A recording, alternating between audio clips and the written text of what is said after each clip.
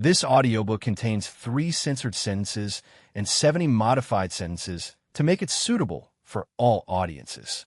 Visit our website to listen to the original version without censorship or modifications. Link in the channel bio. The anomaly also went from Satan class to Universal class after being separated from the puka. So it seems like merging with it nerfed it quite a bit. They work very strangely, but I'll just get rid of this one for now. It shot a branch towards me, and I dodged it. Quickly making my way towards it, I coated my right arm with 10k and shot it forward to its chest. At the moment of contact, I shot a powerful, concentrated blast of 10k into the anomaly's body and then jumped away. With many things in life, if you get an excess amount of something without careful preparation, you tend to become encumbered or overwhelmed. An easy example is water balloons. Just like the anomaly right now, I put way too much 10k into it than it can handle, and it'll eventually explode. Just like water balloons, if you put too much water into them, they'll explode before you can utilize them for their intended purposes, aka throwing it at someone. The anomaly's body increased in size rapidly before it exploded in multiple colors. It was odd. I would have thought it would explode into a goopy black mess. The colors remained there for a few seconds before vanishing. Are we saying that anomalies are gay? How in all living fuck did you come to that conclusion?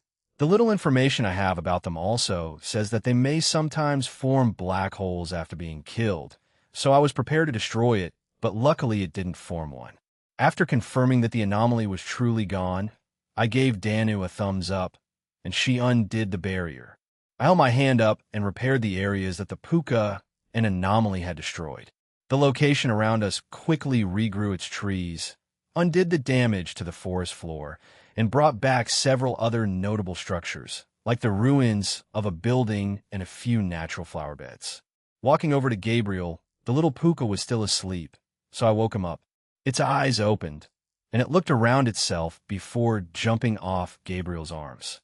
It was confused, so I pointed at it and gave it the relevant information about what happened. The expression on its face darkened, and it began bowing. It even looked at the few corpses of dead elves around the place. They'll bring them back. Don't worry about it. Although explaining the cause for it will be a bit more complicated, I told it, and sighed. I can't exactly just say, hey, so something called an anomaly took control of the puka and ran amok for a few weeks, and it's basically my fault, my bad. They'd think I was psychotic or wouldn't believe me. The leaders know of the multiverse, and ID assume the Queen of the High Elves does too, but if the other High Elves are staying for our discussion, then that would be a problem. The puka looked at me confused, but I patted its head. Leave it to me, all right? If you want to pay it back, help protect this forest for a while. All of them were killed quite cleanly, nothing too gruesome like with the cryptids I first fought back in Spain a year ago. So I didn't need to deal with missing body parts or severed heads, but most of them were either pieced in the head or multiple times around their bodies. I put my hand forward and mass resurrected them. Lisa and Suzaku stood beside me, while Gabriel and Danu stayed back with the creatures of the forest. The light that encompassed their bodies shone brightly, but briefly. Once it dissipated, slowly, one by one, their eyes fluttered open. They slowly got up and looked around. They found me and Danu there, and seemed to understand what happened. The leaders of the groups, I assume, came over to us and bowed deeply. Middleman and Lady Danu, thank you for rescuing us, they said, and the rest of the elves bowed. Rescuing it? Well, I want to correct them on that. He turned back to the army of elves and shouted, my comrades, let's go back. We are victorious today. They cheered before they vanished from the spot. The one who shouted that turned and bowed to me one more time and also disappeared. Did you do something to their memory? Lisa asked. No, they're aware, but are choosing not to say anything about it, probably for the sake of their own mental health. Anyway, let's make our way back too, but I peered at Danu, who seemed to be busy with the creatures again. Danu will leave you and Gabriel here and get you later since you seem busy. We'll go and report this first, all right? She smiled at me and agreed. Gabriel also agreed to this, so I teleported us back to the entrance of the Queen's home. The guards there didn't stop us and let us in. We made our way through the castle-like structure that was a mix of stone and wood. Once we arrived at the entrance of the throne, luckily enough, they were still there. The ones we revived, two weren't back, so I clicked my fingers and had them teleported behind us. What the... Middleman? Were you responsible for this? Asked the leader from earlier. Yes, I was on teleport us all back, but you guys ran off before I could tell you. Well, and then it worked out, so don't worry about it. Anyway, let's go, I told them and pushed the doors open. Yo, we're done. The stunned faces I was greeted with weren't anything new, but their jaws dropped further when the supposed dead elves came into the room and awkwardly waved to them. Iltran, you were alive? We then told her what happened and who was responsible for it, omitting the fact that it was an anomaly. However, I gave Tyalha enough hints that I wanted to speak to her privately about it, and she nodded at the end of the discussion. Once it was over, the rest of the elves were asked to leave the place. Lixis came over to me before touching my hand and thanking me. Thank you, I silently nodded at her, and she left with Iltran. Once the doors were closed, I put a barrier around us, preventing anyone from listening in. So, you're aware of the multiverse, right? If not, they'll just send you the relevant information, I asked, and she nodded. All right, so after a few minutes of explaining it to her and everyone else with me, they were surprised by it. I was informed by Azathoth and the information I received after evolving that they can and will appear anywhere at any time. This world wasn't excluded at all. To think something like that would come here. Will it be a regular occurrence? She asked worriedly. That I wouldn't know. As I said, these things can happen at random anywhere. So the next one may occur in Italy or even the Hindu pantheon or on the moon. I won't know until it appears, and that's when I can take care of it. I told her. I see, she said, looking at the ground. Regardless, thank you for your assistance, Middle Gene. What compensation would you like? She asked. Before I could respond, Suzaku pinched my cheek and Lisa grabbed my arm, confusing me. Did they expect me to request something scandalous or something? Well, maybe the me of a year ago might have, but now... You know the gardens here? One of those shed things was locked. Is there any way of going there? I asked, surprising her. The spirit there and the elf that takes care of it have limited access to others. However, one of the warriors you brought back today was one of her cousins, so she will give you an exception once I tell her of this. So yes, it's possible, she explained, smiling at us. Great. I could take Natsum there when we came here for our date, so I'd like to take her back there. She stared at me blankly for a moment before she asked, T, that's all you want? I tilted my head, confused. Yes? Do you not want something else? No. I could get anything I want. So, apart from things that were inaccessible to me because of others and me respecting that boundary, I can do anything, so most things that people can offer me won't really be necessary. Well, we'll get going then. I'll ask the others about that in the future then. Take care, I said and walked out with the two I was with. Once outside, the other elves were gone, but we saw Rezpan at the end of the hallway, staring at me. He frowned one last time before running away. Is he at Sundara? Lisa asked. He may just hate me for other reasons, probably some teenage angst. But whatever it is, hopefully he'll grow out of it, I replied. Anyway, let's get Gabriel and Danu and get back to a magic circle appeared in front of me. Suddenly Aaron, get over here, while your mother is, shouted Kana. I was concerned and quickly looked into it, but after I did, the adrenaline I felt quickly faded, and I ended up wearily smiling at the magic circle. Well, come in a minute. Luckily, we just finished over here, so hang tight, I told her before dismissing it. Is everything fine? Asked Suzaku with a look of concern. Yeah, it is. It's something stupid, but I want to go there and stop her. For my own mental well-being, too. Anyway, let's get Danu and Gabriel. With those kinds of thoughts racing in my mind, we left for the forest. Why will Mom do that? Is she trying to stress me out? Make me jealous for some odd reason? Well, whatever the reason may be, we'll find out soon. Chapter 11, Part 2. The Origin of Calamity and Infinity's reprise, third-person point of view 5 years ago. Satinel and the Wizards of Oz formed a treaty between each other that would benefit each other. This treaty slowly became the origin of the Cows Brigade, which turned into the Cows Order. Satinel wanted assistance with his research, as he lacked the funds and equipment after he left Grigori.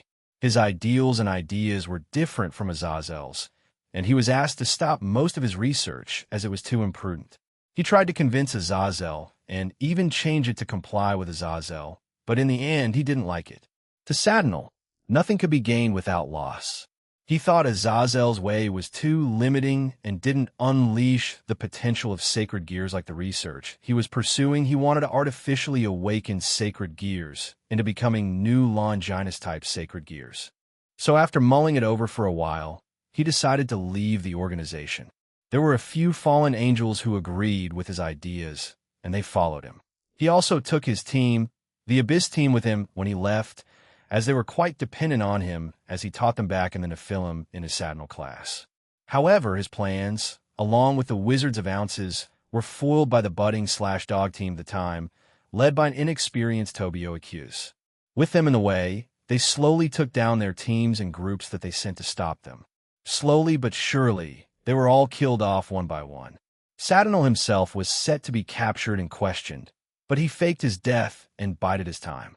When the Cow's Order was slowly getting their recognition again under Ophis rule, he waited, and then, once Lapis and the others started showing up, he finally decided to act. His fate was unknown to most people after all, and it was a good time for him to do this as various groups and parties began to move on.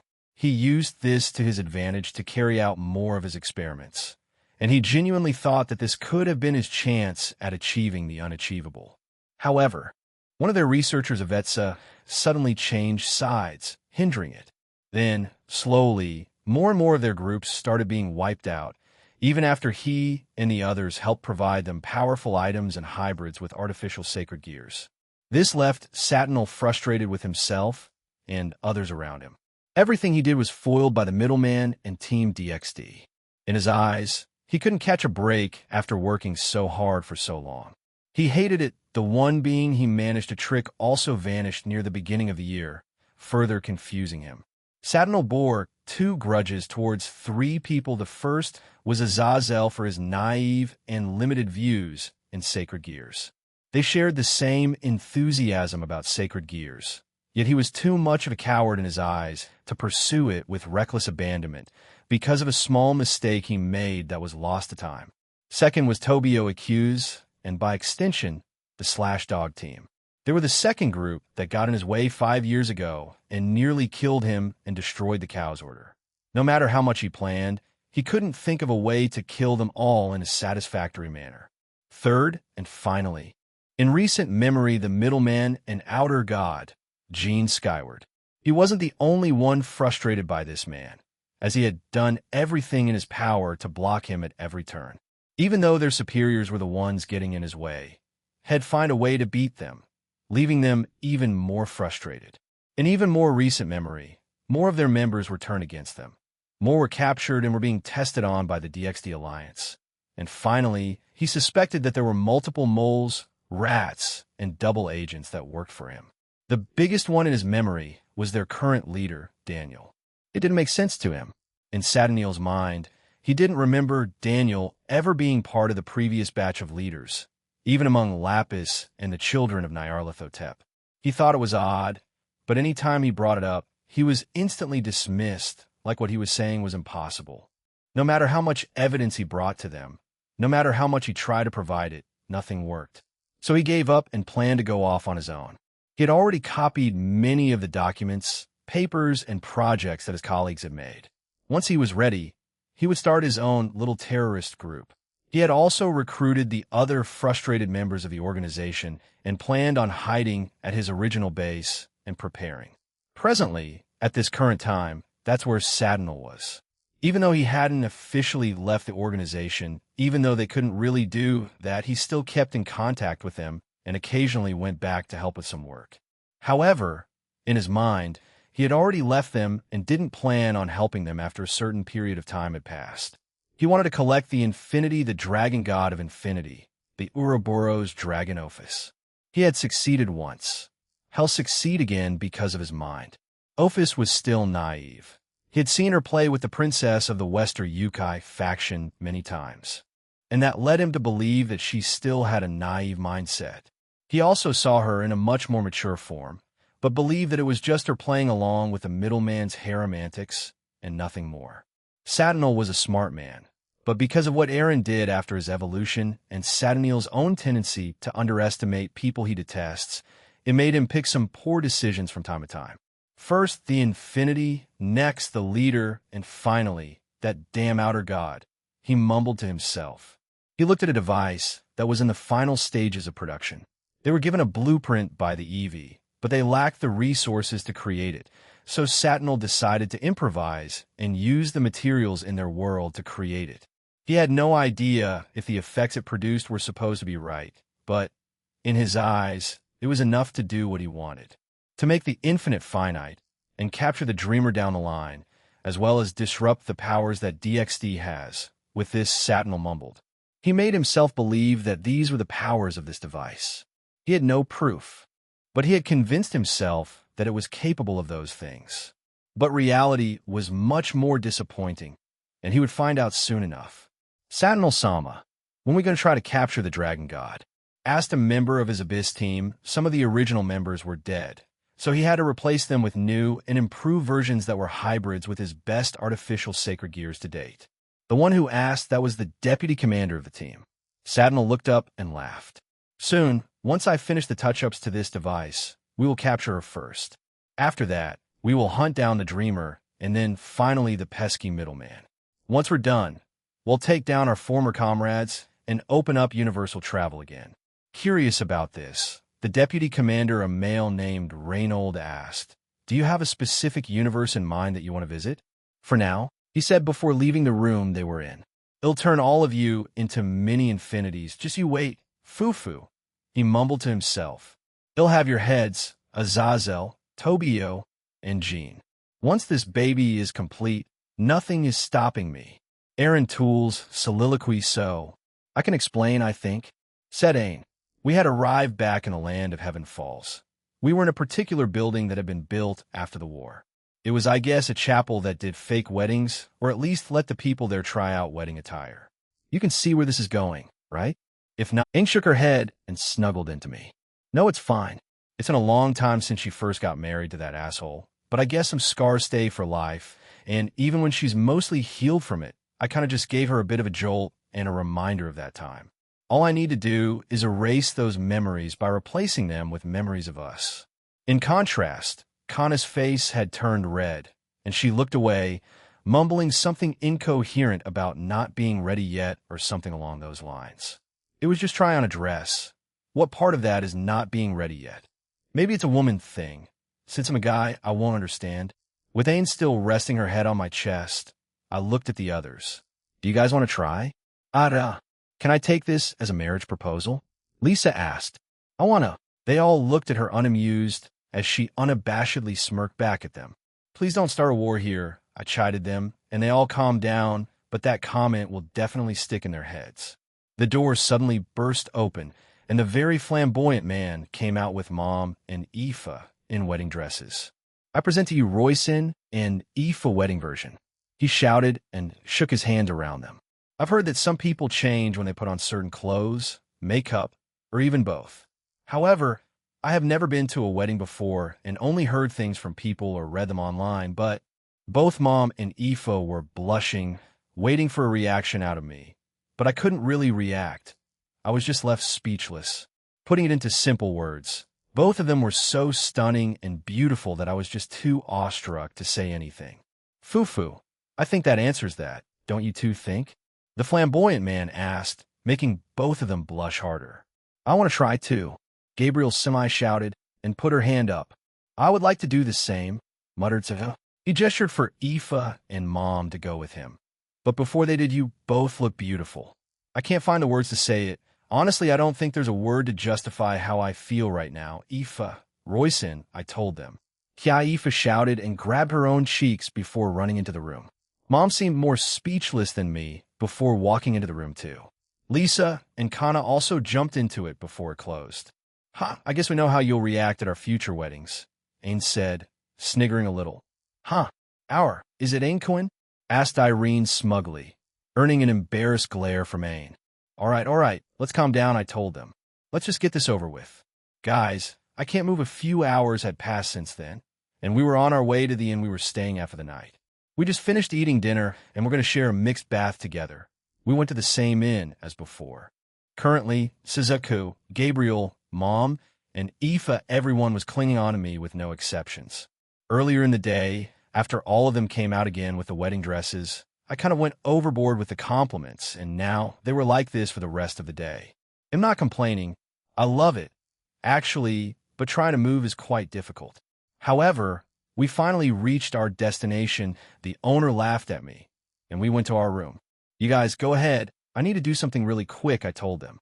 They didn't question it, and they grabbed their towels and clothes before leaving for the open indoor bath.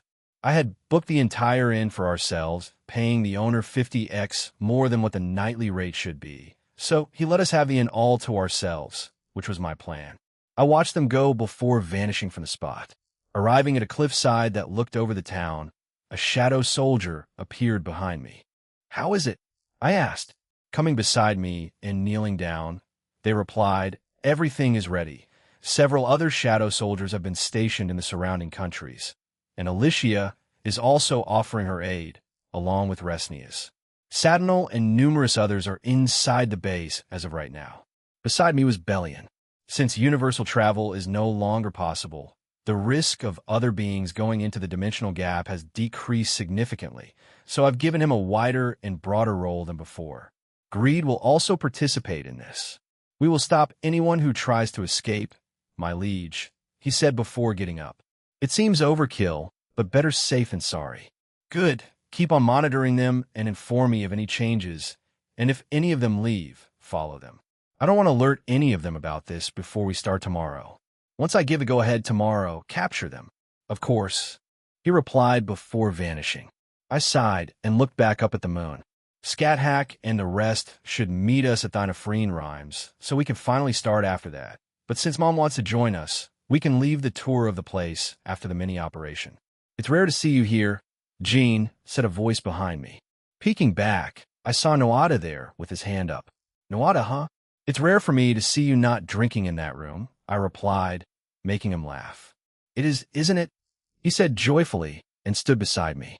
"Is something bothering you?" "No. It's just that I have my own little operation for tomorrow, and am wondering what I should do after." "You're confident in it succeeding?" "Yes." "Foo-foo. If it came from anybody else, I would have my doubts, but if it's you, I can believe it." A pause in conversation happened, and we stood in comfortable silence for a minute. "Thank you for creating that grave. It's well maintained, too. Did you put some kind of automatic cleaning magic on it?" he asked. "Yes. I only put the best for Nessa, her family, and everyone else that lost their lives," I replied, scrunching on my face at remembering them. I felt a hand on my shoulder, a tired and brittle one. If a single hand could tell a story, I'm confident that the one on my shoulder right now could tell several lifetimes. "Thank you. We will be forever grateful to you. Are you sure you're not giving us pre-referral treatment because you're Irish?" he asked with uncertainty. "I'm not. I'd do the same thing to the Pantheons we're allied with, but I will admit that I was fond of Nessa. While our interactions were limited, they gave me a glimpse of a future that I could have someday. She and her family were taken too soon." "I see." The hand on my shoulder left it, and Noada started walking away. "We'll go to sleep then, night." "Yeah, good night, Noada." "Took you long enough," Ain said with a flushed face. I had entered the mixed bath as everyone else was there. Since we were all used to each other already, none of us were too embarrassed about seeing each other naked. So, in front of me were tits galore. I try my best not to stare at my own mother, so there's that, I guess. Walking over to them, I sat down and joined them. But someone quickly pointed out something. "You're not going to clean yourself first? That's quite filthy," Aaron said, Aoife, cheekily smiling at me. Suzaku came over to me and practically mounted me. "Ill. Help you," she whispered. I looked at her, then at Aoife, and smiled. "Don't mind if I do then." We left the open bath and went over to the lone wooden stool, which I duplicated. Suzaku grabbed an extra towel, sponge, and soap. I sat down and waited for her. Eventually, I felt her presence behind me. A few seconds later, I was going to assume the sponge was hitting my back, but instead, it was something much softer and squishier. When looking back at the open bath, Mom, Cindy, and Aoife's mouths were agape, shocked by what they were seeing. "That's so like an anime," Aoife muttered. "It's quite common in our world, actually," said Gabriel while blushing. "You need big boobs for that, right?" "Will medium-sized boobs work?" Aoife asked. Kana and Ain slumped down, covering their breasts in shame. "I didn't mean to insult you too. I have medium-sized boobs too." They had grown, but not to the same extent as Shizuku or Akino sizes, so by Aoife's definition, they were medium the higher end, but still medium. "Suzuka, I like this, but I have to ask." "Why?" "I can't," she asked, almost pitifully, which made me feel guilty. So I just shut my mouth and enjoyed the service. Mom and Cindy suddenly got up and walked over to us, surprising everyone. They stared at me for a few seconds, then at Shizuku, and finally they went back into the changing rooms to get 2 extra sponges. Cindy brought out 2 extra wooden stools and put them on each of my sides. She sat on the left one, while Mom sat on the right one. "While that makes my son happy, it's not exactly efficient, Shizuku. So while you continue that, we'll help with this," said Mom as she grabbed my right arm and began scrubbing it with the sponge. "Yes, I have done this plenty of times in the past. Haven't I, Master Aaron?" Cindy asked while also beginning to scrub my left arm. "I guess. But didn't that stop when I was 14? Since it was a bit too weird for me," I replied. "It indeed did," she said, blushing, although it was for a different reason entirely. Confused by her blushing, I followed her gaze and realized the towel at my waist had become disheveled. I also noticed Mom was doing her best to avoid looking in my direction, but she too was blushing. But I didn't expect these two to suddenly do this. As I went to speak, Irene came over, bent over, and flung the towel that was wrapped around my waist away. It was so sudden and unexpected that I was left a bit speechless. Obviously, this drew attention, and I was exposed to everyone there.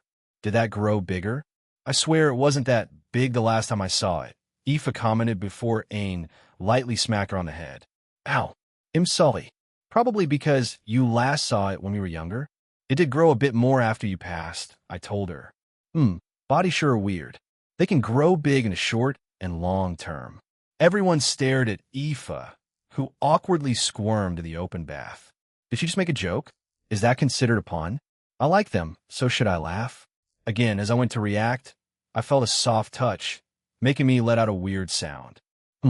With good length and girth, I'll be able to enjoy myself with this, Irene said as she tested it a few times. I normally wouldn't mind this, but I would rather not react in front of my own mother," I said, making Irene stop. She looked at me, to Mom and Cindy, who refused to look at her, back to everyone else in the open bath, to me, and then to Shizuku. She sighed and let go of me. I expected her to walk back to the bath, but instead she turned around and sat down between my legs, leaning back against me. She turned around and smirked at me, then stretched her left arm out and lifted Mom's chin to force her to look at her and me. Irene then smirked at her before refusing to move. "You're not going to listen to me, are you?" I asked. "No. Your reaction is also pretty obvious, you know?" Shaking my head, I clicked my fingers, teleported her. "Everyone's ready, right?" I asked. Everyone around me gave me a resounding yes. After breakfast, which was its own chaotic mess, and last night's events before we fell asleep, I had teleported us to Thine Ephraim Rhymes earlier, and we had informed Queen Halloween of our plans. With us were the new members of Scat Hack, Aif, Vita, and Minerva, who would be joining us today. "You plan on finishing this little mission today, right? Just to be sure, how long will you stay here?" Queen Maeve asked. Beside her was Alice Keitler, who would be her attendant for the day while Aif was gone. "It shouldn't take long, a few hours at best, so expect us to be back before the end of the day, maybe around 5 or 6 in the evening." I replied, and she nodded her head. "Very well. I will prepare an exquisite dinner just for all of you," she proclaimed. "You're not good at cooking, ma'am," said Aif. "I'm obviously not going to be the one cooking." She quipped back at her right-hand woman, who in turn just smiled at her. "Kana and I will be here, so we'll help with that too," said Ain. "Stay safe, okay, Danu?" Danu nodded beside me. She was coming with us, while the others weren't. I had asked them last night, but they declined, saying they didn't like fighting that much, but still did it in my pocket dimension. I clapped my hands to get everyone's attention. "So, Erased the plan, I tapped my head and sent the information to everyone else. My plan was to tell them during breakfast, but it would have been inefficient since we'd be missing at least most of the other members. The Shadow Soldiers, Alicia, and Resnias are going to be assisting us today. They'll make sure that no one escapes. Although we'll create a barrier that will prevent that when we teleport in a few seconds. It's just for some reassurance. So, any questions? I asked, looking around at everyone. Scat Hack put her hand up, and I nodded at her. Capture or kill. Capture any of the original members of the Abyss team. I'm going after Sadnal with Ophis, and well, capture him.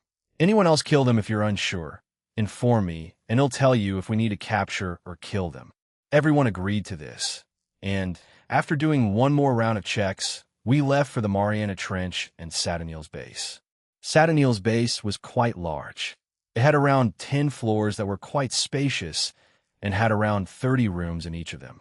With our teams, I had put us on different floors to make this quick. Most would be in groups of 2, except one that had 3 people in it. Suzaku and Danu, Gabriel and Irene, Mom, Cindy and Aoife, Scat Hack and Afe, Minerva and Vita, and finally, me and Ophis. Lisa would go off by herself. I was against it, but she insisted, so I relented but put some shadow soldiers in her shadow. Touching my ear, I spoke to everyone telepathically. Ophis, and I will be at the very bottom, the 10th floor, where Sadnal is. Meet us there once you're all done, all right? Roger. They answered collectively. Let's go. Ophis and I had a slow and peaceful walk towards the room that Sadnal was in, all the while quietly and quickly defeating people that stood in our way. Third-person point of view, it was unexpected, but after Aaron's group infiltrated Satanil's base, numerous and powerful explosions occurred at once, shaking the entire base and alerting Sadnal, the researchers, and the members of the Abyss team at once. What the? Are we under attack? Sadnal shouted in panic. The monitor in front of him suddenly changed, and it showed the face of one of his fellow researchers. Sadnal, the middleman, showed up with a few members of DXD. He also brought the Ouroboros dragon and Apocalypse dragon. Satanil's eyes widened in surprise before he started cackling. He brought them to me? Perfect. We may not be completely ready, but it should be enough to bring those dragons down. Where are the dragons? He asked. It seems that the dragon god of infinity and middleman are on your floor, while the Apocalypse dragon is on the 4th floor with the great Seraph Gabriel. Seraph? Well, I certainly wouldn't mind experimenting on more angels. I've already done it to fallen angels, but not many pure angels. This should prove fruitful, he said and smirked. And they're just making their way to me? Wonderful, I can kill 2 dragons with 1 stone, cuckoo. Sadnal turned his attention to the device that was floating in the middle of a machine. He turned back to his colleague and said, delay the rest. I will take care of the Ouroboros dragon and middleman. Right away. He made his way to the device and changed the settings on the machine. It started buzzing with noise and began to power up the device even more. A little more power in it is fine, right? We don't team up this often, do we? Gabriel asked Irene while clinging on to her. We often did, in Aaron's pocket dimension, replied the dragon. Unless you mean outside of that. Then yes, you're correct. This duo had been assigned the 4th floor to subjugate, and they had only come across a few people. So far, most of them were researchers testing out artificial sacred gears that both destroyed after a few seconds. The rest were new hybrids that hadn't been given a name and had limited combat knowledge. Gabriel was hesitant to kill her enemies, but Irene killed them right away, providing some kind of balance between the two of them. Gabriel is capable of killing, but if she could, she had the mindset of Asia before the war. Although she will take lives if she deems it necessary. She wanted to question Aaron about only capturing certain people and not everyone, but she didn't get a chance to ask him before the operation started. As they continued to walk down the long hallway, a wave of light rushed past them and increased the entire hallway's illumination, briefly blinding them. Gabriel went to cover herself, but Irene summoned her staff and created a small barrier that dimmed the light being directed at them. The light gradually faded, and the previous luminescence of the room returned. What followed after that were small, needle-sized wind blade attacks that also slammed into Irene's barrier. Because of the difference in their power, Irene's barrier held strong and didn't waver in front of all the attacks. It eventually stopped, and they heard clapping on the other side of the hallway. Both women saw a middle-aged man wearing very flamboyant clothing. His chest was exposed, and he had white feathers all over the attire he wore. He had glowing bracelets on each wrist, a very large necklace with a bird on it, and a pink and red hat with wings on its side. A smirk dawned his lips, and his green eyes glowed. Welcome, DXD, to Satinal Samus' secret base. I hope you enjoy your permanent stay here after him. Oh, aren't you? The Seraph Gabriel and the Apocalypse Dragon Great Red? The smirk on his face only grew broader, and he chuckled. Lucky me. I can bring you two in since Satinal Sama wants both of you. He pointed his left arm towards them and shouted, Buzzy, come out. A long, silky worm-like creature jumped out from behind him. It had two white, feathery wings on its body. Its eyes were shaped like octagons, and it had square teeth, which both Irene and Gabriel found unique. An independent avatar type, sacred gear? It's most likely artificial too. Is this the thing that attacked us earlier? Irene asked while examining the creature. The young man did a pose and pointed his finger at them like a gun and shouted, Correct. Buzzy, go. The worm-like sacred gear torpedoed towards Irene and Gabriel. Its wings flapped behind it, and it began to emit light that quickly formed into light blades. It shot it towards them, and halfway towards them, they multiplied and slammed into Irene's barrier.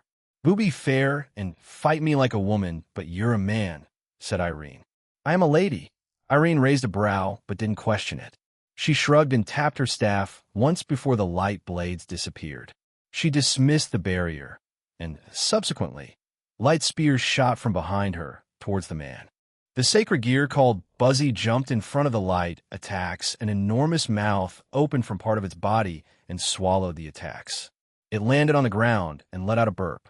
Fufu, good work, cutie, praised the man in front of them. Colonia, by the way, the most flamboyant person you'll meet, well, a hybrid between a divine beast and a fallen angel. After he said that, jet black feathered wings appeared from behind him as he also summoned light spears around him. I think I'm useless here because that cute sacred gear can eat my light, mumbled Gabriel. Goo, that thing is cute to her. I don't understand, never mind, thought Irene. You have access to different abilities now, don't you? Aaron had already prepared you for a scenario like this, stated Irene. As if remembering that detail, Gabriel nodded her head before joyfully raising her arm up, and, You're choosing to do that? Irene asked in horror and shock. Yay. Let's beat the mean Wormchan. An army of mini Gabriels appeared from the magic circle that Gabriel created from above them. They all started dropping to the ground and chatting amongst themselves. Laughed Colonia. You expect me to believe that those things can defeat me? He asked in indignation. Irene shook her head and only felt pity for the man because each and every single one of those mini Gabriels had the same powerful level as the original that stood proudly beside Irene. Gabriel raised her arm and pointed at Buzzy and Colonia. Go, attack, make them fall in love with the fluff. The army of mini Gabriel screamed and charged towards Buzzy and Colonia. Colonia chuckled again before he fired his light spears towards the army of mini Gabriels. Buzzy also opened its mouth before launching a vortex of wind magic from its mouth. Formation B, everyone. One of the mini Gabriels shouted. This one had a white hat that had Commander on it. Aye. They shouted and quickly formed an arrow shape. Element, fire, commanded the mini Gabriel. From the top of this army to the very bottom of this army, all of their bodies ignited into flames as they charged forward. This created a relatively large and hot arrow that was charging towards Colonia. To his utter horror, the flaming mini Gabriels destroyed his light spears and the windy vortex that were aimed at them. Before either of them could react, the mini Gabriel army's speed increased to a point where neither of them could follow it, and they slammed into Buzzy, creating a mini explosion. Buzzy! Colonia screamed, horrified at the sight. After the explosion ended, Buzzy was still standing, but severely injured. The mini Gabriels were ordered by the original Gabriel to hold back on the attack, as she didn't want to accidentally obliterate the base before Aaron and the rest could deal with the sections.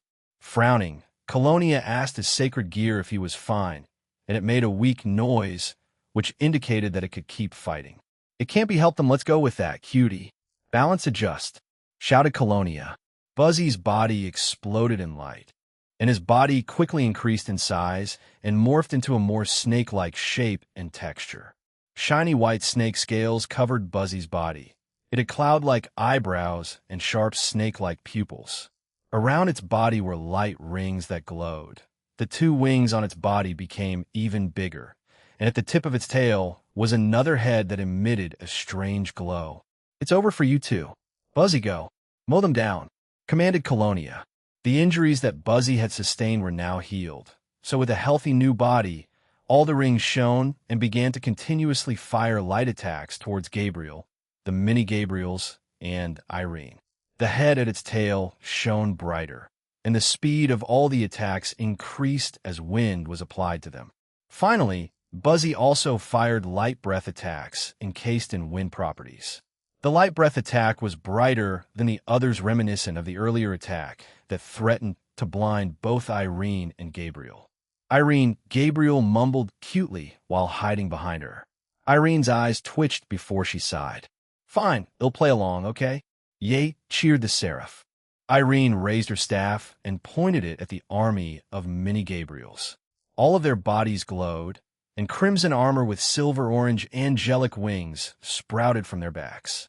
"We have been buffed. Buffed. Charge." With the new armor provided by Irene, the army of mini-Gabriels charged, but to everyone's surprise, except for Irene's, a magic circle appeared above them, and, "So cute," Gabriel chirped as she hugged Irene's arm. From the magic circle came out an army of mini-Irenes. Some were in their human form, while others were in their dragon form. A few of the mini-Gabriels jumped onto the dragonized Irenes, along with the human form mini-Irenes. The mini-Irene army laughed, followed by the mini-Gabriel. The armor that Irene provided would protect them against any elemental attacks. They would absorb them and invert them into energy for the mini-Gabriel's use. Irene's own miniature army had the same armor on them and functioned the same way. The mini-Irenes pointed their staffs towards Buzzy and Colonia's attacks and countered them with a Crimson Ray Blast. This was followed up by the mini-Gabriels firing an array of light attacks, which consisted of spears, balls, and chains. Buzzy's head at the end of his tail glowed even brighter and formed a wall of light and wind in front of them. Nevertheless, the mini-army's attacks blasted through them, obliterating Buzzy and quickly targeting Colonia. In a desperate attempt at surviving, Colonia forced his body to its limit, used up every single bit of his power, and created a defensive magic circle in front of him. "Aya!" A roar from his very being echoed in the halls, and to his own surprise, the attack from the mini-army stopped, and he grinned. As he went to speak, something white and shining appeared in front of him. Gabriel had jumped forward, and with her light powers coating her leg, she slammed it into Colonia's face. "Gabriel, kick!" the Seraph shouted. Colonia was violently blasted away and crashed into the base's walls, knocking him out. The wall was also mostly destroyed, and it was kept up by Irene as she was seen pointing her staff at it. "Gabriel, kick?" Irene asked as she came over and stood beside Gabriel. "I saw Royson use it when she was training with Leanne," explained Gabriel. Now we know where Aaron got his naming sense from," said Irene before laughing to herself. Gabriel titled her head, confused by the comment, although she stopped and looked at the unconscious Colonia. "Aaron said to only bring the original members, and after using my appraisal on him, he was artificially created and not part of the original team, so we should kill him." "No, he said that we could choose to kill or capture them," muttered Gabriel. "No, he said to ask him if we're unsure if we should kill or capture our targets," corrected Irene. She quickly contacted Aaron and informed him of the situation. "He'll let you two decide. His artificial sacred gear can be confiscated whether or not he lives or dies, or should I say she?" asked Aaron. Irene nodded and turned back to Gabriel. "He said it's up to us. They stared at each other for a few seconds before Gabriel created a defensive magic circle to their left, blocking an attack. "God damn, I was too late. Wait for me, Colonian. They'll save your sorry ass," shouted a young girl. "Flexi, go! Thunderbolt!" A yellow mouse with a red thunderbolt on its tail ran towards Irene and Gabriel and sent a yellow thunderbolt towards them. It hit Gabriel's magic circle and didn't do anything, making the young lady click her tongue. "Give Colonian back," she shouted angrily at them. "You're an angel, aren't you? Aren't you supposed to help everyone? But you're doing bad things. Bad people should be punished," replied Gabriel, slightly frowning at the girl. "We are justice," she shouted, and she did the same pose as Colonia. "I, Setami, will stop you with Flexi." Kitsune ears popped up on her head, and two tails appeared behind her. Her ears were the same color as her hair red. Her eyes were orange, and she was around 52 in height. She wore a shrine priestess uniform and gettys. She generated foxfire around her. Typically, there were blue flames unique to Kitsune yukais, but Satomi's flames were the same as her eyes and hair, a mix of red and orange. "We agreed to come, but aren't they a bit weak?" Minerva asked as she punched another researcher away. Vita laughed as she put another enemy to sleep. "Their numbers are limited, and Jean told us that most of their members are still new and haven't been certified for actual combat yet. Hence why they seem so inexperienced." Before Aaron teleported them here, when he tapped his head, he shared various bits of information with them. Most of it was about how he wanted the operation to go. The other half was about the members of Saturnil's group. Overall, the Abyss team was their lead fighting group. After that, there were a few other individuals that had been prepped for combat while the rest were still in training. The researchers and scientists weren't combat-oriented, but they had the raw power to do serious damage to certain species like devils and vampires because of their light. "Dash!" A voice boomed in the distance. Both women created defensive magic circles in front of them, and a hulking giant slammed into them, cracking the combined magic circles a bit and surprising them.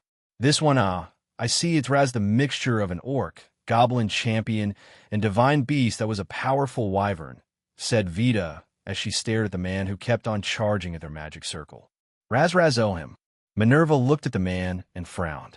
He had short black hair, a diamond-like body, red-hot shorts, and bare feet. On his back were wyvern wings, and he had claws for hands. Raz stopped his charge and backed away. He looked at both Vita and Minerva before sighing. "Weak women, why must I fight them? Where is Middleman?" he asked. Raz was a brute with basic intelligence.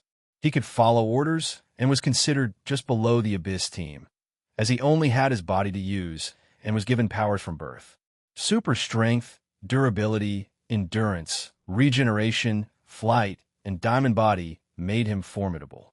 All of that is also increased by his goblin champion, orc, and divine beast powers mixed within him, as well as the modifications given to him by Satinil and the other researchers and scientists of his group. Wah! Minerva was about to go off on him when Vita put her hand in front of her. "He has the intelligence of a child.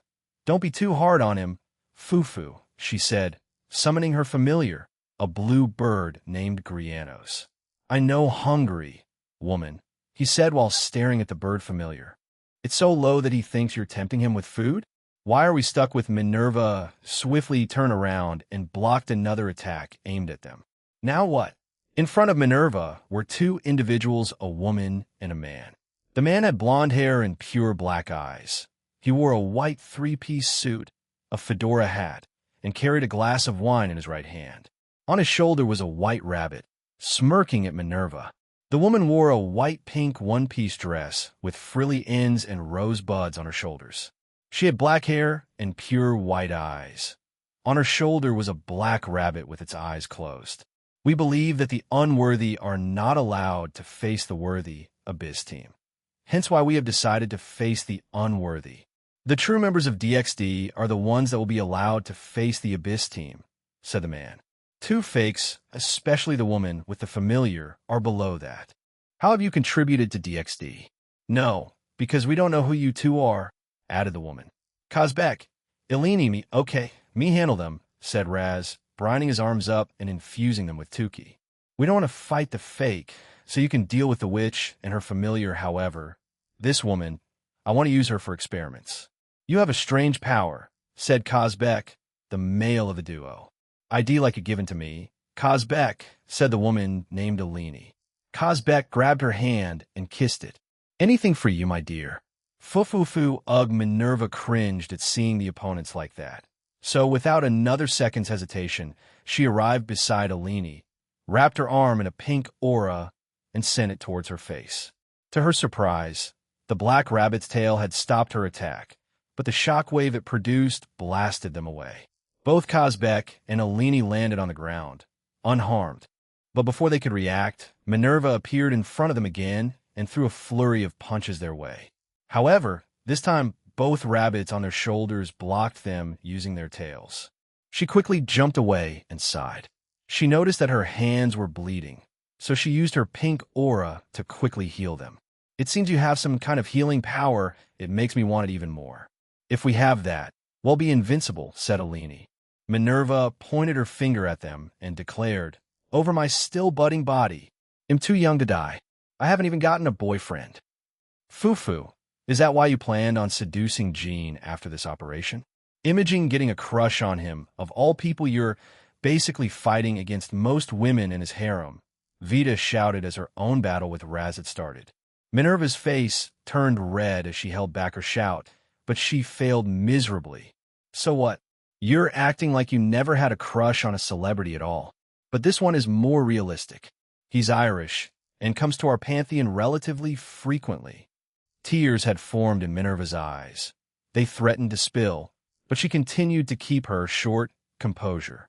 Still, you're not the only one in the Irish pantheon to do this, Fufu teased Vita. She was doing this on purpose, as Minerva's innate ability relied on her emotions. The more emotional she became about anything, the stronger her powers became. The pink aura was just a byproduct of it. Minerva's powers were quite simple, an overall power boost and healing. She also produces heart-shaped attacks as projectiles when she's at the height of her powers. As previously said, as her emotions grow stronger, those emotions could be anything. She becomes stronger.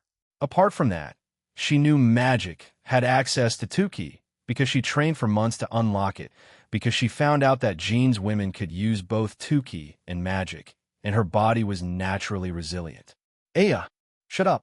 Minerva screamed, her face becoming crimson. At the same time, her powers quickly increased.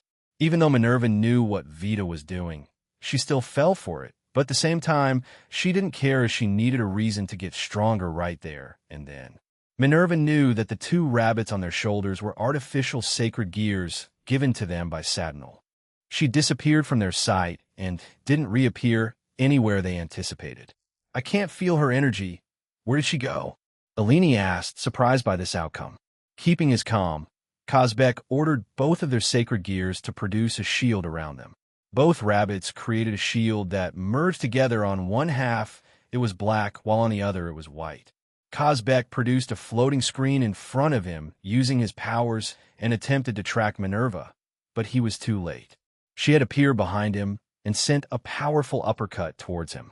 His black rabbit screeched towards Minerva, but her pink aura-covered fist destroyed the attack, surprising both the sacred gear and Kazbek himself. Her fist landed on the back of his head, sending him towards the ceiling. He was thrown against it and bounced off before landing in the distance. Minerva turned her attention to the woman, Eleni. She had ordered her white rabbit to attack her. The white rabbit's tail multiplied twice, and all three shot towards her.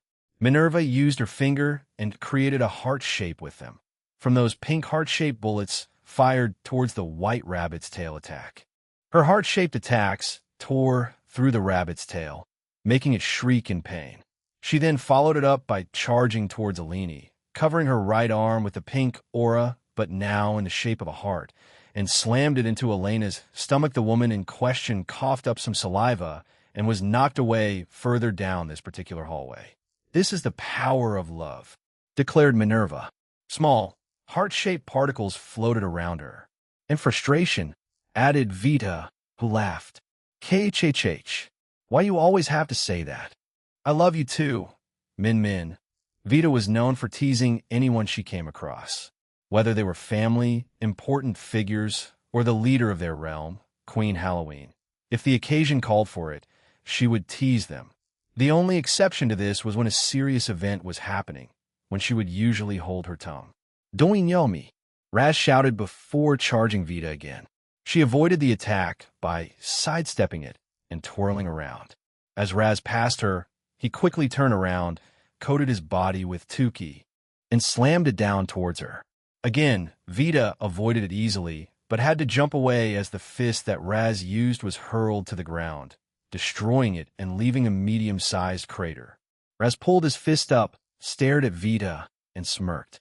Me strong. Ugh, what a brute. He'll never understand the appeal, is it? Because you think you're cool? Vita asked the hybrid, but he only tilted his head before running towards her again. Vita thought it would be the same dance, so as she prepared to dodge, she was surprised by Raz's wings, which began to vibrate rapidly behind him, and then seconds later, he disappeared. The next thing Vita felt was pain in her lower abdomen. Much like how Minerva dealt with her opponents, Vita was flung away and crashed on the other side of the floor. Her body was embedded in the wall, and a trickle of blood went down her mouth as she looked back at Raz, who had continued to charge at her with his still vibrating wings. He may be primitive, but maybe his battle IQ is much higher than I initially surmised, she thought, and quickly pulled herself out. With the help of her familiar Grianos, she dodged the ensuing attacks from the hulking giant. Grianos. We'll be doing that, ordered Vita. The bird beside her chirped loudly before a green and blue aura covered its body. Raz became curious about it, but didn't stop his charge. He had appeared in front of Vita again, and the woman hadn't reacted much to his delight. However, as his fist was about to slam into her abdomen again, his right arm that he used received hundreds of cuts and began to bleed. It had happened so quickly that it even confused Raz, but he noticed that if he didn't pull away, his arm would be cut. So he ceased his attack and moved away. Vita, upon seeing this, heaved a sigh of relief. She touched her stomach and began to slowly heal it. While healing magic was rare, Vita could utilize it. However, its effectiveness wasn't near as potent as Minerva's innate ability or Asia Argento's twilight healing. Keep that up, will you, sweetie? Asked Vita. Her familiar Grianos chirped and agreed. The blue and green auras appeared around Grianos again, then expanded and enveloped both of them. Now more wary of what Grianos was doing, Raz looked at his injured arm and grunted. He focused on the spot and healed his injuries with his regeneration. The cuts quickly healed, making him smile. Unlike Vita, who was in front of him, he had superior healing and could shrug off injuries like this. But if his arm were to be cut off, he couldn't reattach it. Focusing on his 10k, he started sending 10k punches towards Vita from a distance. Utilizing his superior physical strength, he started walking towards Vit and firing those attacks. Grianos did his best at maintaining the aura. The attacks that hit the aura were cut apart, but some were still getting through, and this forced Vita to avoid them. Vita had begun chanting something under her breath. She didn't want Raz to hear it, so she used magic to dampen her own voice even further. Raz's assault continued to escalate as he began to incorporate aura wing attacks. He imbued 10k into his wings and, while flapping them, created blades of wind and blades of 10k from them and began firing them towards Vita along with his 10k punches.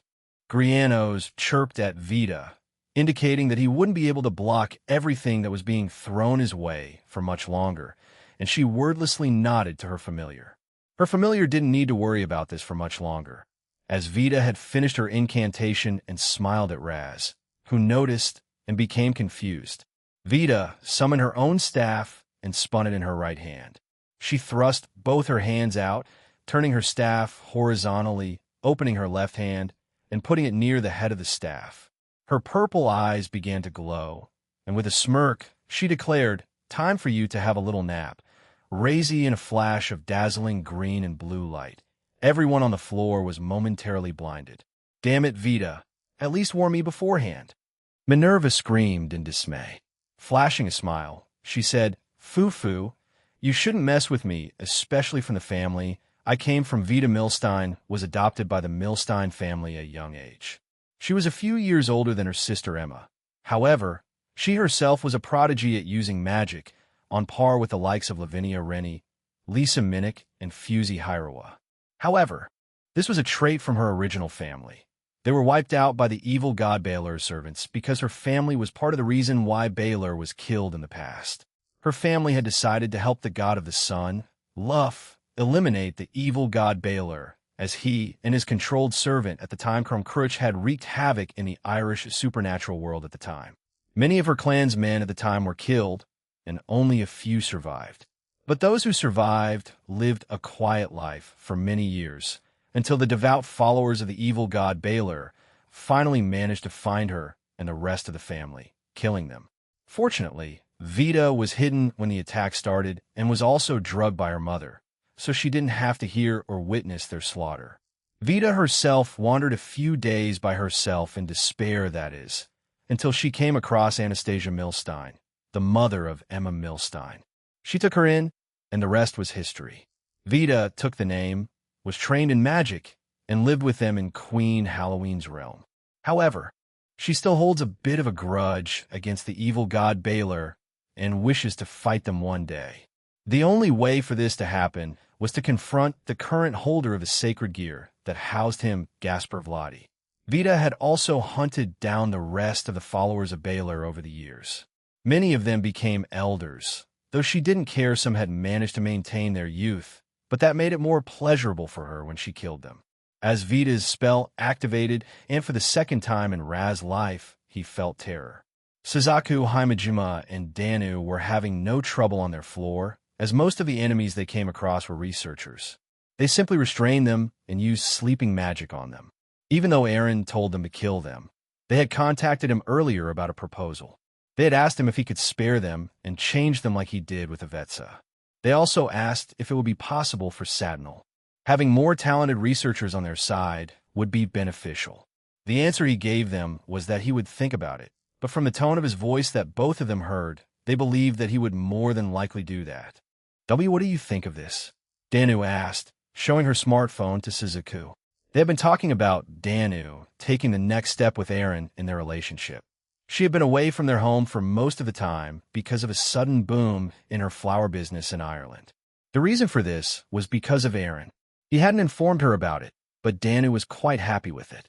On his website, he mentioned that he had ordered the flowers around his shop in Kuo from a certain business in Ireland, hence the sudden boom in business for her. Once Danu found out, she wanted to repay him, but at the same time, didn't know how or when. This also meant she was away from their home for a while, and stayed in her previous abode in Ireland. What Danu showed Suzaku was the lingerie she wanted to surprise him with. They were quite risque, but she thought Aaron would like them. Once Suzaku saw it, her mouth twitched. Danu-sama, these are a bit too, how do I say this, lewd? Are you sure about it? I can imagine Aquino, or even Lavinia, wearing them to try to seduce him, but for you, why, you can't imagine it. Huh? I admit that I couldn't either, but I wanted him to with a blush on her face. She stopped the goddess. I myself don't wear anything fancy when I want to spend intimate time with him. Aaron has said that it's a plus, but not a deciding factor, so keep that in mind. How about sticking with your favorite pair? My favorite pair? Danu mumbled. I do have two that I really like, she admitted. But before they could continue, two powerful attacks were sent their way and were blocked by Danu, creating large roots in front of them. Hi-ha-ha. They think they can just casually stroll through here? This ain't a park, ye damn idiots. A man's voice roars from behind the explosion. They are powerful and very close to the dragon.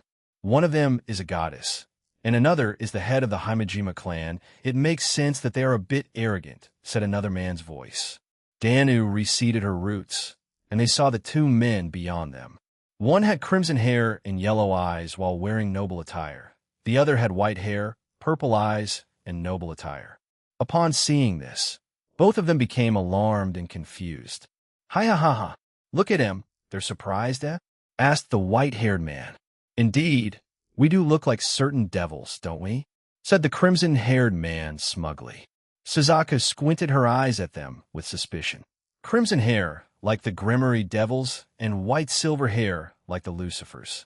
Who are you two? She asked. If you think we're bastard children of those devil clans, then you're mistaken. We were simply designed and created this way, replied the crimson-haired man. I am Codex. The barbaric fellow beside me is Askell. It's a pleasure to meet the women of the Outer God. Enough with the bullshit. Let's go, roared Askell. He then charged towards Suzaku and Danu. A dense white aura covered his body, and as he was about to reach Danu, a large root came out of the wall beside her and slammed into his body. It then pierced the wall opposite them and rammed Askell through it. The floor shook violently as this happened, leaving both Suzaku and Codex stunned. Once Danu's attack stopped, Askell was pinned at the end of it. Try as he might, he couldn't destroy the root that Danu had used on him, and he quickly began to bleed out. What the fuck? He screamed. I can't get out. He shouted again, panic rising from within him. Takuzo, come out and break this thing. A flash of light suddenly surrounded Askell, and moments later he was freed from Danu's attack. He looked up with rage in his eyes as Codex appeared beside him. Codex touched his shoulder, and the hole in his damage began to quickly repair itself. With a confident smile on his face, Codex said, My unique ability is to reverse any damage that is done. It could be on me, a person, or a thing. Apparently, it came from a different universe. I'm quite blessed to receive it, although there are some minor drawbacks. Yeah, you got a small one. No. Codex slapped Axel on the head before bringing up his right arm, and a blue-white aura coated it. If possible, I'd like to face the Himejima clan head. I've heard many interesting things about you from some exile members in the past. He appeared beside Suzaku, and as he was about to grab her, she deflected his hand, surprising him. If that's the case, then I'd like to interrogate you about them then, she replied, coldly glaring at Codex before she slapped him on the cheek and teleported both of them to a different part of the floor. Takuzo, we're going wild. I want that bitch dead, bellowed Axel. A boar with clouds circling all its legs appeared. It had the symbol of pi on its forehead and pi for its pupils. There were also white streaks around its body. Takuzo, the independent type, sacred gear, blew hot steam from its nostrils and lowered itself to the ground. Axel's body also changed. The clouds appeared around his arms, wrists, legs, ankles, and head. His pupils turned into pie shapes, and his clothes turned white. Call me the goddamn boar god. I'm gonna kill yo bitch ass, he declared. What a vulgar mouth, mumbled Danu, dissatisfied with how the young man was acting. Fortunately for Danu, she had come across people who weren't as vulgar as Axel. Usually, she tended to avoid those types of people high on energy. However, after meeting Aaron and meeting many high-energy type people, she came to get used to it as they weren't as brazen as him, with the exception of Kuroka at times and Cookie of the Slash Dog team. She could look the other way at them because they weren't, by definition, evil people. At one point, Kuroka did side with them along with the Vala team, but time and circumstances changed things, and she's fine with them now. But Axel was the type that she tended to avoid. The leader of the Tothade Dan and was sometimes vulgar, but he also showed restraint and maturity in his earlier days presently. He's nowhere as bad as he was back then, and Danu respects that. Askell, to her, was the type of person who didn't care about anything but themselves. She understood this from the short meeting and interaction they had. Even now, as they stared at each other, she couldn't see him change or grow, even if they were to capture him. So, she decided on one thing. I will eliminate you, she professed. Eliminate me? Are you stupid? Imabor invisible wind slammed into Askell's gut. This was followed by several smaller roots appearing from the ground and attacking him. Some of the roots were stopped by his sacred gear, Takuzo.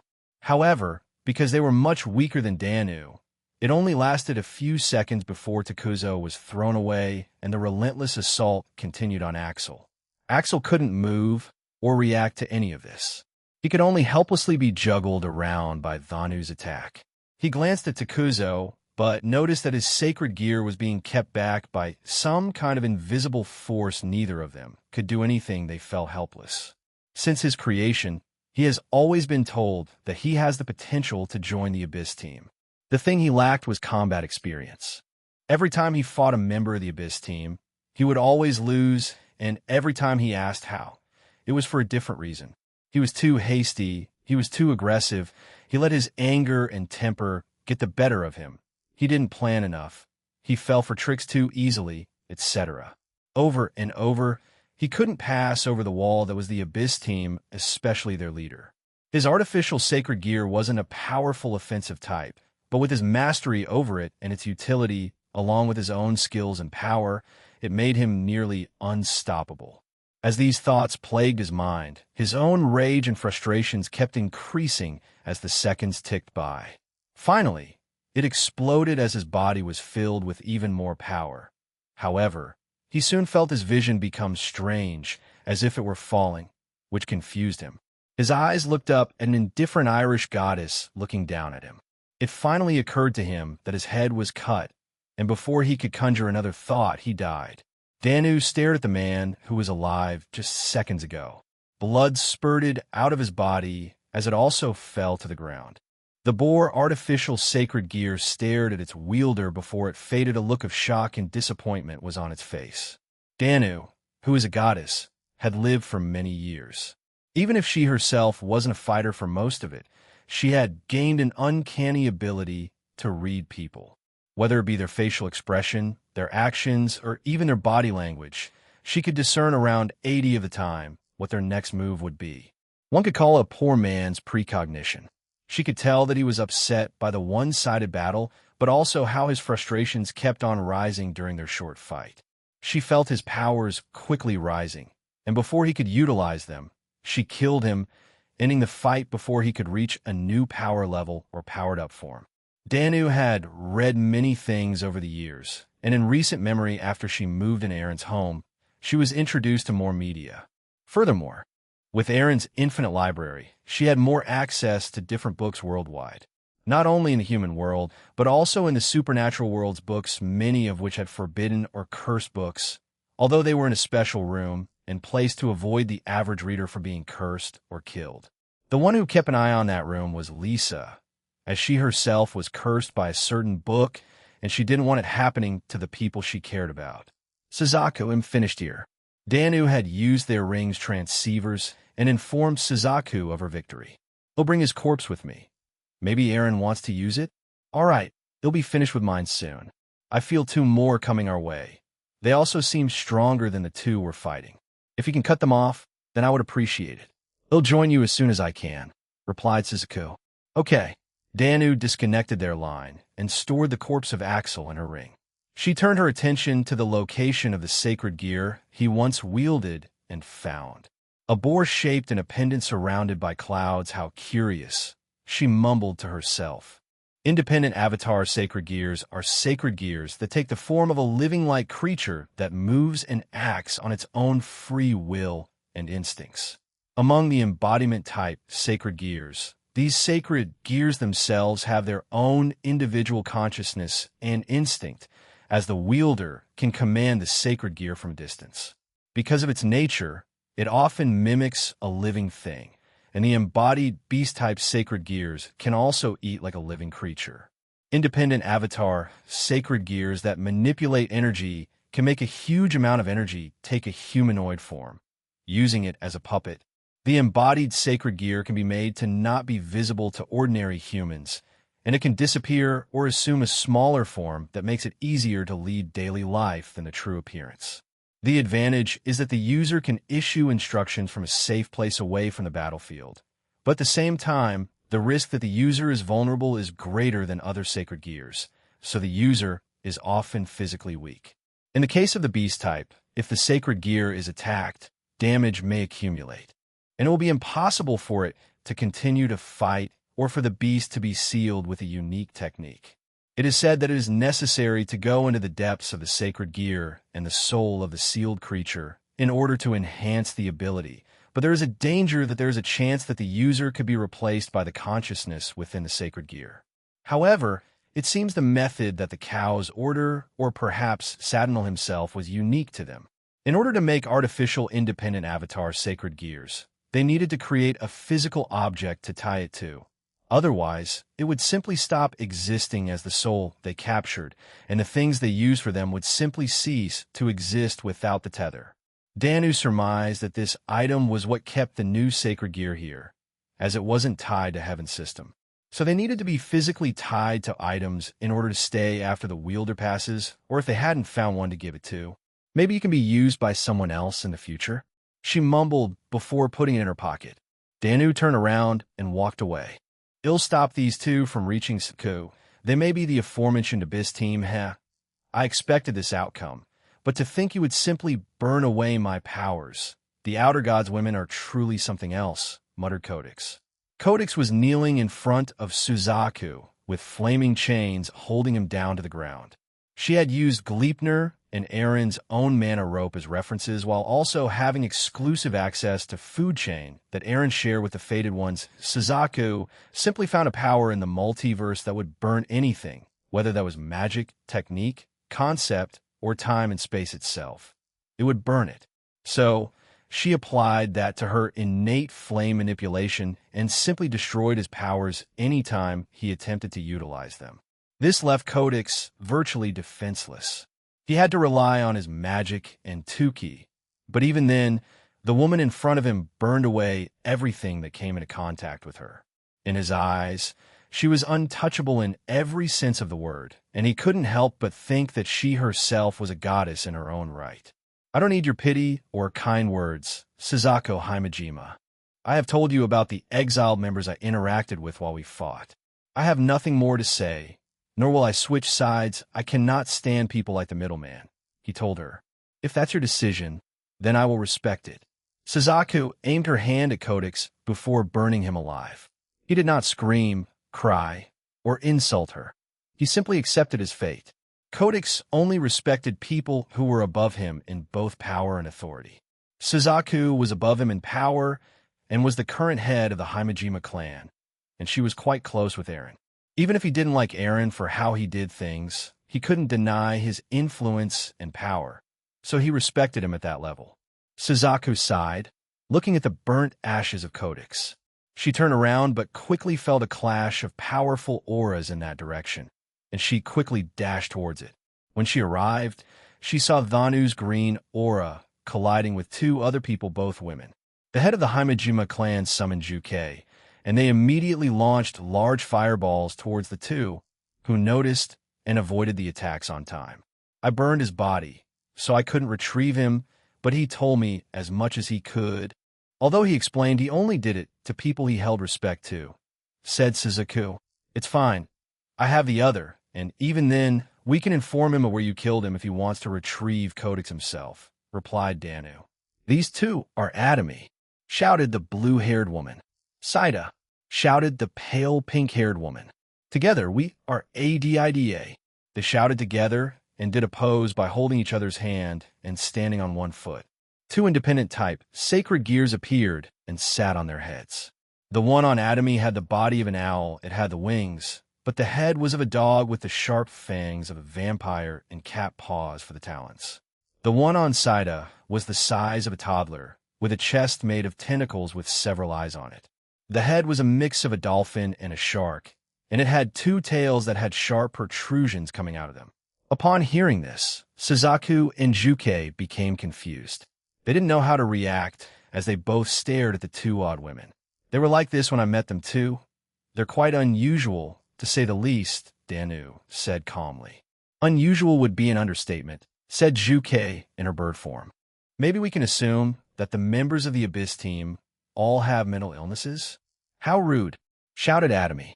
Rude to the max, repeated Saida. Streckle, Breckle, go. Both sacred gears jumped off their heads and charged towards Danu, Suzaku, and Juke. Aaron Tool and Ophis stepped through a certain door on the last floor. They had thoroughly investigated the other rooms of the floor, defeated the enemies that lay in them, and the only room left was the one they just went through. When they did, they heard clapping, and in front of them at the other end was Saturnal. The fallen angel had been working together with the Cow's Order for an entire year. Well done in making it here. I kept an eye on you two the entire time, he said, smirking at them. We also finally get to see each other face to face. Outer God the same to you, Ophistano. Oh, we know, replied Aaron. He held up several surveillance cameras in his hand, confusing Sadnal. What I showed you on your monitor was just an illusion. Ophis became hungry partway through, so he stopped for a small snack break. When Sadnal heard this, it only served to annoy him, but maintaining his professionalism, he sighed, composed himself, and ignored the explanation entirely. Regardless, you have fallen into my trap, Outer God. I have known that you may have done something to our members, even if I don't have proof. I have memories of certain events that happened throughout the year, but none of my colleagues remember any of them. No, that's not right. Some do, some don't. Whatever you did, I can at least respect it as it does showcase your power, even if not many knew about it. To that, Aaron shrugged, and Ophis popped another candy into her mouth, further angering Sadnal. What Aaron told Sadnal was true. They did stop for a quick snack break. However, Aaron told Ophis how to act around Sadnal so that he would act more irrationally than he already is. Because of what he did, Sadnal had slowly become unstable through the new year, and it all accumulated with him leaving and cutting ties with the Cow's Order, essentially isolating himself with very few other like-minded individuals. Did you really need to tell me all that? Aren't you smarter than me? So why explain all of that? Asked Aaron. Although he knew the answer to that, Sadnal stared blankly at Aaron, unable to speak. He's right. Why not just blurt all of that out? What is happening to me? No, he's messing with me. I was telling him that, hoping he would say something about it, but he didn't. Your tricks won't work on me, Outer God. Sadnal this time didn't elaborate any further and pulled out a small compass. A compass? Ophis asked, tilting her head. He pointed the device towards the two and shouted in elation. It'll make the infinite finite. An orange gassy substance came out of the compass and covered both Aaron and Ophis, all the while Sadnal kept maniacally laughing. The longer this device was activated, the more confused Sadnal became. He expected them to at least scream or attempt to avoid the device's attack, but to his surprise, they didn't. Once he thought they were in it for long enough, he deactivated it and waited for the gas to clear up. What? How? Sadnal was left speechless. Both Aaron and Ophis stood there, with no changes to them. Ophis tilted her head again and asked, Fanta? Why did you spray us with Fanta? Fanta? Muttered the scientist in dismay. He didn't want to believe what the dragon had said. For him, to simply spray them with Fanta of all things. What do you mean, Fanta? That human-made beverage? How could I possibly spray you with that? He asked, his anger finally exploding. Even if you ask me that, I want to know how to answer you. You were the one with that device, replied Ophis. As his anger kept rising, he turned his attention to Aaron, who had to add insult to injury. He had summoned a bottle of Fanta and was drinking from it. The realization hit him like a truck. Igriga thundered Sadnal. Yes, Imjin. How can I help you? Replied Aaron. You did this. I did. You're not even denying it. Why would I at this point? I'm quite literally drinking the beverage you sprayed us with. Sadnal grinded his teeth as he seethed at Aaron. The man himself smiled at the angry scientist and pointed his finger to the ground, creating a barrier around them. Ophis, this man tricked you 5 years ago, yes? Aaron asked. Ophis nodded and kept staring at Sadnal. He'll give you 5 minutes. In those 5 minutes, you can do whatever you want with him, and he can't die as hell instantly heal from any attack that doesn't have an instant death effect with it. Ophis glanced at Aaron before nodding again. She began walking towards Sadnal, who was incredulous at it all. You expect me to stand here and do nothing? I'm still a former cadre and a powerful fallen angel with years of experience. I've also upgraded myself, he declared, and his left arm turned into a cannon. Sadnal smirked and fired a beam of light from it at Ophis. The dragon god of infinity slapped the attack away, making it hit the barrier, and the barrier absorbed it. He didn't stop there, as he thrust his other hand forward and changed it into several smaller cannon-like weapons. Behind him, countless light spears also materialized. He then threw them all at Ophis, as well as firing a barrage of attacks from his hand cannons. Ophis put her hand forward, created a shield, and blocked it all. Some slammed into it and exploded. Others were absorbed into it, and some were destroyed before touching it. What Saturnal couldn't see were invisible snakes that were wriggling in front of the shield that Ophis had. They did two things. They absorbed and reinforced the barrier, and they would fire invisible shots at the attacks, destroying them. The ones that bypassed them simply exploded on the shield, but they were weak enough that they didn't do any damage to the snakes. Aaron, who was behind Ophis, had conjured a chair and sat on it while watching this entire interaction. He wanted her to get a bit of revenge for how they treated them all these years. Saturnal and the Wizards of Oz were the reason that the Cows Brigade started. They were the ones that tricked her into joining, with the promise of helping her kick Great Red out of her home. However, they only wanted to use her for their own benefit. Today, the Dragon God of Infinity would be able to get a small bit of revenge on them, especially toward Saturnal. Saturnal knew it was futile, but he had hoped that the device he had been working on would weaken both the Ouroboros Drago and the Outer God. But he was deceived while the device initially had its own powerful effects. Once Aaron found out about it, he changed it when he came back. However, with the original powers of the device, it wouldn't have been enough to do anything to him or Ophis. It was made by one of the Umbra's Sagarif. He, like the other Umbra, liked tinkering with devices and creating unthinkable nightmares in the form of items. Most are created on a whim, but have many devastating effects. This device in particular would find the weakness of whoever they targeted it with and would temporarily provide the wielder of the device with that power. They would then use that power to defeat, kill, or capture their opponent. Once the device identifies that they have done one or all of those things, it will deactivate and release the effects on both parties. Ophis finally arrived in front of Saturnal, who tried to retaliate with a punch by changing his hand back to its normal appearance, but she caught it and then crushed his fist. "Damn it," he shouted. He aimed his other hand and tried to shoot her with the cannon, but she swiftly moved her arm, cutting the cannon arm off his body. Ophis punched his gut, forcing him to keel over and be on his knees. "Why did you lie?" Ophis asked, looking down at the fallen angel. Smirking, Saturnal scoffed. "The human world and our world are built upon lies. Do you really believe that we and them became like this today by purely being honest with each other? You were alive for so many years, yet you were so short-sighted and naive, I didn't need to make up a grandiose lie to even fool you." Ophis stared at the man before agreeing with him. "I have been alive for a very long time. However, I never once wanted anything else than silence. That place was my home, but was suddenly invaded, so I wanted to get rid of them. I was desperate, so I allowed myself to be deceived by all your lies." Ophis, who was in her adult form, transformed back into her lowly form and put her foot on top of Saturnal's head. "For my creation, I knew I stood above most since a voice told me in my head.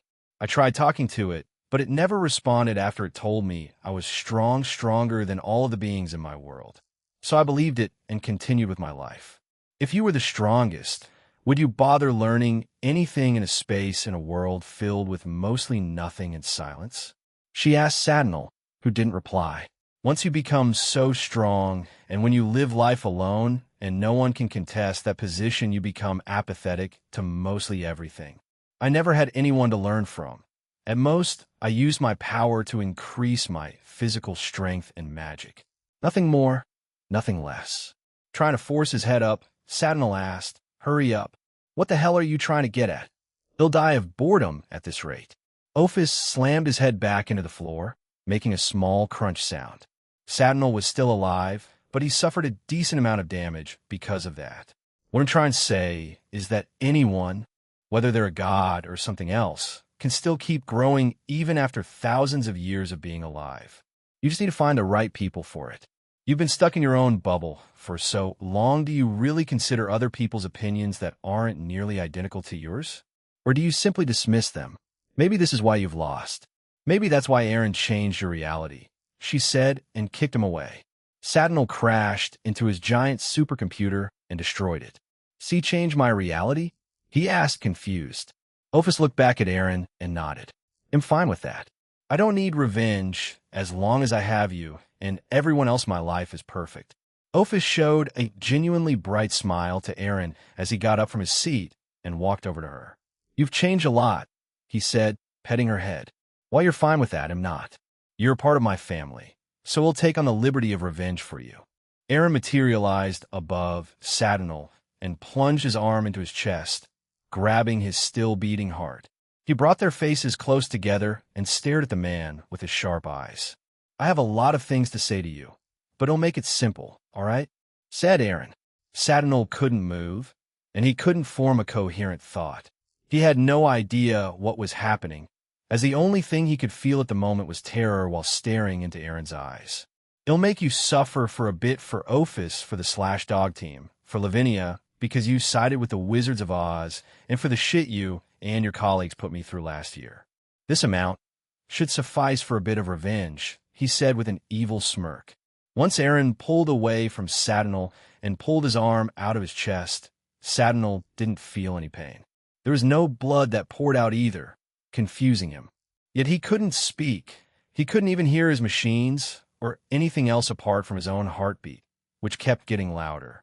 I hope you enjoy your 10,000-year journey, Sadinal, said Aaron's voice. I was also responsible for that strange memory of yours.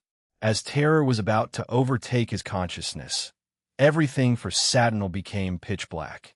Aaron turned around and walked back to Ophis.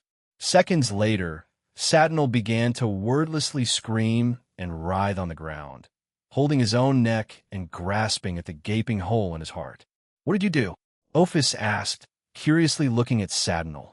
Putting a hand on Ophis' head, Aaron stroked it. Oh, I'm letting him experience the horrors of the multiverse, every type of pain, painful memory, disease, poison, trauma, and anything else you can think of. He's experiencing it all repeatedly.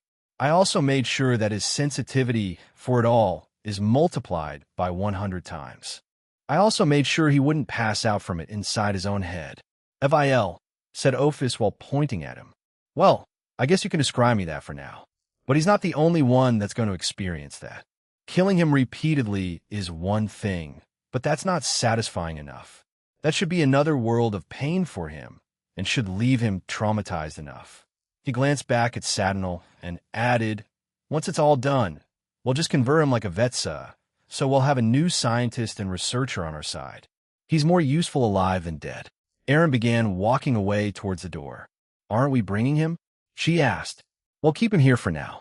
They'll go join the others and capture some of the Abyss team myself, since I want to take their sacred gears from them, he told her. Ophis silently agreed and joined him. Chapter 11, Part 3, Transcendent Twilight Third-Person Point of View in California. In a hidden base of the Grauzauberer, a certain female magician was feeling down. All throughout the day, she kept sighing sadly while not focusing on her tasks. This worried other magicians around her, especially her former boss, Mephistopheles. Even right now, he was watching her from a distance as she worked together with Fusey Hiroa. The chairman felt a tap on his shoulder, and when he turned around, he saw Hirokazu. Oh, Hiro, how can I help you? He asked. Do you know what's bothering Lavinia-senpai? Inquired Hirokazu. After he asked that, Kita appeared from behind him and said, It's the pains of love. They both stared at her, and she elaborated. I don't know the last time you were in love, Chairman-san, but I'm a woman in love too, and I know the symptoms, although Lavinia's is a bit more severe than mine. I was once, in a relationship, mumbled Mephisto. Years and years ago, right? I don't understand the reasoning of leaders within certain factions. Just settle down already.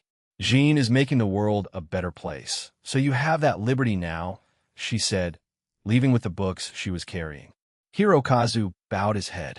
I'm sorry about that, sir. She tended to just be a bit too honest at times, apologized Hirokazu. But I am curious about it. Why haven't some leaders and powerful people settled down yet? Mephisto sighed through his nose.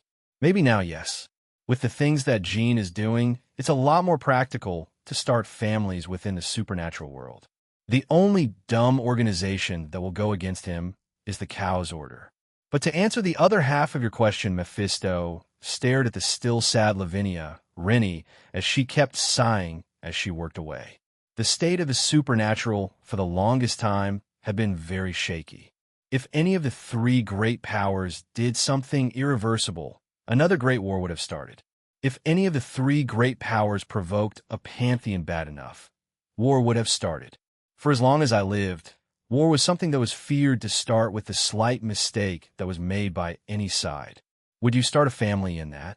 He asked, staring at the young man beside him. Hirokazu shook his head. My wife and children would be at risk, just as I would go to the front lines.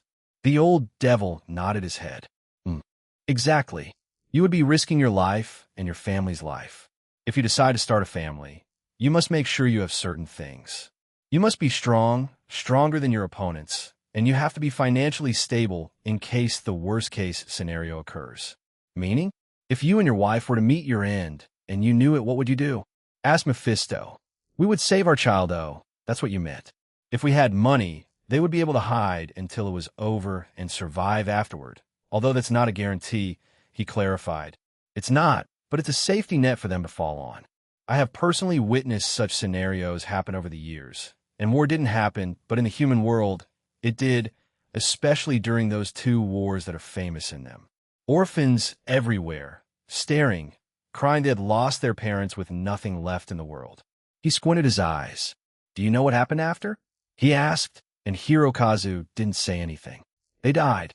Most were below a certain age and couldn't provide for themselves, so they simply died of starvation or disease, or were taken advantage of by greedy human adults. They worked them to death. A world where no one suffers.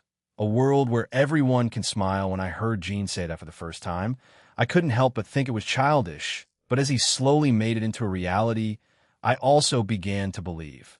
Mephisto laughed at himself. Me, someone so old, believing in the words of someone much younger than me, even I surprised myself. However, Gene is always aware that achieving that is next to impossible. Hirokazu became confused and asked, What do you mean? Wouldn't that be ideal, though? If it was, it would have already happened. Mephisto stared at Hirokazu and said, There will always be someone who's against that peace or a group. We have that in the form of the Chaos Order during this time, this era. What about the future? I believe Gene can make his dream a reality with 90 efficiency. Anything else than 10 are the ones who are against that dream, even if it will benefit them. Why? Asked Hirokazu. He didn't understand their reasoning. Mephisto shrugged. I do not know the answer to that. You're the one that's part of DXD, aren't you? Why not ask them when you meet them?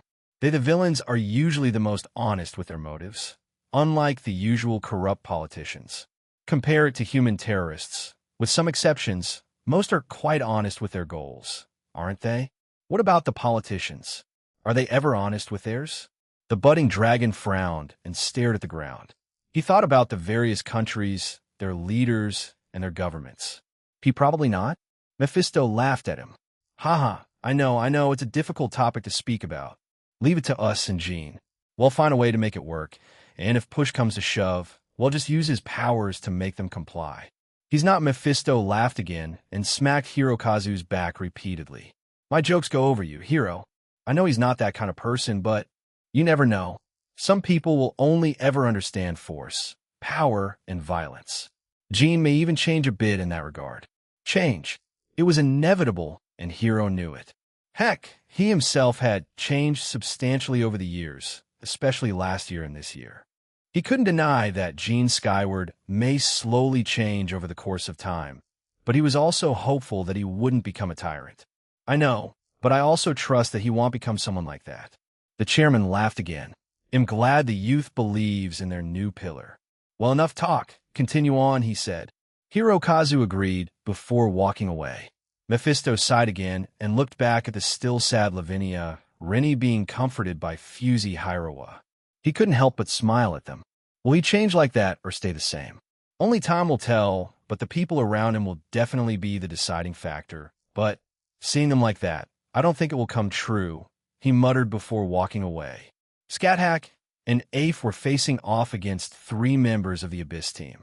Both sisters were enjoying themselves as they got to face fighters with unique sacred gears. Quit running away, shouted a man in annoyance. Face me like a man. I'm a woman, though, responded Scat Hack as she avoided another laser beam from his independent avatar type, Sacred Gear. You're more manly than most men I meet, he shouted and continued to fire laser beams at Scat Hack. The Queen of the Land of Shadows didn't know if she should take that as a compliment or not. However, she did know from a use of her appraisal earlier that the young man that was attacking her was at least Satan class, along with his sacred gear. Unlike the others she saw earlier, this sacred gear was from the system in heaven. While it wasn't as strong as the original 13 Longinus, it was considered at least unique as it had more than one ability, which was rare, especially when it hadn't achieved Balance Breaker yet. Scat Hack landed on the ground and dashed towards the man, but was quickly thwarted because of the sacred gear. Its eyes shone a purple glow, forcing her to jump away and avoid its gaze. The sacred gear apportioned Cluillion, also known as Abyss King of Petrifying Scrutiny. The lasers it shoots out from its mouth will petrify anything it touches, including magic and other sacred gears. Its eyes will take away all the senses of the targeted individual's sight, smell, hearing, touch, and taste. It will leave those affected very vulnerable and guarantee this man's victory in a battle. However, he wasn't the only one in the Abyss team with this sacred gear, as their leader also had something similar, much a bit more powerful. The scared gear was in the shape of a chicken with large and abnormal eyes. Unlike the regular chicken, this one could fly using its wings. This man, Yukijnek, hadn't achieved Balance Breaker with it yet. However, he could force a overbooster to occur. It forces him to reach a Balance Breaker state. More often than not, it's incomplete, so it's quite risky for its wielder. Yukijnek and a leader of the Abyss team had different Balance Breakers. While Yukijnek's was the regular crest side and subspecies, their leader had reached an X side, something completely unique to himself, and even had Satinel praise him for evolving his sacred gear. It was possible because Aaron had changed the systems in heaven after all, and more sacred gear possessors were able to change and evolve their sacred gears worldwide during the tournament or on their own. Can't get near me, eh? What's next? Show me your moves, Goddess Scat Hack, roared Yukijnek. His long black hair swayed in the shockwave of his sacred gear's attack, and his brown eyes shone as his own excitement increased. He wore his school's uniform as he still attended school and was around the age of 17. Ah, very well. I shall show you my moves, boy, she replied and lunged back towards him. Yukijnek had been waiting for this. He had baited the woman in front of him to do this, and he grinned. Let's go, male. Balance break. Purple light coated the entire body of his sacred gear, male. Overbooster. A strange sound and language neither of them had heard bellowed from male before it exploded in the purple light. The chicken had now transformed into an enormous bird with multiple eyes all over its body, as well as diamond armor wings. Get her, male, he ordered before the large bird opened its mouth and several beams fired from it. It also flapped its wings, which created purple tornadoes that quickly went over to Scat Hack. These tornadoes could also petrify anyone they touch and take away their senses. In its forced balance breaker state, 90 of its actions have a petrifying ability and can take away its victim's senses. So if it just grazed Scat Hack with its wing, beak, or any part of its body, she would be petrified and have her senses taken. The ever-so-confident woman smirked at this challenge and drew her spear back. In a single thrust, she destroyed the attacks that were coming her way, surprising Yukijnek. The sacred gear's eyes started shining again, but before it could finish its actions, an invisible force knocked it away. Using this chance, Scat Hack dashed towards Yukijnek and thrust her spear towards his stomach. To her surprise, he managed to dodge while smirking at her. Hey, did you know? All of the members of the Abyss team have an automatic dodge ability implemented into them. If we stay calm and do not move our bodies ourselves, we can dodge everything. He shouted in elation. Huh, that sounds very familiar to a certain technique a husband of mine uses, said Scat Hack. However, a smirk appeared on her face. But an imitation can't beat the original. Before Yukijnek could retort, a piece of his shoulder went missing. It took him a few seconds to realize that he had lost it, But when he did, he quickly jumped away, clutching it.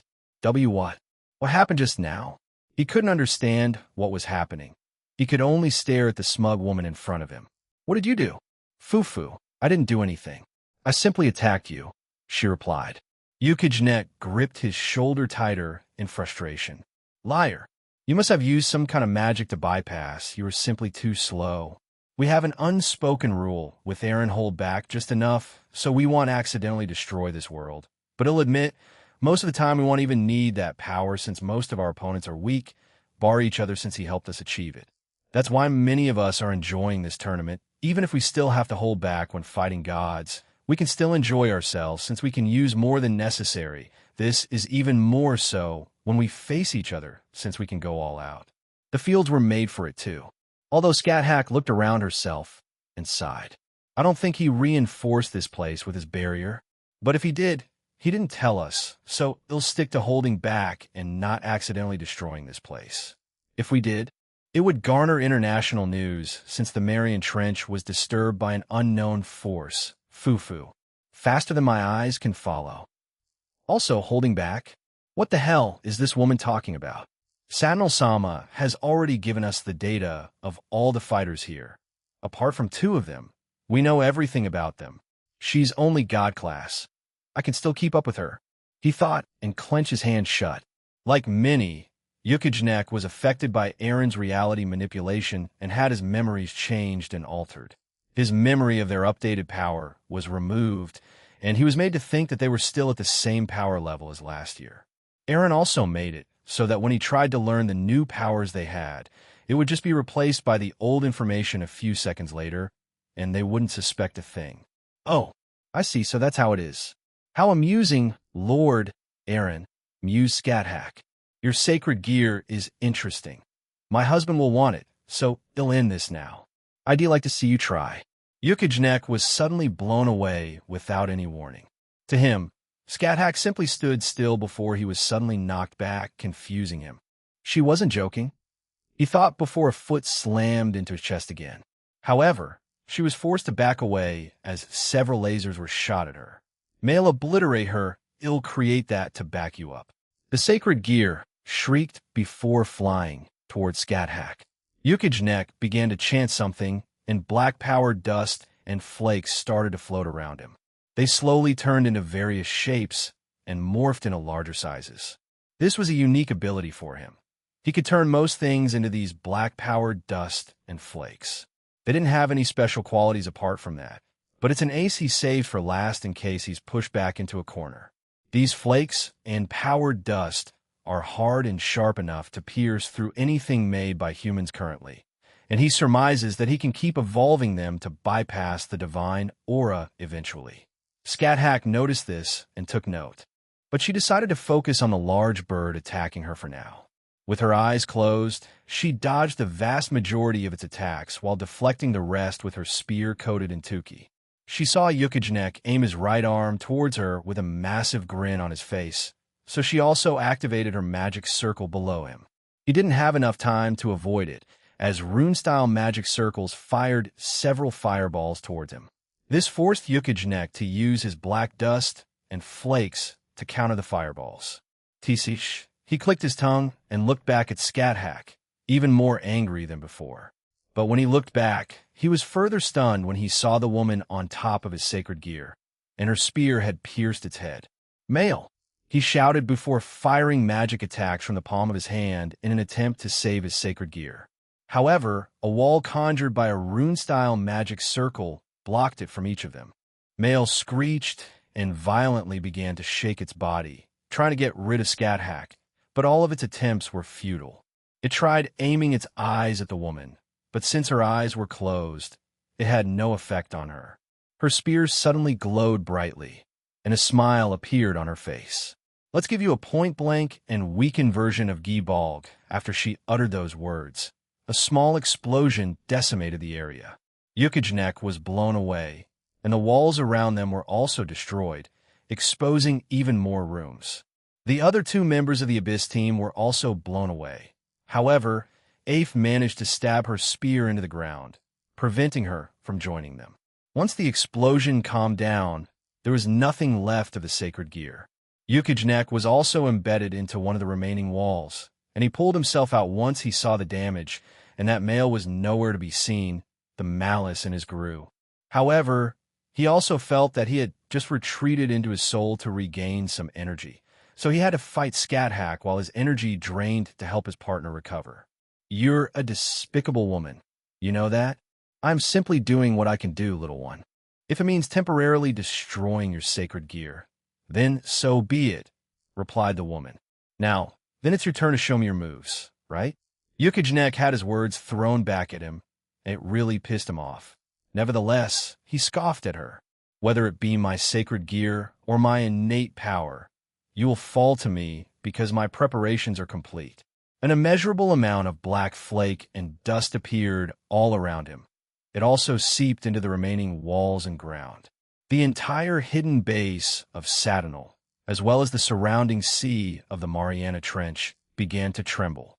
Yukijnek brought his arm up and was preparing to attack Scat when both his arms were suddenly cut off, surprising him. He saw that the goddess had appeared just below him, and she had swung her spear down. You think that's enough to stop me? He roared, and the flakes and dust began to fly towards her, but Scat closed her eyes and smirked. She spun around and swung her spear horizontally, slicing him in half. Before he could process what had happened, and before he could start to die, she aimed her ring at him and stored him in there, freezing him in time. Scat didn't stop there, as there were still 2 members of the Abyss team left on their floor. She quickly made her way towards her sister Aif and found her in combat with the other 2. The 2 remaining members were both males. What was quite peculiar was that they both used spears by utilizing their sacred gears. One of them was like Cookie Simijima's Byakusa. He had a cat-like, independent avatar-type sacred gear he had on his shoulder, and its tail was wrapped around his left arm. The tail and arm were also coated in a dark purple flame. The young man who wielded this sacred gear wore an anonymous mask, a black trench coat, pants, and boots. The other young man was naked. The only thing that gave him any semblance of clothes were because of his sacred gear. The young man held a shining orange spear in his hands, and because of that spear, it also gave him armor in the form of clear orange flames all around his body, so he was still seen unclothed by both ladies. Put clothes on, you pervert, demanded Aif as she dodged both men's thrusts again. Nah, I feel the best in this I am and my strongest in this, declared the man. Don't antagonize the lady too much, Sven, otherwise. Hell, cut off your bravado, bellowed the other young man. Sven laughed as he continued his assault. Back at you, Rudy. Sven owned the orange spear and armor, while Rudy was the one with the Byakusa-like sacred gear.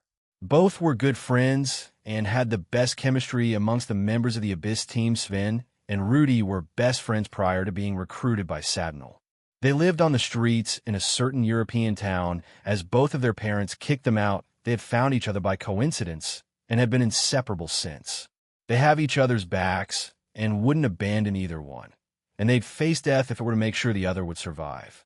They led horrible lives prior to meeting Satinal, and while they were subjected to horrendous experiments while under him, they were given a place to sleep and food and were allowed to master their sacred gears while they were with each other.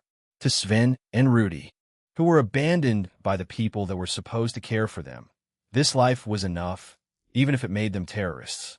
As Rudy went to attack Aif again, he was cut off by Scat spear and then kicked away by her. Rudy, shouted Sven. But moments later, she was also attacked by Aif, who had her own spear. Aaron had gifted it to her after she joined DXD, so both sisters would periodically train with each other to help improve each other's spearmanship. Aif was surprised. She had expected the attack to connect with Sven's chest, but he had reacted just in time to stop it from hitting him. I'm not that slow, shouted Sven, glaring at Aif. Aif closed her eyes and slashed at Sven several times, each and every time it seemed to the young man that he had blocked her attacks, making him even more confident. Nevertheless, that confidence was shattered moments later as numerous shallow cuts appeared all over his body. Aif's attacks had bypassed his armor completely, surprising him even more. This armor can block God-class beings. Satinal Sama even said so yet you can bypass it? How? He asked in exasperation. What Satinel told Sven was true. However, what they failed to account for was that Aif and other God-class beings and gods themselves could still grow stronger. This was the case for Aif, as she had spent many hours in the training facility in Aaron's home.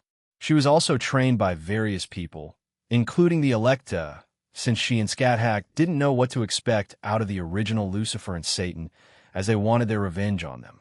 Aif opened her mouth but stopped herself. Countless memories flashed in her head at that moment, and the words that came out of her mouth were skill issue. She blurted out, confusing not only herself but also Sven. They remained idle in the air for a few seconds before falling and resuming their fight. What does that even mean? Asked Sven. I don't know. It just came into my head, retorted Aif, blushing. She had heard a few people say that phrase. The original was Aaron Toole. After that, Aquino, Lavinia, Chiron, Valerie, Gasper, and Kuroko were the ones who said it the most. Ah, look at them. Falling in love, Scathach said monotonously through the ring's transceiver. Shut up. Now is not the time, screamed Aif. Ha ha, Aif disconnected her transceiver before charging towards Sven with even more vigor. Over time, she had been subjected to Scathach's teasing, as she was prone to it. However, she also teased her sister back about her lover, Aaron, and it usually worked. But after Scathach and Aaron's relationship solidified, teasing her about him stopped working, leaving her with no ammunition to fight back her sister's teasing. Slash after slash, Sven's armor began to be chipped away by Aif.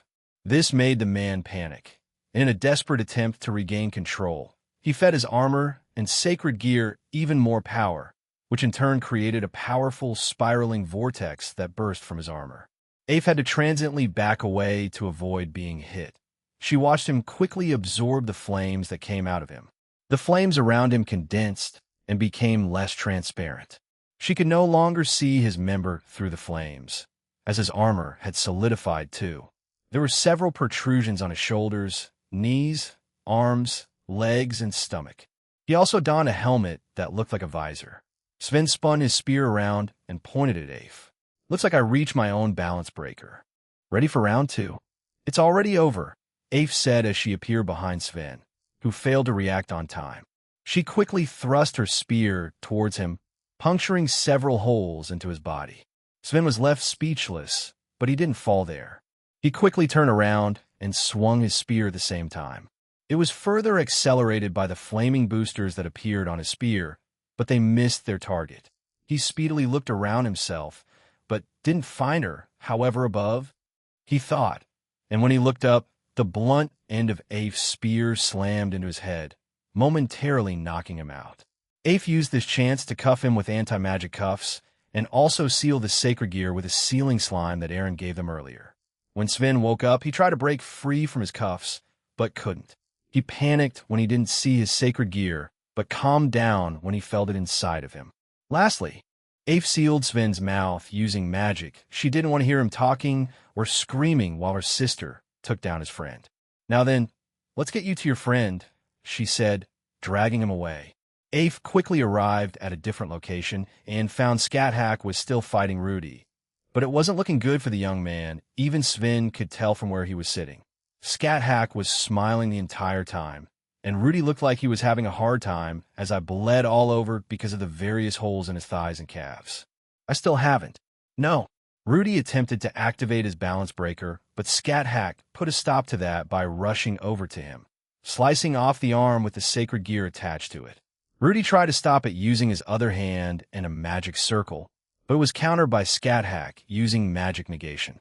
When Rudy's severed arm landed on the ground, his sacred gear detached itself from it and immediately jumped back on his other arm and coated it with its tail in dark purple flames. Not yet, I still have. Without waiting for Rudy's theatrics, Scathach spun around and kicked him in the stomach. As he was launched away, she swung her spear down toward his other arm. Rudy, using everything he had plus his 2-key, thrust his spear-coated arm and blasted dark purple flames towards Scathach's slash attack. The two moves collided, but there was no power struggle. A few seconds after their attacks collided, Scathach's attack sliced through it, and split Rudy's army in half. Aya! God damn it! Rudy screamed. He also noticed that his sacred gear, his companion Loneth, was also gone. As he faced the woman again, all Rudy saw was some circular shape inches away from his face before he lost his consciousness. After Scat sent her slash attack at Rudy, she jumped forward and slammed her knee into his face, knocking him out. Once Rudy fell to the ground and Scat landed on her feet, she turned around and asked, "Do you think Lord will merge both sacred gears? It would be an interesting combination that may or may not rival Cookie Samajima's Byakusa." MMM. Sven began thrashing around and screaming while desperately trying to talk. "He's not dead, Jean told us to keep the members of the Abyss team alive." "The same with Satinel," explained Afe. When hearing this, Sven only started thrashing around more violently, so Scat walked over to him and kicked him on the head, knocking him out. "It would have been better if you knocked him out, Afe. You were facing them before me. You should have been able to deduce their personalities at that time. So why didn't you?" Scat asked. Afe looked at Sven and then to the ground. "Maybe I've been affected by Jean, but I thought he should at least see his friend before we took them, and Scat didn't say anything. She instead bent down and carried Ruby with her free arm. Let's just go meet up with Aaron." Royson, Aoife, and Cindy were facing 3 more members of the Abyss team. However, a 4th person joined them, Lisa. She had been investigating the works of Satinel's group and taking note of them. She wanted to see if any of them could be of use to her, personally. However, nothing appealed to her, so she left to join the rest. "Miss Royson, if you have problems, ask for help," Aoife said, dodging the attacks of a certain member of the Abyss team. She was a woman like her, around the same age as her. She wore a school bathing suit and had a shark with human legs as a scared gear. Initially, Aoife was confused by it, but shrugged it off since she had seen stranger things after being resurrected here. "Eyes on me, you asshole," shouted the woman. "Hey, be nice," Aoife shouted back, frowning at the woman. She dashed back towards her with Fragarak in hand and sent a slash towards the sacred gear. It was sliced into millions of pieces but quickly reconstructed itself, surprising her. With a smug look on her face, the woman said, "Snarpy can infinitely regenerate. No matter how many times you cut him, he'll keep getting back up." "Regeneration, huh?" repeated Aoife. "Okay." She dashed back towards Snarpy, and the shark-like sacred gear fired mini torpedo bullets at her. Aoife brandished her sword before swinging it downward, cutting the torpedo bullets in half. She then swung it upwards, sideways, and diagonally, slicing them all with no effort whatsoever. The woman took a step back, taken aback by this. "Damn it, you're not getting away with this," she shouted before jumping towards Aoife, covering herself in blue tuki. She created large scythes on her forearms and hurled them towards Aoife. Aoife smiled, increased her speed, and dashed through the woman. She was confused and looked around herself. When she turned around, she found Aoife there with her sword on her shoulder. As the woman brought her up and was about to send an aura slash at Aoife, the scythes on her forearms began to quickly fall apart. "Wha? Fuck!" Aoife flash-stepped in front of the woman and kicked her foot up, connecting it with her chin. Before she completely fell to the ground, Aoife faced the shark-like sacred gear and sent 5 powerful and large ghostly white aura slashes towards it, destroying it. "Damn it, Olivia." "Hi-yaya." Royson had been trained by several people in Aaron's home because he worried for his mother a lot and wanted her to be ready for anything. He didn't want a repeat of what happened to Lavinia. So with anyone new or old, he would train them as much as they could. Royson, much like Aaron, was an all-rounder. However, most of her attacks and powers are nonsensical at best. She suddenly pulled out a frying pan out of nowhere and threw it at the young man in front of her. His sacred gear, a large rabbit that walked on 2 legs, put its hand up to stop it, but the frying pan was thrown with so much force that it obliterated his arm and slammed into its chest before it, and its wielder were flung into the distance. Coincidentally, this knocked both sacred gear and the wielder out, surprising everyone there except for Cindy, who was also finished with her fight. She had tied up her opponent, who was a young boy with short brown hair, wearing a plain white shirt and brown pants with blue sneakers. Even John got defeated? The boy muttered. Please don't underestimate us, Sir Khan, said Cindy. She had also tied up his sacred gear in anti-power ropes. These ropes had the power to seal any and all types of abilities across the multiverse. Cindy herself was also changed to Outer God EX by Aaron earlier in the year. So apart from the Electa, Shadow Soldiers, and Outer Gods, no one could break them. Who's as Aoife was about to ask. A large ice attack was sent to her at the same time. A powerful purple lightning bolt shattered it. Next, oh, Lisa, nice timing. Another member of the Abyss team had shown up at the end of the hallway before anyone else could move, and just like a flash, Aoife disappeared and reappeared behind them with her sword drawn. She quietly put it to her side and sheathed it. The man's hands and legs were suddenly cut into several parts before he fell over on his back and began screaming. Aoife crouched down and said, I'm sorry. You'll feel better soon. She used sleeping magic on him and also stopped the bleeding with fire magic.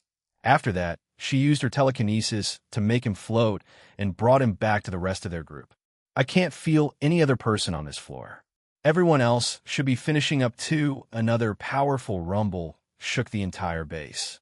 And they all looked down. Isn't that Vita? It feels like her, Royson asked, poking her own cheek.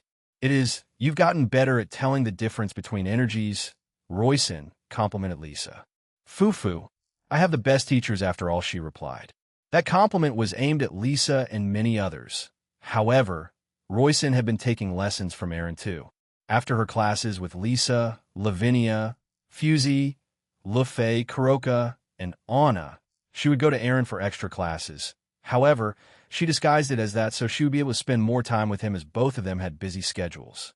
Should we were done, said Aaron's voice. All of them turned to it, and he held his hand up. Ophis was sitting on his shoulder in an even smaller form, and she held her hand up too while sipping on juice. Aoife and Royson rushed him while everyone else walked towards him. Hey, so? Aoife began explaining everything to him while Royson added her own bits and pieces. Aaron listened carefully and patted them on the head every now and then until the rest arrived in front of him. What about the rest? Lisa asked. Vita finished their group by using a pretty powerful spell that basically ripped apart the entire floor they were on. If I hadn't reinforced it in time, the rest of the base would have collapsed. Suzaku and Danu also finished theirs and are waiting on the last floor where we left Sadnal. Gabriel and Irene should be joining them soon too, he clarified. Aaron sighed and looked to the side. Minerva wasn't hurt since I managed to protect her on time, but the guys they were fighting were basically turned into paste. It was interesting. I didn't think she had that kind of spell. Anyway, let's go join them. You guys can tell me the rest on the way there, he told them, and they began walking away with Aoife and Royson clinging onto him. Aaron Toole's soliloquy as we walked back to the last floor. Mom and Aoife told me about the various things that they saw in each of the rooms and labs in this place. Although most things they saw and encountered were basically test tube children who were barely a year or even a month old being forced to learn a fight. They felt pity for them, so they just knocked them out. Even though I told them to kill them, I doubt these three could just do that on a whim. Maybe I was desensitized over the past year living here, as well as the years I spent in my pocket dimension and 10,000 years by myself. Now, if I saw a future where they could redeem themselves, then yes, I'd also give them a chance. But even after looking into it myself, more often than not, they fail because of their own self-destructive tendencies. Typically, I look into around 1,000 alternate futures. If even one of them had a chance of becoming normal enough to function within the human and supernatural society I was aiming for, then I'd suggest rehabilitation. But most of them, save for a few, don't ever change or improve. So, I'll do it myself, it'll kill them after we get back. For the few who can, it'll just erase the memories that they had here. It would be too scarring for them to keep. By the way, you'll convert Satinal, right? Will you also put him in Grigori like Avetsa, cutie? Asked Lisa from behind us. That's the plan. Avetsa herself won't ever suspect it since I've sworn everyone to secrecy, and even if someone did tell her at some point, she wouldn't believe them since I added a bit more to it after I evolved. I told her. There were a few more questions about other things, and I answered them as best as I could. Most of it was aimed at what would happen to the other scientists, and my answer was the same for them. They would get the Sadinal Avetsa treatment. They were talented, so killing them would be a waste. They're also not just part of the fallen angel faction, so they'll go back to their respective factions and pantheons and be part of their own research departments there. Around 95 of them were part of DXD, or were very cooperative and wanted to form an alliance with us, so there was no problem in releasing them after I let the DXD leaders interrogate them, then changing them after. As for the Abyss team, well, we'll take their sacred gears from them, put them through rehabilitation, and go from there. There's only one that didn't have a future of success after rehabilitation and goes back to doing crime. But after I explained that to Azazel, he said he wanted to do some not-so-savory experimentation on him. Something about understanding how those kinds of people's brains work, and maybe and hopefully finding a cure via magic in the future. He basically wants to find a way to change people like how I did with Avetsa, but to a lesser degree cut out that problematic part and change it for something else. The end result should be more or less the same, since the supernatural could already erase and alter memories. Eventually we arrived on the last floor, and the automatic doors opened. And there were the rest of our group, with the other members of the Abyss team tied up or knocked out. In the middle was Sadinal, out cold and frothing at the mouth, and it seems like he had pissed himself. Ugh, why does his pee smell so weird? Minerva asked. She and everyone else heard the door open and turned to us. Why does fallen angel pee smell weird? I think that's just Sadinal. Minerva, I told her, and we walked over. I held my hand out and removed the smell, and everyone looked relieved. Now then, looking towards the sleeping Sadinal, I crouched down and cleaned him up, first a fresh set of clothes, and then I started. This time around, I didn't need to make a new body like I did with Avetsa, but he still needed to change, and at the same time, I was curious about his history. He surely had more than him, a crazy scientist that had different views than Azazel. So I went off my own and jumped off the deep end, right? As I created a magic circle beneath him, I checked on Sadinal's history. It only took a few seconds, but I received the relevant information, and it was sad, but I didn't really sympathize since he truly did just jump off the deep end and never look back. Like the rest of the original Grigori, he fell from heaven because of his jealousy towards Michael, the other seraphs, and other scientists and researchers in heaven. He looked up to the God of the Bible for his ingenuity in creating both systems, especially the sacred gear system and everything about it. He wanted to create his own, but like Azazel, he needed more time and research to fulfill it. As he spent time on that, he slowly became jealous of several people, which led him to fall, unlike Azazel and Barakiel, who consorted with human women and fell.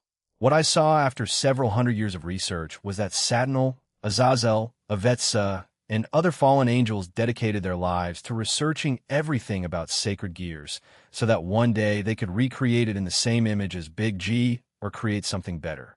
However, they always lack something. They even recruited several sacred gear wielders over the years. Some of them were even the wielders of the original 13 Longinus. But Sadinal fixated on a few things, balance breakers, awakening them within any wielder and making the normal sacred gears into Longinus types of Longinus-level sacred gears. The rest was mostly the same, the falling out and him being disappointed in their progress, which led to him being more reckless and eventually leaving and joining up with the Wizards of Oz and starting the Cows Brigade. I also saw bits and pieces of his time in the Nephilim Institute and his interactions with the new/dog team at the time, as well as his original Abyss team, which were all either killed, captured, or abandoned by him. But there's one thing that I found curious. The leader and deputy leader of the Abyss team weren't here today. I mumbled, surprising everyone. They probably left last night using teleportation, since none of the Shadow Soldiers mentioned anything about anyone escaping. Are you saying that they knew that Sadinal and his group would be defeated? Scathack asked. Yeah, it seems to be the case. I know where they are now, but I guess they didn't stick around like the rest, huh? I added and looked around. They're not the type that cares about their team and just abandons them to save themselves. Huh? What happened to them? Where are they? Aoife asked, worried. They've joined back up with the Cows Order at their base at the end of the multiverse. So, They abandoned him and went back to the cow's order just to save their skins, but their time will come soon, I replied and got up. Since I was done checking his memories, it was time to change him to be on our side. The magic circle had been waiting patiently for me to activate it. So after pointing my finger at Satinel, the area around him glowed brightly for a few seconds before it abruptly stopped. It didn't take long for him to wake up. His eyes opened, and he quickly got up and looked around his surroundings. The leaders of DXD already knew that this was my plan for him, along with the other researchers and scientists, but asked me to let them interrogate the others, but I could do this to Satinel as soon as I could. "Good morning, Satinel. How are you feeling?" I asked, holding my hand out to him. Everyone else, there was a bit tense since most of them hadn't seen this happen live before. Jean said, "Oh my God, what happened? Did you finally do the raid? Was I asleep for all of it?" He asked in a panic, hastily looking around the place. "Yeah, it's done. Good job on being a double agent for all these years," I told him, and he finally grabbed my hand, and I pulled him up. He exaggeratedly sighed and shook his head. "Do you know how long I had to endure that for? The number of things I had to do that I was uncomfortable with, and the things I saw, I'll be haunted by them forever," he said and shivered. It was clear that everyone there was stunned, speechless at the complete change in his personality, mannerisms, and even the way he spoke. The proud and arrogant way he spoke was gone and was replaced with a more normal tone. He still had that confident aura around him, but he was humble to a degree and now had some PTSD because of the time he spent as a double agent. "Well, you'll get through it, but if you need those traumatic events removed, just hit me up. Anyway, I've taken all the relevant data out of your computer, so we can leave now since the raid is finished." What I told him was a lie. Honestly, I'm surprised and scared at myself at how well and calmly I am lying to him. But Satinel seemed to agree with it, and after going over to some hidden compartment he had in the room and taking some things from them, he came back over. "Before we go, I noticed that the leader of the Abyss team and deputy leader aren't here. Do you know anything about that?" I asked. I already knew the answer, but wanted to test its effectiveness compared to Yvette's. Kuntor was mostly responsible for her, and I was responsible for Satinel's conversation, so I wanted to see if there were any differences. I had my suspicions about them. They were the most resistant when I had to experiment on them, but in the end, they became the most powerful among the members of the Abyss team. Hence, I gave them the leader and deputy leader positions.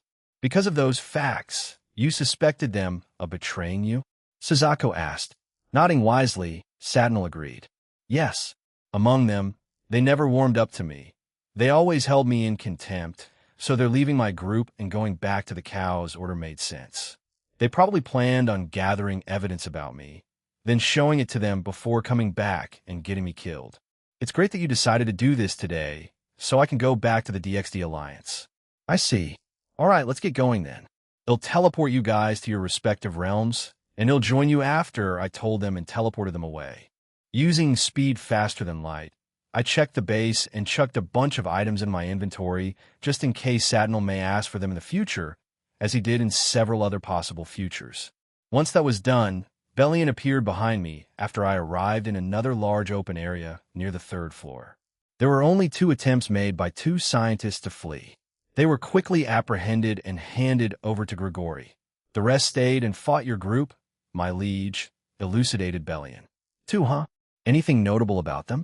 One said he was given something by the Phantasma before universal travel was sealed by you. The item we recovered from him had the same aura and ominous feeling as the other items that we retrieved from them before, like the power that Nyx had, further explained Bellion. He then brought out the item. It resembled a mix of a chess knight piece in chess with dragon wings and the word barf on it.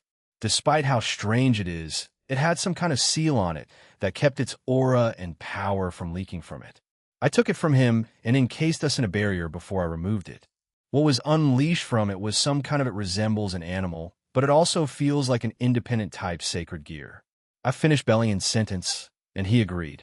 In front of us was a little lion cub with dragon wings, a few jet black scales on its body, a horn that resembled a unicorn, and tentacles growing from its side. Apart from that, it looked quite cute, if I were being honest. Its eyes were what stood out. They glowed with a soft pink hue. How long had they been observing DXD to make this? Kuntuar said that they were quite meticulous and planned out things before acting on them. But seeing this Kuntuar, answer, they had finished this prior to your evolution. The Phantasma, along with Rizavim and other natural sacred gear wielders of the Cow's Order, collaborated on it. This was their first iteration of it. Kuntuar, answer, darkness and shadows are the most prominent elements and powers in that universe, hence why they chose to imbue it with them. It can use draconic energy, shadows, darkness, tentacles, and pink eyes attribute to Lapis. However, they serve no function. Hearing that last part made my stomach churn. This little guy wasn't Lapis, but knowing a part of it was a tribute to her just didn't sit well with me. Before I could react, it rubbed its head against my leg. As it did, Shin came out of my shadows and stood beside it. Both of them stared at each other before Shin leapt towards it, and they play wrestled on the ground. I was now even more conflicted. Shin is friendly with everyone, but this was the first time it had just done that toward the potential enemy or complete stranger. It seems like you're keeping him, partner. Shin has spoken. The other me is fond of it. I would advise that you don't abandon it. It's 4 against 1, Aaron. Give up. I feel like I'm being bullied here. Scratching my head and sighing, I bent down, and Shin jumped on my arm and then to my shoulder. I picked up the unnamed sacred gear from the Phantasma. Do they have some kind of system they made for their own sacred gears? I asked Kuntuar. Kuntuar, answer, that was the first iteration. However, yes, they were and are building it. But because of certain actions of a leader from the resistance, it has been delayed even more approximately. It will take them 2 years to rebuild it. Remlar, huh? He really went and did that. I only knew about a few specifics he did from Daniel, and I've kept my knowledge of what's happening over there to a minimum, but for him to do that, he'll leave it to the outer god, but right now, I can't stay still. Those were the last words he gave to Laronia, and by extension, to me. Name if I'm taking you in, I may as well have a name for you, I told it, and it tilted its head at me. After thinking for a few seconds, I came up with one that I liked. How about Lyden? In response to this, it let out a strange sound, wrapped some tentacles around my face, and licked my cheek with its tongue. How about without the tentacles? I asked. It stared at me for a few seconds before retracting them. Lyden is a mix of 2 names that I remembered. Don from Tekduin, the Irish god of the dead. We went there to fight Rizavim's group. And several other things happened after that. Leah is from Talia. I believe it was of Hebrew origin, and it means dew of God. So what I'm going for here is the dew of death, or dew of the dead, since it's also one of the first sacred gears made by the Phantasma. Kuntuar, am not detecting anything, so we won't need to change anything, right? I asked just to be sure.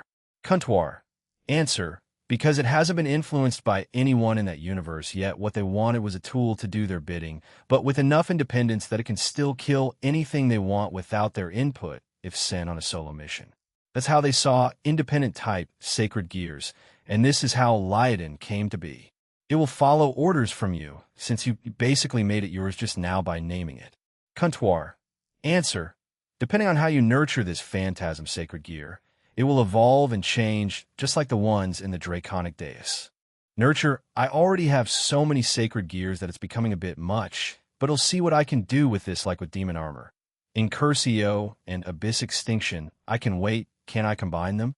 I brought out Abyss Extinction and stared at the unnamed sacred gear. It's possible, right, Kuntuar? Will there be complications? Both are darkness-based sacred gears, I asked. Kuntuar, answer, easily. There will be no complications, but you'll need to change and adjust certain things. It'll help. All right, Lyden, come here. I don't know if this will hurt, but ITLL make you stronger, okay? I told the little creature. It only tilted its head, and I placed it beside him. All right, let's do it, Kuntuar. Kuntuar, answer. W what? B, but we haven't been on a date yet. I mean combining these 2, Kuntuar. Answer. I was joking, dear. Very well, let's do it. I don't understand her humor at times, and even mine can be a bit strange. Shaking my head, I aimed both my hands towards Lyden and Abyss Extinction. A jet-black, swirling vortex appeared underneath them before shooting up and becoming a pillar. More strange sounds began to emerge from the black vortex. I believe they were the cries of the sacred gear comptoir. Answer. I will continue the rest. You will need to dive into the sacred gear's consciousness. Wait, what? You can't just kick me out like that. I shouted, but then scratched my head. All around me was just black, but I did feel some kind of strange energy westward, so I ran in that direction. I still had access to my powers here, so using that, I quickly arrived at what was causing it, and I found Lydon. I asked, and the sacred gear turned around. Hurt, hurt, it cried. No complications, my ass. Maybe she forgot to account for his own suffering, and not just on my end? I ran over and held him, and using my powers, I nullified the pain. Why? Hurt? Hate? No, you probably won't understand what I'm going to say, but please listen, all right? I told him, and he nodded. I took a deep breath and told him what I was doing, why I was doing it, his origins from the crepuscular phantasma, and any other relevant thing I could think of. Lydon stared at me the entire time, trying to understand what I was saying to him. Once I was done, we both sat there, silent. He was essentially a newborn with no knowledge about anything. His very existence was meant to be a robot that listened to others' orders and did them. But thanks to Bellion and that scientist, I have him now, and his future could be changed, and looking at the original and intended one, it wasn't pretty. I had to eventually stop him and then get him. But the rehabilitation would have taken a long time to do, so this was ideal. Trust you. Lydon suddenly jumped onto my lap and buried his head into my stomach. Comptoir. Answer. His resistance has stopped. I will finish it. You can come out now. I nodded to myself and patted Lydon on the head. He'll go back out now, and we can talk there, okay? I patted him one more time on the head before leaving the place. He seemed fine, and his emotions were stable, but he'll check again once I'm outside. Once I was back outside, I saw that Abyss Extinction and Lydon had finished merging. The tentacles vanished and were replaced with purple and black flames. His wings had become more pronounced, and he had matured into a Cape Lion. His mane was jet black, while his pink eyes had turned into a mix of blue and silver. His body stayed mostly the same, but the horn on his head also changed into the symbol of infinity instead. He looked very different from what we initially saw. He came up to me and rubbed his head on my leg again, and I rubbed his head. It seems like it worked. How do you feel? In response to the question, Lydon let out a soft growl. It seemed like he was happy with it. Can you change back to a smaller form? I inquired, and he growled again before darkness covered his body, and he turned back into a small lion cub. People are dumb enough to mistake him for a cat, right? But some can just make themselves nigh invisible to normal humans. So, it's not that big of a deal. Lydon came over to me, and I picked him up. Everything's settled then. I'll leave that to you, I told Bellion, who had been quietly observing everything. Yes, of course, my liege, he replied before vanishing. Let's go join the others then. With Shin on my head and Lydon in my arms, we left back for Thynephrine Rhymes. Reaching the gloomy and Halloween-esque realm, I was greeted by some chaos. I arrived at the place in front of Queen Halloween's castle, and just beyond the door, I heard some shouting from numerous people. What do you mean it's gone? I prepared it specifically for today, Celine. Minerva's voice screeched. Like I said, it's just gone. I didn't eat it, all right? Responded a calm voice. So you ate it? She screamed again. Come here, you stupid cat. Meow. Gee, get away from me. Emma. Help. God. Ugh, I'd rather not. I'm going back to sleep. Wake me up when there's no cat here, Lycaon mumbled before going silent. Another universe's sacred gear. Huh? I certainly don't feel the regular energy coming from it, unlike the one called Shin. What have you named it? Rosalia, the grandmother of the Milsteins, asked. Lydon, I told her and explained why I chose it, which she and a few others found amusing. Little Don, huh? It's been a while since I saw him, mused Rosalia. If I am to compare it to something, then he's a Shota? Can you imagine it? A Shota god of the dead? Kafufufu. You certainly wouldn't imagine it. Don is a Shota? Well, that's unexpected, kind of. I expect the gods of this universe to be anything, really.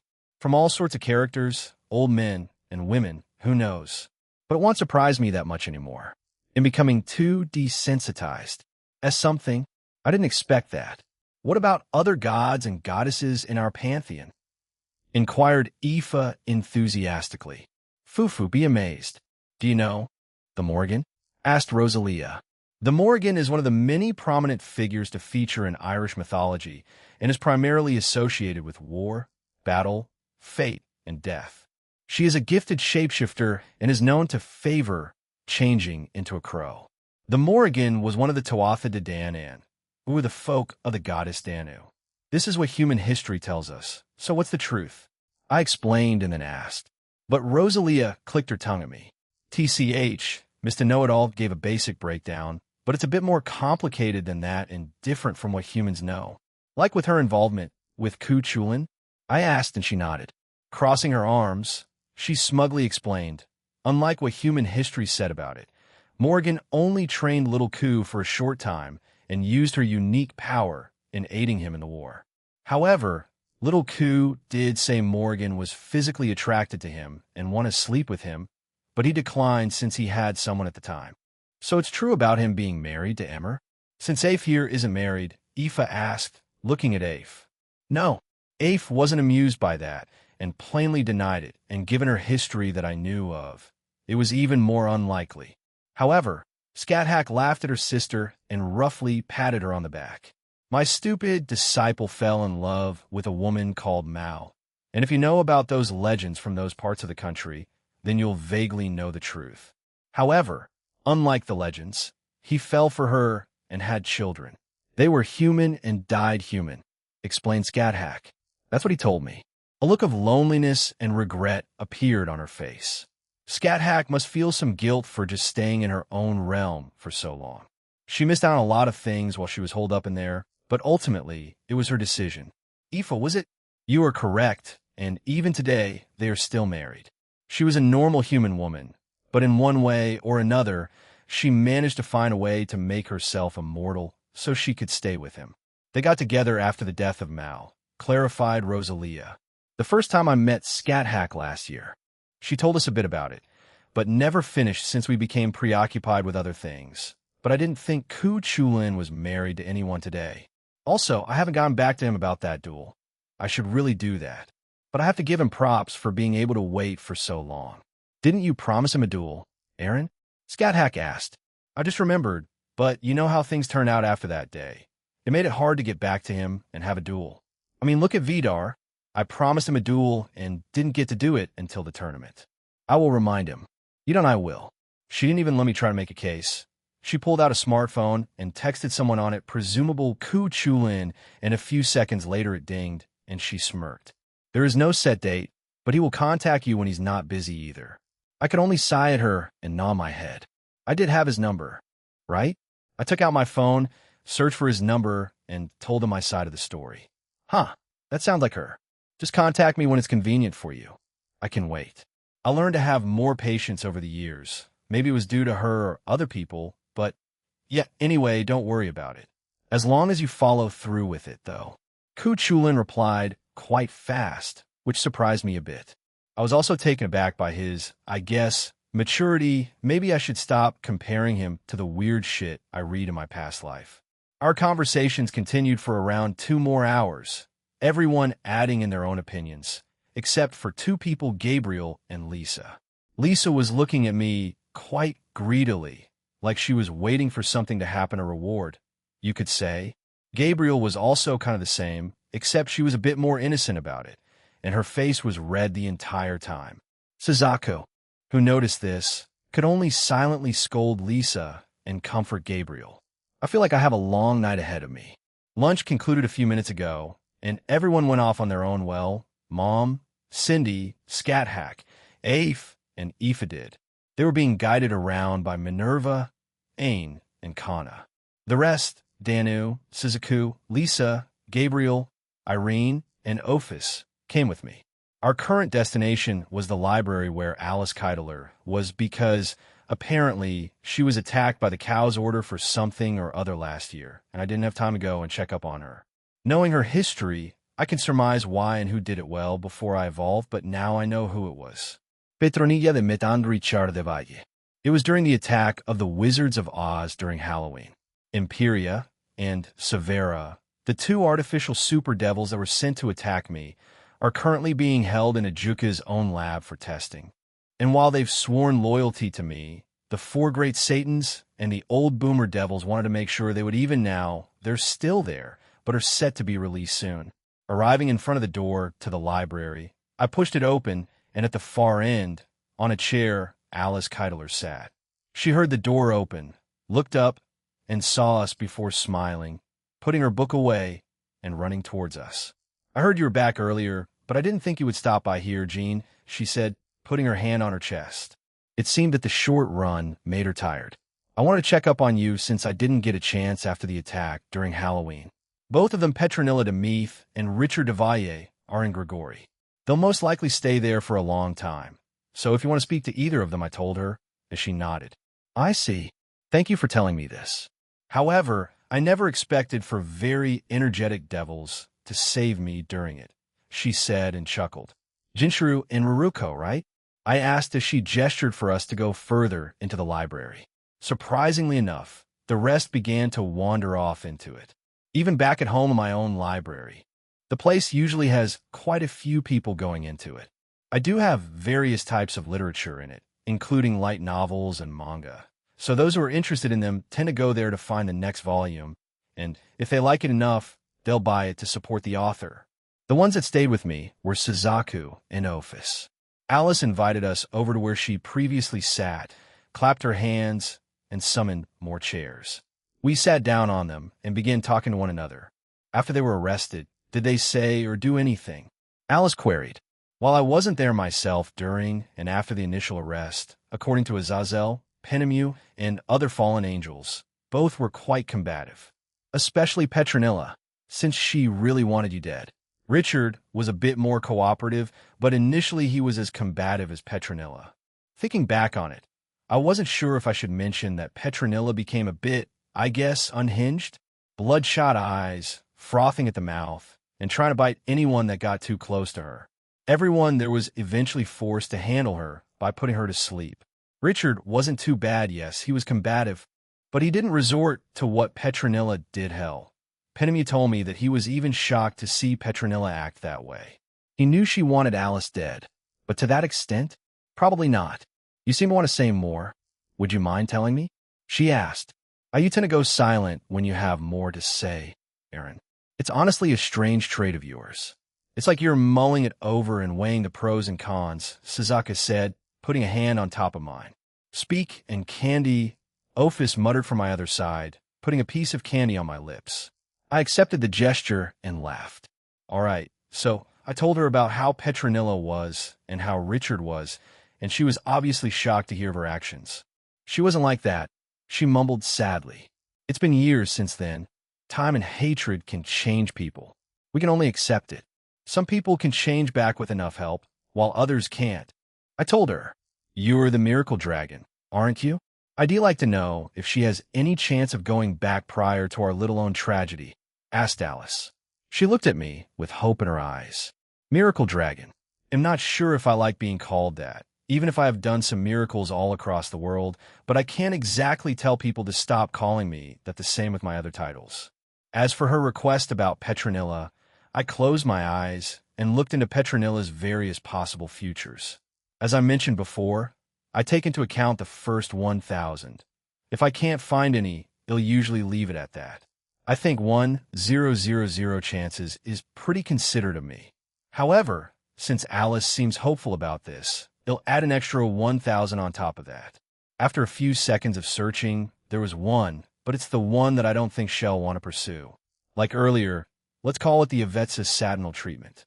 Changing her back to that time with slightly different memories. Out of the 2,000 possible futures that I looked through, she only became herself again in one. Really, but, I said in a louder voice, surprising everyone there. Rising my index finger up in front of myself, I looked at her seriously and added, it's done in a way you may not like, and this method of changing someone is only known by very few people. The ones in my group know this. Queen Halloween has a vague understanding of it, and if I tell you, you'll be part of it. So what will it be? Do you want to know and pursue it or leave it at that? Alice Keitler stared at me unblinkingly, then down at her book in her lap. For a minute straight, She didn't say anything. A few of the ones with me asked what happened, but I simply told them that I wanted to get my point across and have Alice take this decision seriously. I've only done this for a few people, and I don't want to use it so casually since I feel like I'm just creating a new person inside of a body. Even if they resemble them around 99 of the time. There's that one that Azazel has said that Avetsa felt strange. She had new hobbies, interests, and things she said in the past that she'd never do or get into. You could say that it's just them getting into new hobbies as they age and change, but who knows? It could or it couldn't be. I'm not sure if I could look into it, and their old versions are essentially gone. They can't be recovered naturally. I would literally need to find a near-identical timeline and just grab that soul and personality of Avetsa and slap it back onto the current Avetsa. Any attempt to try to make her old self would be just a new Avetsa that acts the old self, but will also develop their own unique interests that the true old self wouldn't develop. It's strange and convoluted, but I guess trying to make it simple would be like copy and paste to cut and paste. Or if I use an example from Kuroko no Basket, it would be like Kai's copy to Haizaki's pillage. Kai's copies his opponent's abilities perfectly and imitates them, while Haizaki copies their ability but changes their rhythm and pace to suit himself and disrupts the originals when they try to use it again. Just like how resurrection may work in my previous lives media. The person they brought back to life, are they the same person as when you killed them, or are they the same person from a different timeline, world, or universe with just that very small difference, aka a mole in a different place, or do things slightly differently? With my powers, I can avoid this by specifically targeting their soul or consciousness and bringing them back. Please tell me about it first so I can decide, she said, almost begging. I agreed and told her the process. At the end of it, I also swore her to secrecy, which she dazedly nodded her head to. Again, Alice fell silent, and we waited for her to talk to us again. With things like this, it's a moral dilemma. Azazel probably deals with it, but I don't know how the guy truly feels about it. He is known as the most sinister fallen angel, so him being able to hide his feelings about the topic is a given. Although I can always find out, he also knows that, but we have a silent agreement and respect that I want unless he tells me himself. May I think about it more? I think this type of decision may need more time, she requested while bowing her head. I should have clarified that you didn't need to tell me now, but yeah, you can take your time with that decision. Once you're done, you can contact me through this or use a communication magic circle. I told her, and I handed her a piece of paper with my number. The conversation between us and her was essentially finished with that since Alice seemed to be in deep thought about it. So we excused ourselves and said that would explore this library for a bit. She was fine with it and wished us well. Walking away, Lyodin, who was still in my arms, squirmed a bit and looked up at me. Why? He asked. Why what? I replied, looking at him. Office, Suzaku, and Shin, who was still in Suzaku's arms, looked at us. Why not do it? He asked again. I looked at Suzaku, who smiled bitterly at me. When I turned my attention to Office, she shrugged, which basically told me, you deal with it. Lyodin is basically a child who doesn't know any better how I explain this, and its complications may affect his future development. Staring at him for a few seconds, I decided on my course of action and slowly told him how and why. The moral dilemma of Alice regarding that topic, and how the mechanics of changing someone's personality will affect not just themselves, but also the ones around them, especially the ones who knew about their previous self. I also told him that it wasn't an easy choice. Stick with what is now and the person they've become, or change them into the perfect version of themselves by force, since it would be a lot more convenient for other people. In the end, Lyodin nodded his head, yawned, and said he would seriously think about my words before going to sleep. Turning to Suzaku as we walked up a certain staircase, I asked, did I do a good job at explaining it? She nodded her head while stroking Shin's head. I think you did a good job. If you use the same tone and reasoning with our children in the future, I don't see a problem with it.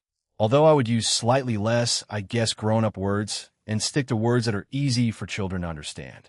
Lyodin is still a newborn, right? Yeah, but at the same time, he's a sacred gear too, and he's already mature, much like Jin did with Tobio when he entered his balance breaker for the first time. I told her. He did? Then he's like Shin, she muttered, staring at Lyoden. By the way, what will you name Lyoden? You'll announce him along with the new Longinus before the main tournament starts, right? Name, huh? I haven't thought of one, but I guess it'll need to do that once I show him to Azazel. And yeah, it'll unveil him to the rest of the supernatural, but at the same time, it'll be exposing him to it. So it'll be interesting to see how everyone else will react to the new Longinus Sacred Gears. We eventually arrived on the second floor of the library, where there were multiple rows of shelves with books. For some reason, we found that everyone that came with us had converged in a certain section of at the top right corner of the second floor, so we made our way there. Upon quickly arriving there, we saw all of them huddled in a corner, reading a book. The one with it on their hands was Lisa. Irene looked quite smug, while Danu and Gabriel were blushing. Gabriel looked like she was both horrified and curious about it, while Danu was blushing out of shame. Ophis was about to say something, but I stopped her. We quietly made our way to them, and I peeked at what they were reading. What I saw made me snort. Now it made sense why Lisa and Irene weren't affected by it, and the other two were reacting the way they were. It was an old book about sex, contraceptives, and the like. It was written in Old Irish, and thanks to the ability I gave them, they could understand it. I looked away and began laughing. I didn't think cows were that popular for men back then. Can you back this up, Danu? I asked. I immediately felt soft hands hitting me on the back. Glancing back, I saw that it was Danu red in the face. They were the strange human men, not the Godwell. If we take what Zeus did, stop. She cried and hugged me from behind. We're not all like that. And that's not what happened, I think. The fact that she said, I think, already makes me question a lot of things. Well, I'm just teasing her, and I know the truth, but still, I didn't think she'd react that way. It's still adorable, though. Aaron isn't that large, mumbled Gabriel. He can theoretically make himself any size, said Irene. Gabriel stared at her for a few seconds before enthusiastically agreeing with her. I'm Sully, but I'm not going to change my Barato size to 80 to 100 centimeters. I'd kill all of you if I tried shoving into any of you. Isn't that like a 40-inch thing at 100 centimeters? I was weirdly stressed out about this, and Sazaka noticed. You're thinking too hard about it. They're obviously jock, I am not. I can expand myself to accommodate, Irene boasted, leaving the rest of us speechless. Gabriel put a finger on the side of her lips and said, Aaron, can I no. Refined normal intimacy is the best. No giant creatures, okay? I shouted, panicking slightly. I don't want to turn my love life into that. No male parts and no animal parts. Why am I even thinking about that right now? This is weird. Okay, Gabriel agreed, thankfully. They'll make you agree to it someday, mumbled Irene. Not happening. I fear for my future, but after taking a peek at it, my worries were blown away. If I follow certain decisions I make after we left Queen Halloween's castle, we met up with everyone else in the center of the town. You're leaving already? Ain asked in disappointment. I rubbed her head and chuckled. You'll see us later tonight or tomorrow night. They'll bring some snacks from Ireland back as an apology. Then Ain started listing off various snacks and sweets she could think of, and I agreed to buy them just before we left back for home. After another round of goodbyes and leaving Scat Hack and Afe, I was about to teleport us away when Vita appeared out of nowhere and grabbed my wrist, confusing everyone. A moment, Jean? She asked, and I agreed while stopping our teleportation. This may come as a surprise, but I'd like to have a sparring match with Gasper Vladi in the future, she said, stunning us all. She leaned close to my ear and whispered the reason, and when she pulled away, I wasn't that shocked. You're not surprised? She asked. No, but I need to tell my junior this, since it's ultimately his decision if he wants to accept it or not. Whether he says yes or no, will you accept his answer? I asked back. She crossed her arms and chuckled. I may be carefree, but I want Force the little damper to fight me if he doesn't. But a lonely look dawned her face. I'd like it if he accepted. Let's say for a bit closer in my life, please? They'll relay the message to him when we get back home. They'll contact you as soon as I get the answer. Thank you. She bowed before walking away. It makes me wonder, is she hoping to speak to Baylor when she fights Gasper? Is that the closer she wants? If he doesn't remember her or her family at all, how will she react? As I had those sorts of thoughts swirling in my head, We left for our next destination, Tir Na Nog. A few hours passed after our arrival in Tir Na Nog. One thing led to another, and we were going to be staying here for the night. However, instead of staying at an inn, we were staying in Queen Mia's home, the castle. We still had a few hours before night and evening came. So, like before, everyone went their own way to explore. This time, however, all of us were in a single group, so I could keep an eye on all of them. Our current destination was the circular hill with the beams that were coming out of it. The times I've been here, I haven't gotten a chance to explore them since I had other reasons for being here. Today, however, I did not, so it was a good opportunity. I thought it was small at first, but I wish I could have taken the horses here. Oh, I want to explore those islands at night too. Aoife exclaimed, twirling around and jumping around as we climbed the stairs. We'll make time for it. Aoife, I told her, and she thanked me. The last island in this place had started flowering and was being used by everyone here. After I restored it and let Niamh and Oisin's souls rest in peace, that place had begun to become a hotspot for tourist activity. There were even more people here than before, especially some males. I guess because the alliance was growing, Queen Miah changed the rules here to fit the newer era and generation. After a bit of chatter, we eventually arrived at the top. There were 8 pillars that had blue gems on them that shot blue light into the center, where an even larger blue gem was. That larger gem was being powered up by the other 8, and its own pillar of light was even more powerful, brighter, and intense than the rest. Now that I took a closer look at it, it seemed to be the one shielding this entire realm. Perhaps even the reason for the realm being maintained and kept up. I'm glad you could join us, said Queen Miah. Miah, you're here? I thought you said you were busy? Aoife asked, waddling towards the realm's queen. Yes and no.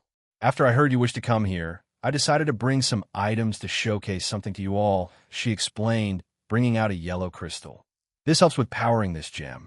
Usually it's blue, but if I add my own powers to it, and because I am the current queen, it will change. She brought out another blue gem and began to inject her own powers into it. The blue gem slowly flashed yellow before it began to rapidly blink in and out of blue in yellow before completely turning yellow. Miah let out a sigh before showing it to us. I'm not exactly sure how it works, but the text that the previous queens left told the future queens to do this every 5 years to maintain the barrier of our realm. How curious. Before I realized it, I had already approached Miah and taken a hold of the gem in her hand. I began comparing them and noticed something strange looking back in the past, and comparing Miah prior to her ascending as queen was interesting. When she became queen, some kind of new energy entered her body. The one responsible for it was Tir Na Nog itself, or, to be more precise, the enormous tree on the last island. The ceremony took place there too, and once the new queen was chosen, the tree would provide the new queen with that energy. Before that, Miah was just an ordinary woman who lived here. The energy she gained was then used to empower the crystals found in this realm, and they would feed them to the large gem in the middle to basically give it a new charge. You could say that they were just changing batteries for it. Miah mumbled. When I looked up, her face was red as she looked at me. Oh, I felt several hands grab my shoulder, waist, and cheeks. Curiosity got the better of me. Don't flirt with the queen, Aaron bad. Gabriel chided me. The rest agreed, but dropped it. Queen Miah awkwardly smiled at us before I let go of her hand. She explained the mechanics of it more before walking over to the large gem and opening a slot underneath it using magic. This can only be opened by me or another official like Aoife, whom you met on the ground floor earlier. Me Faception, Aoife said and nodded wisely. She had made a big deal about it earlier and even asked me if I thought of her when meeting the Aoife of this realm. I did, but I wasn't going to admit that in front of the other Aoife, who felt awkward as hell about it. After she inserted the blue gem into it, it immediately vanished and she closed it. After she closed it, the gem and area around it began to glow even brighter before a small pulse left it, sending a gust of wind our way. The light from the large gem had gotten even brighter than before, and the ones around it glowed slightly brighter too. Your visit was well-timed, as I needed to change it in a few days, but this should be fine since it has become quite dull, she said, turning back around. If you wish for a small tour of our realm again, I would love to be your personal guide. Mom and Aoife stared at her, enthralled by her smile and offer. They glanced at each other before nodding. Erin, dear, I approve, okay? Mom said, giving me a thumbs up. She hired a fellow Aoife. Am fine with it, said Aoife, also giving me a thumbs up. Only Mia was confused by their statements, but the rest understood, and in response, I light chopped them on the head. Would appreciate it, Mia, and thank you in advance, I told her. Fufu, it's fine, she replied before gesturing with her hand for us to follow her. Nighttime, for better or worse, and for some reason, Queen Mia only allowed one person to sleep with me in my room was some kind of strange rule the previous queens made.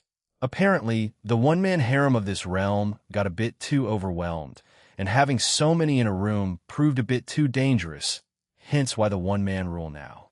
Well, it was 12 max before, but since the one-man harem rule was phased out, more than one man can come into this realm now, which makes sense.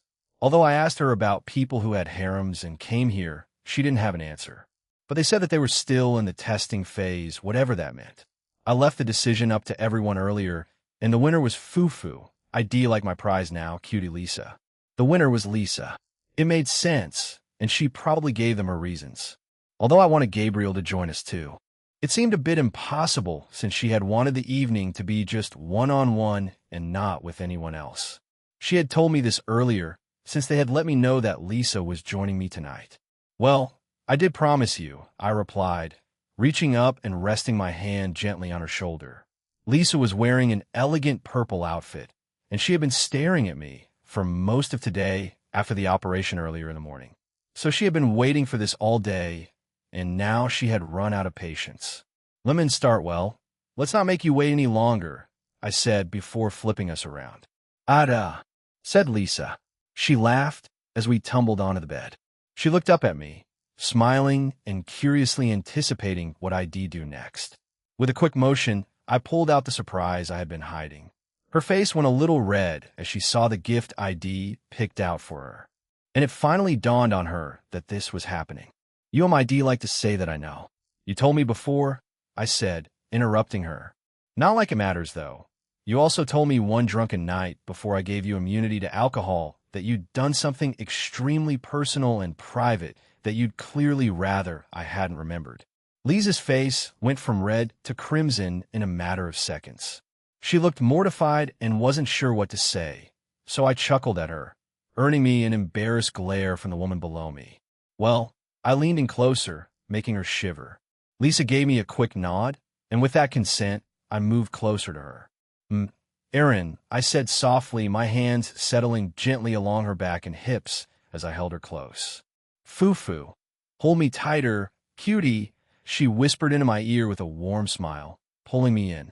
She drew me close, and in just a moment, we were wrapped together in a tender embrace. We were very close together in an intimate embrace. When I pulled back a little to look at Lisa's face, she seemed almost relieved and sighed joyfully. However, a mischievous smile appeared on her lips, and she pulled me closer, pressing against me and holding me close. Jim, Erin's here with me now, she whispered before kissing me on the lips. I broke our kiss, confusing her, and a look of worry flashed across her face. See, you could be honest with me, Lisa. You still here. Here, worries rising. I came onto you way too easily. How eager have you been all day? And also I leaned in and whispered into her ear, don't call me cutie. You know what to call me. Lisa's fears instantly washed away, and her body shivered again. She breathed quickly beside me and made soft sound from it. Wait now. She just ha. Akino-chan was right, you become a complete menace when you do it, she said before I pulled away and looked at her again. She grabbed my cheeks and said, I've been restless since this morning. I couldn't stop imagining this, and now it's finally happening earlier in the night. When I excused myself, I went to my room to calm down since I would have acted on my feelings before this happened. So please, before she finished her own sentence, Lisa started to move her own body and became very physical with me. She reacted quite strongly, but I had put a barrier around us beforehand, so it wasn't a big deal. This woman, I swear. Matching her pace, I began to move with as much energy as I could. It's energy. Hey, ah! Finally, keep going, she called out as our pace and rhythm began to sync together. After she said that, I gave one final push. Oh, and then in GH, double what was it she began to ask? I did it again, making her make a strange sound again. Wait, I don't think you'll ignoring her, please. I did it again. And then in NGH, Lisa's body trembled. She was completely overwhelmed by the sensation. After a few seconds, her body went limp. She put her left hand on her forehead and sighed.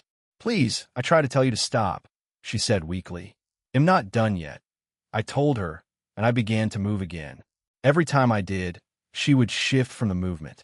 It was quite intense to see Lisa wasn't as big as Akino or Suzaku, but she was still quite large by normal standards. FHNNN, on new NNGGH. Yeah, please pay attention to me too, she cried out. Reaching over again, I started gently pressing on her shoulders. NNNGHH, press harder. I don't mind if you get a little rough, she said. I wasn't sure what she preferred since it was our first time together, but that was the impression I got from her. I went along with her request and started working on her shoulders firmly. Lisa was visibly emotional and gripped the fabric tightly. Oh yes, that's good. I like it like that. Please be firm.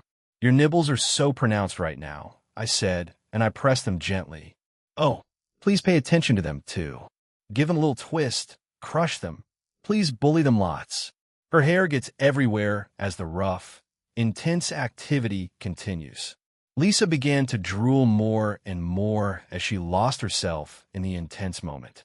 I stopped for a second, confusing her, but did the same thing earlier. I pulled back and moved forward more quickly and firmly. This action caused me to bump into her by accident.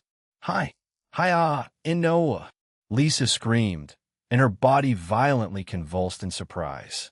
Her eyes had crossed while she let out that scream, and she had tightened even more than earlier. This was probably her most intense moment yet. I'd started doing this lately with the girls, and they liked it.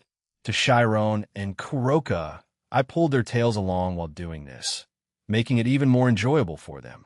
However, even after Lisa reached another peak, I hadn't reached mine yet, but I was quite close too since she was gripping me tightly. She suddenly cried out in surprise, overwhelmed by the intensity. NNGH. Vuvuvuvait kant. She cried. Lisa, however, moved her hips in sync with mine, even though she said no. And no, I'm gonna go crazy. PP please wait.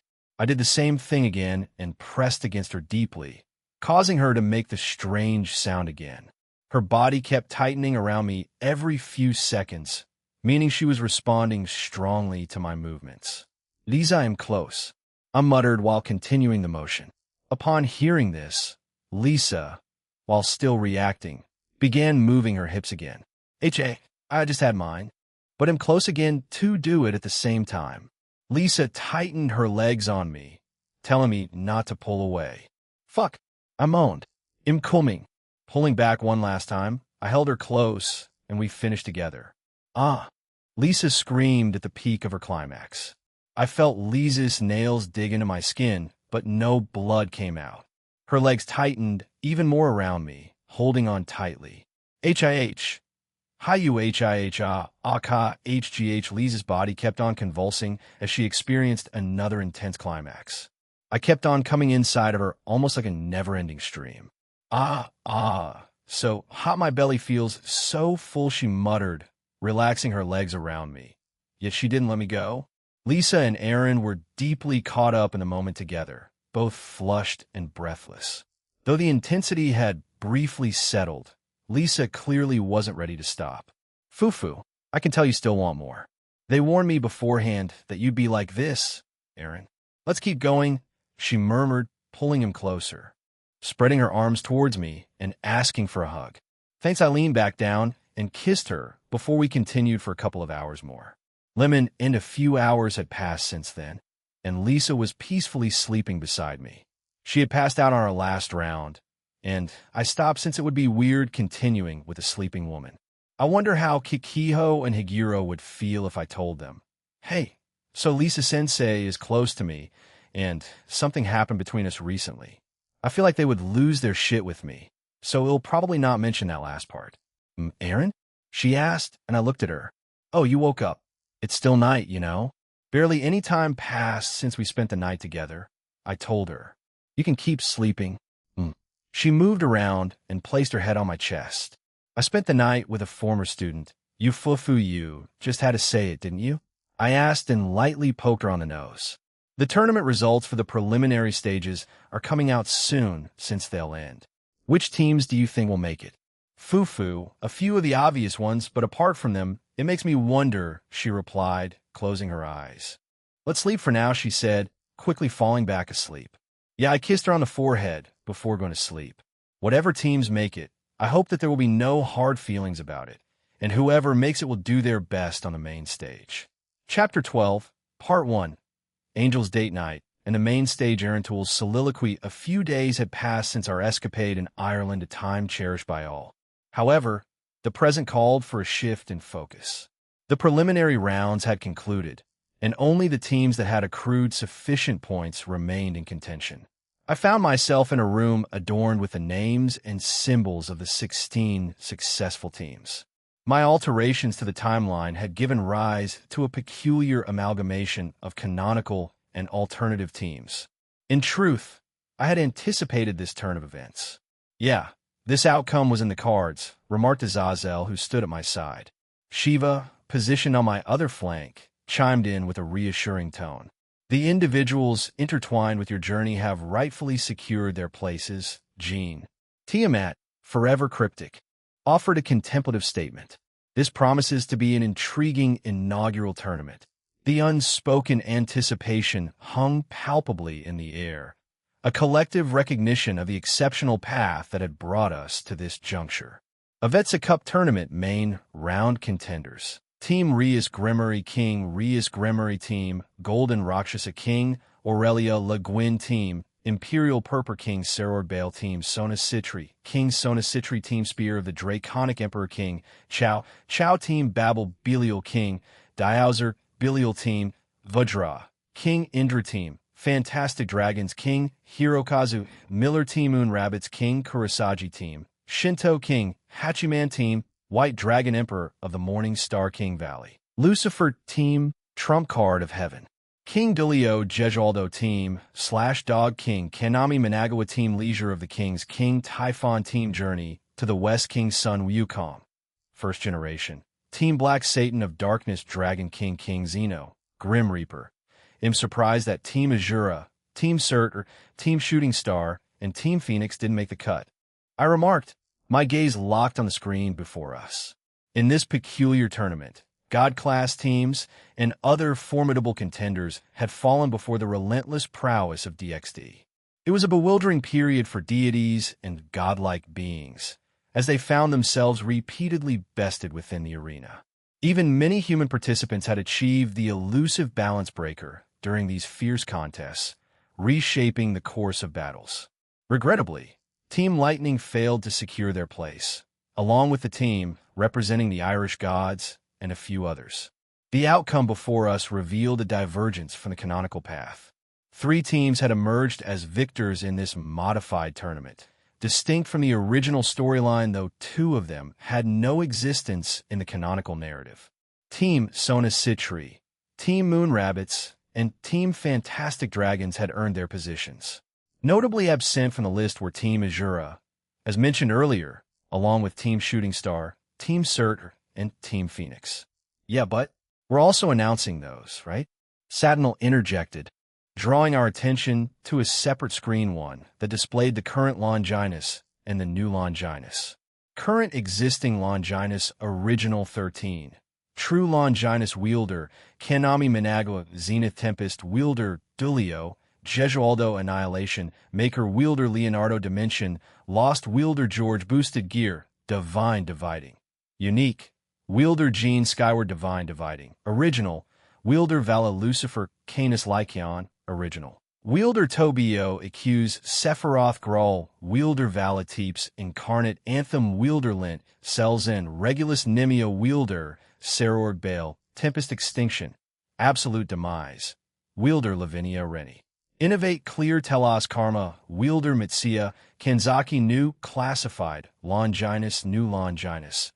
Aeon Bela Wielder Gasper Vladi Alfeka Tyrant Wielder Meredith Orton Unknown Dictator Wielder Magnus Rose Nereid Kyrie Wielder Ingvild Leviathan Star Buster Star Blaster Wielder Shooting Star Real Name Unknown Carnage Incarnate Grand Chariot Wielder Zenobia Corda Demon God Manifestation Demons Extract Wielder Yashina Lydia Vitalivna Linear Basiliki Wielder Hirokazu Miller Demon Armor Incursio Wielder Gene Skyward Abyssal Twilight Wielder Gene Skyward. Did you really fuse that adorable lion cub creature with the Abyss Extinction?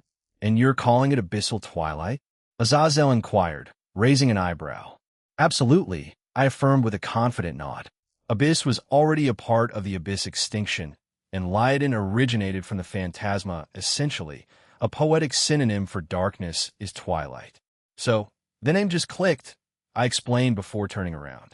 But let's not dwell on nomenclature. Anyway, it's time to kick off this announcement. With that, I took the lead, striding out of the room, followed by Azazel, Shiva, and a handful of others. The grand tournament's main stage was about to burst into action. Suzaku Haimajema's soliloquy seated comfortably within the VIP room, we bided our time, waiting for the grand spectacle of the main stage tournament's opening ceremony. The room was bathed in the glow of numerous cameras, both within its confines and scattered throughout the vast arena.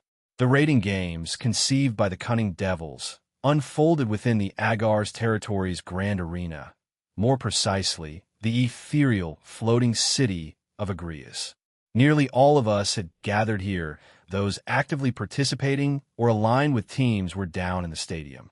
The sole exception being Lavinia, who accompanied Aaron as his queen, as he prepared to deliver a significant address, or in his own words, an audacious challenge to the supernatural realm. Royson and many others graced the room with their presence, though Royson herself wore an uncharacteristic air of worry. She sat beside Azathoth, with whom she had engaged in lengthy conversations over the past few days. Surprisingly, Velgrind was absent, as she had sought Greyfire's guidance to enhance her culinary skills, much to the surprise of many. Azathoth had intended to join Velgrind in her culinary quest, but Royson's relentless chatter had successfully coerced her into joining us. Out of the 16 teams present today, only 5 boasted the presence of deities among their ranks, a revelation that was sure to astonish many in the supernatural world, as today marked the announcement of the teams advancing to the main tournament. It's beginning, Rainier exclaimed. Her own team, Team Lightning, had not made the cut for the main tournament, but anyone in her team or any other excluded team had the option to join the remaining squads. Thus, Rainier herself could potentially become a part of Team Golden Rakshasa or another team of her choosing. The music commenced, and they chose this for the music? Hephaestus Sama gasped in dismay. The selected tune was none other than the Epee Dragon song. The audience's reactions ranged from astonishment to amusement, but it was unlikely that Aaron had any say in the matter. It was probably chosen by Seraphal and Surzex Lucifer. The 16 teams advancing to the main stage have been determined. Stay tuned for the results and another important announcement.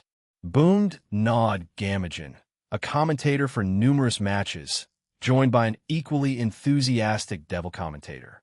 Did Aaron inform any of you about the teams that made it? Lisa inquired. Well, the Grimmery, Citri, and Slash Dog teams have certainly advanced, as they're not here with us. We can safely assume the same for the Chow Chow and Bale teams, Gondel Sand deduced. She had sufficiently recovered to rejoin our ranks, though her attempts to reconcile with her husband had been met with refusal. We remained unaware of the underlying reasons, much like Gondel and Rossweiss, but it was suspected that Aaron possessed the answers, as he was typically privy to such information. Consequently, for days ago, Gondel made the decision to relocate to our residence. Rossweiss had recommended the move, supported by other Valkyries from Aaron's household. Aaron himself had no objections, and with additional encouragement from us, especially the Mothers Association, she had comfortably resettled. In our midst, surrounded by our collective energy, she quickly regained her usual vivacity. Rossweiss, The Valkyries and the Mothers Association provided her with constant companionship, while everyone else did their utmost to accommodate her needs. After a brief 5-minute wait, Nod, the commentator, resumed speaking. We kick off with the first team to secure a spot in the main stage without a single defeat. They're the tournament favorites, and many believe they could emerge victorious. Led by the formidable Aurelia Le Guin, supported by an intriguing ensemble. Give it up for Team Golden Rakshasa. Aurelia and her team strode forward, sporting matching uniforms unlike their preliminary attire. Clad in blue blazers, white pants, capes, and their personalized footwear, they exuded an undeniable air of unity and purpose. After Nodsan's announcement, the stadium erupted in resounding cheers. Her team's formidable reputation had cast a shadow over many other participants in the tournament, including those hailing from DXD and the ranks of God-class teams. With each bewildering twist in the competition, the attainment of balance breakers, the awakening of newfound innate powers, the reawakening of dormant sacred gears, or even the occasional shock upset, certain teams began to bow out. This phenomenon extended beyond conventional teams. Even those featuring deities began to withdraw, either due to an aversion to the impending challenges or apprehension toward the astonishing might displayed by their peers. Although most competitors were merely playing the game, the showcase of powers was enough to unnerve them, earning the tournament the moniker of a power display. The next team hails from the underworld, renowned as the first group ever trained by the enigmatic middleman and a vital component of Team DXD, recognized for thwarting terrorist threats. Led by the Gremory clan's princess and heir, let's welcome Team Rias Gremory to the stage. Rias and her team had come a long way since the previous year. Their newfound ability to take on God-class beings with ease left many bewildered and, at times, intimidated. However, as the word spread about their mysterious trainer, understanding began to dawn on some, shedding light on the sudden surge in their powers.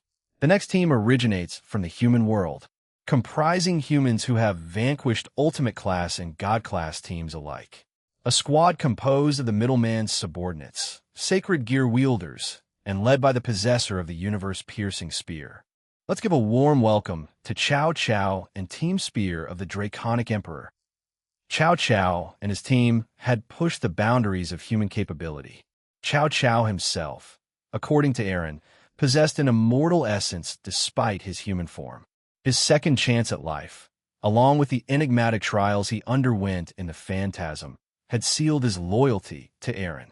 The rest of the team followed suit after the inauguration of Aaron's shop, becoming his trusted subordinates.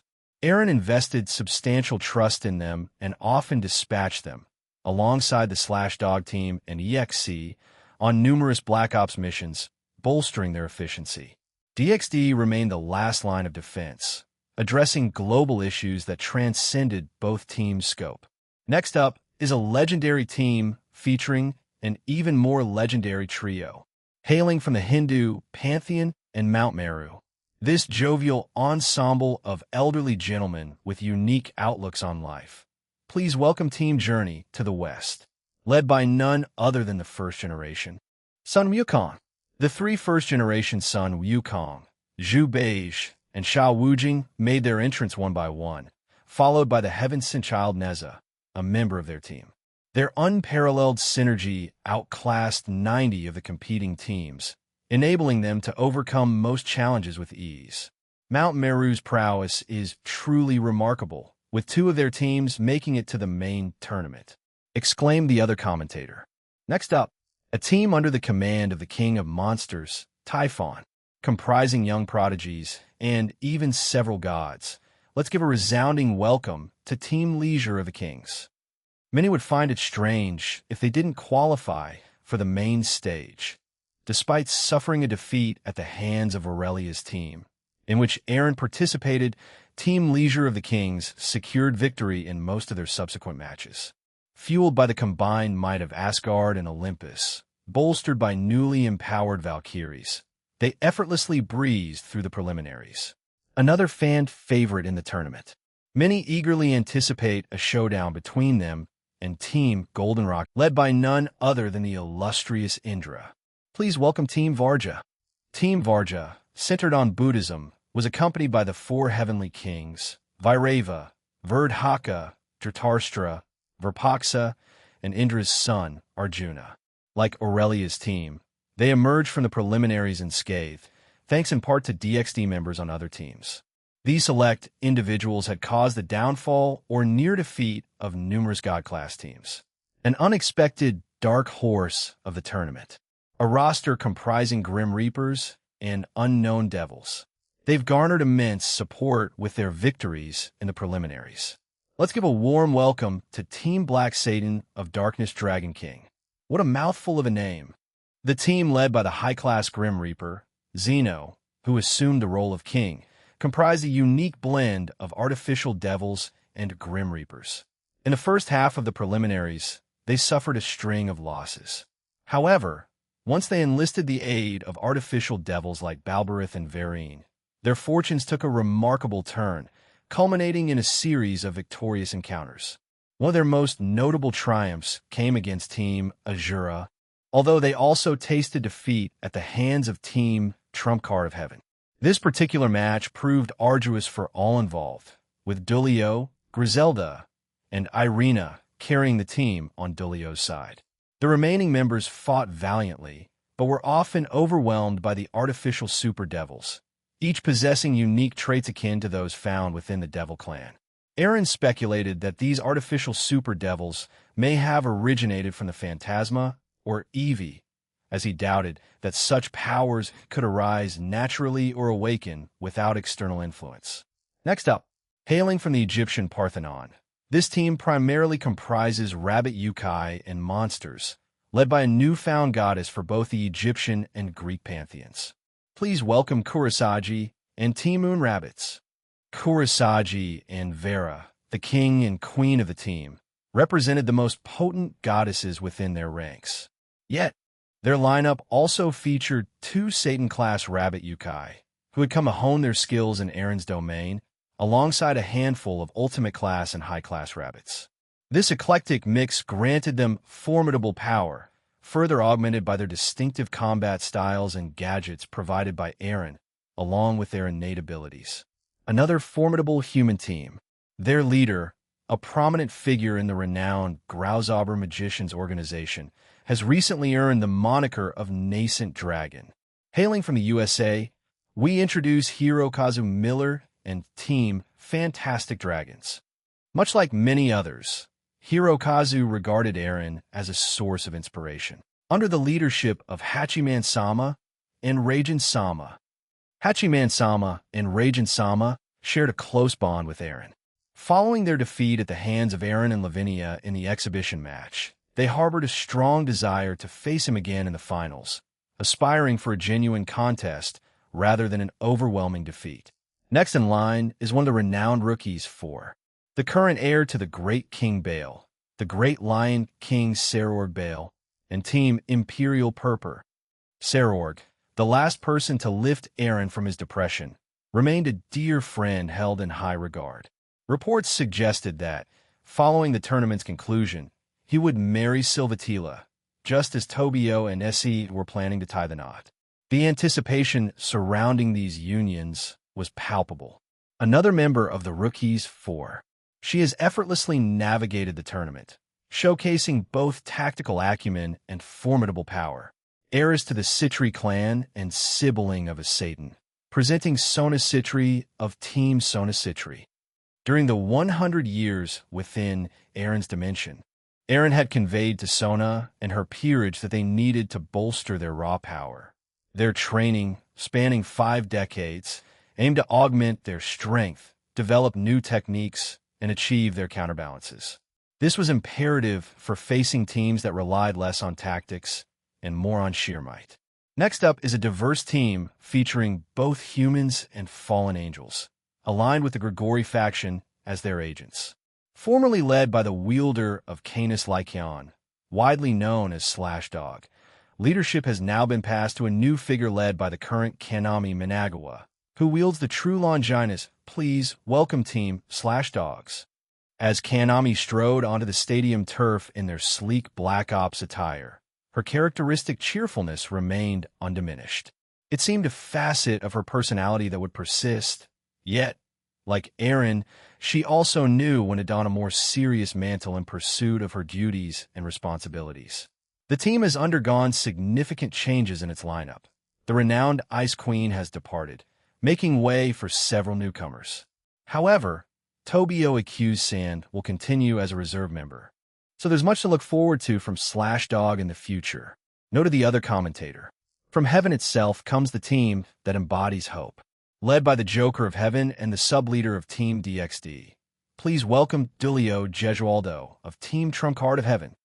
Their supervisor is none other than Rudiger Rosenkreutzer, also known as the Upsetting Sorcerer. Dulio Sand's team has achieved numerous victories, but suffered an unexpected loss, albeit against a relatively weaker opponent. This incident had sparked significant discussion at the time, but most have since moved beyond it. Next up, a man renowned solely for his prowess in this game. A role model for many devils, believed by many to be the devil who will go the furthest in the tournament and expose corruption within the game. It's Diehauser Belial and Team Babel Belial. The thunderous roar and cheers that accompanied Diehauser's entrance were unfathomable. He had garnered a massive fan base in the underworld, which had only grown as people watched his tournament matches. Even as we watched, the genuine smile on his face as he battled opponents from all walks of life left an indelible impression. That man truly cherished the games, and as many had predicted, the champion staged a magnificent comeback, vanquishing team after team, including some God-class opponents. This only served to strengthen the belief that he was invincible among devils. Last, but not least, the final team to secure a spot in the tournament. A former terrorist, one of the Heavenly Dragons, a descendant of the Lucifer bloodline, and the adopted brother of our beloved middleman, it's Vala Lucifer and Team White Dragon Emperor of the Morning Star. They participated in the most matches during the preliminaries, achieving one draw and winning the rest. An impressive feat. Once all the introductions concluded, the elevated stage in the air took the spotlight. A magic circle appeared, and several individuals teleported in.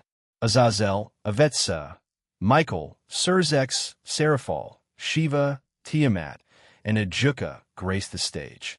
While there were more tournament organizers, many preferred to stay out of the spotlight and away from cameras. Speaking of spotlights, it was incredible to witness Eren's transformation from someone who vehemently shunned it to becoming a worldwide sensation. One couldn't help but wonder how his past self would react if informed of his current status. Azazel approached the microphone, his finger in his ear. Avetsa playfully smacked the back of his head, eliciting laughter from the audience. I'd like to extend my gratitude to everyone who's joined us here today. Thanks to Gene, there will be complimentary food and drinks available at various stadium entrances. He prepared them himself, so enjoy, Azazel announced. The main stage is finally underway, and we expect all of you to make it an electrifying event. However, we have one more announcement to share. It pertains to a new classification for sacred gears, which we've dubbed New Longinus. These sacred gears possess power on par with the original 13, Azazel declared. So far, we've identified 10 sacred gears worthy of this new classification, with Eren owning 2 of them, he continued. The announcement stirred murmurs and gasps from the crowd, piquing their curiosity. Are there not a few more sacred gears that could qualify for this classification? Penemu asked. Indeed, there are, Latia replied. But according to Eren, they have yet to reach the level of these 10.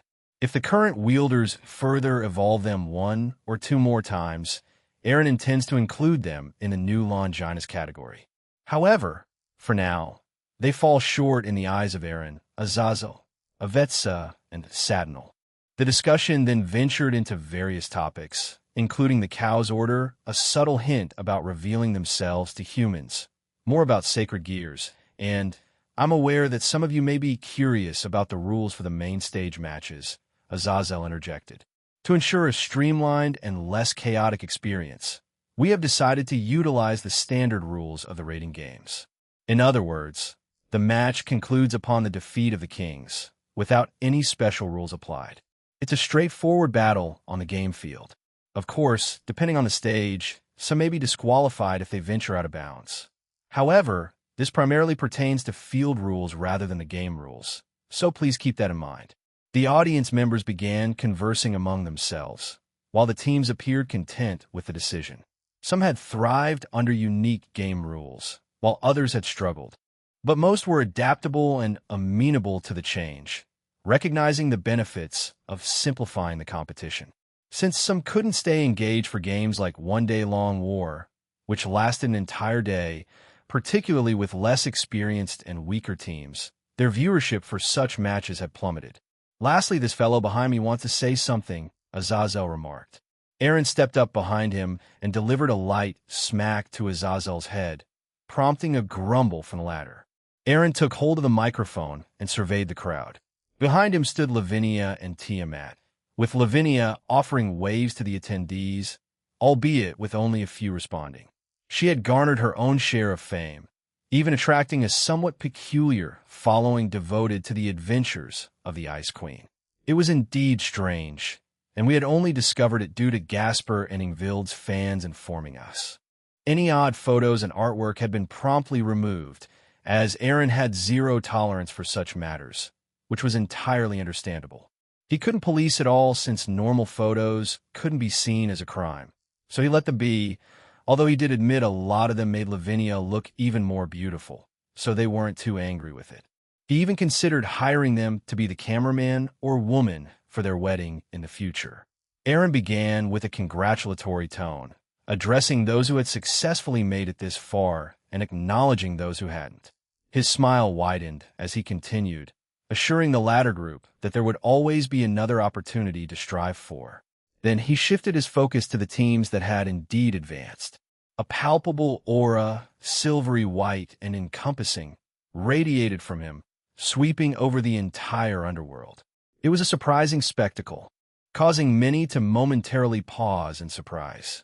However, it wasn't an aggressive or threatening aura.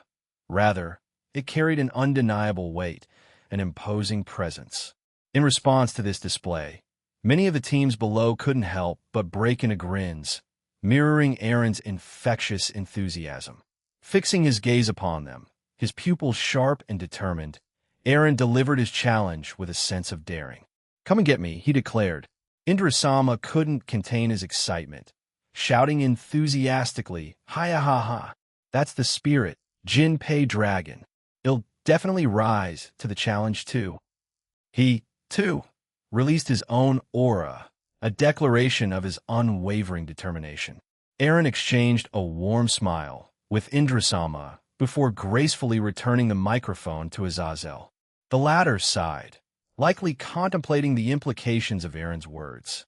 Amidst the mixed reactions, I found myself sighing, unable to fully share the prevailing enthusiasm. It appeared, however, that most others were fully on board with the challenge, none more so than Royson. She seemed to be utterly besotted with Aaron, almost like a doting mother. Aaron Toole's soliloquy, several hours had passed since the announcement, and we were now in the midst of planning the broadcast of the group matchups and the fighters.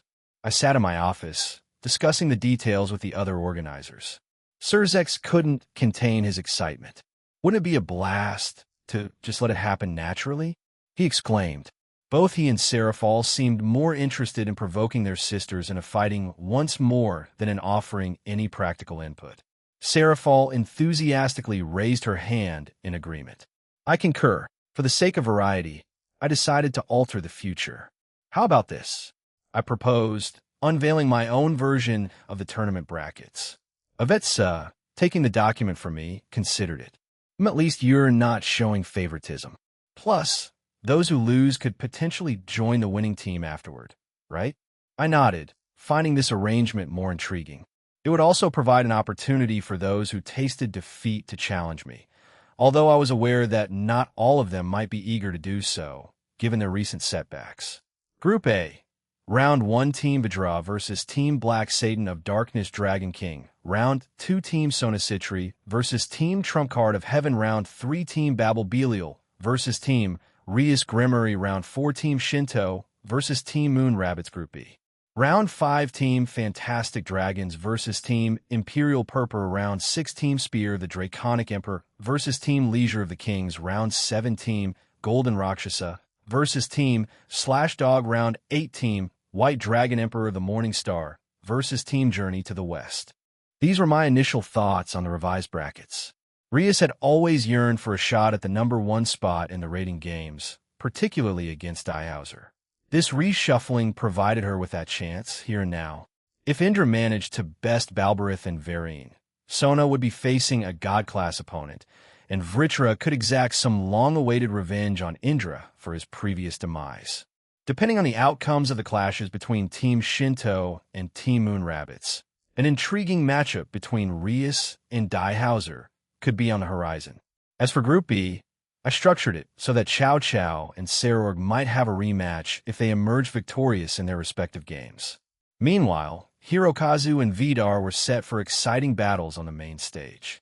However, I had my doubts about Kanema's team, even with the assistance of Murum, unless they pulled off a miracle. Entering the main stage, Aurelia would likely take things more seriously, even if she had plans to intentionally lose at a certain point to someone else. Those plans might be disrupted by the bracket changes.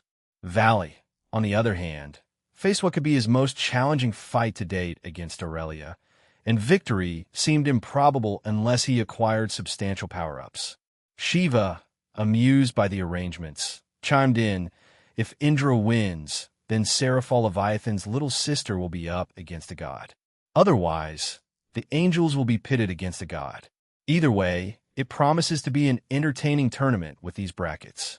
You've also provided some teams with the opportunity for a rematch if they secure victories." Azazel added, "Yeah. Many are still eager to see a rematch between Sarorg and Chow Chow, especially since their previous game was cut short due to the type of match. In a standard rating game, it's anyone's guess who would come out on top. Those two may have grown even stronger since then." As they continued discussing the tournament, I found myself lost in thought, pondering which matchups to finalize when I should have voice interrupted my contemplation from beyond the door. It was Reiko. "Jean, Velgrind, and Azathoth are looking for you in the kitchen. If you have the time, please come downstairs." I hesitated for a moment, but Azazel encouraged me. "Go ahead. We came here to discuss the tournament, and it seems like we're mostly in agreement with your ideas. We'll stay a bit longer." Sir Zex, in his playful manner, chimed in with a thumbs up. "That's right, Jean-kun. It appears your ladies need you." He struck a goofy pose, sticking out his tongue, and acted like a child, a behavior Astri would likely not tolerate if she were present. The others shared similar sentiments, except for Seraphal, who wanted to join but was overruled by the rest. I nodded and replied, "They'll send Graphia up with some food and beverages then." "Thanks," before leaving the room with Reiko.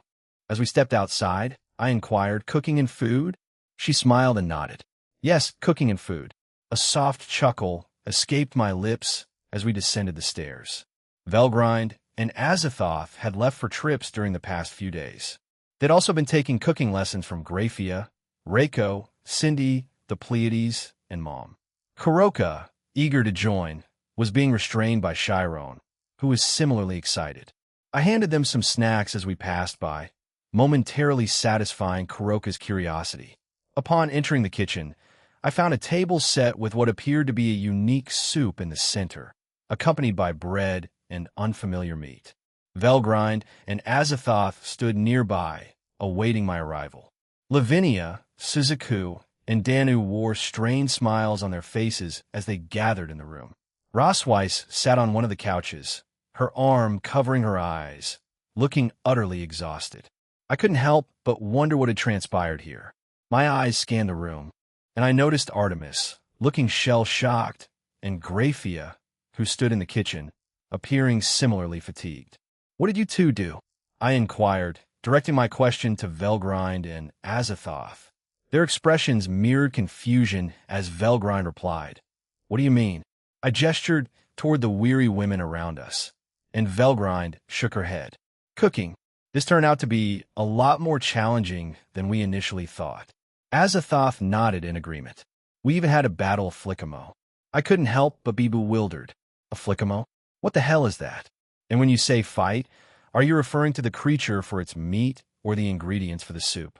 Azathoth stared at me and conjured a magical image that showed her and Velgrind fighting some kind of bear-like monster in a bizarre, mostly purple and yellow world. In the background, there were strange meat trees, and a voice continually uttered, "Move over," for reasons unknown. I couldn't help but gawk. What kind of world or universe was that? It seemed like something straight out of Rick and Morty. Azathoth clarified, a Flickamo is a bear from another universe. However, their blood is made of honey, and they are sexless. If you soak in honey from this world, as well as its honey blood for a full day, it becomes quite delicious. If you cook a certain way and eat it with that soup, then it will taste good. Her assertion of it tasting good left me skeptical. I glanced around at the others, who avoided eye contact, and I began to suspect that good might be subjective. I nodded wordlessly and took a seat. All eyes were on me as they eagerly awaited my reaction. I picked up a fork and knife, sliced a piece of the Flickamo meat, dipped it in the honey blood sauce thing, and cautiously placed it in my mouth. Following Azathoth's instructions, I also sampled some of the soup with the meat. A bizarre, otherworldly taste flooded my palate. The meat itself was surprisingly tender, but the soup was a strange combination of lentil soup with hints of honey, blood, and a peculiar aftertaste that resembled a wet cloth wiped with unpleasant substances. In essence, it was a culinary disaster, but I managed to swallow it and quickly reached for a glass of water placed beside me. Reiko smiled at me after I took a sip. It appeared she was the one who prepared it for me. So? Velgrind asked anxiously, while Azathoth also looked expectant. I debated how to approach this delicate situation. Should I be honest and risk hurting their feelings? Or should I fabricate a compliment? Or perhaps there was a middle ground. Lie. Tell the truth. Vomit. You know how there are multiple ways to cook something, and each method can yield a different taste? For this Flickamo, I believe it needs to be cooked in a special way. Any other approach will make it taste off. Give me a second. Locating the appropriate cooking method and practices from the world where Flickamo originated wasn't difficult for me. After a few seconds of research, I discovered the ideal method. They were correct about the honey blood soak, but the best way to serve this creature was to grill or smoke it, paired with ice-cold tea. I shared this newfound information with them, and both Velgrind and Azathoth took notes. However, Kanema's sudden outburst caught us off guard. You mean you made us eat vomit and shit because you cooked it wrong? Kanema's voice echoed in the room as she stood by the entrance, her head poking in. I've been puking in the bathroom, no. Seriously, how can you eat that? She pointed at me in disbelief. A bright, radiant ring materialized behind me, and with an air of feigned enlightenment, I placed my hands together in a prayer-like gesture. It's the power of true love, I declared, stifling my own laughter at the absurdity of it. The room fell into an uneasy silence, struggling to grasp the bizarre statement I had just uttered. Kanema's complexion turned as pale as it had been earlier, and she abruptly fled the scene, accompanied by gagging sounds. So it was that bad, huh? Velgrind inquired, sounding somewhat disappointed. Just to clarify, did either of you actually taste it? I probed. And no, Velgrind admitted, and I turned to Azathoth, who also shook her head. Well, no wonder they were unaware of the taste. Typically, when experimenting with new dishes, you serve as your own guinea pig. In my culinary journey, I had tasted every disastrous concoction I created until I became proficient. That's when I started sharing my food with others after ensuring it didn't taste like, well, garbage. Next time, make sure you try it yourselves so, I trailed off. Azathoth nodded, looking somewhat awkward in the midst of the awkwardness that permeated the room. I could only assume that the others had been asked to taste it, but struggled to find the right words.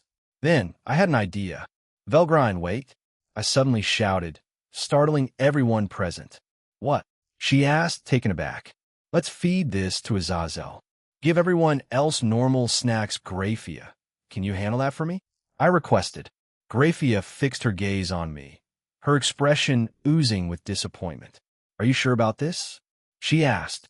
Yes, it's a rare occurrence every now and then is fine, right? I replied, a sly smirk tugging at my lips. She sighed in response and accepted the plate from Velgrind, who played along with the plan. I instructed Graphia to tell Azazel that this dish had been specially prepared for him while serving the others regular snacks. She reluctantly agreed and proceeded upstairs with the food, leaving us to await the impending drama. Satisfied with my little scheme, I joined the others in the kitchen, where we stood around in anticipation. However, I soon felt two pairs of hands pinching my cheeks, and I turned to find Suzuku and Danu delivering disapproving stares. A bit of fun every now and then isn't bad, right? I quipped, grinning mischievously. They responded with disapproving silence. Ugh. Aaron, please, give me some kind of cure for this. My stomach feels horrible, Kanami moaned as she re-entered the room, quickly hugging me and shedding tears of distress. I glanced at Velgrind with a look of horror, while Azathoth simply stared at the crying Kanami. Poor thing, I muttered, patting her head and alleviating her discomfort. Kanami swiftly turned around and flashed a grin toward someone at the entrance, her younger sister, Natsum, who appeared thoroughly annoyed. Seize Jin. Azazel's thunderous voice resonated throughout my home, causing the very foundations to quiver. The man himself burst into the dining room, his piercing glare fixed on me. What the hell did you feed me? Shit, he demanded, clearly irate. I vomited that crap as soon as I tasted it. Arching an eyebrow, I feigned ignorance. I haven't even cooked anything yet. All I did was ask Graphia to distribute the snacks to everyone upstairs, and I thought you might enjoy it based on the appearance. Then who made it? He demanded, his tone suddenly shifting. I turned my gaze to a frowning Velgrind and an apathetic Azathoth. Azazel's demeanor quickly changed, and he took a step back. Tise made it? Yes. Azathoth and I collaborated on it. Governor of the Fallen Angels, Velgrind informed him, directing her dragon spirit hockey towards him, effectively freezing Azazel in place. Azazel couldn't move, let alone speak, in response to her question. I approached Velgrind and gently patted her head. Continuing might actually kill him. So, could you stop? I requested. I'd prefer not to deal with Azazel's exploded body in my house, either. Velgrind regarded me with a thoughtful look before huffing and canceling her skill. Azazel slumped to the floor and let out a sigh of relief. Damn, I thought I was a goner. True dragons are way too much for me. He muttered. Work on your cooking. You have the best chef in the world as your husband. For crying out loud. He'll send you better food as an apology. I called after him. You better, you damn brat. Azazel shouted back before hastily departing the room. Time passed, and night had fallen. Azazel and the others were set to announce the tournament brackets for the main stage, allowing all the participating teams to learn when they would face their opponents. This would enable them to plan their rest, training, and other activities accordingly. I had informed everyone in my household about this, and we were now gathered in the living room, eagerly watching the supernatural news on TV. Up next is the tournament bracket for the main stage tournament. Everyone has been excitedly waiting for this, and we will now see it for the first time. The news reporter exclaimed, capturing our attention. The screen displayed the teams that would be pitted against each other, sparking various reactions in the room. However, the most profound reaction came from Rias and her team, who stared at the screen in disbelief. We're facing off against the champion?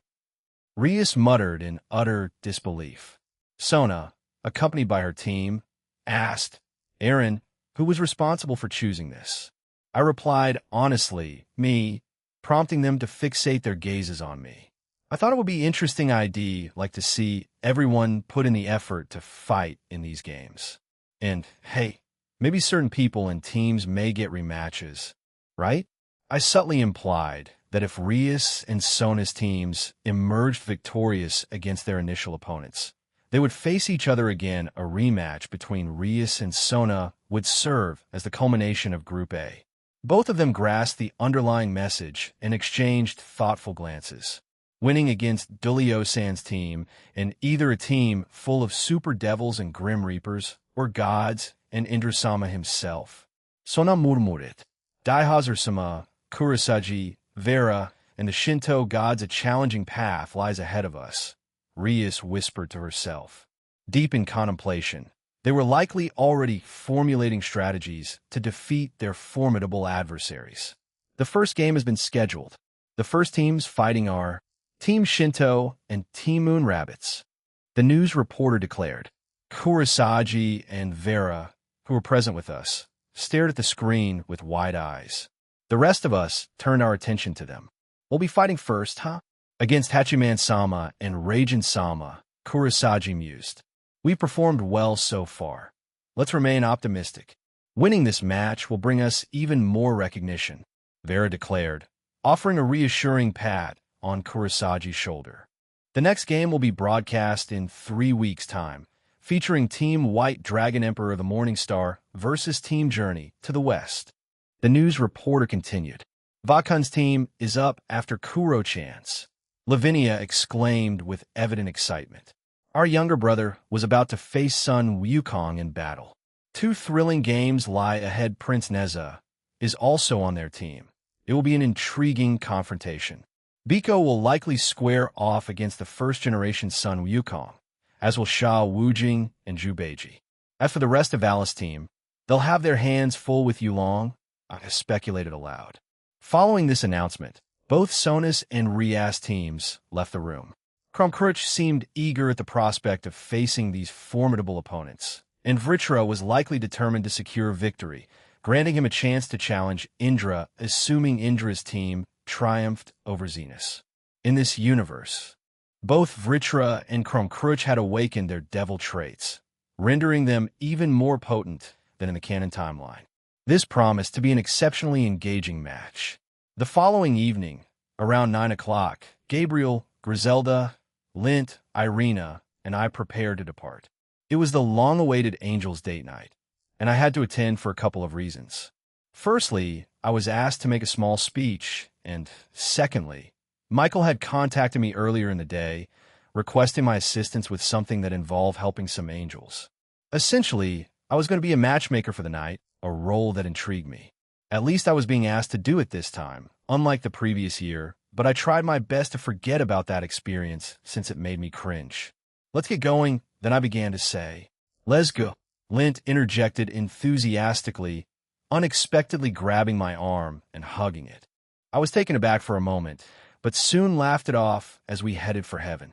We arrived in 6 Heaven, and just outside of Big GS office, I could sense the presence of the other seraphs, including the 10 seraphs, Altaria, and Layla. Pushing the doors open, we entered the room, and they turned to look at us. Joe, so when's it starting? I asked casually. In 10 minutes, the event is going to be held in First Heaven, so we'll make our way down there soon, but may I ask you to wear something else, Gene? Michael asked, his expression troubled. I blinked in confusion and glanced down at my outfit, which was my usual attire, my middleman clothes, as I like to call them. Michael had even given me the green light to wear them a few days ago, so I wondered what had changed. Not waiting for an explanation, I tapped my shoulder, instantly changing into a pure white 3-piece suit with a blue tie. I ran a hand through my silver hair, slicking it back, and inspected myself. Will this do then? I inquired. They were taken aback by my swift transformation, but Michael nodded appreciatively. Yes, that will do. Thank you. If you're wondering why, I interrupted him, saying, nah, it's fine. Probably something to do with angel attire or something, right? I then looked back at the angels who had accompanied me. They all wore dresses in various shades of white, silver, gray, blue, or gold. Most of them were in white, with Lint being the exception in her gray dress. She gave me a thumbs up. Gabriel, on the other hand, approached me and clung to my arm. She had been incredibly clingy and spoiled all day, which had led to a few clashes with Lavinia, although they usually got along. Yes. Shall we get going then? Michael suggested, gesturing toward the door. Ah. Can everyone else go ahead? I'd like to speak with Jean-sama, Altaria requested. The rest of the group agreed, but Gabriel insisted on staying, which seemed to leave Griselda with something on her mind. However, she eventually left with the others. As I began to ask Altaria why she wanted me to stay, she grabbed my tie and started fixing it, even though I had already ensured it was fine. Aaron Sama, Layla cooed, hugging me from behind. I wish I could visit you more often. Among my Electa, these two were the ones I saw the least as they resided in heaven. Besides accompanying Griselda, Gabriel, and Irina on their occasional visits, or meeting Michael for certain matters, I didn't ascend to heaven very often. In fact, I interacted more frequently with my guardians and guardians of balance. It might have been due to the allure of heaven itself. As someone who had grown up hearing numerous stories about it, finally being allowed entry, especially on my first visit, felt surreal. Should I bring Big G back to life again and make him rule? I joked. Father mentioned during Christmas that the world is functioning well without him, including the supernatural realm, so it would be pointless, Gabriel replied, conveying her father's words. However, the somber tone in her voice suggested her own dissatisfaction with his decision. This sentiment was shared by the seraphs and fallen angels present during that discussion, though they ultimately had to accept his choice. Like other gods, he had the option to return if he wished, as he still had many believers. He can always come back if he wants. He believes I'm here to fulfill his role, which can be a bit annoying, but he's not entirely wrong, I remarked. I don't mind the work. It's quite fulfilling, but it does get lonely at times. Although Layla, Gabriel, Irina, Griselda, Lint, Jessica Marana, Dulio, Diethelm, Uriel, Raphael, and Michael visit me often, some of them only do it when there's an issue to be resolved. I suppose only the first 8 come to chat, while the rest do so out of obligation, Altaria explained with a sigh. She had finished adjusting my tie and stepped back, but I caught her wrist, preventing her from leaving. Reaching over, I cupped Altaria's cheek and said, "You can always visit my home, you know? I mentioned this before, but if any of my Electa need a day off, they're more than welcome to ask me. I can send a shadow soldier, or even an avatar or clone to cover for them." Altaria's face turned bright red, but before she could respond, I was pulled away by both Layla and Gabriel, who looked quite jealous. I chuckled at their reactions and patted their heads. "Anyway, let's go join everyone."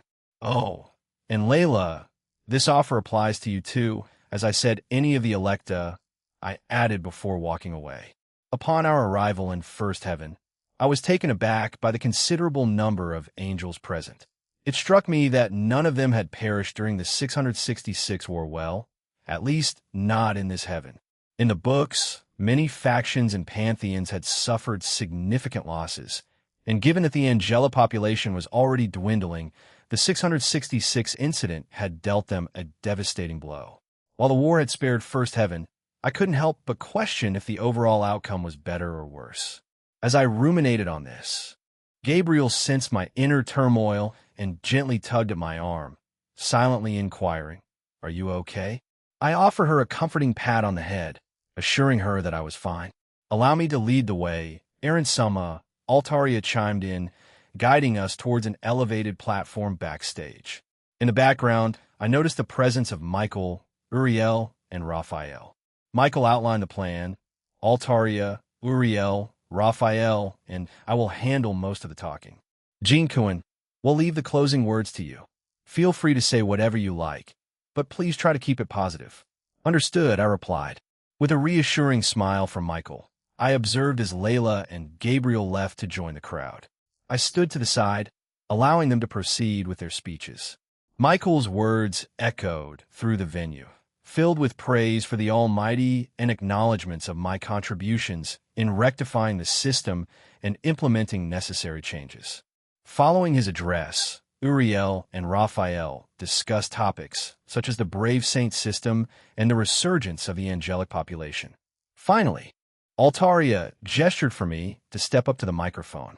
As I faced the audience, I couldn't help but notice the swelling crowd of angels, some of whom were already forming families, and even a few humans among them. Those who had accompanied me waved enthusiastically, and I reciprocated with a warm smile. "Hello, I'm Jean, As you already know, I began gesturing behind me as I activated a magic circle that played a recorded message.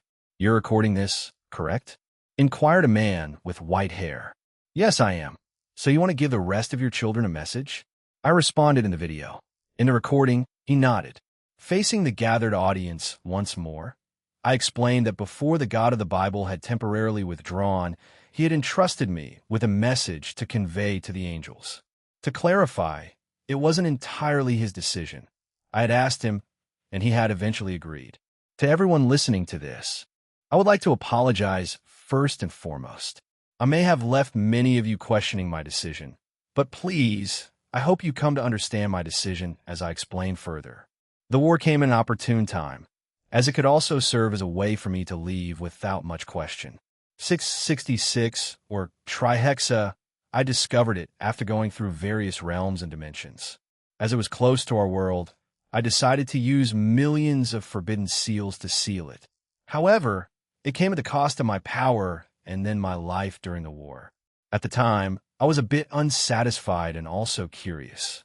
I still love all of you as well as the humans I created, but they were going a certain way that I was unsure of, so I decided to see how everything would play out without me, but I couldn't simply disappear.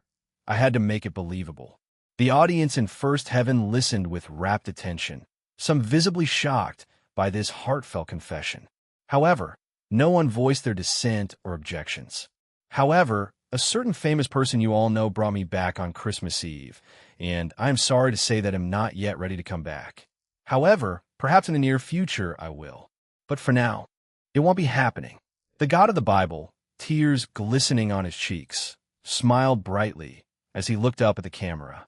Perhaps I was too pessimistic, and as a God I should be, but I am proud of all my children. Michael, thank you for carrying that burden after I passed. To the other great seraphs too, you've done a good job at keeping everything running in my absence. I would like to thank everyone else too.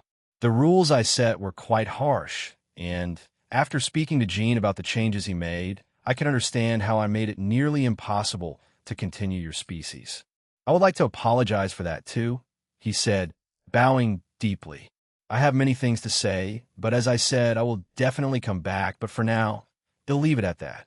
I also support Gene's and the other leaders' plan on revealing ourselves to the supernatural.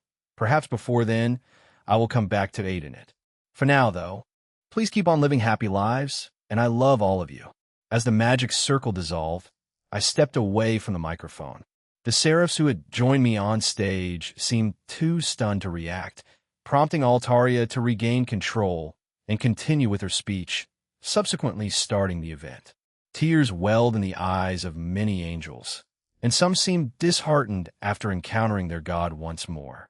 Nevertheless, a glimmer of hope remained, fueled by the promise of his eventual return. My efforts in persuading the Almighty had been an uphill battle, primarily consisting of guilt tripping him about missing mine and Gabriel's wedding. In the end, though, it had proven successful, and I considered it a triumph. Amid the gathering, other angels and humans worked to lighten the mood, and gradually, the atmosphere began to shift as people engaged in conversation and laughter. Returning to our group, I received an immediate hug from Gabriel, her silence speaking volumes. Was that a bit too much? Did I bring down the mood? I inquired, surveying our surroundings. Well, you certainly brought the mood down. Jinpei Payson, Lint chimed in. But they're moving on from it quickly enough, so I think it's a good thing. See? She pointed toward a group of angels mingling and sharing laughter, underlining her point. Before I could react, a trio of male angels approached us, directing their attention to Irina, Griselda, and Lint. Irina-chan, are you seeing anyone? G. Griselda-san, are you free tonight? Lint-san, please become my bride. Drake interjected with a wry comment. Did they forget that those two proposed to you during their rating game? That one is quite the nerve, proposing marriage out of nowhere, chimed in Albion. Irina responded with a slightly awkward smile. Yes, I am. Did you forget that I got engaged to Jean? The same goes for boss Griselda. Griselda gracefully bowed and added, as Irina said, I am already in a committed relationship, so I will be unable to accept your offer. The two angels appeared momentarily frozen, their faces reflecting their embarrassment before they exchanged apologetic glances and hastened away. Lint, on the other hand, adopted a contemplative expression as she rested a finger against her cheek and studied the angel before her. It might be a bit premature to discuss marriage, especially when we hardly know each other. However, I don't mind starting as friends. With this declaration, Lint retrieved a piece of paper from her belongings and offered it to the angel. "Here is my number," she said with a friendly smile. The angel accepted it with a polite bow. "Thank you very much. I look forward to speaking with you from now on." The interaction appeared promising at first, but the angel promptly stashed the piece of paper in his pocket and continued to approach other female angels with similar propositions. Link couldn't help but comment, "Well, it seems he wasn't as serious as he initially appeared. Perhaps he's simply looking for a wife," she observed before turning her gaze to me. "I was considering teasing you, Jean, with 'Are you jealous now?' But it doesn't seem appropriate given his intentions. I do wonder why he persists, though. Was that her plan all along? And what compelled her to take such an approach? Our interactions have been limited thus far, and I currently saw her as a more restrained version of Freed, with fewer profanities and a different gender. Strangely, Yumi seemed more mature to me than Lint at the moment, as odd as that might sound. I playfully flicked her forehead in response, and she countered with a playful tongue-out gesture. This exchange continued a few times until a more assertive angel approached, this time setting his sights on Gabriel. "Gabriel-sama, I know this may be considered blasphemous, but I would like to request your hand in marriage," he declared, shouting his intentions before dramatically prostrating himself on the ground, leaving a dent. This spectacle captured the attention of those around us, and Gabriel appeared bewildered by the unexpected situation. She glanced at the angel and then at me, silently seeking guidance. "Would having two husbands be an issue?"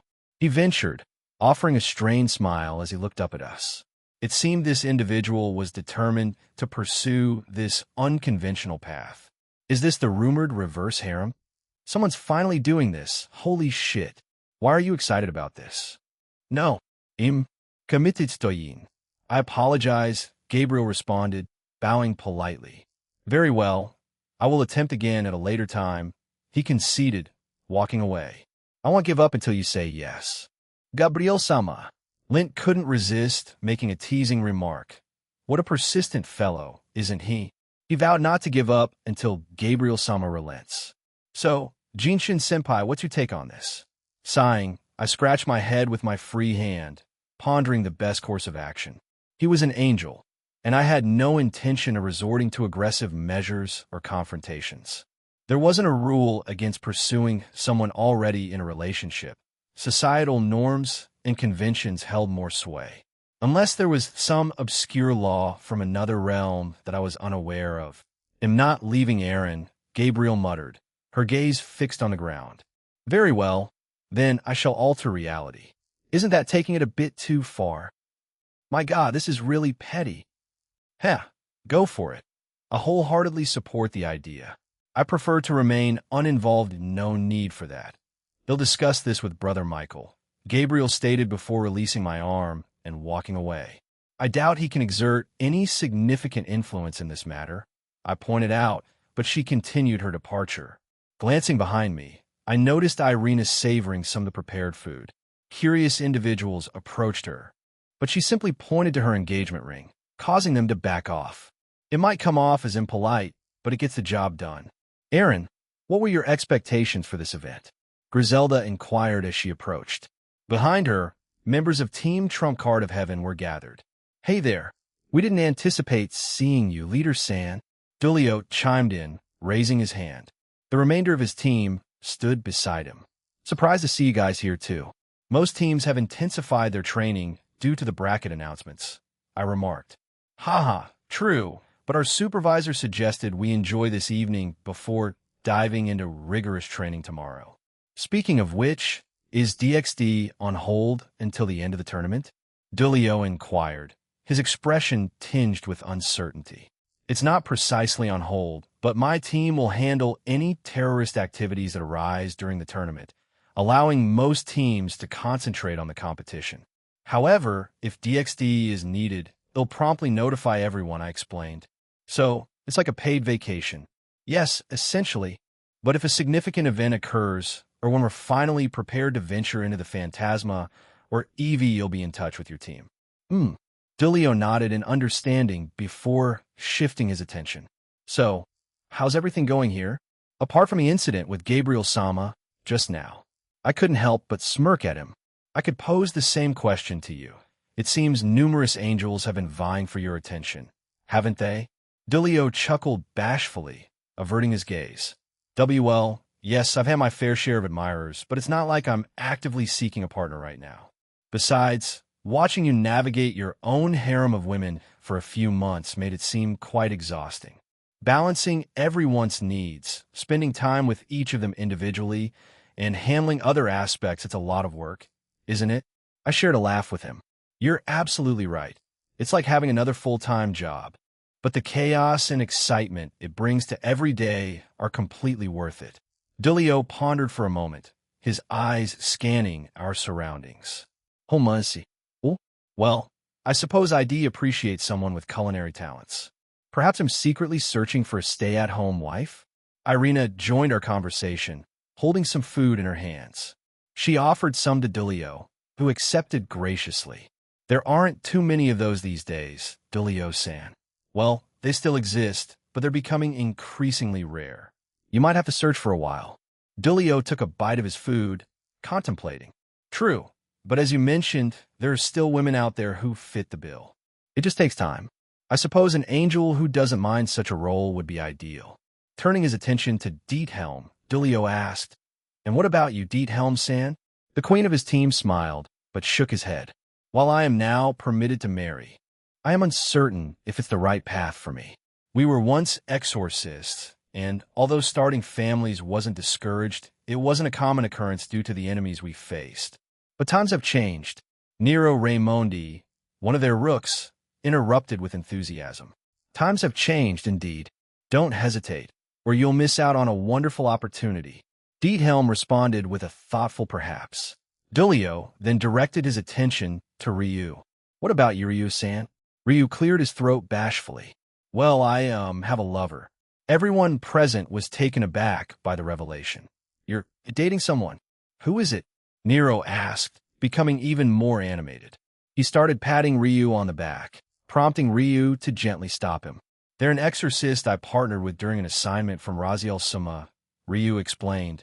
We continued working together on several missions, and, well, you can fill in the rest. Nero couldn't contain his excitement. Kayatora, did you hear that? Ryu is finally making strides in the world of romance. He grabbed Ryu's shoulders and gave him an exuberant shake. I'm genuinely happy for him. But perhaps you could refrain from shaking him so vigorously, the former exiled Shinra suggested. Like many members of the other 5 principal clans, after most of their archaic rules and systems were overhauled or abolished, exiled clan members were given the opportunity to return. This often involved confronting the remaining elders, executives, and the current clan head if they were responsible for the exile. Some chose to reunite with their families, while others opted for continued contact without full reintegration. Kayatora Shinra, a devout believer in Big G, had chosen to rejoin his clan. He retained his position as a church warrior and also upheld his faith in both gods. Rako Shinra, the current clan head, had offered her blessings, and the other elders and executives couldn't object. Tsubaki, Suzaku, and Ryuta had informed me about this development a few weeks earlier. Unfortunately, I hadn't yet had the chance to meet with Kayatora after my meeting at home with Hirokazu and Dillio. Nero finally released Ryu, who appeared on the verge of nausea, and promptly rushed off to find a restroom.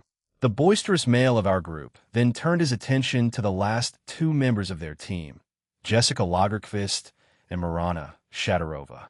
Marana tensed up, while Jessica seemed on the verge of dozing off.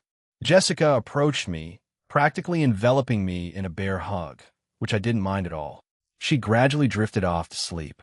Diethelm chuckled and remarked, Well, that's one way to resolve the matter.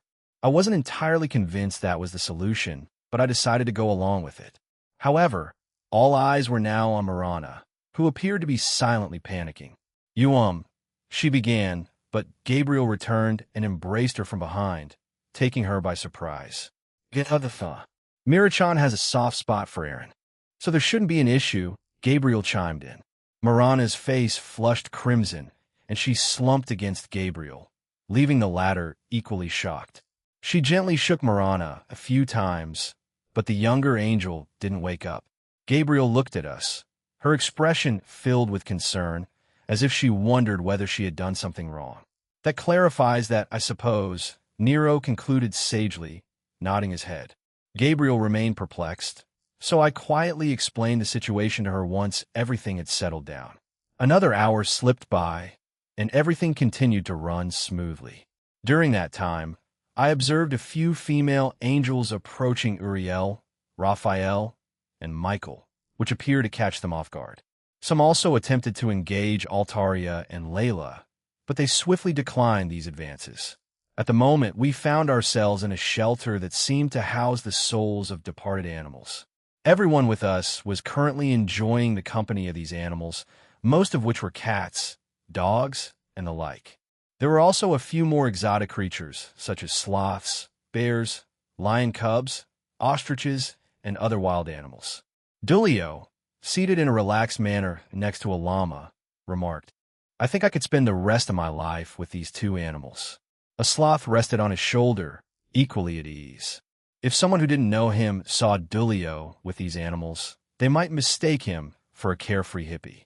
But if they knew who Dulio truly was, they'd be even more astonished.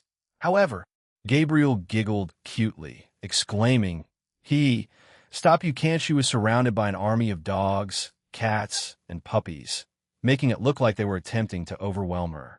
I estimated that about 30 of the animals had gathered around her, while the rest were dispersed among everyone else. I would have brought out Shin, but he was with Lavinia this evening since she couldn't join us. Shin was quite sociable with everyone, but it seemed he had a stronger bond with the fated ones compared to the other girls. He primarily spent his time with Lavinia, followed by roughly equal attention to Suzaku and Danu, then Rosweiss, Velgrind, and finally Azathoth. Gabriel was the next most popular with Shin, likely due to the animal's affection for her. The others all received similar levels of attention. With Mom, it was a bit different, but a cow mooed beside me, and I glanced at it, patting its head. For some inexplicable reason, this cow had been fixated on me since we arrived. I could understand animal language, and to put it mildly, this cow really liked me almost obsessively. Kya, he's looking at me. Please look at me more. You're my Prince Charming. The second you came, my heart went queuing. If I were born human, we would have 1,000 babies. She exclaimed to herself. See what I mean? Although I was the only one who knew about it. Do you like animals, Jean-san? Jessica asked lazily, holding a cat and approaching me. I was seated on a bench in the building, and the cow stood by my side. Jessica had been with the other brave saints a few moments ago, but it seemed she had come over here. I looked at the cat, and it appeared quite content, with only thoughts of boobs and soft running through its mind. It was a rather perverted cat. How these peculiar animals ended up in heaven was beyond me.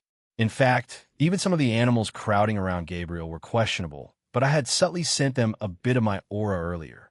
If anyone else found out, they'd probably think I was crazy. I've never had a pet before, but Shin and I get along. The other animals I've been close to are okay, I guess. Poor Snuffles. Remember when you were depressed and scared the living daylights out of him? Now he hides from you whenever you pass by his house. Ugh, I regret that. Okay.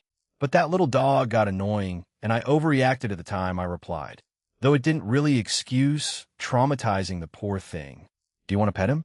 Jessica asked, extending the cat toward me. Sure, I replied, taking the cat from her. To my surprise, the cat immediately snuggled into my chest. Man boobs are good too. Hard and softy. All 5 of us were left speechless. This cat wasn't just like this toward women. It was simply a shameless pervert. Yeah, he's cute, I said, squeezing the cat's cheeks. It looked at me in terror and began to squirm in my arms. With that, I handed it back to Jessica, who was bewildered by its behavior. I guess that one doesn't like me. Crazy asshole. My cheeks were going to be ripped off. It hissed at me. No, I was just squeezing them because they were soft. I replied. After that, its face went pale, and it wriggled out of Jessica's arms, running away. I ran away. Oh well, may I take a nap again? She asked, and I gestured to my lap. She climbed onto the bench and rested her head on my lap.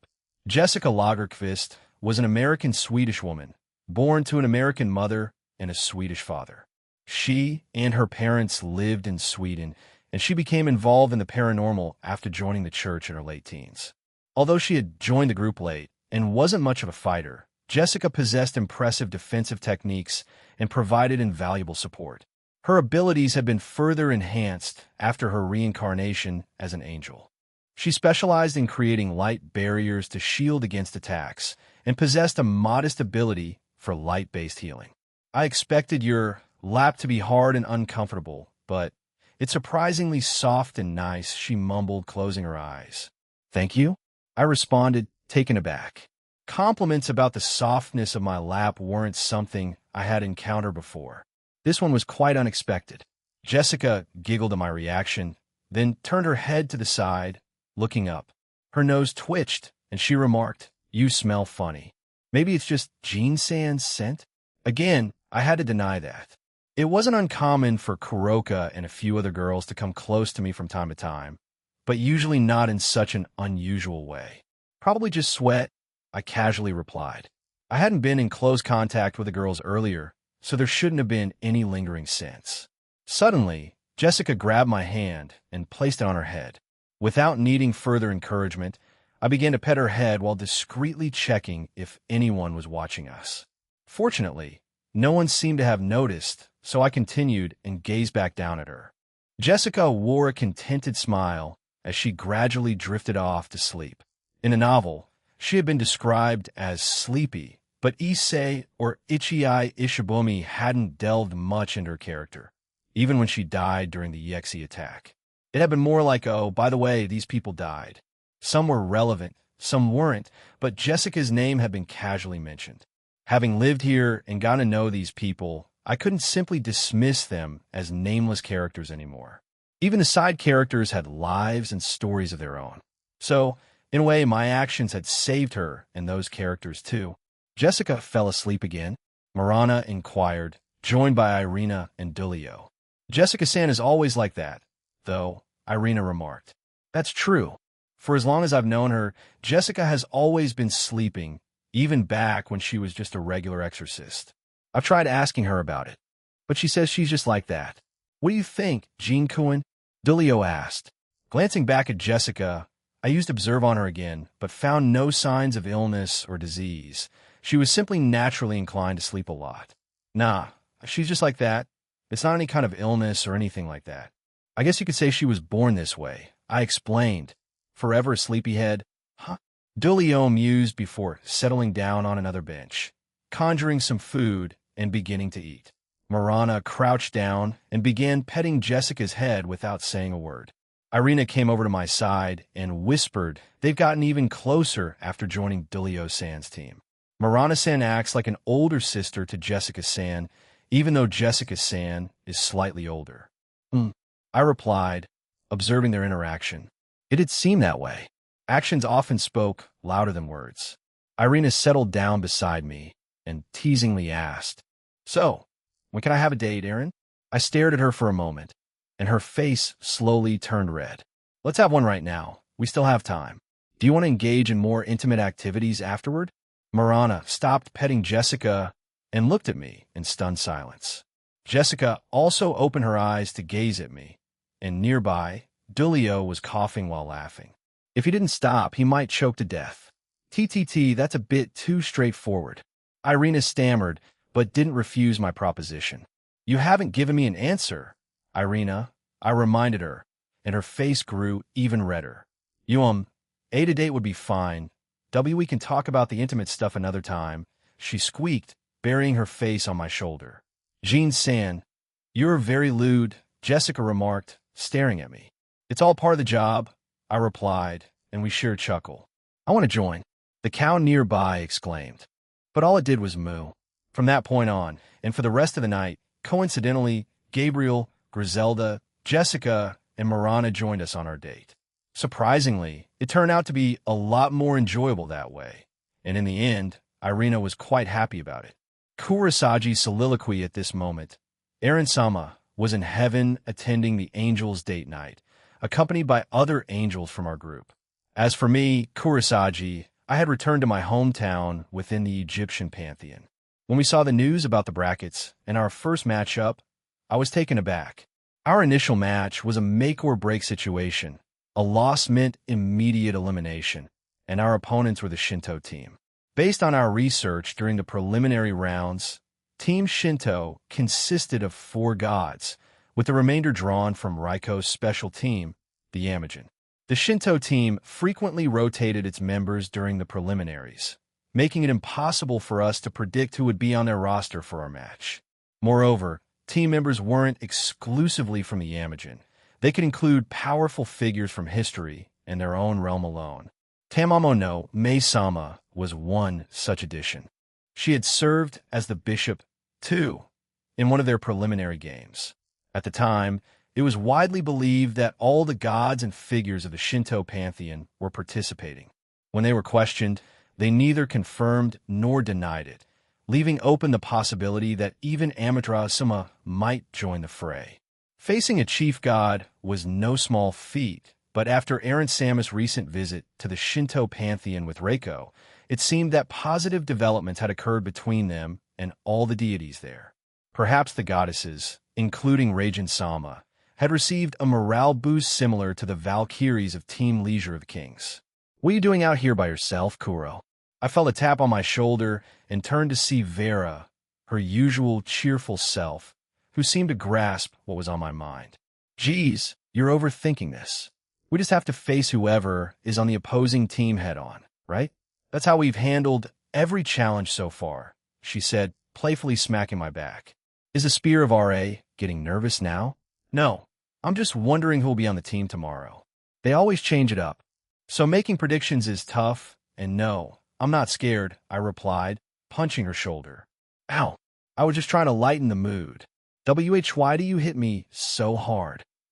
She protested, holding her shoulder. "I'm telling Aaron, you won't reach him tonight. Boo.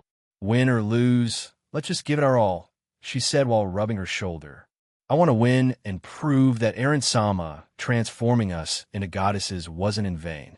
He didn't do it because he expects anything from us. If anything, he did it because circumstances force his hand. In my case, I willingly accepted the offer. Why don't we just ask him? Maybe, but it feels that way for me. I've spent the last few months trying to learn how to be a god. I hope I've made some progress, but at times, it doesn't feel real. Whenever I have time with him, he spoils me, and I don't want to hear about your love life." Vera exclaimed, cutting me off. "Look, Aaron does whatever he pleases whenever he pleases. He saw you struggling against Halzaham, so he helped you by giving you a new body. Even though you're in a relationship, the way you're talking makes it sound like you don't know him at all. Let's forget these silly thoughts and focus on winning. And if we lose, so what? Well, show everyone that the 2 new goddesses can hold their own against seasoned gods," she declared, clenching her fist. At moments like these, I truly appreciated Vera's enthusiasm. Thanks to her, I started to laugh, leaving her puzzled. After a few seconds, I wiped a tear from my eye. "Yeah, you're right. I may be overthinking things. Let's go out there and aim for victory. Does everyone else on our team agree with that?" I asked, and she gave me an enthusiastic thumbs up. "Absolutely." A broad smile adorned her face as she leaned in a bit too close for comfort. "And if we lose, we could just ask Aaron for some pampering, right?" Yufufu, she was practically drooling as she said this, and I moved away from her. But I hadn't expected Vera to view it in that way. I knew she would give her all, but I guess she's looking at all the positive aspects of this. I suppose you're right. Fufufu. Uhihiu, am always right about these things. Now let's go and get some rest. That's a really eerie laugh. It's reminiscent of Rise of Him. Don't compare me to that weirdo. It's time. The inaugural match of the prestigious Rating Game World Tournaments main stage, the Avetsa Cup, has arrived. Two transcendent god-class teams are about to clash. Team Moon Rabbits and Team Shinto. Raijin-sama, Hachiman-sama. Unleash the might of the Japanese gods. The crowd's enthusiasm was palpable, while the Egyptian pantheon and our humble village lent their support from afar. Only a fortunate few could witness this spectacle in the grandeur of the stadium. The venue, located within the Gremory territory of the underworld, bore the name Ape Dragon Stadium, a tribute to Aaron Sama by the Gremory family. At the stadium's entrance, Aaron Sama stood resplendent in his queen armor, helmet cradled in his arms, pointing it skyward. Accompanying him were Rias in her Switch Princess attire and Lavinia in her Witch Princess ensemble. Meanwhile, my team remained in our designated waiting room while the commentators engaged the live audience and viewers at home. Before my thoughts could drift any further, the familiar chime echoed through the air. "It's time," I declared, rising from my seat. "Let's set our sights on victory, everyone." "Right?" they chorused in unison. Emerging from the western entrance are two newly acclaimed goddesses hailing from the Greek and Egyptian pantheon. They've left an indelible mark on this tournament, claiming victory in a majority of their matches and showcasing remarkable versatility among their members. Join us in welcoming Team Moon Rabbits, led by the incomparable player and goddess Kurosagi. As we stepped onto the platform in the arena, a wave of applause and cheers washed over us. Even if it was an obligatory display, we cherished the support. Next in line, the crowd's cheers surged, drowning out the announcer's voice momentarily. A perennial fan favorite. Two of their players famously faced Jin Sama during the exhibition match, and they've gone on to secure victories in all their tournament games.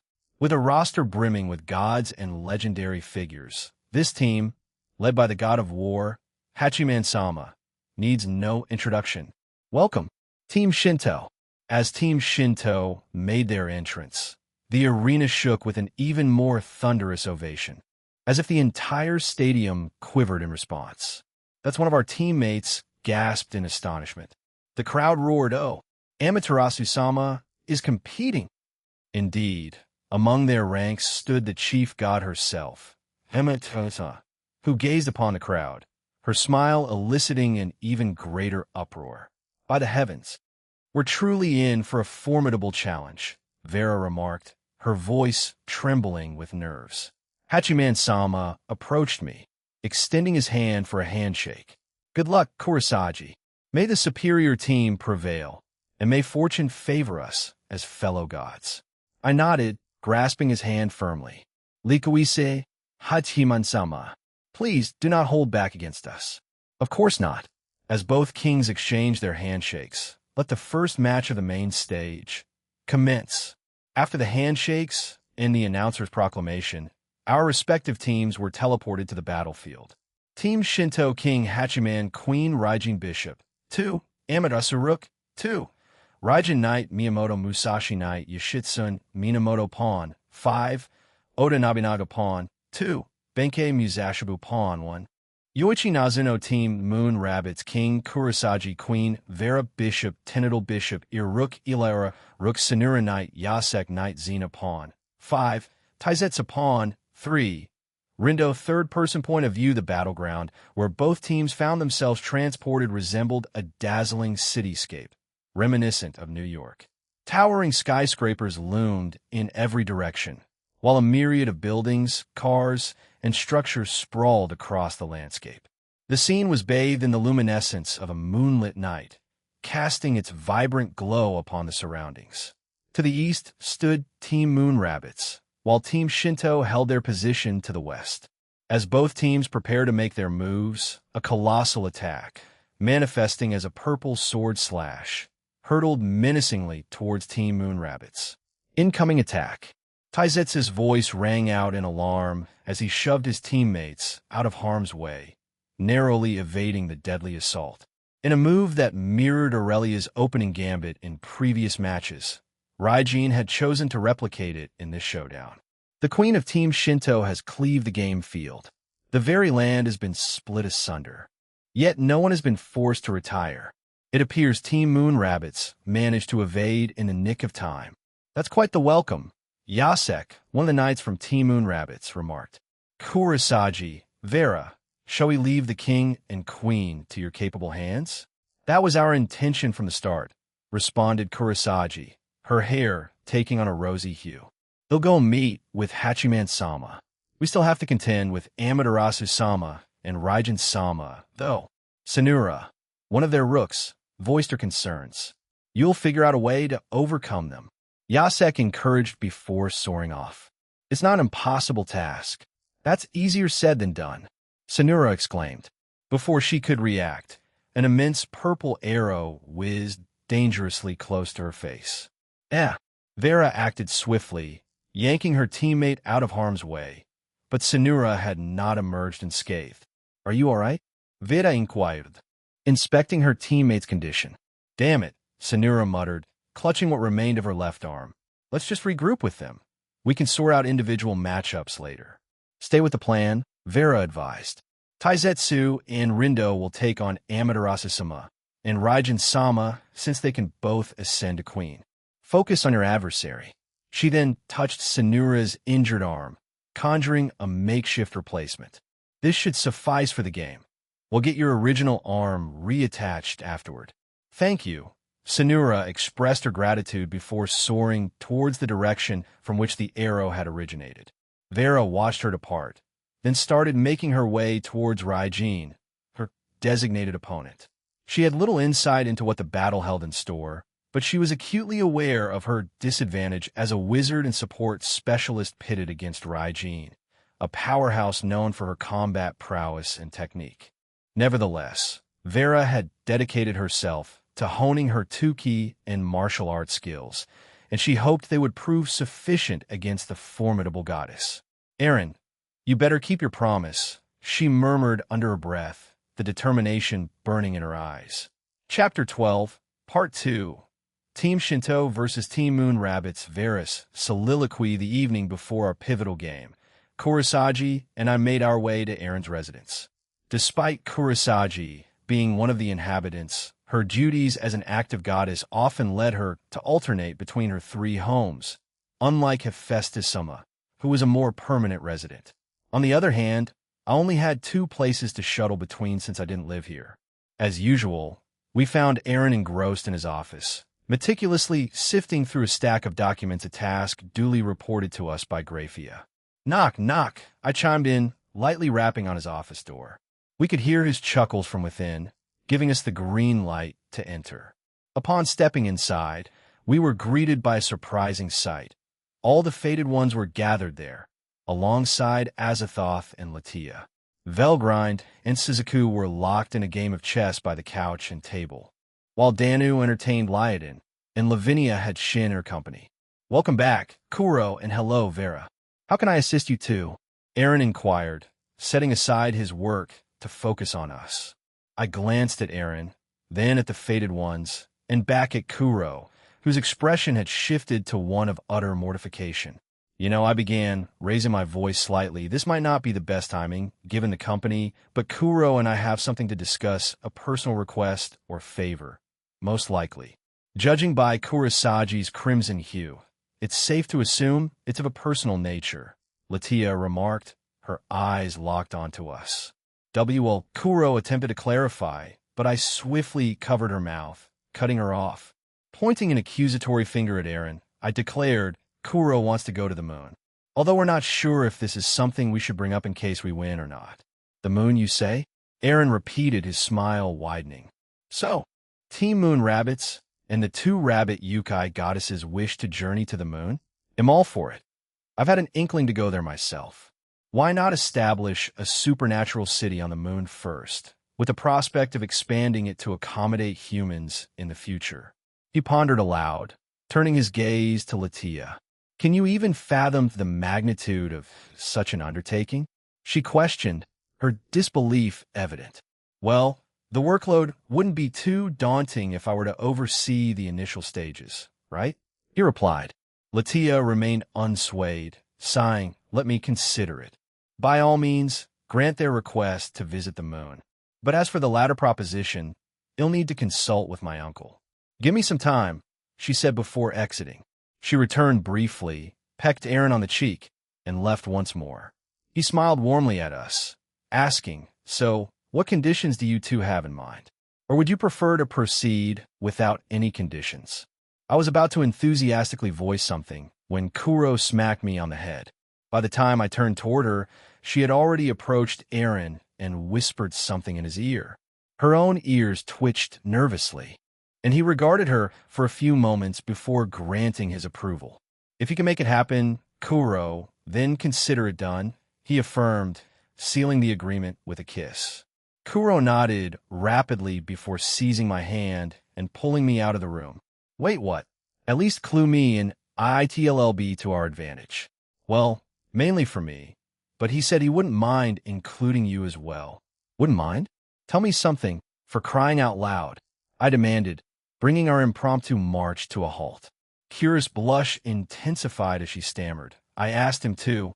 Third-person point of view Vera couldn't shake the memory of Kurosagi's candid revelation from the previous night, and a rosy blush crept across her cheeks.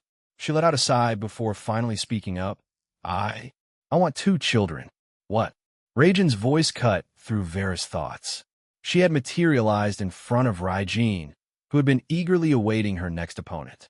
To Raijin, the fight was all about creating a memorable and enjoyable clash, regardless of who stood across from her. "I want 2 children with Aaron," Vera declared once more, momentarily stunning Raijin before the latter burst into laughter. "He certainly has a knack for attracting peculiar women." "Well, I suppose I'm one of them. But why not? 2 children, huh? I'd love to have a daughter, someone I can train in the same martial arts, techniques, and power alongside him," Raijin mused, her voice laced with a sly smirk. "But he's rejected your advances thus far," Vera pointed out, making Raijin flinch back. "Every time you visit his home, you attempt to seduce him, and it never seems to work. I'm not convinced you've made any progress. He came back to our pantheon recently, and we had a splendid time together. I won't divulge the details, but he did say he'd consider it." Raijin blurted out before summoning his sword and appearing right in front of Vera. What an unusual conversation between 2 goddesses, and it revolves around having children with the middleman. "So, would you were both men, we can't have children with him." The commentators engaged in an equally bizarre conversation, but it was quickly cut short as the audience had no interest in hearing it.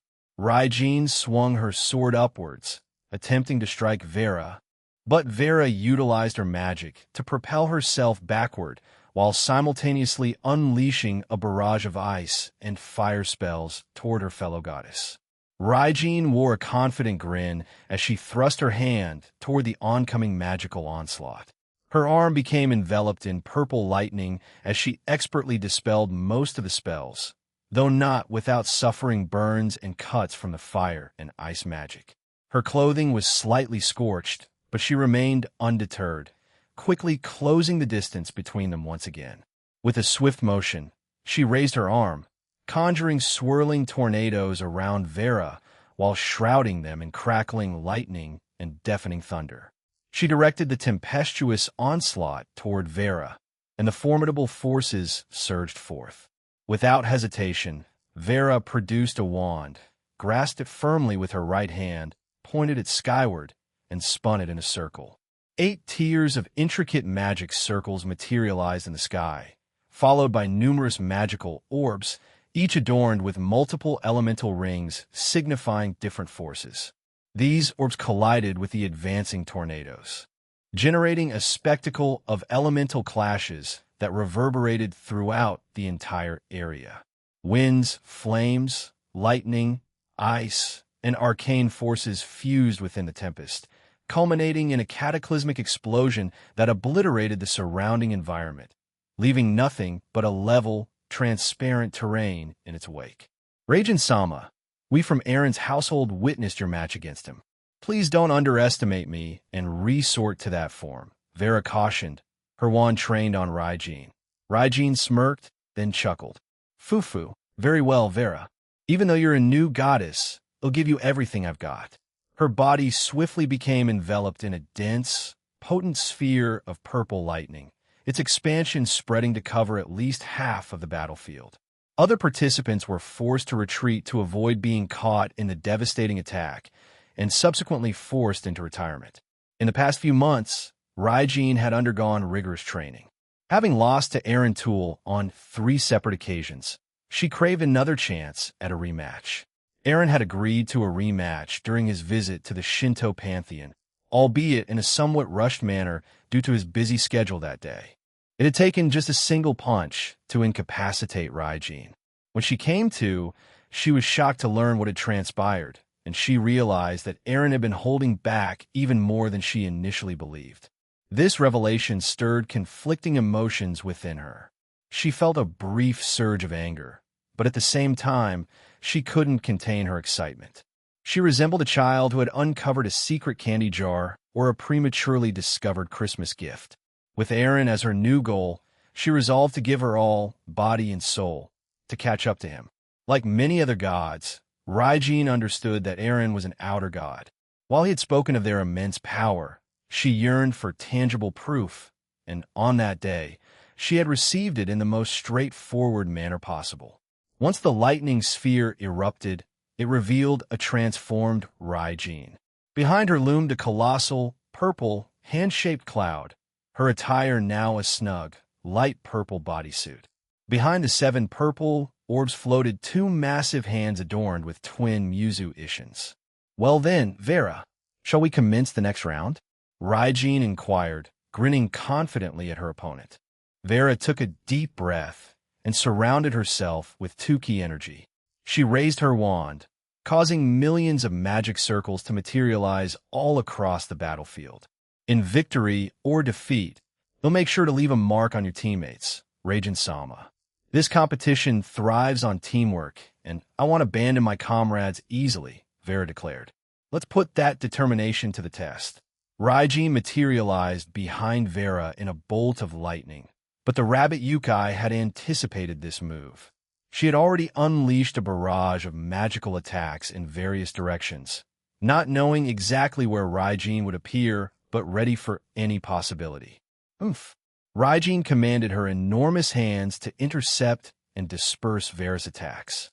Though she couldn't reach, she targeted with her glowing purple orbs, neutralizing Vera's offensive. "You'll need to do better than that I already have." Vera appeared behind Raijin as her counterattack unfolded. Her wand glowed brightly, infused with 2k, and she launched a point-blank strike at the goddess of lightning, thunder, and storms. "Ha! TCH." Vera clicked her tongue as Raijin thwarted her attack. The floating orbs and giant hands formed a barrier, blocking and absorbing her assault. She tried to distance herself, but was surprised to find Raijin behind her. "These things aren't glued to me, you know?" Raijin remarked before delivering a swift kick to the back of Vera's head, sending her crashing to the ground. Vera swiftly rose from her fall, conjuring multiple layers of defensive magic circles as Raijin's lightning attacks rained down relentlessly. Each magic circle crumbled as Raijin's strikes inched closer. Raijin raised her hands, and her massive hands behind her followed suit. When her hands reached their zenith, the 2 small Muzu Ishin swords combined to form a mighty lightning pillar that pierced the sky. With a grin, Raijin brought her arms down. Desperately, Vera intensified her magic's power to counter the impending strike. Raijin's slash cut through all the defensive magic circles, resulting in a powerful purple explosion. A devastating attack from Raijin Sama obliterates everything in its path. Has player Vera survived? Her retirement announcement hasn't been made yet. When the smoke dissipated, all eyes turned to Vera's fate. She had lost an arm, but was otherwise mostly intact, and she wore a defiant grin directed at Raijin, who grinned back. She's still alive, missing an arm, but alive. Player and Queen Vera faced that slash as if it were nothing. Vera pointed her wand at her missing arm, conjuring a temporary replacement. However, maintaining this technique drained her magic and stamina further, on top of what she was already expending for Sanura.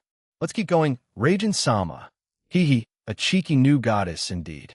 Not many would press on after enduring an attack like that.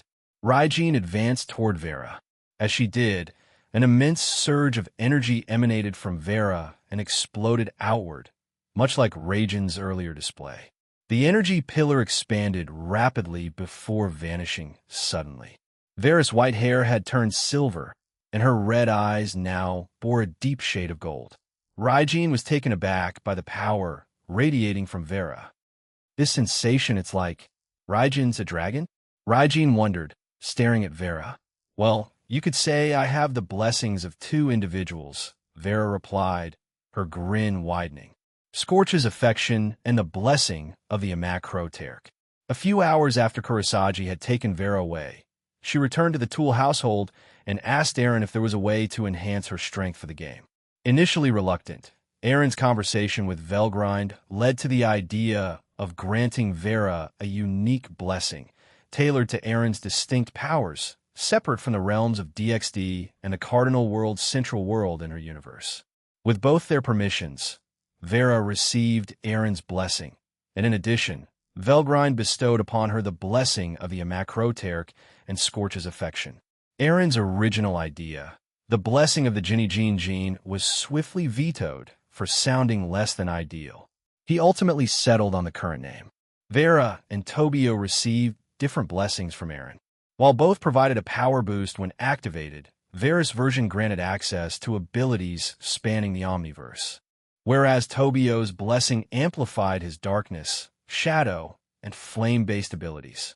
In the blink of an eye, Vera materialized beside Raijin, who took a moment to register her presence. Wrapped in a silver, gold, and orange aura, Vera delivered a palm strike to the Shinto goddess, landing it squarely on her face. This time, it was Raijin who was sent hurtling backward.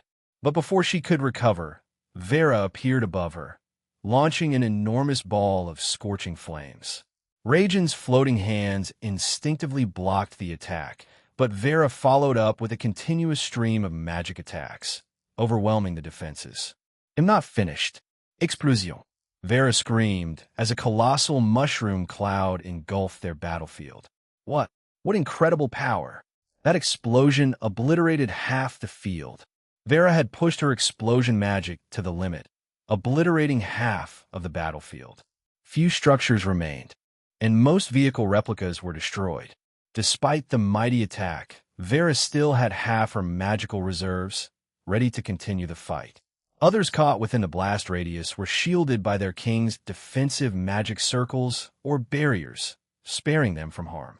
However, it disrupted many ongoing battles. Vera, are you okay? One of Team Moonrabbit's bishop called out in panic. I'm fine, but I guess defeating Raijin won't be that easy, Vera replied. When the smoke cleared, Raijin stood on the ground, panting, her right arm and a substantial portion of her left thigh and right cheek missing. Nevertheless, she grinned up at Vera. I heard you used a similar attack in the Greek pantheon a few months ago. This was close to that level. But I'm still in the game. Ha, she said, regenerating her orbs and hands. Raijin had survived Vera's assault by shielding herself within the giant floating hands.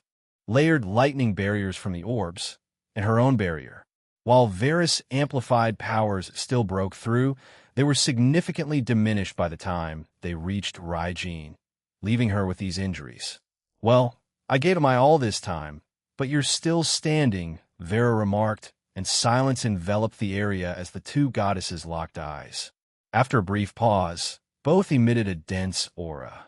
I'm advancing further in the tournament. Goddess Vera, Raijin declared, leaping toward the rabbit goddess. I want my prize.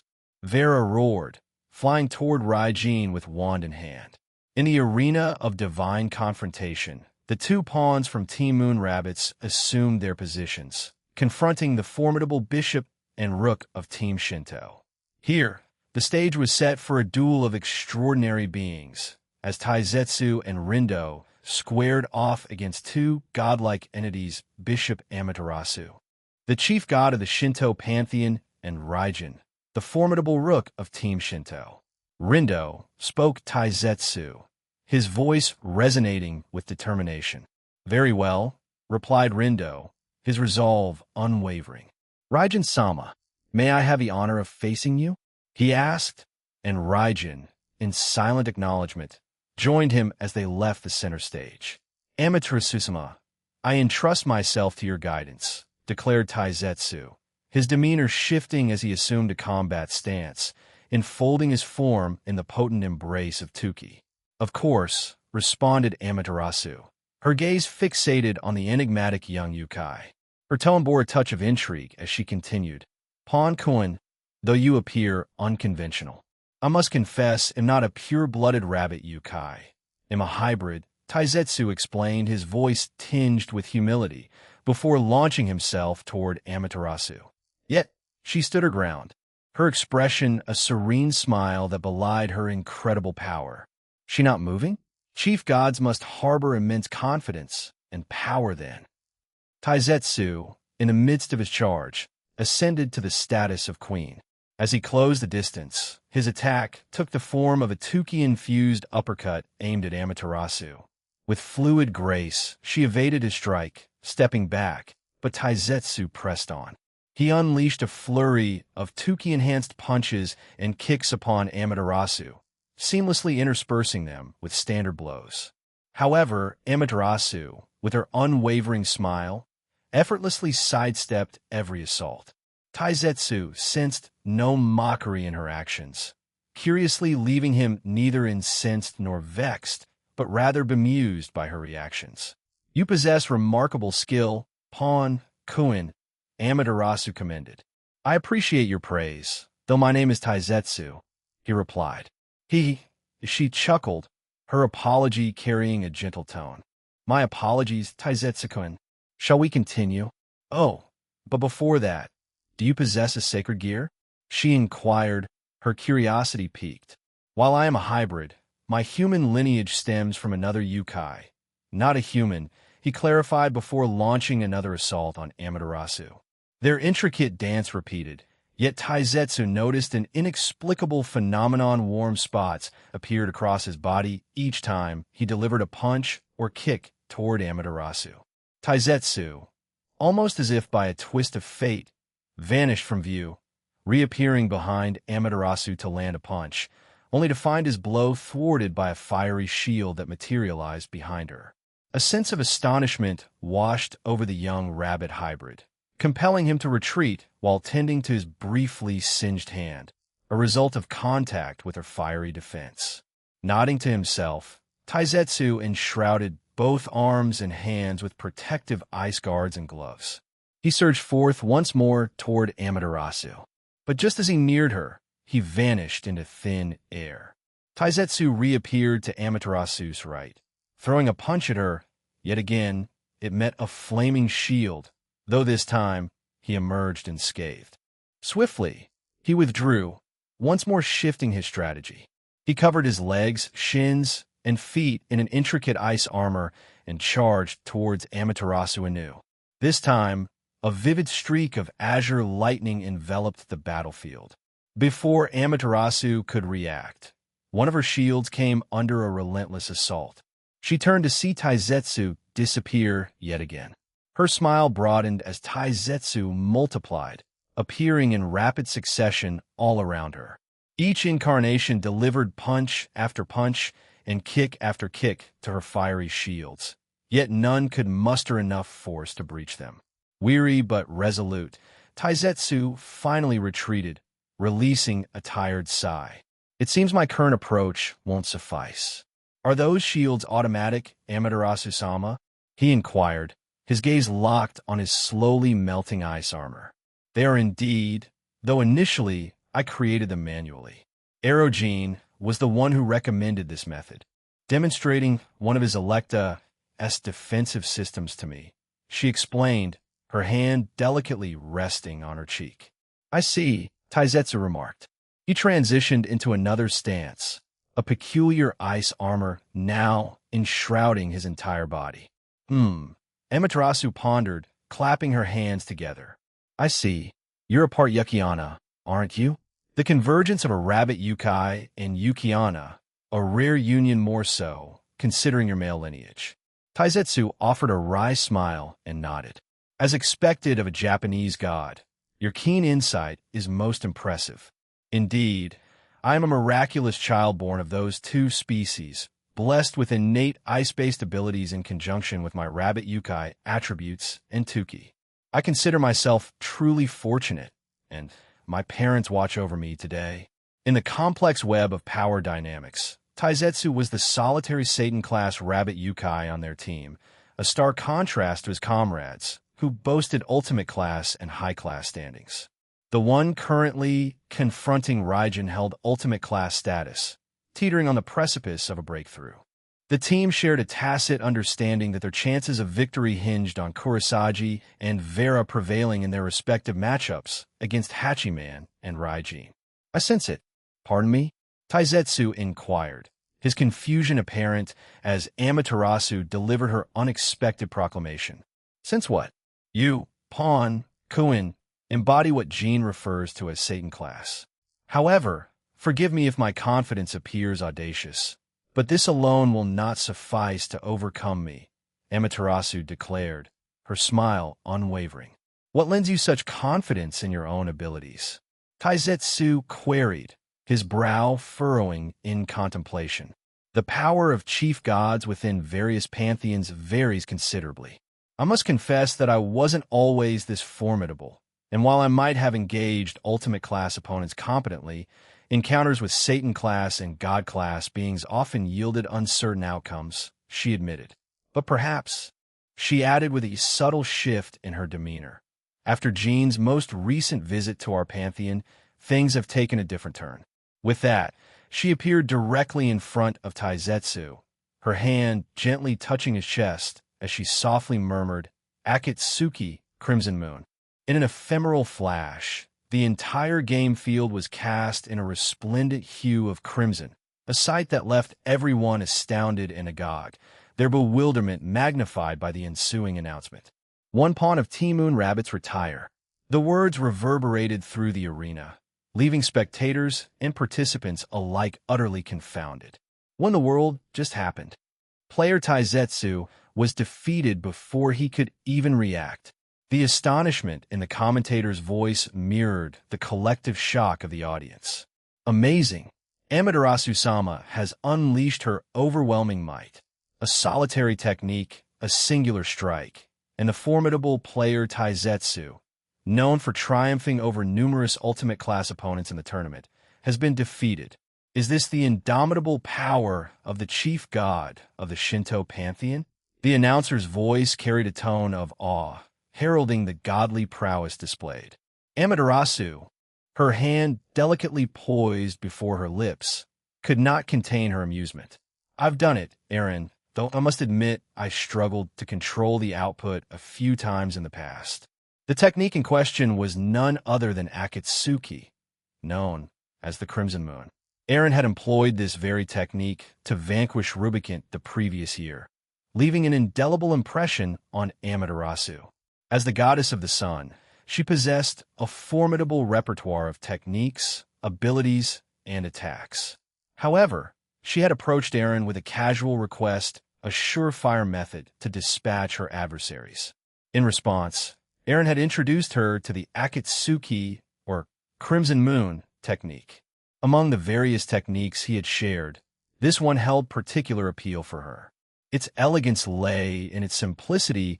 It demanded nothing more than the user's capacity to unleash an immensely potent fireball at point-blank range, capable of transmuting the surroundings into a vibrant crimson. With a subtle turn of her gaze toward Raijin, Amaterasu murmured softly, I shall oversee your contest then. Hachiman expressed his desire for me to abstain from intervening in his duel against their fellow king. Regardless of today's outcome, let there be no lingering resentment among us. Seriously? I knew Amaterasu-sama was powerful, but to dispatch Taizetsu that swiftly— Damn it! Rindo's expletive burst forth, his frustration palpable. Amaterasu-sama doesn't often engage in combat, but her power is undeniable. She holds the position of our chief god for good reason. Raijin commented with a note of respect in his voice. Rindo's grin flashed. I never intended to underestimate her. I just hoped our super pawn could put up more of a fight, maybe even emerge victorious. That would have been a near impossible feat. Even I, and my full strength, cannot surpass her anymore. Why is that? Rindo inquired, curiosity etching his features. Since Jean's recent visit, Inari, Jin, and Amaterasu have seen a substantial increase in their powers. Raijin, however, declined this boost, opting to attain her power through her own efforts, Raijin elucidated. With a sigh, Raijin cloaked himself in a divine aura. Enough pleasantries.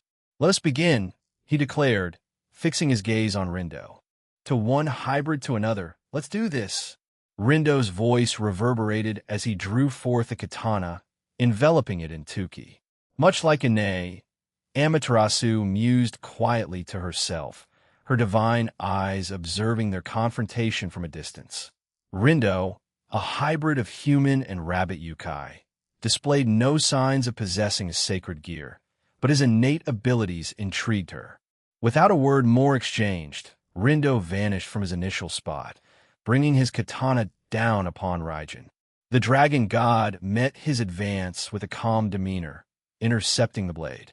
Yet a sly grin played on Rindo's lips as multiple slashes seemingly materialized from all directions, targeting Raijin. Raijin retreated briefly, but swiftly returned to block a strike from behind him. He employed his divine aura to counter a subsequent cut. Perplexed by the enigmatic workings of Rindo's powers, Raijin opted to observe for the time being. Oh, right, I can't play around forever. Let's go all out, Rindo murmured to himself before grinning. His body underwent a remarkable transformation. Black hair gave way to white patches of fur on his hybrid physique, while thicker, denser Tuki enveloped him. 2 additional arms materialized beneath his existing ones, and 2 more katanas manifested, grasped firmly by the extra hands. I was already a bit peculiar as a hybrid, and my rabbit side was somewhat of an anomaly. My father was taken aback by it, but he didn't criticize me. In fact, he trained me in it while my mother honed my magical abilities, Rindo recounted. Let's go, Raijin-san. Harnessing his superior leg strength, Rindo instantaneously appeared above Raijin, wielding all 3 swords as he descended. 3-sword style, Equinox, Rindo proclaimed. His Tuki enshrouded all 3 katanas, propelling them swiftly toward Raijin. Raijin caught the blades yet again with impeccable precision. Although a fraction of Rindo's assault found its mark, merely grazing him, it was an accomplishment of significance for the challenger, and he acknowledged it with a smile. If you continue your training, you will undoubtedly grow stronger. However, this is as far as you go, Raijin declared before thrusting his hand forward, obliterating Rindo's katanas and striking him squarely in the chest. The force sent Rindo hurtling through the air. Coughing up blood as he soared, Rindo's thoughts turned introspective. My best isn't enough, huh? I took pride in being ultimate class, believing I could keep pace with Taizetsu. But perhaps we are merely significant figures in a confined arena. However, just as Rindo began to contemplate yielding, a resounding voice surged from the crowd. Don't give up, Rin. Rindo, if you give up now, I won't let you hear the end of it about that vacation. He couldn't help but feel a tinge of embarrassment at their words, even as they filled him with renewed determination. Landing back on the ground with a crash, legs trembling, Rindo forced himself upright. It might be wise to yield now, Raijin advised, taking his position before Rindo. Even if the difference in our abilities resembles night and day, I won't give up so easily. I want to appear cool, maybe find a girlfriend. Rindo exclaimed, a touch of self-deprecating laughter in his tone. And I have that vacation to look forward to. The vacation, a cherished plan conceived months ago, was set to precede the tournament. Rindo had eagerly accepted an invitation to join their team, unaware of the rigorous training and the formidable opponents they would encounter along the way. Initially, Rindo and his team had been considered deadweight, heavily reliant on the prowess of Kurosagi and Vera. However, with time and rigorous training, they gradually closed the gap, allowing them to keep pace with their formidable comrades and adversaries alike. Victory in individual battles became a regular occurrence. Among his teammates, latent powers began to stir, rendering them even more formidable opponents. Some demonstrated the capability to take on ultimate-class adversaries solo and emerge victorious, while others fought to draws or ascended to that very echelon of power. The tournament, a blessing for many, acted as a crucible, forging their strengths even if they didn't secure numerous victories or qualify for the main event. Simply participating, facing stronger foes, and learning from those clashes kindled the flames of their potential. Aaron had foreseen these transformative effects and planned for them, to a certain extent. He knew that their strength would burgeon, but the exact extent remained uncertain. His aspiration was for most participants to attain high class or even surpass it during this crucible of a tournament. Raijin regarded the young rabbit Yukai before him with a smile. "Boy, state your name once more." Rindo tightened his grip on his primary katana, positioning it forward, while his two additional katanas formed an X behind the first. He inhaled deeply, releasing a surge of 2ki and power. "I am Rindo, the eccentric hybrid who will etch his name in history by challenging you," he declared, offering a spirited smile to Raijin. Raijin chuckled, shaping a colossal blade composed of his divine and draconic aura, a massive blue and white cross-shaped weapon taking form in his hand. "Raijin Dragon, God of the Seas, I acknowledge your spirit, young Yukai. You remind me of my younger self and my daughters," he mused, retracting his immense blade. Without further exchange, Rindo charged towards Raijin, the two extra katanas whirling in his supplementary hands. Rindo possessed two distinct abilities. The current transformation and a touch of spatial manipulation were inherited from his mother, a practitioner of spatial magic. Her specialization revolved around storing objects in different dimensions and spaces, but with Rindo's birth, it evolved into an innate ability. Hailing from Japan, his name reflected his heritage. His father, another rabbit Yukai, exhibited slight anomalies, with a bulkier build and strength surpassing most, albeit weak leg strength. Rindo appeared ordinary at birth but harbored this inherent mutation. He honed this mutation into a transformation technique, utilizing it as a trump card. With his natural leg strength, additional arms, and innate spatial manipulation, he crafted a unique fighting style. The slash his head unleashed upon Raijin earlier had been transported to his customized space, ready to emerge through portals. Over time, he had mastered the technique to multiply the stored slashes, granting him a significant advantage against opponents. Through relentless effort and unwavering determination, Rindo had overcome one challenge after another to reach this point. "Show me your full power," Rindo cried out, perplexing Raijin. He accelerated once more, appearing behind Raijin, who swung his blade downward. Rindo's two extra arms and katanas were cleaved into pieces. His original arms bore several cuts, and his primary katana lay severed. "Damn, you gods are truly something.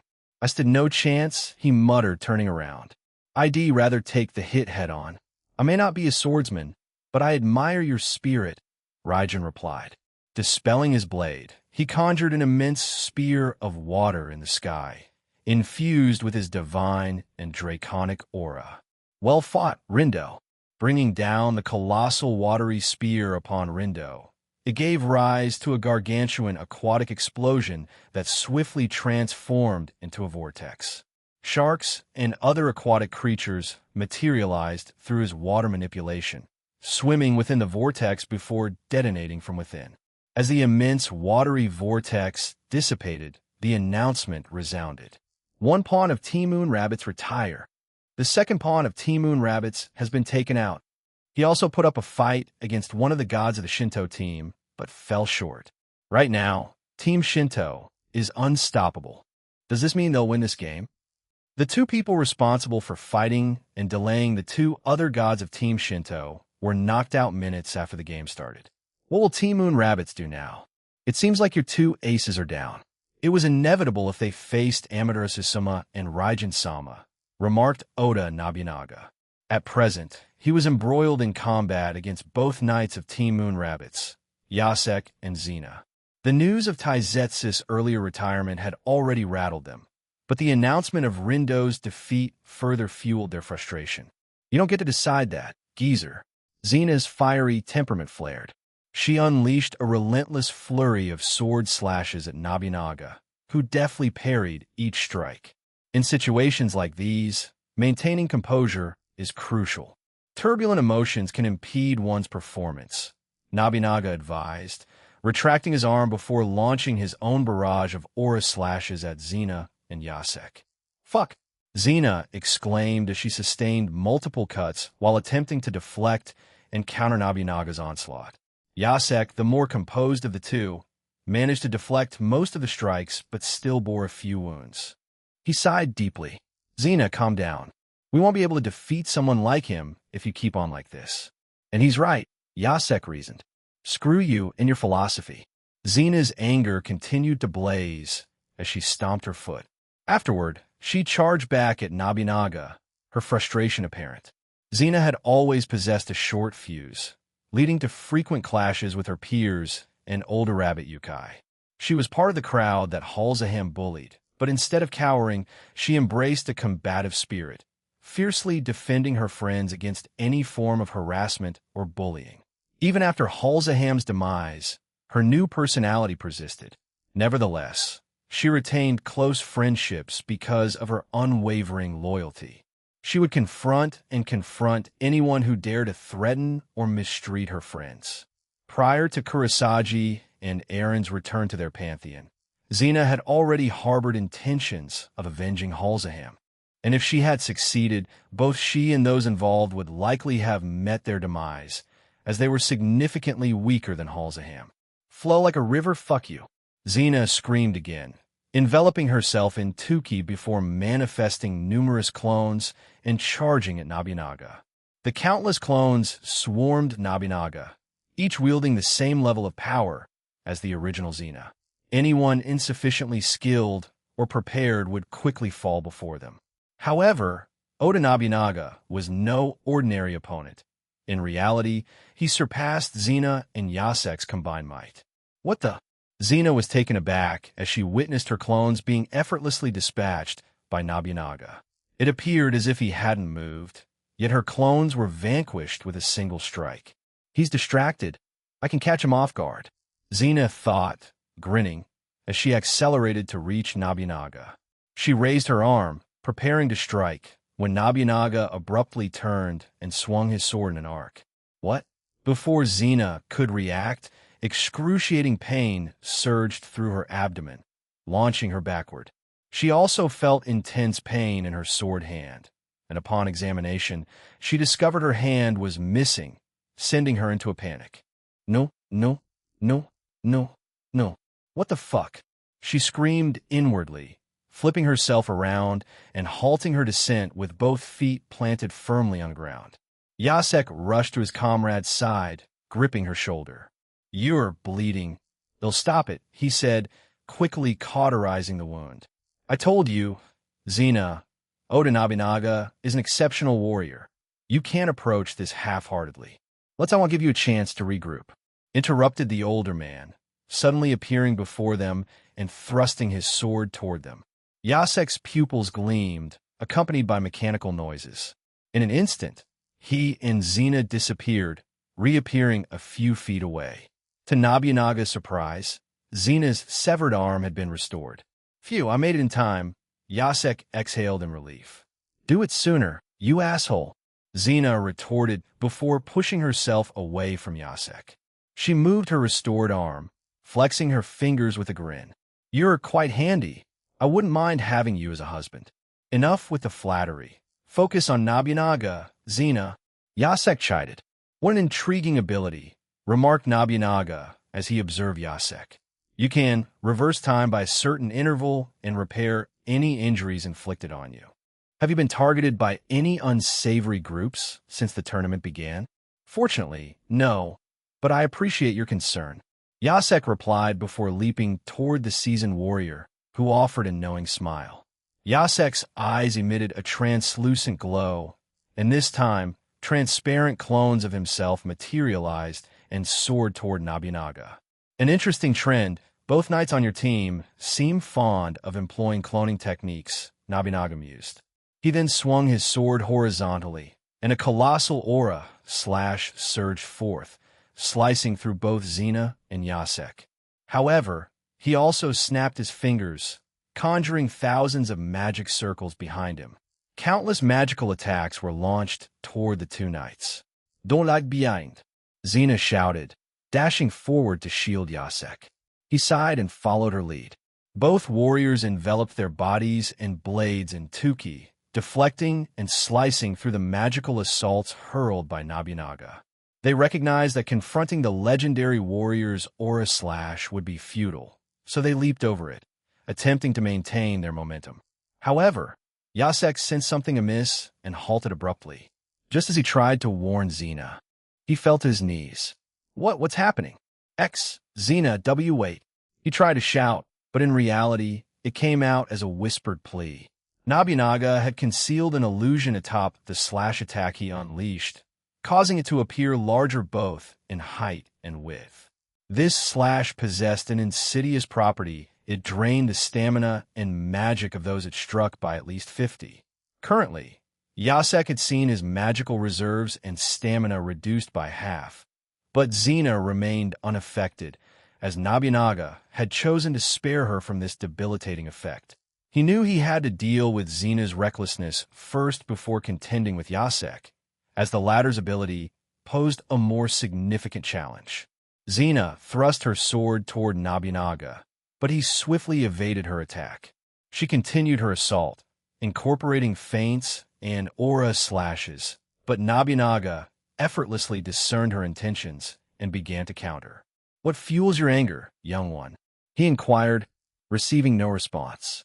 Instead, Xena unleashed a flurry of wild sword swings. One has to wonder how she made it this far in the tournament. Nobunaga opted to carefully observe her, drawing his own conclusions, knowing that extracting any meaningful information from Xena was futile.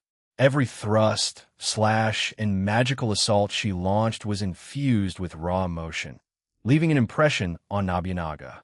As Xena summoned an elemental sword from the ground in an attempt to strike him, he leaped away, and she followed, executing a mid-air spin before descending with a foot strike. Nobunaga blocked her attack with his sword, allowing himself to be blown away. He landed gracefully on the ground, maintaining his watchful stance. Xena continued her assault, swinging her sword rapidly and generating a star-shaped aura slash. She added lightning attacks to the mix and stomped the ground, creating a miniature earth wave that disrupted Nobunaga's footing. To her astonishment, Nobunaga remained rooted to his position, calmly observing her attacks. He aimed his hand at the ground, levitating himself upward, then drew his sword back and, in a single thrust, dispelled the magic attack Xena had aimed at him. Next were her star-shaped aura slashes. Nobunaga coated his blade with his own 10k, then swung it downward, launching a singular aura slash to counter hers. Do you seriously think? Xena began to retort, but was cut short as her aura slashes were obliterated. Before her thoughts and words could catch up with her, Nobunaga appeared in front of her, launching an attack. "Xena!" Yasek cried out, attempting to move but arriving too late. Xena was struck by Nobunaga's blade. The force of the blow sent her tumbling backward, but Yasek caught her. Struggling to breathe, she glanced at Yasek and managed to grin. "Well, that was an uncool way to go out, huh? Sorry, stuff happened last night, and it clouded my judgment for today. But aren't you always hot-tempered?" Yasek commented, looking at his teammate with a puzzled expression. Xena sneered in response. "Screw you. One night from Team Moon Rabbits retire. At least don't curse at me, you idiot." Nobunaga chuckled as he witnessed Xena's departure. Yasek stood up and faced Nobunaga. "It'll be in your care, Nobunaga-sama. I'm intrigued by your ability. Your friend carries a lot of baggage, but with you by her side, I know she'll be fine," Nobunaga reassured him, eliciting a blush from Yasek. I'm not sure I understand what you mean, but we can discuss it when this is over, Yasek declared before charging at the former shogun. To Nobunaga's surprise, it appeared as if Yasek was blinking around, teleporting from place to place. However, he didn't let it perturb him, keeping a close watch on Yasek until he blinked to a specific location and swung his sword downward preemptively, forcing Yasek to block the attack. What the? You're one terrifying old man, Yasek exclaimed, stunned by Nobunaga's instincts. It comes with experience, young man, Nobunaga shouted before landing at the spot where Yasek had been moments ago. The young rabbit Yukai had moved aside, but after Nobunaga landed, a massive crater marked the spot. What's with the absurd strength, too? Yasek pondered, taking a step back as he surmised that Nobunaga's leg strength exceeded his. Are you frightened? The former shogun inquired. He advanced a step, and Yasek retreated one. You are, aren't you? And no, why would I be? Yasek replied, his unease palpable. He took a deep breath and composed himself, pointing his sword toward Nobunaga.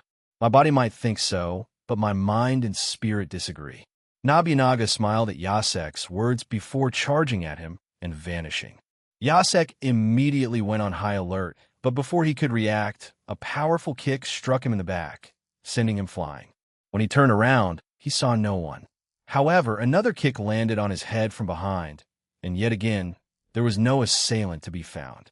This sequence repeated several times until Yasek decided to utilize his innate ability, Rewind, which allowed his body to revert to its state from 10 seconds earlier and return to its previous location. However, to his horror, Nobunaga was already there, impaling his shoulder with his sword. What? How did you? Yasek stammered. A smile graced Nobunaga's face. It doesn't take a genius to figure out your ability. The only thing I needed to discover was the cutoff time for your ability to rewind. So I attacked you repeatedly until you were compelled to go back, and I began a small mental timer. 10 seconds. That's the maximum duration you can rewind. And my speed surpasses yours. Whether you go back 1, 2, 3, or 9 seconds, I can catch up and strike you, he declared with a smile. You're truly insane, Yasek muttered as he attempted to activate his rewind ability again. However, his other shoulder was pierced by Nobunaga's blade, causing him to groan in pain. I suggest you surrender. I refuse. Yasek tried to remove the blade from his shoulder, but failed. Nobunaga twisted it, intensifying the pain. Yasek eventually resorted to using both legs to kick Nobunaga off him, but he missed as Nobunaga leaped away. Yasek made another attempt to rewind, but this time his right leg was severed by Nobunaga's sword. Arg! Yasek screamed, collapsing. He continued to use his rewind ability, but it was abruptly halted when Nobunaga impaled his torso with his blade. This is checkmate, young man, the former shogun declared. Yasek's body was gradually consumed by the retirement light, and he sighed. Damn it. Were we outmatched from the start? Yasek exclaimed in frustration. You fought valiantly. However, even if you win this match, you'll only face tougher games ahead. The main stage is for well-rounded teams within a certain power range, as unfortunate as that may sound. Yasek clenched his teeth and fists. He didn't want to admit it, but deep down, he knew what Nobunaga said was true.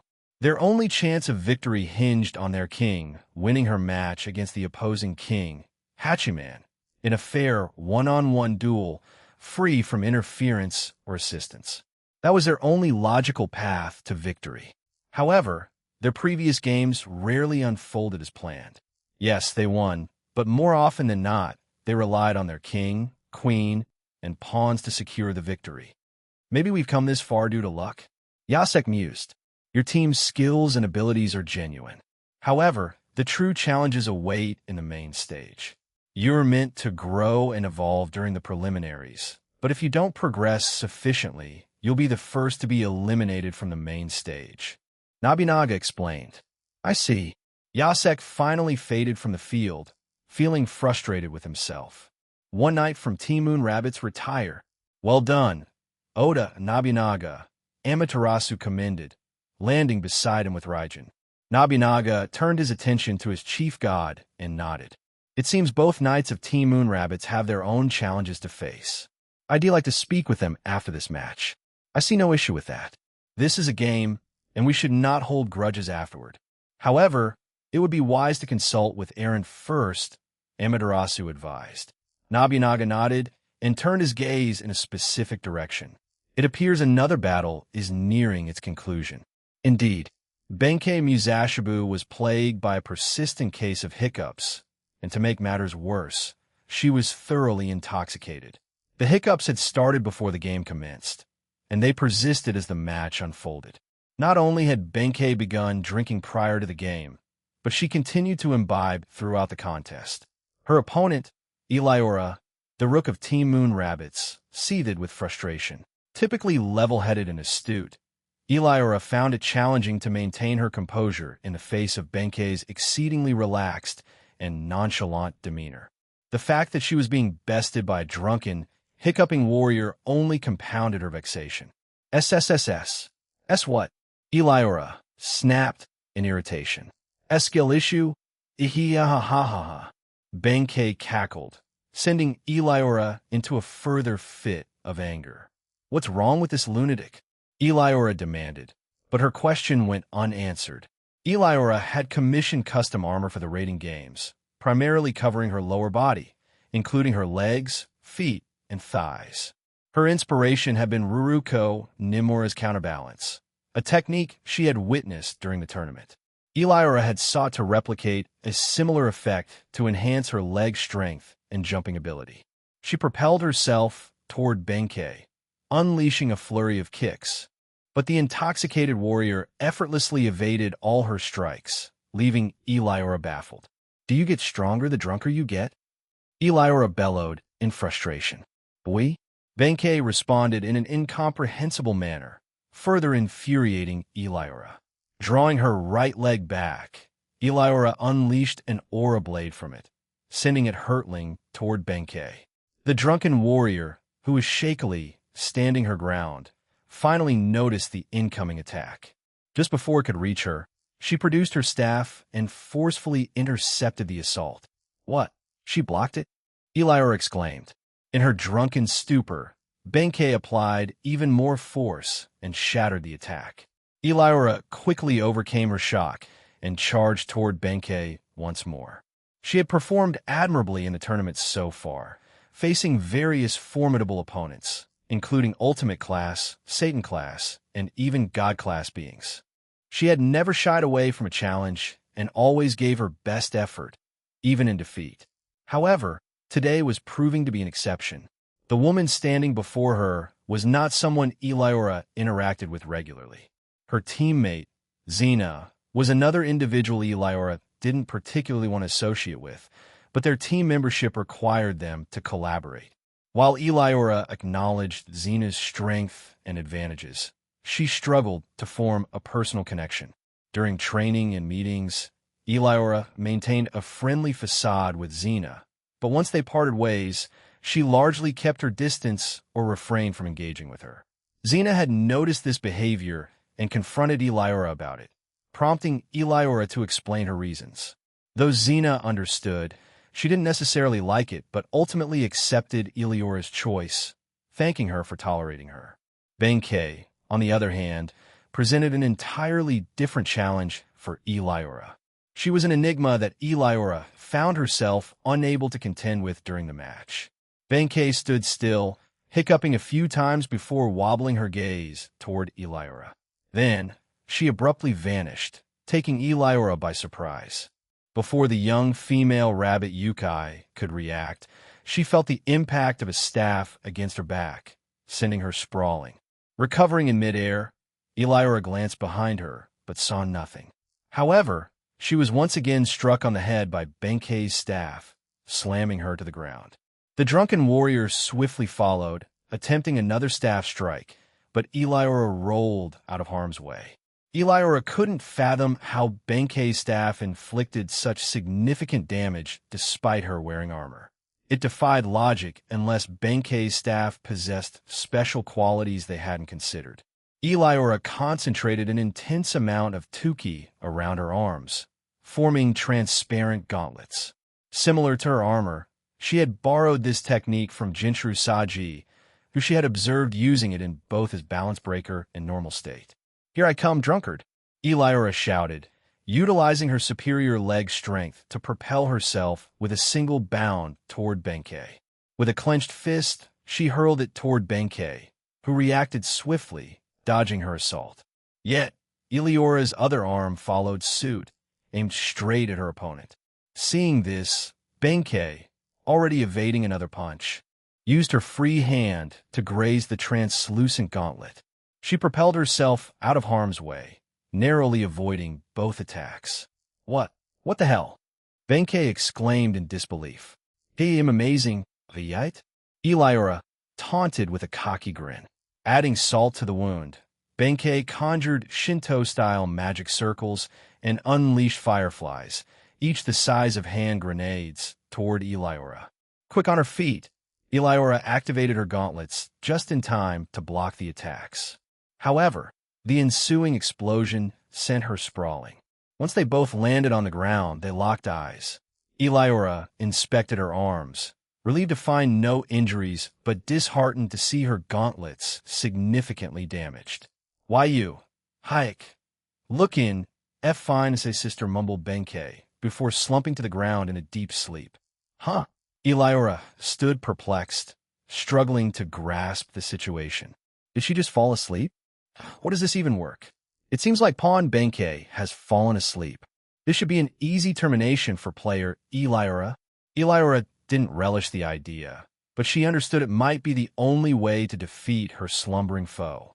She swiftly approached Benkei, enveloping more of her body in a dense tuki. She readied her right fist for the decisive blow when she was abruptly forced to leap away from her opponent. "TCH, I should have been faster," Eliora muttered in frustration, landing at a safe distance. A man with gray hair touched down beside Benkei. "Oi, you okay?" Her teammate Sanura inquired as she joined them. "Zanura, I'm fine. I was about to retire her when he arrived." "But, are you okay?" Eliora asked, eyeing Sanura. Sanura bore numerous small-sized holes on her body, each oozing blood. She scratched her head, laughing it off. "I lost an arm earlier to him and ended up going head-to-head, only for him to add more holes." Sanura, with her short green hair, fur, and red eyes, displayed a robust, athletic build. Eliora, with her long, wavy hair, white fur, and red eyes, possessed a slender frame. Both sported their team's tournament uniform and focused their attention on Yoichi, who was chastising the sleeping Benkei. "Oi, wake up, you stupid drunk. I'm not covering for both of us," Yoichi grumbled, annoyed. "Nah, noon, you know I can't drink any more." Benkei muttered in her slumber. Yoichi scratched his head in exasperation. "Damn it, she's in that kind of sleep, huh? She won't wake up anytime soon." He tapped his transceiver thoughtfully. "She won't wake up. Should I do it?" After a brief conversation on the device, Yoichi nodded and knelt beside Benkei, tapping her forehead. She began to glow. One pawn of Team Shinto retire. Did they just forcefully retire player Benkei? What a strange turn of events. Well, she'd be practically useless, so why bother keeping her around? She could have at least taken someone out before falling asleep. Yoichi muttered in frustration. Summoning his bow again, it emitted a purple glow. He fixed his gaze on both women before vanishing and reappearing beneath them, releasing a flurry of arrows.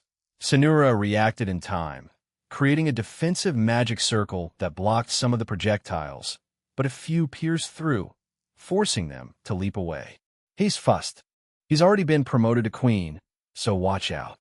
Also, think of him as an all-rounder. He can fight with his fists, use Tuki, and wields a sword. Those arrows can pierce through anything I've used, so assume they'll barado your gauntlets and armor, Sanura cautioned. Yoichi sighed, forming armor around his shoulders, arms, hands, legs, and shoes. A visor materialized around his face as he focused on the two women before him. "Two, Yoshitsun said Jin-san would give me a new bow if we won this as a gift. I can't afford to lose today," Yoichi muttered to himself. His excitement was palpable. Operation VV start. Operation VV is a go. Estimated time of charge completion, 1 minute. Current output, 100. A female voice echoed through his visor, accompanied by a lock-on user interface targeting Eliora and Sanura. Yoichi grinned and nodded to himself. Just a minute, huh? That's fine with me. Yoichi Nazuno hardly needed this. The operation system he had developed alongside Azazel and Grigori stemmed from his Chernobyl's syndrome. The attack he intended to unleash on the two women before him was well within his capabilities without the system. Nevertheless, Yoichi reveled in the theatrics. It made him appear cool, and he was perfectly content with that.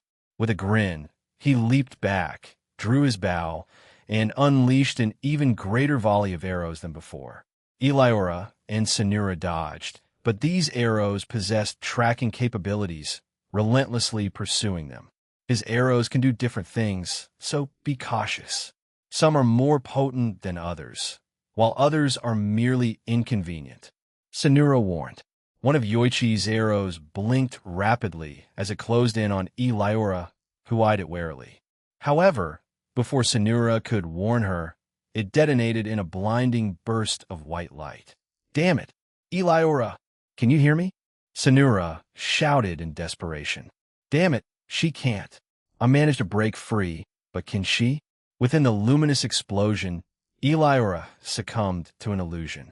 All around her stood a variety of naked men, each possessing a certain degree of handsomeness. They encircled her, lavishing her with compliments and indulging her with seductive gestures. What the hell is this? Eliora screamed, covering her face. Get away. I'm not ready for men like that yet. You can't do that until marriage. Eek. Eliora attempted to flee, but collided with a towering man, his chiseled physique standing at 65 tall. Eek. No. Get away. Come on, baby. The man purred, swaying his hips provocatively. In the midst of the tumultuous battleground, the haunting echoes of Eliora's desperate scream pierced the chaos as she unleashed a point-blank magical attack upon her adversary, dispelling him like a wisp of smoke. A torrent of emotions welled within her as she realized the potency of her newfound abilities. Her actions became a mesmerizing dance of spell casting, the force of her gauntlet-enhanced punches and the grace of her well-aimed kicks.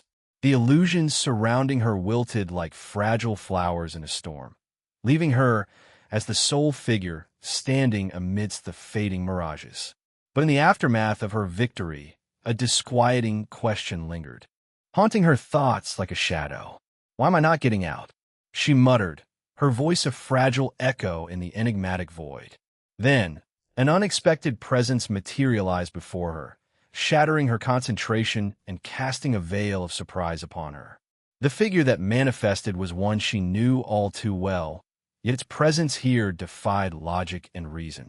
Titaizetsu? She stammered, her voice trembling with disbelief. But no, you were eliminated from the game. You have to be an illusion, driven by doubt and confusion. She launched her attack once more upon the illusion of Taizetsu, only to find her strikes effortlessly parried. Her wrist was ensnared by the illusion, and she was forcefully pressed against a wall that materialized out of thin air. The voice of her teammate, or so it seemed, pierced the surreal silence. In the real Taizetsu, Eli, did you forget? He inquired, his words a haunting refrain. Caught in the tangled web of illusion and desire, Eliora's face flushed with crimson, her eyes closing involuntarily as the illusion's visage drew nearer. Inwardly, she battled the turmoil that raged within her, the clash between her rational mind and her aching heart. Damn it, what's wrong with me? Get a grip, she admonished herself, but her inner turmoil continued to swell. Just as she was about to launch another attack against the illusion, a sudden, searing pain erupted in her abdomen. Her gaze dropped to her stomach, where an arrow had found its mark. Arrow, damn it. I was too slow, she whispered, her voice tinged with despair. The illusion surrounding her fragmented, and she crumpled to the ground, clutching her bleeding wound. The ominous aura of retirement enveloped her, its cold light a cruel harbinger of her fate. Damn it, all she uttered in her final moments.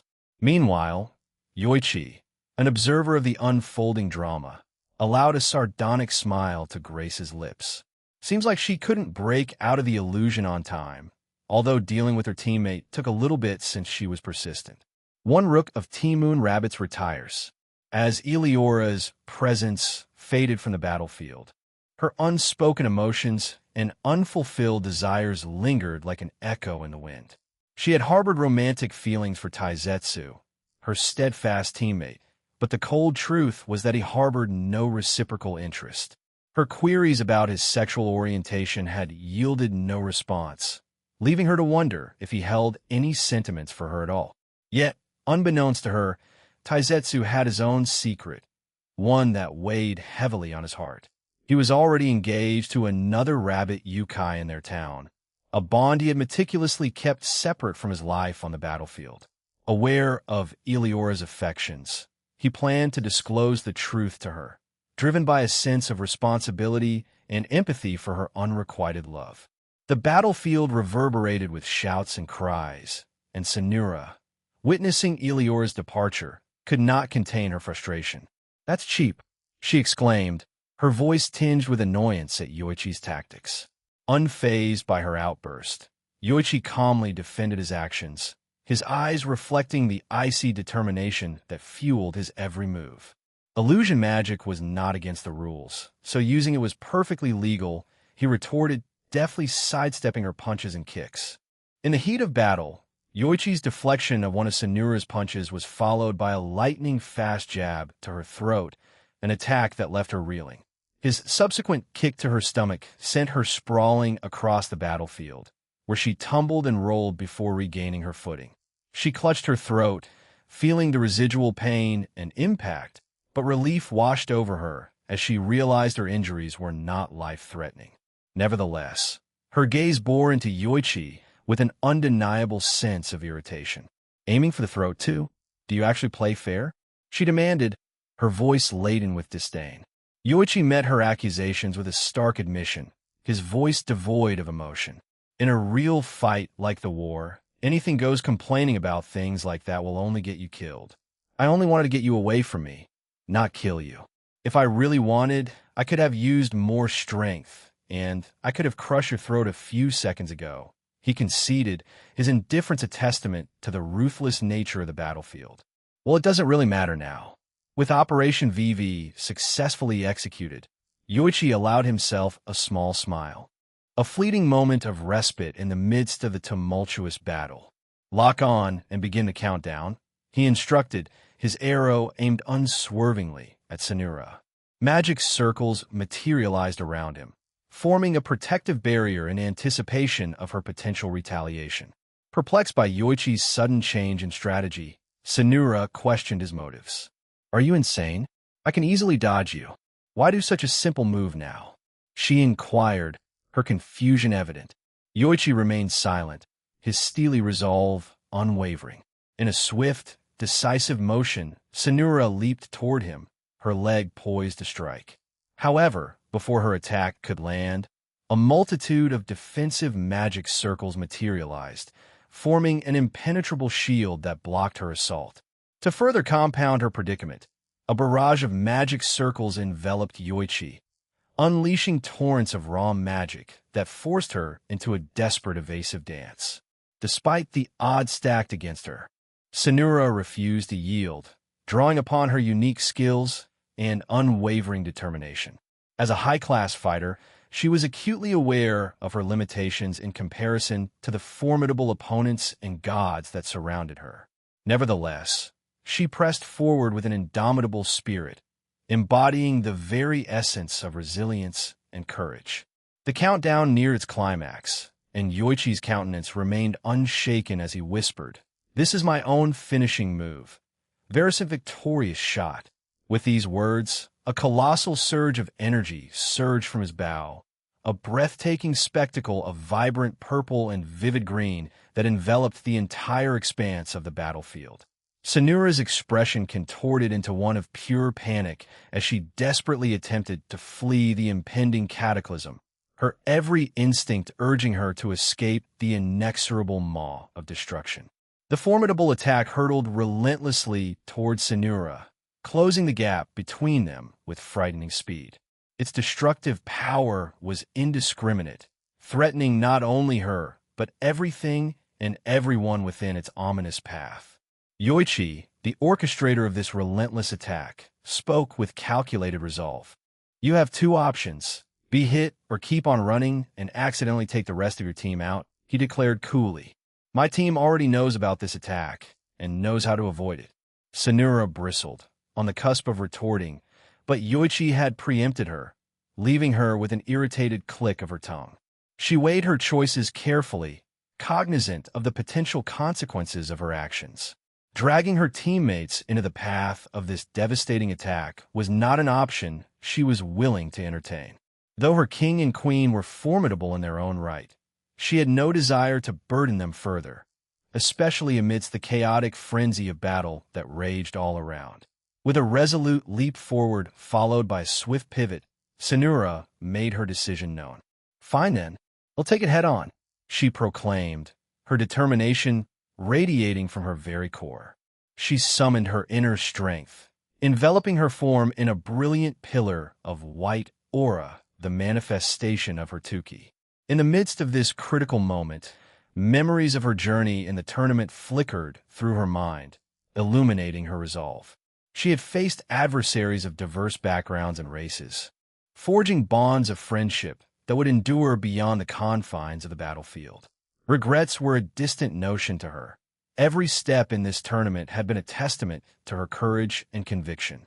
Charging headlong toward the oncoming energy beam, her right leg extended like a lance, she clashed with Yoichi's relentless assault.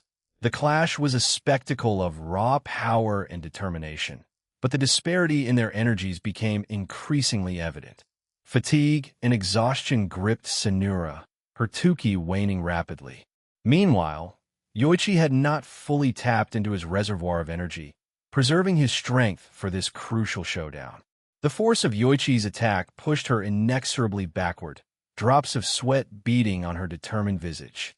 Yet, even in the face of this seemingly insurmountable challenge, she refused to yield. With one final, defiant cry, she channeled the last vestiges of her energy and 10k, forming a tenuous barrier of resistance. Spoke volumes of her unyielding spirit.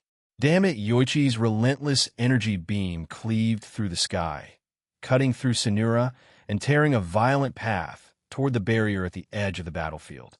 The ensuing explosion reverberated through the game field, a testament to the sheer power of the confrontation. One rook of Team Moon Rabbits retire. Down.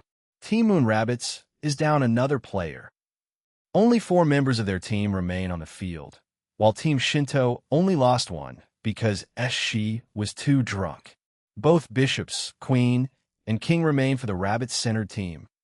Amidst the chaos and aftermath, Yoichi allowed himself another sigh, his smile tinged with satisfaction. "I took 2 down. Now all we need to do is beat the rest. Hachiman-sama can definitely win, right?" His confidence in their remaining team members was unwavering, a beacon of hope amid the tumultuous battlefield. In the fierce battleground, the duo representing Team Moon Rabbits faced an unfavorable challenge, squaring off against the formidable duo from Team Shinto. The legendary samurais of Japan, Miyamoto Musashi and Yoshitsune Minamoto. Ear and Tenadil, the valiant combatants from Team Moon Rabbits, possessed unique strengths that complemented each other's abilities. Although not overwhelmingly powerful individually, their synergy was undeniable. Tenadil had demonstrated his versatility throughout the tournament, taking on roles ranging from pawn to knight. He was, in essence, the team's adaptable wildcard. Ear, on the other hand, excelled as a support, and they had joined forces for this pivotal battle, hoping to bolster Tenadil's chances. But the last few minutes had proven to be an uphill struggle against the 2 iconic figures of Japan. Yoshitsune, swift and graceful as the wind, made a lightning-quick advance toward Tenadil, her katana gleaming with deadly intent. With impeccable timing, the male rabbit Yukai blocked her strike, using a remarkable shield bestowed upon him by his king, a gift originally passed down from Grigori. As a child, he had been captivated by a certain American superhero who wielded a shield with unmatched skill, sparking a desire to emulate such heroics. Yet, as a rabbit Yukai, his true prowess lay in the use of his legs and associated techniques. Ingeniously, he incorporated this unique style into his newly acquired shield. Rather than gripping it conventionally, Tynadil's shield adhered to magical binds on the sides of his legs, creating a distinctive signature move exclusive to him. Crafted with the aid of Aaron, it possessed a mystical bond, ensuring that even if wrested from his grasp, it would eventually return to him after a certain passage of time. Tynadil had also developed a repertoire of distinctive attacks and techniques based on the innovative use of a shield, rendering him a formidable adversary. Intrigued by the shield's durability, Yoshitsune inquired, "That is quite a resilient shield." Tynadil Dano, "May I ask from whence it was obtained?" Grigori, "Well, my king received it from there, so I assume it was the handiwork of numerous fallen angels and other supernatural beings," Tynadil replied casually before deftly repelling Yoshitsune's assault. The acrobatic warrior executed a mid-air backflip, landing gracefully at a safe distance. "I see," Yoshitsune acknowledged, her body enveloped in tuki. Without uttering another word, she charged once more, her movements now too swift for Tynadil's eyes to follow. Relying on his innate instincts, Tynadil attuned himself to the subtle shifts in the environment. In a fraction of a second, he detected a change and responded by executing a swift kick in that direction, propelling his shield away from him. A shiver coursed through his entire body. "You possess remarkable instincts and a natural aptitude for combat," Yoshitsune commended from behind him. She swiftly thrust her blade through his chest, and then, with a fluid motion, drew it upwards, cleaving through his upper torso and shoulder. "Tynadil!" Ur's anguished cry pierced the air as she witnessed her fellow bishop fall to his knees, grievously wounded. With a burst of wind magic, she repelled Miyamoto Musashi and teleported beside Tynadil, immediately initiating the healing process. "Well, that was quite brutal, Yoshitsune," remarked Musashi as she joined her fellow knight. "But sending bishops against us, even if they're versatile, seems rather reckless, don't you think?" "I simply sought to retire him. It appears that Amaterasu Sama wishes to conclude this contest," Yoshitsune replied resolutely. "I shall carry on." "Wait, what?" Musashi exclaimed, aghast, as Yoshitsune charged toward the two remaining moon rabbits. Tynadil's recovery was far from complete, and Yoshitsune summoned a series of Shinto-style magic circles, unleashing a barrage of fiery magic attacks upon the two rabbit Yukai. Ur's frustration was palpable as she clicked her tongue in irritation.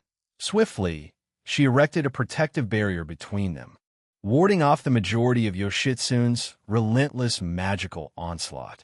However, the relentless barrage of spells seemed determined to melt through her defenses.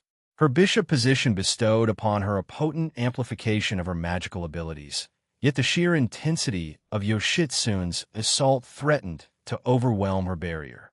With another exasperated click of her tongue, Ear took hold of Tynadil's shoulder and executed a teleportation spell, whisking them away from the perilous spot.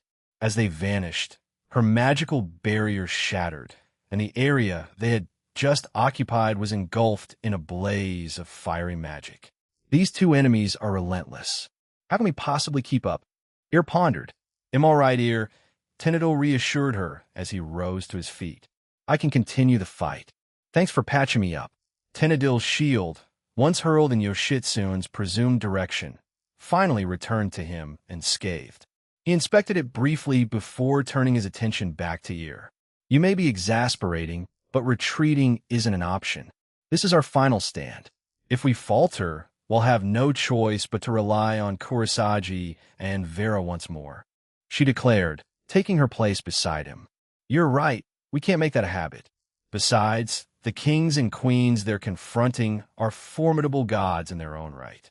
It's anyone's guess who will emerge victorious, Tenadol replied. Very well, best of luck, Ir said, subtly nodding toward Musashi, who reciprocated the gesture. With coordinated precision, they leaped away to face each other. No offense, Yoshitsune-san, but I'm surprised you didn't just attack us together, Tenadol remarked, his curiosity piqued. Yoshitsune had observed them in silence after their hasty teleportation. She briefly closed her eyes, reopening them with an unspoken determination. I may seek a swift victory, but I still cherish my honor as a warrior. Amaterasu-sama and our fellow gods on this team understand that. With a decisive shake of her head, she leveled her blade at Tenadol, enveloping both her body and weapon in Tuki. Enough chatter. Let our duels reach their conclusion, Tenadol Dano. Yoshitsune Minamoto relied solely on her innate attributes, her Tuki, her magic, her swordsmanship, and her experience. Eren had offered to grant her additional power during his recent visit to their pantheon, but she had declined. She wished to rely solely on her own abilities, without external influences or assistance. The others had accepted this choice as something rare and admirable. Although she refused new powers, she embraced the potential for personal growth, pushing herself beyond her limits. As they readied themselves for their impending clash, Yoshitsune couldn't help but recall a brief exchange between herself and Eren, a memory that brought a faint smile to her lips. Under the veil of night, within the sacred confines of their pantheon, Yoshitsune Minamoto was entrenched in rigorous training. She knew that a mere day separated them from their final preliminary match, even though their place in the tournament was already secured thanks to their accumulated points. Still, they hungered for one more challenge to cement their dominance. Tonight was no exception. Yoshitsune found herself in her usual spot near her dwelling, tirelessly honing her skills. Her blade sliced through the air with unwavering determination, sweat streaming down her face and body as she repeated her precise strikes. A male voice pierced the tranquility of her practice. Yoshitsune's senses instantly sharpened, and she turned to face the source Eren tool. Jin-san, or would you prefer Eren-san? She inquired, finally lowering her sword to acknowledge his presence. Whichever you're comfortable with, Yoshitsune, Eren replied, rising from his spot and approaching her. He surveyed their surroundings with a contented nod. Nice home you have here. Do you share with Yoichi and Benkei? Yes, but they're currently out shopping for groceries. After we met, things just clicked, and we decided to live together right away. It was a bit awkward at first, but within a few days, we all harmonized. They'll be cooking after this. Would you care to join us? Yoshitsune offered. Nah, I'm good. I simply stepped out for a while. Jin has been pestering me all day, and Suzaku, Akino, and Rias want to prepare dinner for me tonight. So it'll keep my stomach empty, he explained with a warm smile. You hold them in high regard, don't you? Yoshitsune remarked, noting the affection in his words. Yep. Sometimes I feel they pamper me excessively, but I have various individuals within me who advise otherwise. So I graciously accept their gestures and strive to reciprocate. By the way, are you certain about declining my earlier offer? Most of your team and the gods have accepted, Eren inquired. Yoshitsune bowed her head and gently shook it. I appreciate the offer, but I must decline once more. I wish to confront my opponents in the tournament solely with my own strength. Eren nodded and fixed his gaze on her as he prepared to speak. However, another figure arrived, prompting Yoshitsune to bow her head once more. Amaterasu-sama, welcome to my humble abode. How may I assist you? She greeted. Fufu, there's no need for formality, Yoshitsune. Raise your head, Amaterasu replied, her hand gently resting on Eren's arm. Do you need me for something? Eren pointed at himself, slightly bemused. Yes, you. I visited the inn where you were staying. It has gained quite the reputation since its renovation, thanks to your restaurant. So, I've decided to join you for dinner. If that's agreeable with you, Amaterasu stammered, her cheeks tinged with a faint blush. Yoshitsune silently observed the exchange between the two, a knowing smile playing on her lips. Amaterasu-sama, your expression mirrors that of Suzaku-dano and Akino-dano when they look at Jin-san. It's clear that you hold affection for him, unless you've already confessed. Is that so? I don't mind. Well, one of the girls sent you to fetch me, didn't they? Aaron inquired, though Amaterasu shook her head. No. I came to get you on my own. I saw that their meal was nearing completion, so I decided, by myself, she admitted, her voice wavering slightly. I see. Thank you, Amaterasu, Aaron said, patting her head. Amaterasu blushed, but accepted the affectionate gesture. Aaron then turned back to Yoshitsune. How about this, then? It'll enhance your potential. My potential? Yoshitsune repeated, her curiosity piqued. Aaron nodded, providing an explanation that spanned from his unique ranking system to the concept of inherent potential at birth. He explained that everyone possessed a predetermined potential that could be surpassed, but typically required great effort. He further informed Yoshitsune that she had already reached her limit, and that aligning her potential with that of others in DxD could unlock even greater strength. Yoshitsune pondered the proposition, weighing the advantages and drawbacks. Ultimately, she saw more benefits than downsides in accepting the offer. As she was about to consent, her chief god interjected. May I recommend that you accept, Yoshitsune? Earlier, Aaron adjusted our potentials, and we all sensed newfound possibilities, unlike the usual uncertainty that has plagued countless gods over the years. Hachiman, too, embraced this change with enthusiasm. He's now eager to resume training, displaying a childlike excitement akin to receiving a gift, Amaterasu explained. Even Hachiman-sama, Yoshitsune inquired, and Amaterasu nodded in affirmation. With conviction, Yoshitsune agreed, saying, in that case, please alter my potential, Jin-san. I will forever be indebted to you.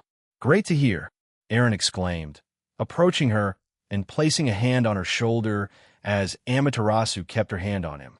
With a simple touch, he initiated the alterations. And it's done. That's it? I thought Yoshitsune began to speak, but her expression shifted to one of astonishment. She examined her hands and clenched them open and closed. I feel as though I can now grow stronger. It's not as vague as before. Normally, she delved into her thoughts on the matter, describing the perpetual uncertainty she had grappled with. In her early days as a warrior, the sensation of growth had been palpable, evolving day by day, week by week, and month by month. As the years passed, it had dwindled to an annual occurrence, eventually ceasing altogether. However, Yoshitsune still retained the ability to refine her techniques and master her swordsmanship, providing her with a sense of progression. But even that had plateaued once she ascended to godhood. I apologize for rambling, she exclaimed, offering a quick bow. Thank you immensely for this opportunity. Don't mention it. In any case, good night and best of luck, Aaron said, turning away with Amaterasu at his side. She watched them depart, Amaterasu drawing closer and embracing Aaron's arm. Aaron chuckled and, with his free hand, playfully squeezed Amaterasu's cheek. They act like they're already a couple, geez. I should also Yoshitsune. We're back. Benkei's voice resounded through the area. Igriga-jis. He'll be right there, Yoshitsune called out. She wiped away her sweat, sheathed her sword, and began her journey back to her home. A soft smile graced her lips as she whispered to herself, perhaps some other time.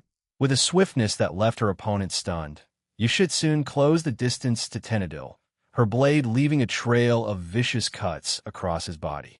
Ugh, he groaned, managing to deflect the more lethal strikes that aimed for his joints and throat. Since the war, Yoshitsune had embraced more lethal combat techniques, a stark contrast to her previous fighting style that favored prolonged battles when defending her realm and people. However, in the confines of this raiding game, the need for fatal blows had dissipated, allowing her to ease her intensity. Without hesitation, Yoshitsune pivoted and unleashed a torrent of thrusting attacks at Tenadil. He responded swiftly, employing his shield to parry her strikes. Yet, to his astonishment, a single thrust punctured his formidable defense. What? Weren't these shields designed to withstand god-class attacks? Then why did His thoughts were abruptly cut short as Yoshitsune sent him tumbling backward with a powerful kick to his shield. I simply needed to calibrate my strength to pierce through your defenses, she remarked, watching as the young Yukai gazed at his now inadequate shield in confusion. Or perhaps he possesses the ability to infuse it with 2k, necessitating further adjustments on my part. Undeterred, Yoshitsune charged once more, sword poised for another assault.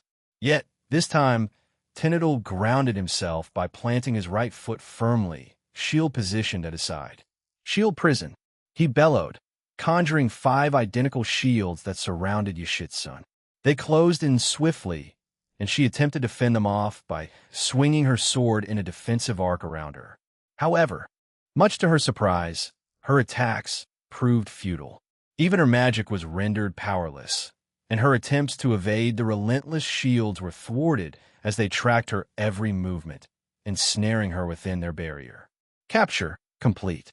Now, I simply need to keep her confined until her defeats the other knight, he muttered, a hint of apprehension creeping in. If she fails, then I'm in trouble.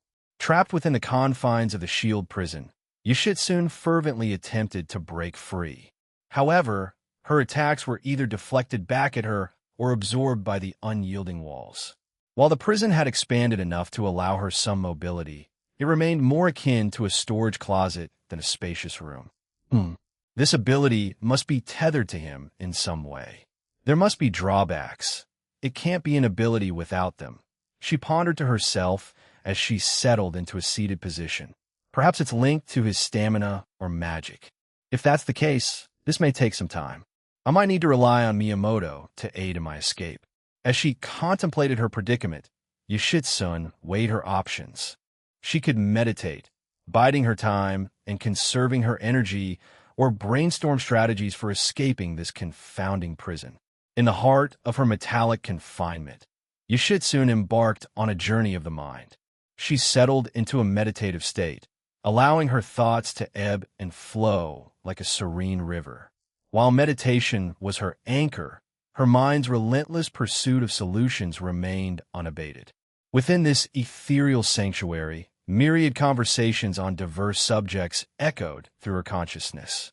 They were like faint whispers from distant realms, snippets of wisdom and fragments of knowledge, each a potential thread that could weave the fabric of her escape plan. These whispers, like ghosts of forgotten voices, whispered hints of hope. Time passed in this mental labyrinth, where thoughts and ideas danced in harmony with her unwavering determination. Yoshitsune's mind was a wellspring of creativity, and she sought to harness that creative force to overcome her predicament. As the echoes of thought reverberated through her mind, a sense of clarity emerged, and she knew it was time to act. Rising from her meditative stance, she cast her gaze upon the metallic walls that held her captive. They were foreboding, seemingly impervious to her desperate plight, but she would not be deterred. With graceful purpose, Yoshitsune reached out and placed her hand upon the cold, unyielding surface of her prison. Her fingers traced the lines and contours of the metal, seeking any imperfection, any chink in the armor of her confinement. Yet, the walls remained resolute, offering no hint of weakness. Determination burned in her eyes as she shifted her approach. She would not be defeated by mere walls. She needed to test the limits of this imprisoning shield. Her katana, an extension of her very being, was her instrument of choice. I shall test your mettle, she declared to her unseen adversary. Her voice, filled with resolve, was a testament to her unyielding spirit. Gripping her katana tightly, she readied herself for the imminent clash. Yoshitsune's next action was a testament to her years of discipline and refinement. She summoned her 2k, a wellspring of inner strength, and let it envelop her. It was as if the very air around her crackled with energy. But she did not stop there. Enhancement magic surged through her, further empowering her physical and mental faculties. Her form shimmered with newfound strength, and her senses sharpened to a razor's edge. Every fiber of her being resonated with purpose. With a flicker of movement, her blade sliced through the air. A singular, swift strike was unleashed upon the metallic walls that held her captive. The katana, an extension of her will, met the barrier with unwavering resolve. As anticipated, the attack was deflected by the invisible shield, its energy repelled like water against an unyielding dam. But Yoshitsune was not deterred. Her true plan was unfolding, like a meticulously choreographed dance. A protective circle of 10k, a technique born from years of training, manifested around her.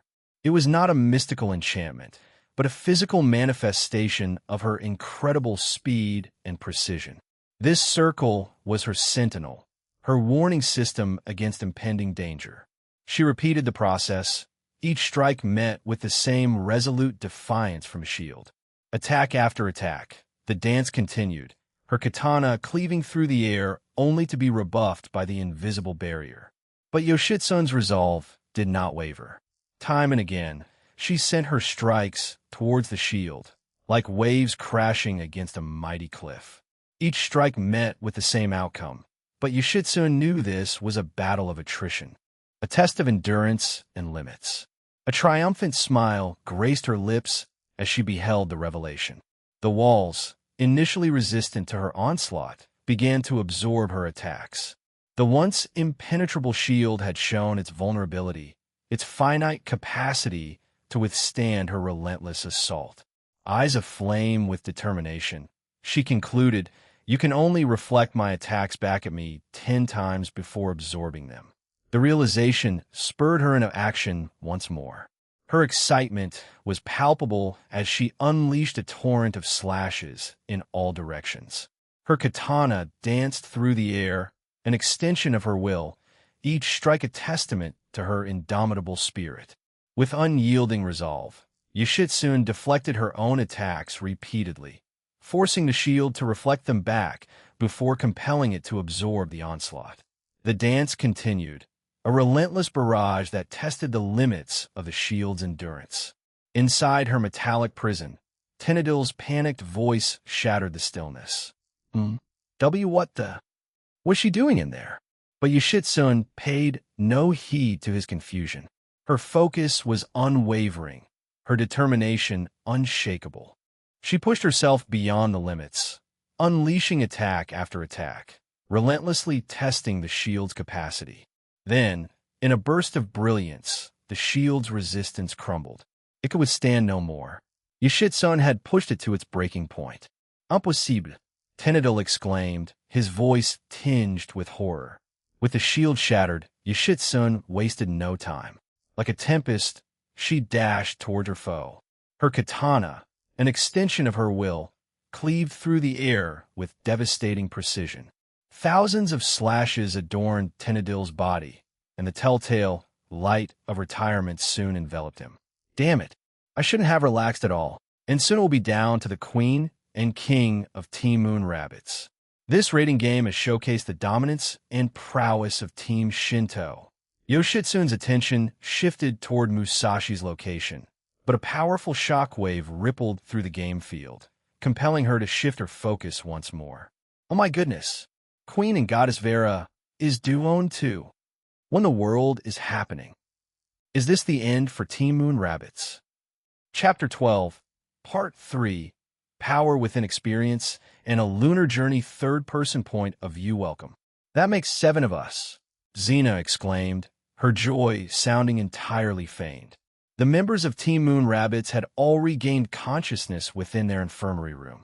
Most of them had promptly been administered slime pills, swiftly mending their injuries and replenishing their stamina, allowing them to continue watching the remainder of the match they had been forced out of earlier. Tennidil, his voice tinged with remorse, muttered, my bad, I couldn't best Yoshitsune. She was incredibly formidable, his gaze fixed on his disheveled bed sheets. A nurse approached, offering a slime pill to Tennidil, who accepted it gratefully and swallowed it, feeling his injuries fade away and his vitality return. So it's the end of the road for us, huh? We did make it pretty far, Rindo remarked somberly. In response, Xena seized her pillow and flung it at him playfully. It ain't over until our king is out. As far as I'm concerned, Kurosagi is giving Hachiman a run for his money. Yeah, but it doesn't seem like either of them has unleashed their full power yet, so we can't be certain about anything. And as for our queen, Taizetsu's voice trailed off as he stared intently at the screen. Their queen, Vera, had been knocked out just moments ago. However, she had swiftly regained consciousness and now panted heavily, her gaze fixed on the opposing team's queen, Raijin. "She'll win. She'll pull off some kind of crazy miracle," declared Xena confidently. She had always looked up to both Kurosagi and Vera, even before they became goddesses, but even more so after they did. Halzaham was a terror in their town, and he had power, so none of them could ever fight against him. However, Vera was also quite powerful and was chosen by their gods. The same with Kurosagi. Halzaham was ignored because of his foul personality. Well, we can only hope. It seems her is also struggling in her match. "She may join us soon," said Yasek. "If she wins, ITLL be a miracle too," said Eliora. Miyamoto Musashi launched an unrelenting assault on her opponent, wielding two katanas with masterful precision. Her swordsmanship was flawless, and she displayed the same deadly prowess whether wielding a single katana or dual wielding. Her adversary, the last remaining bishop of Team Moon Rabbits, found herself struggling to keep up with the relentless onslaught. Forte was primarily in support roles, and facing someone of Musashi's caliber put her at a distinct disadvantage. If she were up against an opponent of similar power, she might not have found herself in such dire straits. However, Musashi possessed years of combat experience that far exceeded her own, although her excelled as a support. She was also considered a versatile combatant to some degree. "What's the matter? Aren't you going to fight back?" Musashi taunted as she continued her relentless swordplay. "You're not exactly making it easy for me," retorted with frustration. Musashi chuckled before gracefully leaping away from her, pointing one of her katanas at Ir. Behind Musashi, a multitude of Shinto-style magic circles materialized, and they began launching attacks toward her opponent. Ir responded in kind, summoning her own magic circles and unleashing her own barrage of magical attacks. As each attack met and exploded, Ir seized the opportunity to dash toward Musashi amid the billowing clouds of smoke. Closing the gap, Ir found herself face to face with Musashi, her palm aimed squarely at her opponent. From her hand, an immense ball of green energy erupted and hurtled toward Musashi. Musashi, rather than dodging, opted to see what her opponent had in store. After sizing up the attack, she flashed a grin and blocked it with her katana, infused with Tuki. Although the impact knocked Musashi away, her swords and Tuki remained unscathed. She clicked her tongue, and beneath her, an enormous katana materialized, upon which she began hovering in the sky. From her elevated vantage point, she gazed down at Ir. "I've read about something like that in Chinese cultivation novels. But aren't you Japanese?" Ir inquired, her curiosity piqued.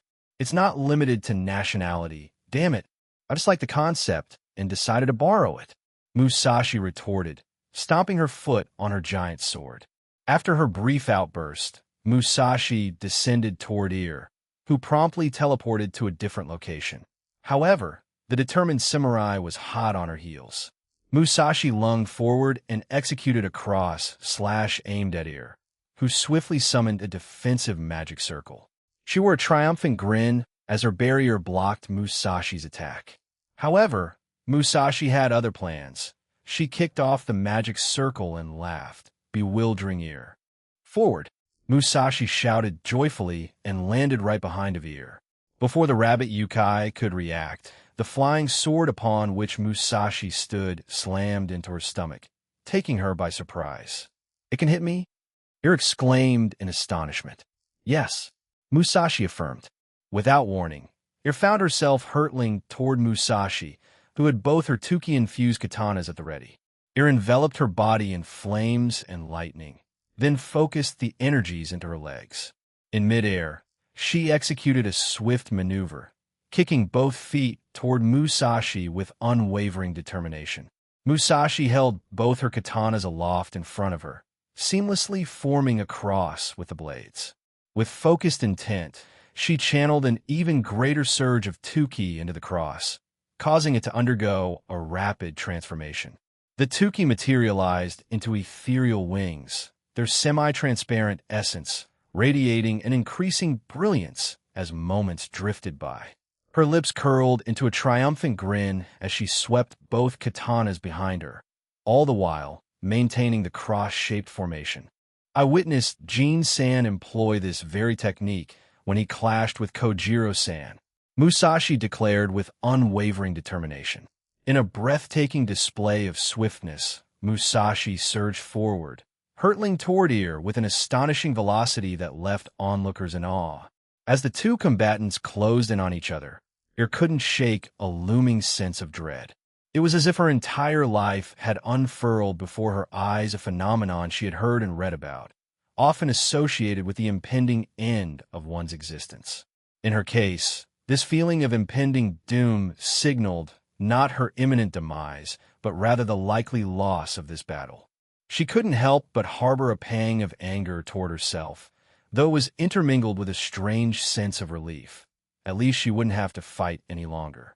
Initially, Ear had turned down Vera's invitation to join the team, primarily because she had no desire to engage in combat. She was fully aware that her abilities were better suited for a support role.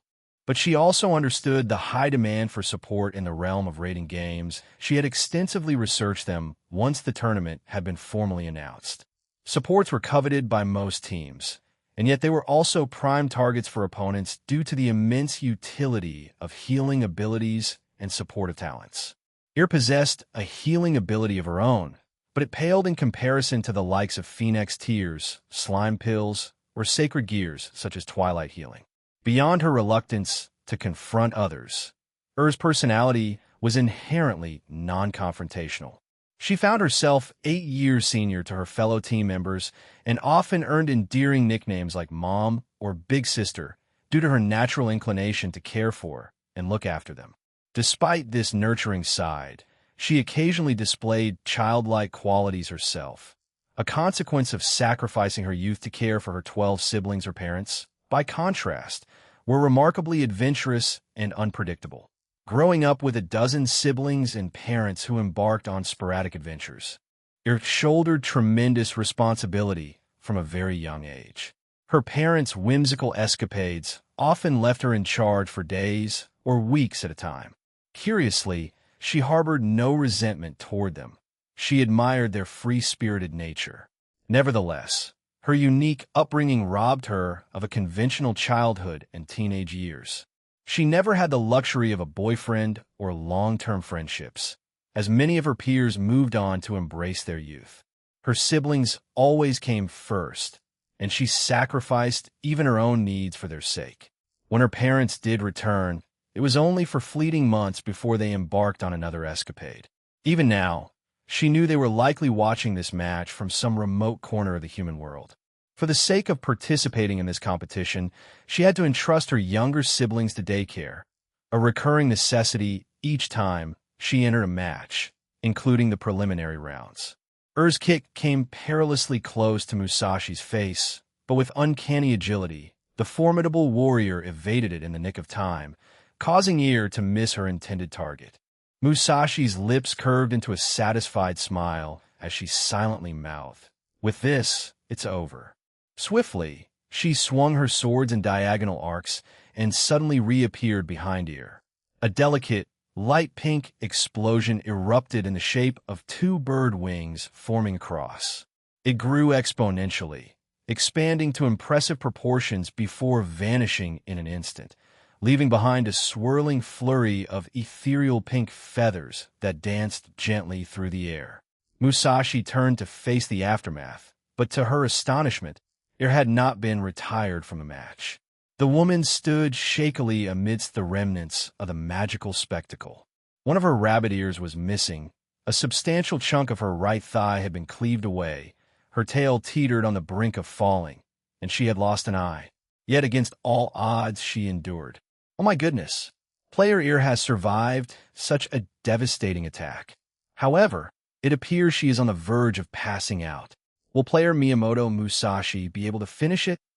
The announcer exclaimed. You're one tough cookie. How did you manage that? Musashi inquired, a mix of respect and curiosity in her tone. Drawing a ragged breath, Ir replied, timing and luck. After missing her initial attack, Ir had expended every ounce of her power to shield her body with an array of protective magic circles and 10k, even resorting to enhancement magic to lessen the impact. Despite her valiant efforts, the attack still inflicted significant damage, leaving her in her current state. Nonetheless, her strategy had prevented her from retiring, even if only for a few fleeting moments longer. Well, you fought admirably. Rest up. Musashi commended her before launching herself toward her once more. Ir made no attempt to evade the incoming attack. Musashi arrived in front of her, swiftly grabbed her by the face, and with decisive force, slammed her head into the ground. That hurt, Ir mumbled as the light of retirement began to envelop her. Hee, my bad, Musashi replied with a light and playful smack to Ir's head. One bishop of Team Moon Rabbits retires. Finally, only 2 members remain in Team Moon Rabbits, and they are the king and queen. What's wrong, Vera? Even with that new power-up, you can't beat me? Raijin taunted with a sinister grin. Give me 10 seconds, damn it. Vera panted in response. However, Raijin showed no mercy, continuously unleashing lightning strikes upon her. Vera desperately attempted to dodge the relentless assault, but the shockwaves generated by each strike proved formidable, repeatedly knocking her off balance. In a desperate move, she had to stomp her foot into the ground to anchor herself, preventing herself from being thrust into yet another zone of impending lightning. The blessings Vera had received proved beneficial and effective, yet Raijin's relentless onslaught nearly led to her premature retirement from the match. Fortunately, she managed to endure the assault, only incapacitated for a brief moment. Now, she needed to find an opening to retaliate. Ora! Raijin continued her barrage of attacks, relentless in her pursuit of victory. Vera persisted in evading Raijin's strikes whenever possible, aiming her still intact wand at her foe and firing magic attacks, leaving Vera's magical prowess insufficient to breach Raijin's formidable defenses.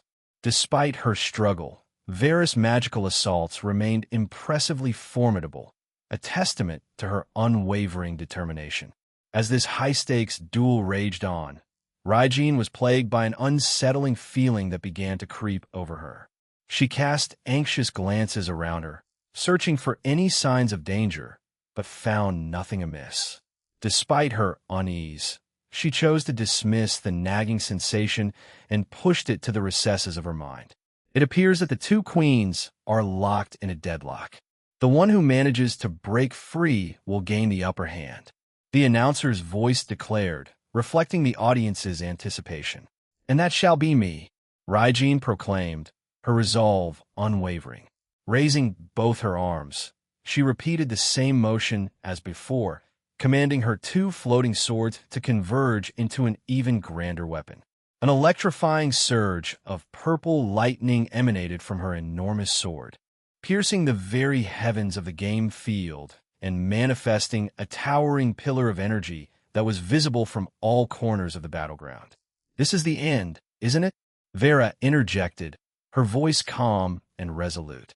Unexpectedly, small, translucent cubes materialized all around Raijin, leaving her momentarily stunned. Panic flashed in her eyes as she attempted to halt her devastating attack, but she had already initiated the motion of swinging the colossal sword, making it impossible to retract in time. The cubes emitted brilliant white lines that adhered to Raijin's body, an unforeseen occurrence that abruptly arrested the motion of her attack. What in the world? Raijin sputtered in bewilderment as her assault fizzled into nothingness. The majestic lightning pillar that had illuminated the night sky of the game field vanished, leaving only the black, moonlit expanse overhead. The once crimson world had returned to its normal state, a few minutes after Amaterasu's Akatsuki. This should be sufficient, Vera murmured, her eyes unwavering. The cubes she had summoned were part of a technique she had methodically devised to counter gods and god-class beings in the tournament. In the wake of the war and her ascension to divinity, Vera had contemplated creating a technique capable of temporarily sealing an opponent's powers, granting her the crucial advantage needed to secure victory. After attaining godhood, she sought counsel from Aaron, honing her skills in the creation and use of these cubes. While their creation was relatively straightforward, making them invisible and undetectable posed a greater challenge. Those stronger than Vera could still sense their presence, but for those of equal or lesser strength, detection grew increasingly difficult. In the heat of battle, opponents often disregarded the faint strange or odd sensations they experienced.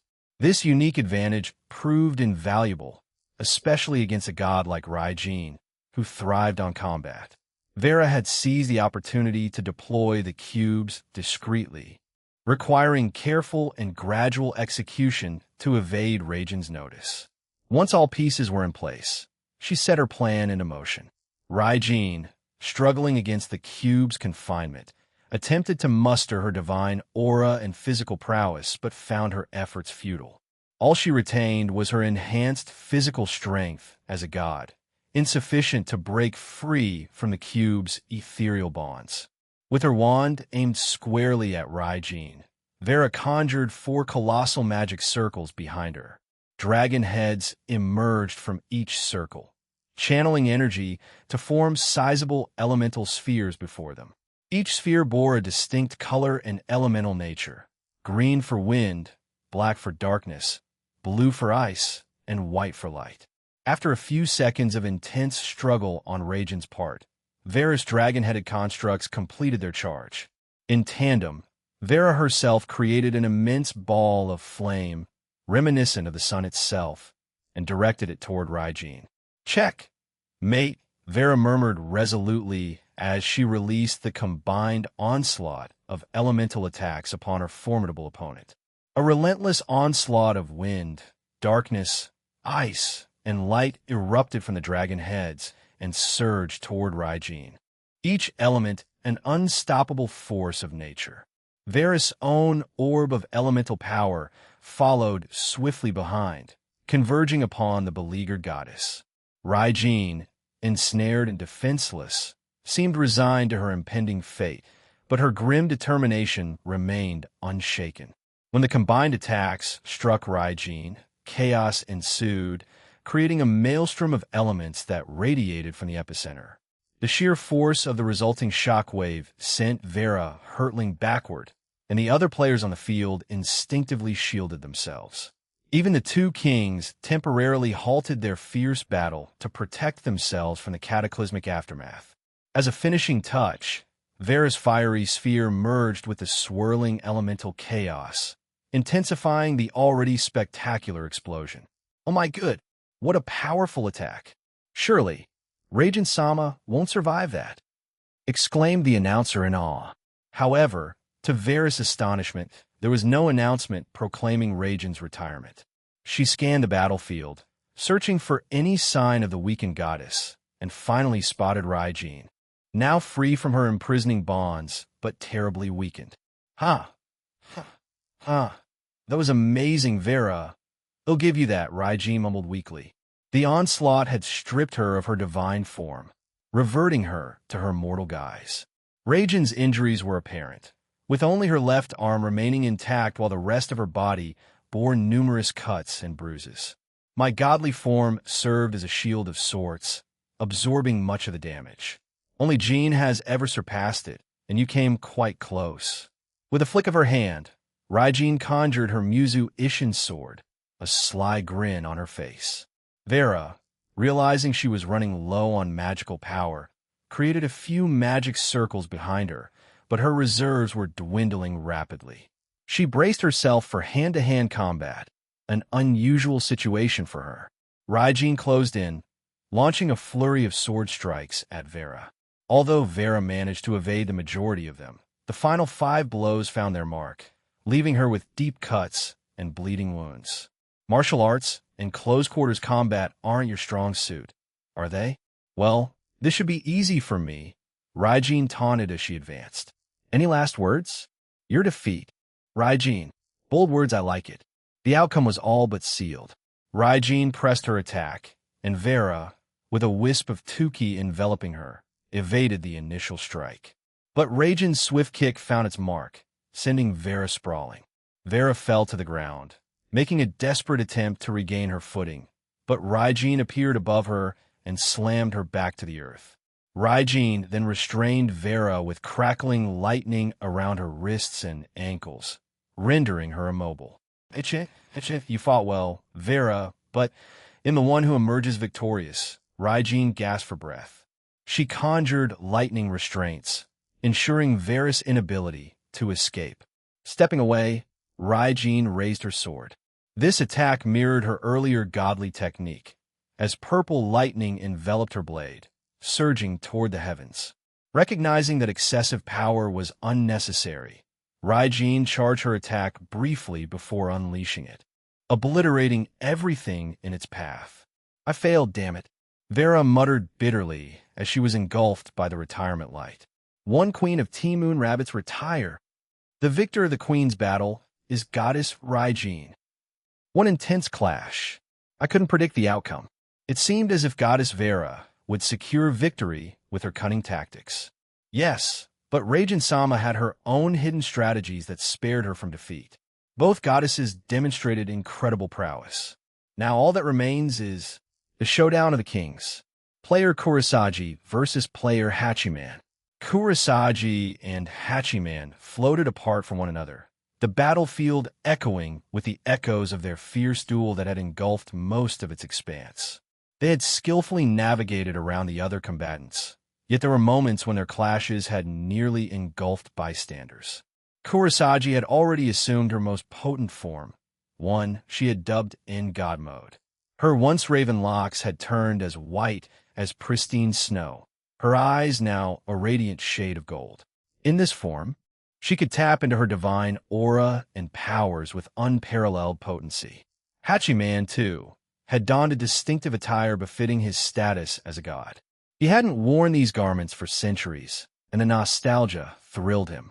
His attire harked back to the ancient samurai generals who had led their troops in a battle. The silence between them was heavy with unspoken intent. It's just us now, Hachiman remarked. Yes, it's just us, Kurosagi replied. The decisive battle. Should you triumph, your team advances despite their losses. But if I emerge victorious, you advance and were cast out. Kurosagi was acutely aware that their chances rested heavily on her shoulders. Yet, she harbored concerns. Winning this battle would grant them a lifeline, but it also meant they'd likely face the same strategy in the next round of duel between the kings. She was uncertain if their next opponent would resort to the same tactics as Team Shinto. Hachiman desired a fair and solitary fight, shunning any interference or assistance. This selfish request had been granted by their chief god, and their teammates had wholeheartedly endorsed it. They accepted it despite knowing it would lead to their defeat and elimination if he lost. This was met with Hachiman's gratitude and appreciation. No more words passed between them. Like phantoms, they silently soared towards each other, colliding with a force that set off a cascade of phenomena across the field. Rain began to pour, thunderheads gathered, and the atmosphere chilled as their divine auras swelled, creating enormous radiant circles that obliterated all in their path. The few remaining structures from earlier battles were also reduced to rubble, a testament to the magnitude of their clash. A clash of gods, both unleashing their full power. Thanks to Jin-sama, this realm can withstand their might. Witnessing gods exert themselves in combat is a historic moment.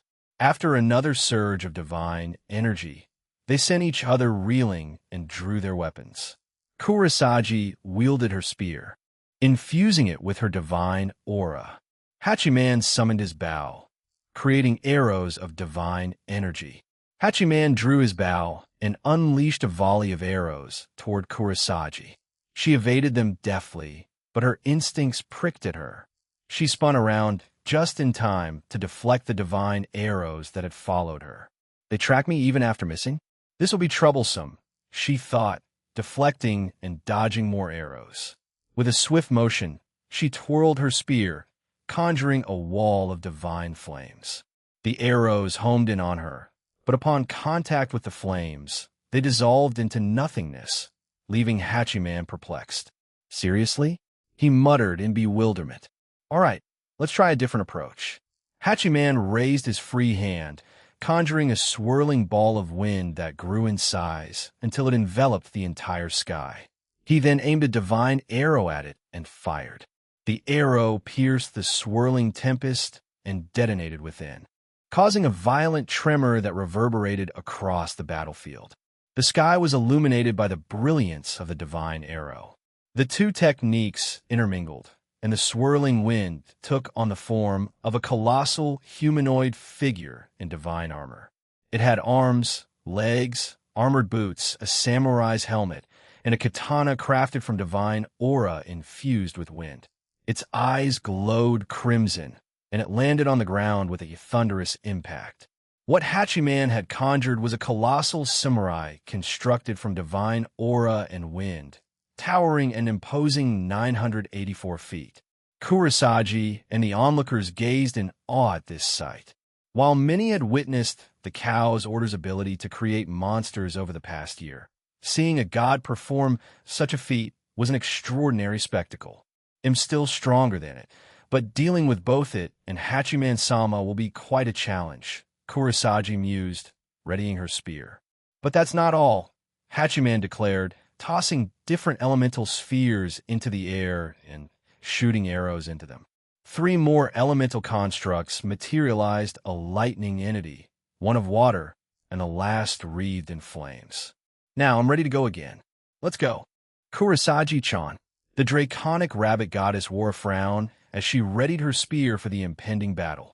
Her flaming shield still enveloped her, though she doubted its utility in this particular confrontation, so she dispelled it with a wave of her hand. She swiftly maneuvered to evade a devastating strike from the fire samurai, who swung his colossal katana with such force that the resulting shockwave threatened to send her hurtling away.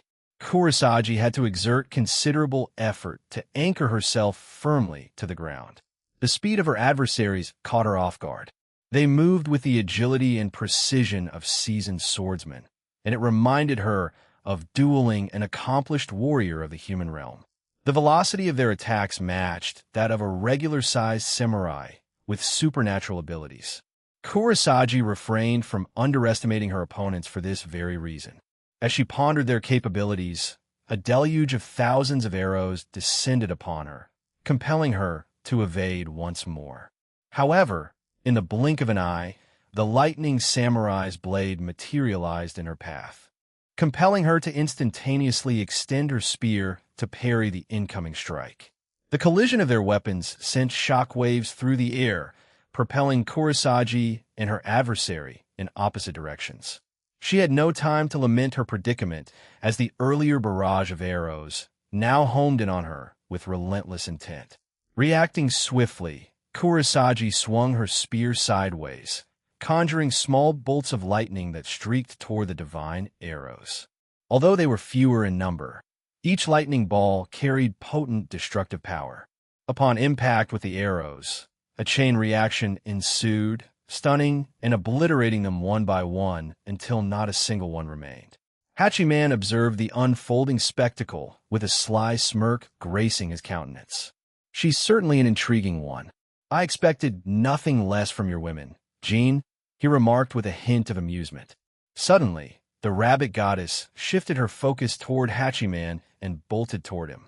In a blink, she materialized beside him, her right fist cloaked in a divine aura, and she delivered a resounding blow to his face.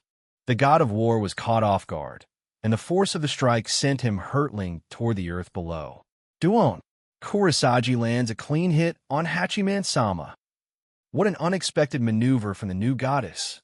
One might have thought she'd continue evading the giant samurai's assaults and deal with them first, but she disregarded them completely and made a beeline for their leader. Although it's not unheard of to target the root of the problem and eliminate it to put an end to things. In a swift and mesmerizing display of skill and grace, all four elemental samurai turned their attention towards Kurosagi, their swords poised for a deadly strike. Unfazed, she summoned her divine aura, enveloping her body in a shimmering, otherworldly energy while channeling the power of 10k.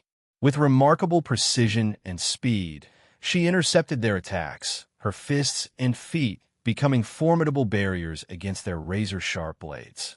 Two of the samurai were met with the forceful impact of her punches and kicks, sending them reeling back, their weapons rendered useless. The remaining two swords found themselves ensnared in her iron grip. With a display of unparalleled strength, she effortlessly propelled the two unfortunate samurai into the air, their bodies soaring like leaves caught in a powerful gust.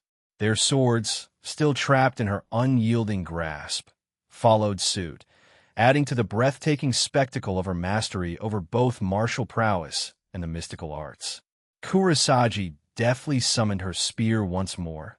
Then, with a single fluid motion, she launched herself towards the airborne samurais. Her spear found its mark, piercing their chests with an unerring precision, causing them to disintegrate in a whirlwind of their own elemental essence. Swiftly, she redirected her attention to the remaining adversaries she had previously sent flying. With even greater velocity, she dispatched them in a similar fashion, driving her weapon into the heads of the two remaining samurai, swiftly and decisively extinguishing their fleeting lives. There was no respite for her. Without hesitation, she soared towards Hachiman, who had risen to his feet and unleashed a barrage of arrows in her direction. The god of war, while taken aback by her swift dismantling of his elemental samurai, wasted no time lamenting the loss. Instead, he remained resolute and carried on their intense battle. Kurosagi unleashed a rapid barrage of thrusts with her gleaming spear, her movements a blur as they sliced through the air. Hachiman, the formidable god of war, displayed his unmatched agility, effortlessly evading every strike with graceful precision. In a single, fluid motion, he summoned a katana infused with the essence of multiple elements and swung it towards Kurosagi. The collision of their divine weapons was a breathtaking spectacle. As steel clashed with elemental might, a colossal clash erupted, sending shockwaves that reverberated through the very fabric of the realm. The ground trembled beneath the ferocity of their duel, and even the heavens bore witness to their awe-inspiring contest. Hachiman's elemental sword crackled with power, each swing unleashing a tempest of elemental fury. Flames roared, water surged, and lightning crackled through the air. Yet Kurosagi, the agile rabbit goddess, gracefully danced through this elemental onslaught, evading each attack with seemingly effortless fluidity. Their duel unfolded as a mesmerizing display of divine prowess, a masterful choreography blending offense and defense. With unmatched fervor, they clashed, and the world seemed to hold its breath, captivated by the dazzling spectacle of their battle. Amid their relentless clash, the toll of battle became increasingly evident on both divine beings. A crimson line marred Kurosagi's cheek, a testament to Hachiman's precise strike. In response, Hachiman bore a deep gash along his arm, an indicator of Kurosagi's tenacity. Their brutal exchange left them with pronounced injuries. Hachiman's elemental-infused katana delivered a devastating blow, severing one of Kurosagi's distinctive rabbit ears. Undeterred, the determined rabbit goddess lunged forward, her spear finding its mark in Hachiman's shoulder, its force tearing it asunder. Their contest was not marked by grandiose techniques or ostentatious displays of power. Instead, it manifested as an unrelenting slugfest, a relentless brawl between two divine entities. Each strike and wound served as an expression of their unwavering resolve, etching the narrative of their battle upon their divine forms. Despite the bloodshed and intensity, an eerie harmony prevailed. No words passed between the combatants, yet their actions resonated more profoundly than any spoken sentiment. A shared understanding flowed between them, a recognition of mutual respect as warriors. Their smiles, amidst the brutality, conveyed that unspoken connection. A brief pause in their ferocious bout arrived when Hachiman initiated a lightning-fast spin, his foot connecting solidly with Kurisagi's face, propelling her away with thunderous force. This violent expulsion generated sonic booms that reverberated through the surrounding air, shaking the very foundation of the battleground. However, Kurosagi refused to accept defeat. With remarkable agility, she adjusted her position mid-flight, countering the momentum of Hachiman's strike. Her indomitable spirit remained undiminished, and as their gazes locked once more, an unspoken understanding passed between them. In that charged moment, as they hung suspended in the celestial expanse, the world seemed to hold its breath.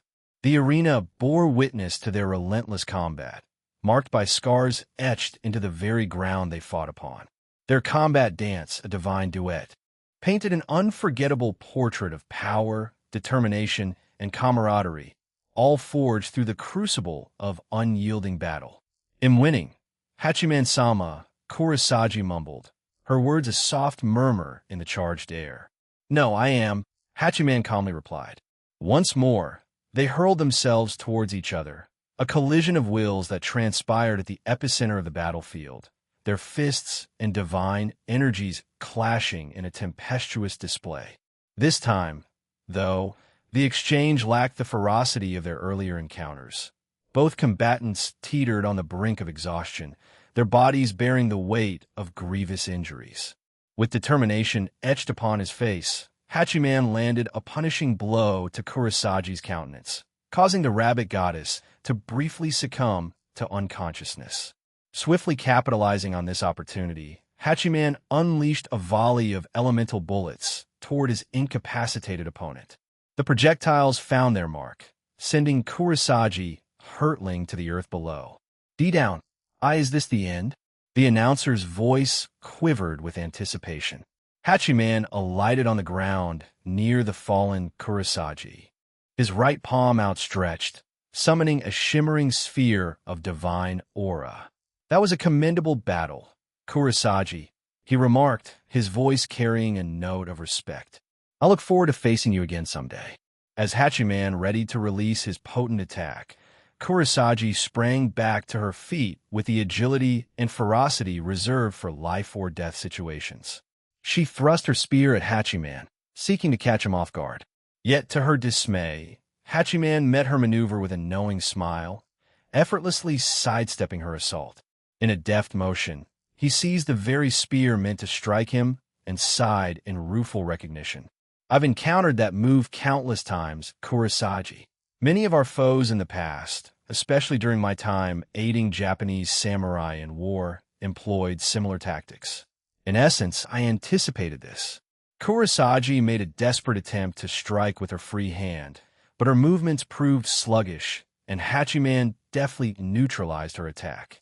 With unwavering resolve, he unleashed his divine onslaught upon her. Kurosagi and her immediate surroundings were engulfed in a radiant burst of divine light as she vented her frustration. We lost," she lamented internally, a single teardrop escaping her eye as the light of retirement consumed her. "One king of T-Moon Rabbits retires."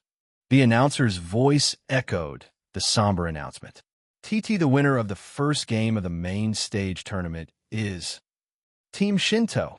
Hachiman-sama has emerged victorious in the Battle of Kings." The commentator's jubilant declaration rang out. A deafening roar of approval surged from the spectators, a harmonious chorus of celebration and approval that resonated throughout the arena. Finally, Hachiman sank to the ground, gasping for breath, the aftermath of the most intense battle he had fought in centuries. His teammates quickly assembled around him, offering their well-deserved congratulations. "Well done, Hachiman. I always believed in you."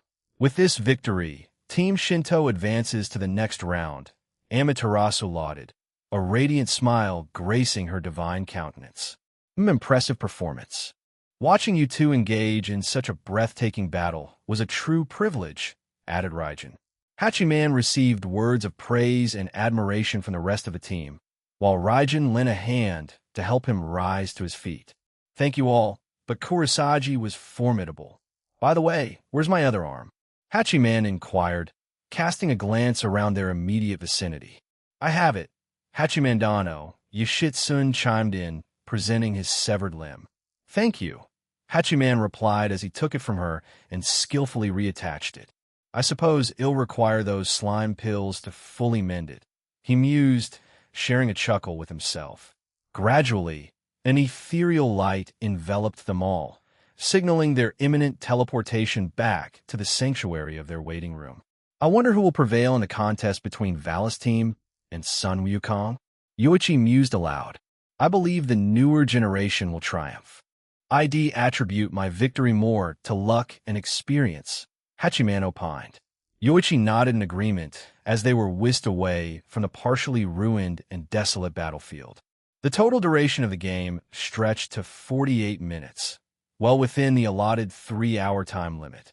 Yet, for many, it felt much longer given the awe-inspiring battles they had witnessed, particularly the climactic clash between the kings. Aaron Toole's soliloquy that was quite the spectacle, I remarked, breaking the silence that had enveloped the room I shared with everyone else. The tension of the game's final moments had held them captive, rendering them speechless. Do you think we'll see more of these kinds of spectacles in the rest of the tournament? Mom asked, her voice trembling slightly as she looked at me for reassurance. More or less. Every game will essentially be a battle, and we can expect to witness magical spectacles in each of them. I replied as I rose from my seat. Anyway, I'm going to check on the two teams. They've endured a lot of injuries, and I'll personally attend to their healing. I'm coming with you, Lavinia exclaimed, embracing me from behind. The others, still lost in contemplation of the recent fight, responded with half-hearted nods or continued their silence. I couldn't blame them. What we had just witnessed was undeniably remarkable.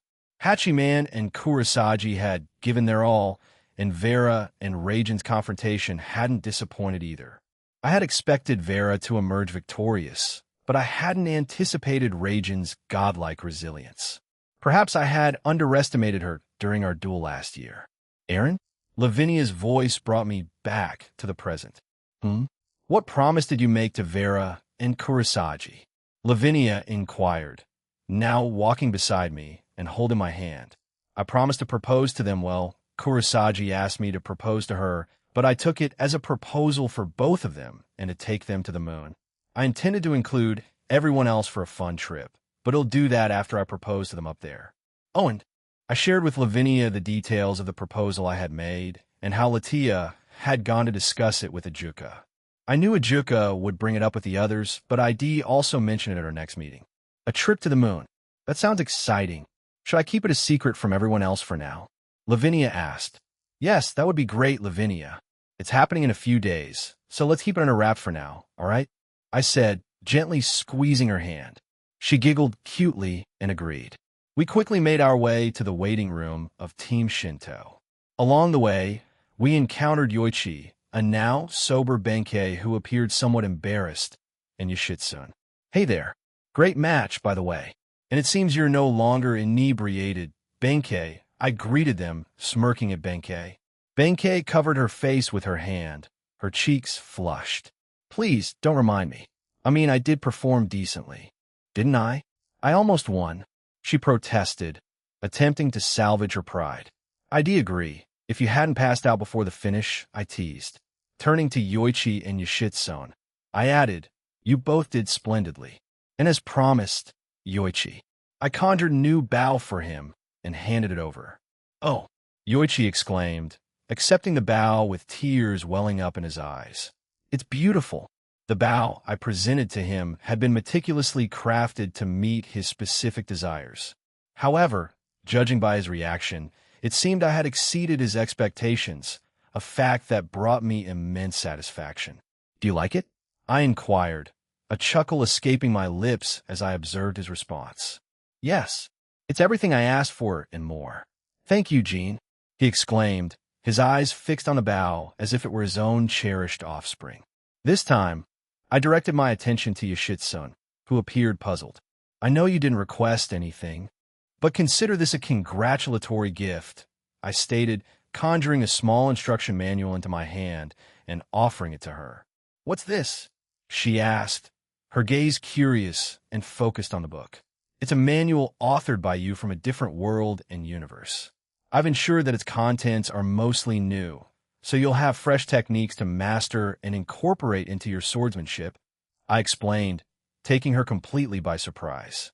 Yoshitsun promptly opened the manual and began perusing its pages. With each passing moment, her eyes widened until it seemed they might pop out of their sockets. She eventually stopped reading, her face radiating excitement. Thank you, Jean-san.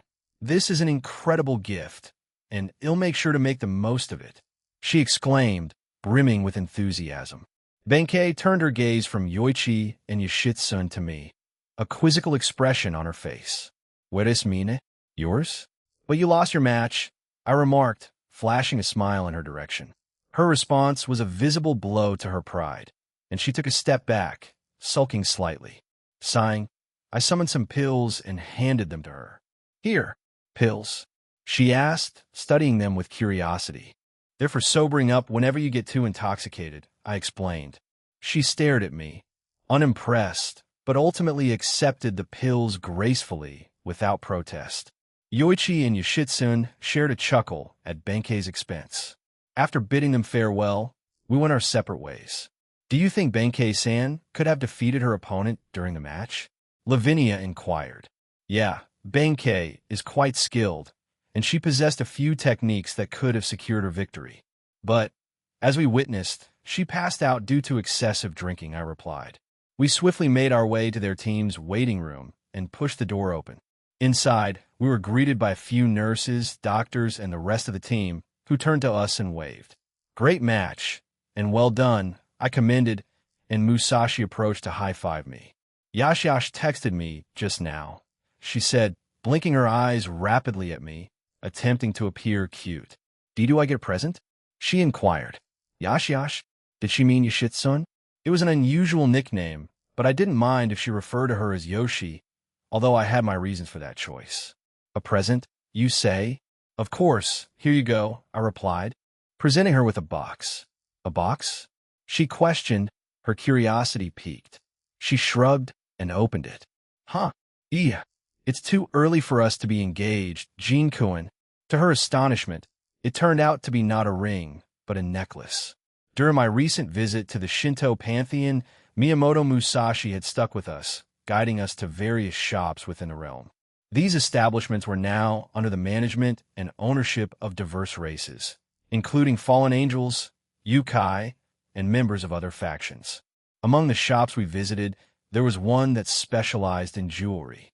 On that particular occasion, I hung back as the girls browsed the jewelry on display, and I purchased the items they desired from there. I extended the same offer to Musashi, but she politely declined, and we left the shop. However, that very night, when I paid a visit to Yoshitsun, I returned to the shop just before closing time and bought the necklace that had captured her attention. It's a necklace, the one that had your gaze during our earlier visit. I informed her. Oh, she exclaimed, a contemplative expression gracing her features as she retrieved it. A slight blush colored her cheeks, and a goofy smile appeared on her face. Could you assist me in putting it on?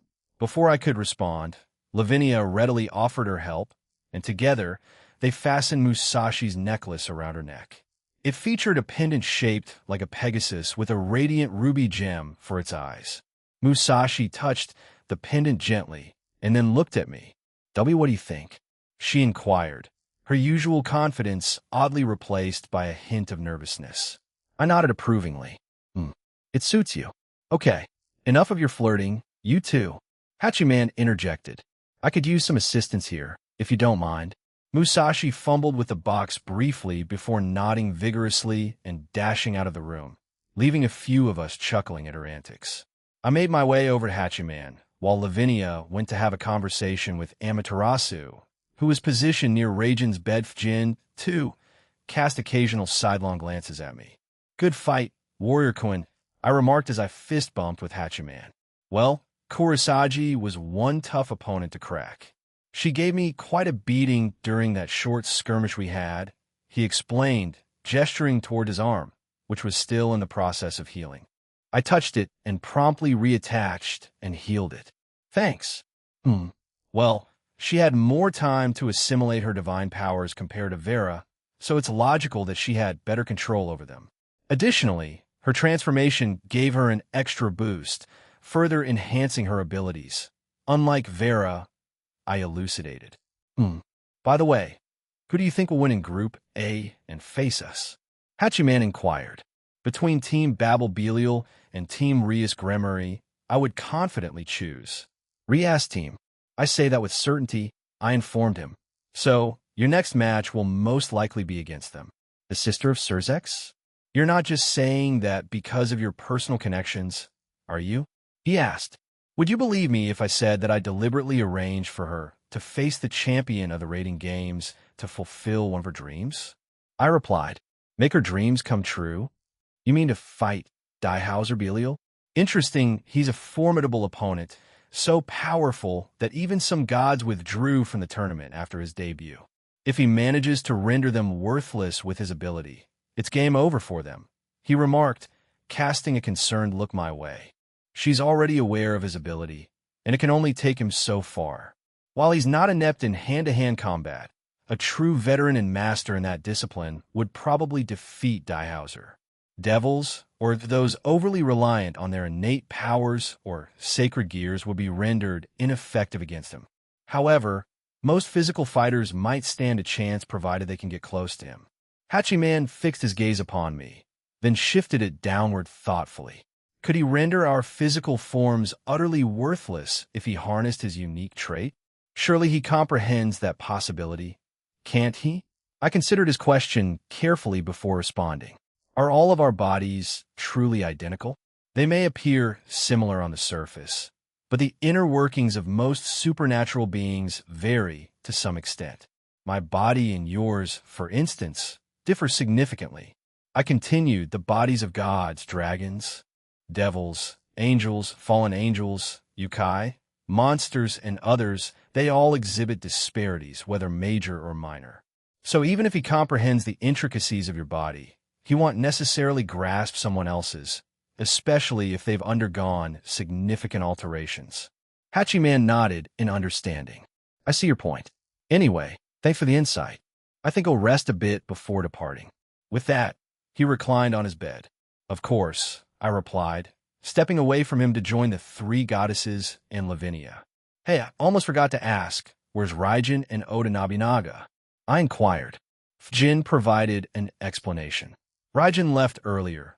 Apparently, something urgent cropped up in Dragon Mountain, and he wanted to address it promptly.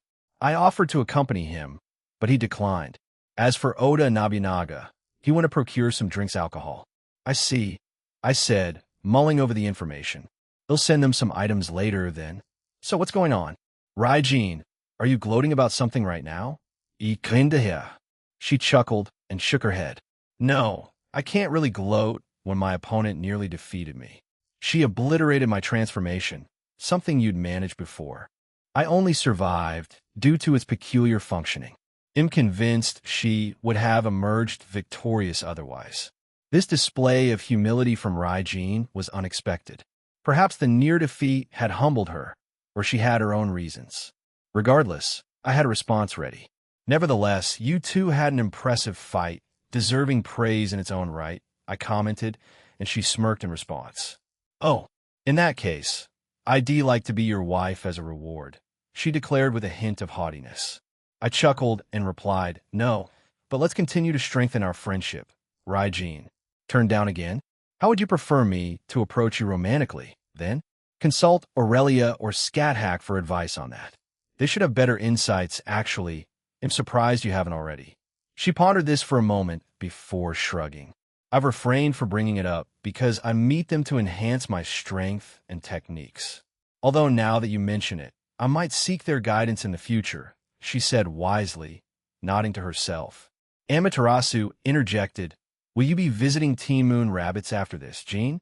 Yeah, that was my plan. I'm also concerned about Kira's severed ear, so we'll be tending to that soon, I explained.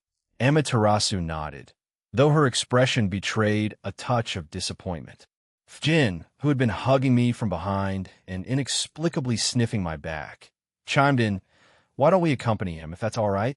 "I don't mind, but what's with the back sniffing?" I asked the goddess. "Don't worry about it," she muttered between sniffs. After a bit more conversation, I left with Lavinia, Fjin, and Amaterasu.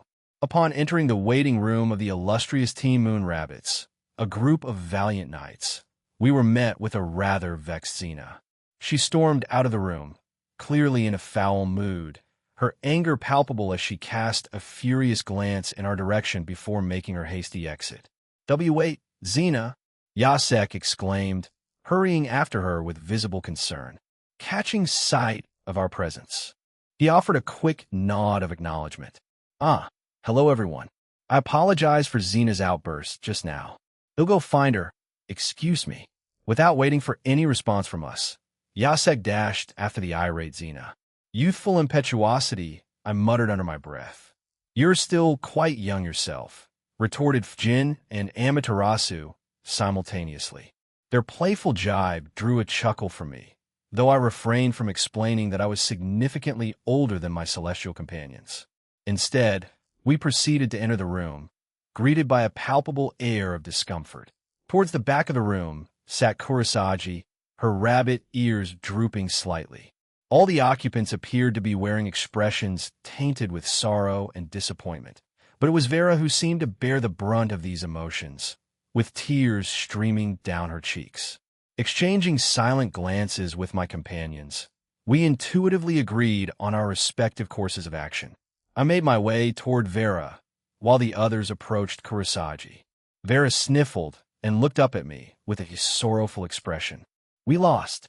I'm sorry." I gently patted her head and inquired, "Why are you apologizing?" "Vera?" "Because we couldn't fulfill the promise," she replied, her voice heavy with sadness. "Even if you couldn't, I still intend to keep it," I assured her, continuing to stroke her hair and then cupping her tear-stained cheek. "Although you'll need to wait a few days for me to do so, considering where we're going." Vera continued to cry, but her entire face flushed as she gazed up at me, attempting to nod in agreement. Her efforts faltered, however, as she suddenly became aware of some subdued chuckling emanating from those around us, causing her cheeks to turn an even deeper shade of crimson. In a wordless plea, Vera began to rapidly wave her hands at her sides, urging me to cease my teasing. It seemed that her initial disappointment at being eliminated from the tournament was slowly giving way to a different set of emotions. Although my playful antics served as a brief distraction for her, it was clear that her mood was lifting. I disliked seeing those around me in a state of sadness, and it appeared that my light-hearted teasing had also managed to brighten the atmosphere for others. However, as I began to withdraw my hand from her cheek, an impish impulse overcame me. With a flick of my wrist, I caused the curtains around us to close, taking Vera and everyone else by surprise. She regarded me with curiosity, tilting her head slightly in wonder. Smiling mischievously, I traced my index finger along her cheek, then halted at her lips, playfully swirling it around them. Vera's face turned even redder as she blushed, clearly taken off guard by the unexpected turn of events. Just as she opened her mouth to speak, I seized the opportunity to insert my index finger gently into her mouth. Vera froze, her expression shifting from surprise to shock. Before she could react, I whispered something teasing under my breath. Initially, I had intended to pull away and burst into laughter, but I hesitated for a brief moment, waiting to see her response.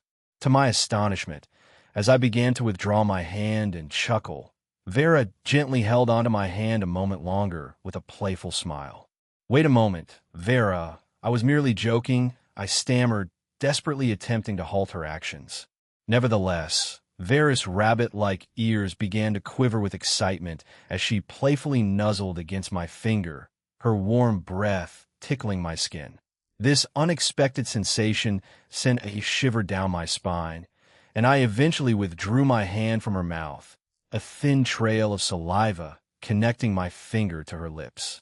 Vera gazed at me with misty, embarrassed eyes, her cheeks now even more flushed than before. "Aaron, why did you close the curtains?" Lavinia inquired, poking her head into our cozy hideaway. "Huh, Vera, you're blushing even more now." "Oh, I simply gave her a kiss as a small consolation prize. I knew she was too self-conscious to let others witness this at the moment. I explained to Lavinia, who responded with a giggle and a nod. Hee hee, Vera's quite the bashful one." Lavinia departed, leaving me sighing in relief. Vera appeared dazed, but soon reclined on her bed, her gaze fixed on the ceiling. She remained silent. Well, it's probably all right. She already grasped the message I had intended to convey to her. Next on my list was Kurosagi. Leaving Vera's bedside, I approached Kurosagi, who was engaged in conversation with Lavinia and Fjin. Amaterasu was engrossed in a discussion with other members of Team Moon Rabbits, evidently having an enjoyable time. I decided to leave them be for the moment. "Hey there. Excellent battle, Kuro.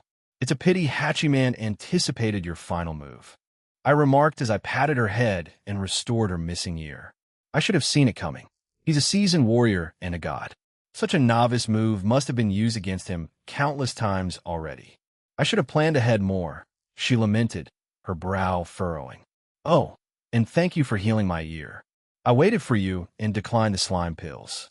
I frowned and pinched her recently healed rabbit ears. "Please just accept the slime pills. While it's flattering, it's not the wisest choice. But, well, I can't scold you too much. But you don't seem too distraught about the loss. Would it be overly pessimistic of me to admit that I was expecting to lose?"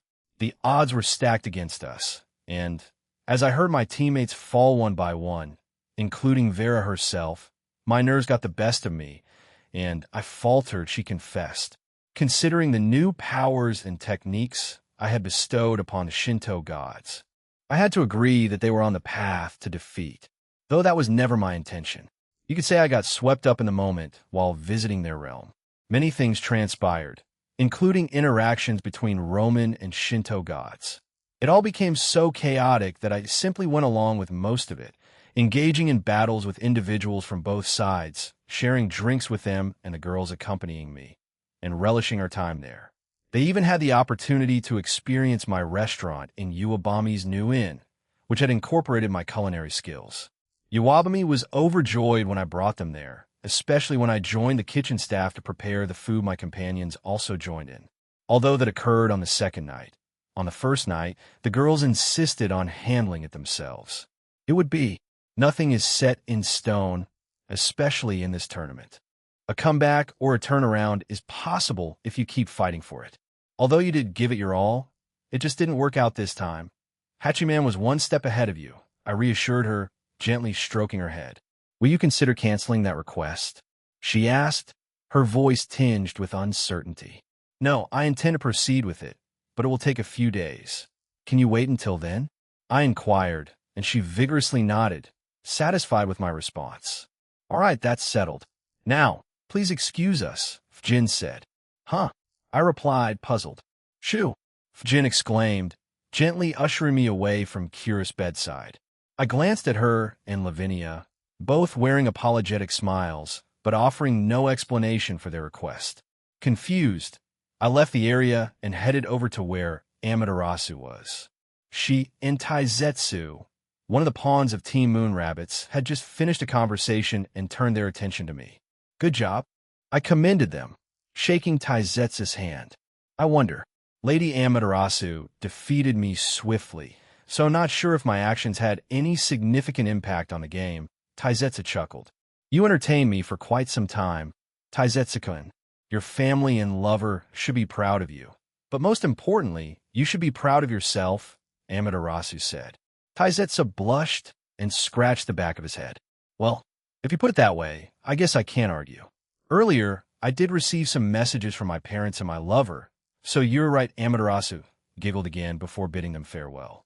Taizetsu collapsed onto his pillow, still emotionally drained from the day's events. Despite recovering his stamina with slime pills and having his injuries healed, he remained exhausted in different ways. We left their room and stood by the doorway. We saw the other team members had either gone back to sleep or were engrossed in their smartphones. Amaterasu's hand gripped my arm as she looked up at me. You mentioned that you plan to take Vera and Kurosagi somewhere. May I ask where? Glancing at the chief god beside me, I couldn't help but draw comparisons between her and Suzaku, Akino, and even Shuri and Kasumi to some extent. However, she reminded me most of Suzaku, with her gentle tone and expression. Yet, during my recent visit, I had seen another side of Amaterasu that was more reminiscent of Akino's, albeit slightly different. She was also a bit strict like Shuri, but accommodating like Kasumi. She seemed to embody the qualities of the Himejima women I had encountered so far, which felt a bit unusual. We planned to visit the moon. They had originally wanted me to propose to both of them if they won the game, but since they lost, I've adjusted our plans. Now, we'll be heading to the moon in a few days, where he'll propose to both of them, I explained. Amaterasu looked at me with a mix of curiosity and longing, her thoughts clearly visible. So, I asked, would you like to come with us? Is that all right? Want to be Amaterasu? I extended the invitation and am the one organizing this trip.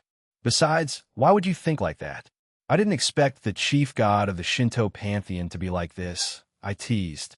She blushed and began mumbling incoherent words. Playfully poking her on the head, I added, I'm just teasing you. But yes, they'll contact you when we're ready to depart, so you can prepare. How's that sound? Amaterasu sighed with relief and nodded firmly. Thank you, Aaron, but I want to go. Fujin cried out, launching herself towards Amaterasu and me. I instinctively opened my arms to catch her. Can I join you? The exchange between Amaterasu and me had occurred in hushed tones, our words scarcely more than whispers. Despite our best efforts to keep our conversation clandestine, it appeared that Fujin, the deity of the wind, possessed an uncanny ability to eavesdrop. With lightning speed, she closed the distance between us, a testament to her mastery over the element of wind. I recalled Dhanu's previous mention that she could glean information from the very air itself, depending on her proficiency with the element. If I were to accept this assessment of Jin's abilities, then she was far more formidable than I had initially assumed, despite her occasional displays of power in the preliminary stages of the tournament. At times, she assumed the roles of a queen, bishop, or pawn, showcasing a level of wind manipulation that even surpassed the feats exhibited by Hachiman and Raijin earlier today. You heard us? I inquired, my curiosity piqued by her sudden appearance. Yes. So take me too, she demanded, her grip on me unyielding. I attempted to pry her fingers away, but she clung to me with a stubborn resolve that left me with no choice but to relent. Fine, but can you release your hold on me already? Goodness, you're far more clingy than I remember. Fujin, I remarked with a hint of exasperation. Ignoring my comment, she fell into contemplation for a moment. Should we also invite Tsukuyami? After all, he is the moon god, she inquired, turning her attention to Amaterasu. The chief god regarded Fujin briefly and then shifted her gaze to me, a somewhat uncomfortable smile gracing her lips. Sighing, I spoke up again, the more the merrier, right? Fujin responded with a smile of her own and suggested, as a token of gratitude, "It'll allow you to spank me." I raised an eyebrow and replied, "It'll pass." Thank for the offer, though. However, it became apparent that Fujin had other intentions as she seized my hands and forced them onto her in an unwelcome manner, drawing surprised reactions. Amaterasu and those around us, taken aback by the unexpected turn of events, turned away uncomfortably. This mischievous goddess had initiated similar antics during my recent visits, and I couldn't deny that I had indulged her whims to some extent. Hee, Fujin giggled as she showered kisses upon my chest, eliciting a sigh from me. Gently, I withdrew one hand from behind her and playfully poked her forehead. "Don't push your luck, missy."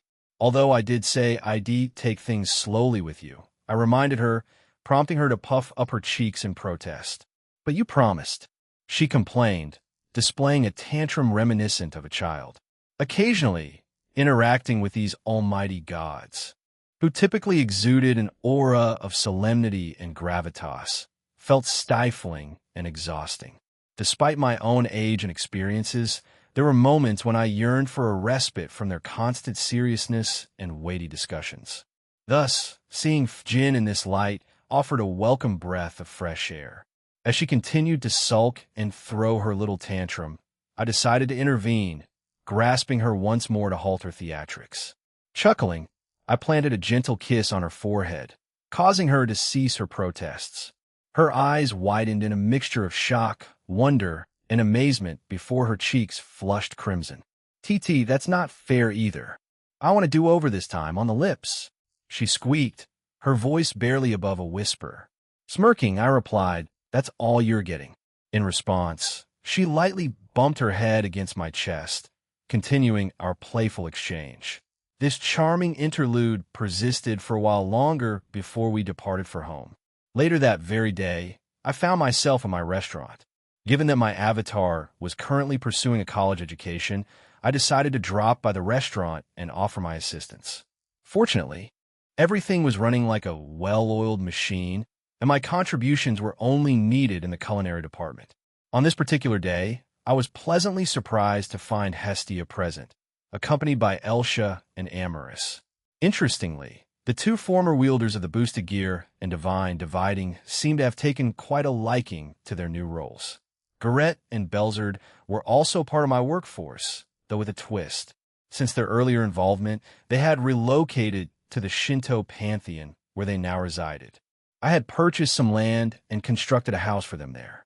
During a recent visit to their new abode, they extended a warm invitation for me and my companions to stay. We appreciated the offer, but felt it might be intrusive, so we graciously declined, opting instead to lodge at Uebami's Inn. As I immersed myself in my book, the door leading to the rooftop swung open, revealing two familiar faces, Artemis and Rias. Rias gracefully approached the railing, while Artemis joined me on the couch strategically positioned near the crackling fire pit. "Good evening," I greeted them warmly. Rias acknowledged me with a wave without turning away from the view, while Artemis reciprocated my greeting. "Good evening to you too. I'd like to discuss something," she began, placing her hand on my thigh. I set aside my book and, in response, entwined my fingers with hers, inviting her to continue. "What's on your mind?" I inquired. She hesitated for a moment before responding. "Well, it's more of a report, I suppose. The archery center, or club, as you may prefer to call it, is thriving. I'm seeing around 30 to 50 visitors daily, averaging between 210 to 350 people per week. Some might argue that these numbers aren't monumental, but for the modest town of Kuo, it's a considerable achievement, don't you think?" I nodded thoughtfully. "Indeed, it's quite an accomplishment. Moreover, Kuo is steadily expanding, and with my influence here and the support of the Citri, Grimmery, and Bale families, it might very well transform into Kuo City in the future." Artemis appeared taken aback by this revelation. "Kuo City? Are you planning to extend the boundaries of Kuo?" she inquired, her curiosity piqued. "Yes, there is still ample land surrounding us that we can utilize," I explained enthusiastically. "Of course, I intend to preserve some of it for things like hiking trails and other recreational areas within the lush forests. Some areas will remain untouched because the natural scenery around Kuo is genuinely captivating. I've only discussed this with Zeoticus so far, and he's fully supportive of the idea. Soon, we'll engage with the Citri and Bale heads to initiate the process." Artemis gazed at me in silence, clearly astonished. I met her gaze and silently encouraged her to share her thoughts. "I've heard from Suzaku and Lavinia that you may eventually move to a different residence," she began, her curiosity evident. "So, why the desire to expand Kuo from a town into a city?" I paused for a moment, reflecting on her question. "You're correct. I want to always reside here. However, in the year I've spent in this town, I've forged countless memories and friendships. I'm certainly going to retain this house, perhaps as a vacation home. After all, I've made substantial additions to it in just a year's time, so selling it would seem like a waste." and directing my gaze toward the night sky. I couldn't help but feel a sense of tranquility wash over me. The world seemed to be holding its breath, basking in the stillness of the moment. I began, I'd like to create a world where my future children could live and experience the essence of our existence, however long that may be. My companion, clearly taken aback, questioned, "You're already thinking about your future children?" I nodded in response. "Yes, I believe it's worth considering. We ought to contemplate the future, even though I haven't completely vanquished my adversaries yet. My avatars and their allies are gradually dismantling their ranks as we speak," I explained, turning to face her. "But is that all? Surely, you didn't join me here just for—" Before I could finish my thought, Artemis leaned in unexpectedly, capturing my lips in a passionate kiss that left me momentarily stunned. Her tongue slipped in my mouth, and for a few brief seconds, we shared an intense connection. She eventually pulled away, her eyes filled with affection as she gazed at me. "I had intended to spend the evening with you, but it seems Rias required your attention," she remarked. With that, she bid her farewell, giving me one more tender kiss and a warm embrace before departing from the rooftop. She paused at the doorway, casting a final smile my way, and gracefully descended the stairs. Turning my focus back to Rias, I noticed she had remained silent during Artemis and my conversation. She stood by the railing, her gaze fixed on the serene night sky. Knowing that she had sought me out because of Artemis, I walked over and leaned against the railing beside her, patiently waiting for her to initiate the conversation. She finally spoke, her voice filled with gratitude. "Thank you for persuading me to accompany you to the Shinto realm and for showing me the real tree, Aaron. I was quite stubborn, but you managed to convince me, and I truly enjoyed it." I nodded, ready to respond, but she interrupted with a slightly petulant tone. "But did you really have to pit me against Daihazer-sama so soon?" Caught off guard, I stammered, She stepped away from the railing, coming closer to me while maintaining her pouty expression. "Well," she pressed, attempting to appear stern but not quite succeeding. Her tone hinted at her reluctance, and I sensed that she wasn't entirely pleased with the situation. A voice broke the tension, and we both turned to find Aurelia standing there. She had teleported to the rooftop, her arms crossed, and a mischievous grin on her face. This was the very scenario I had hoped to avoid.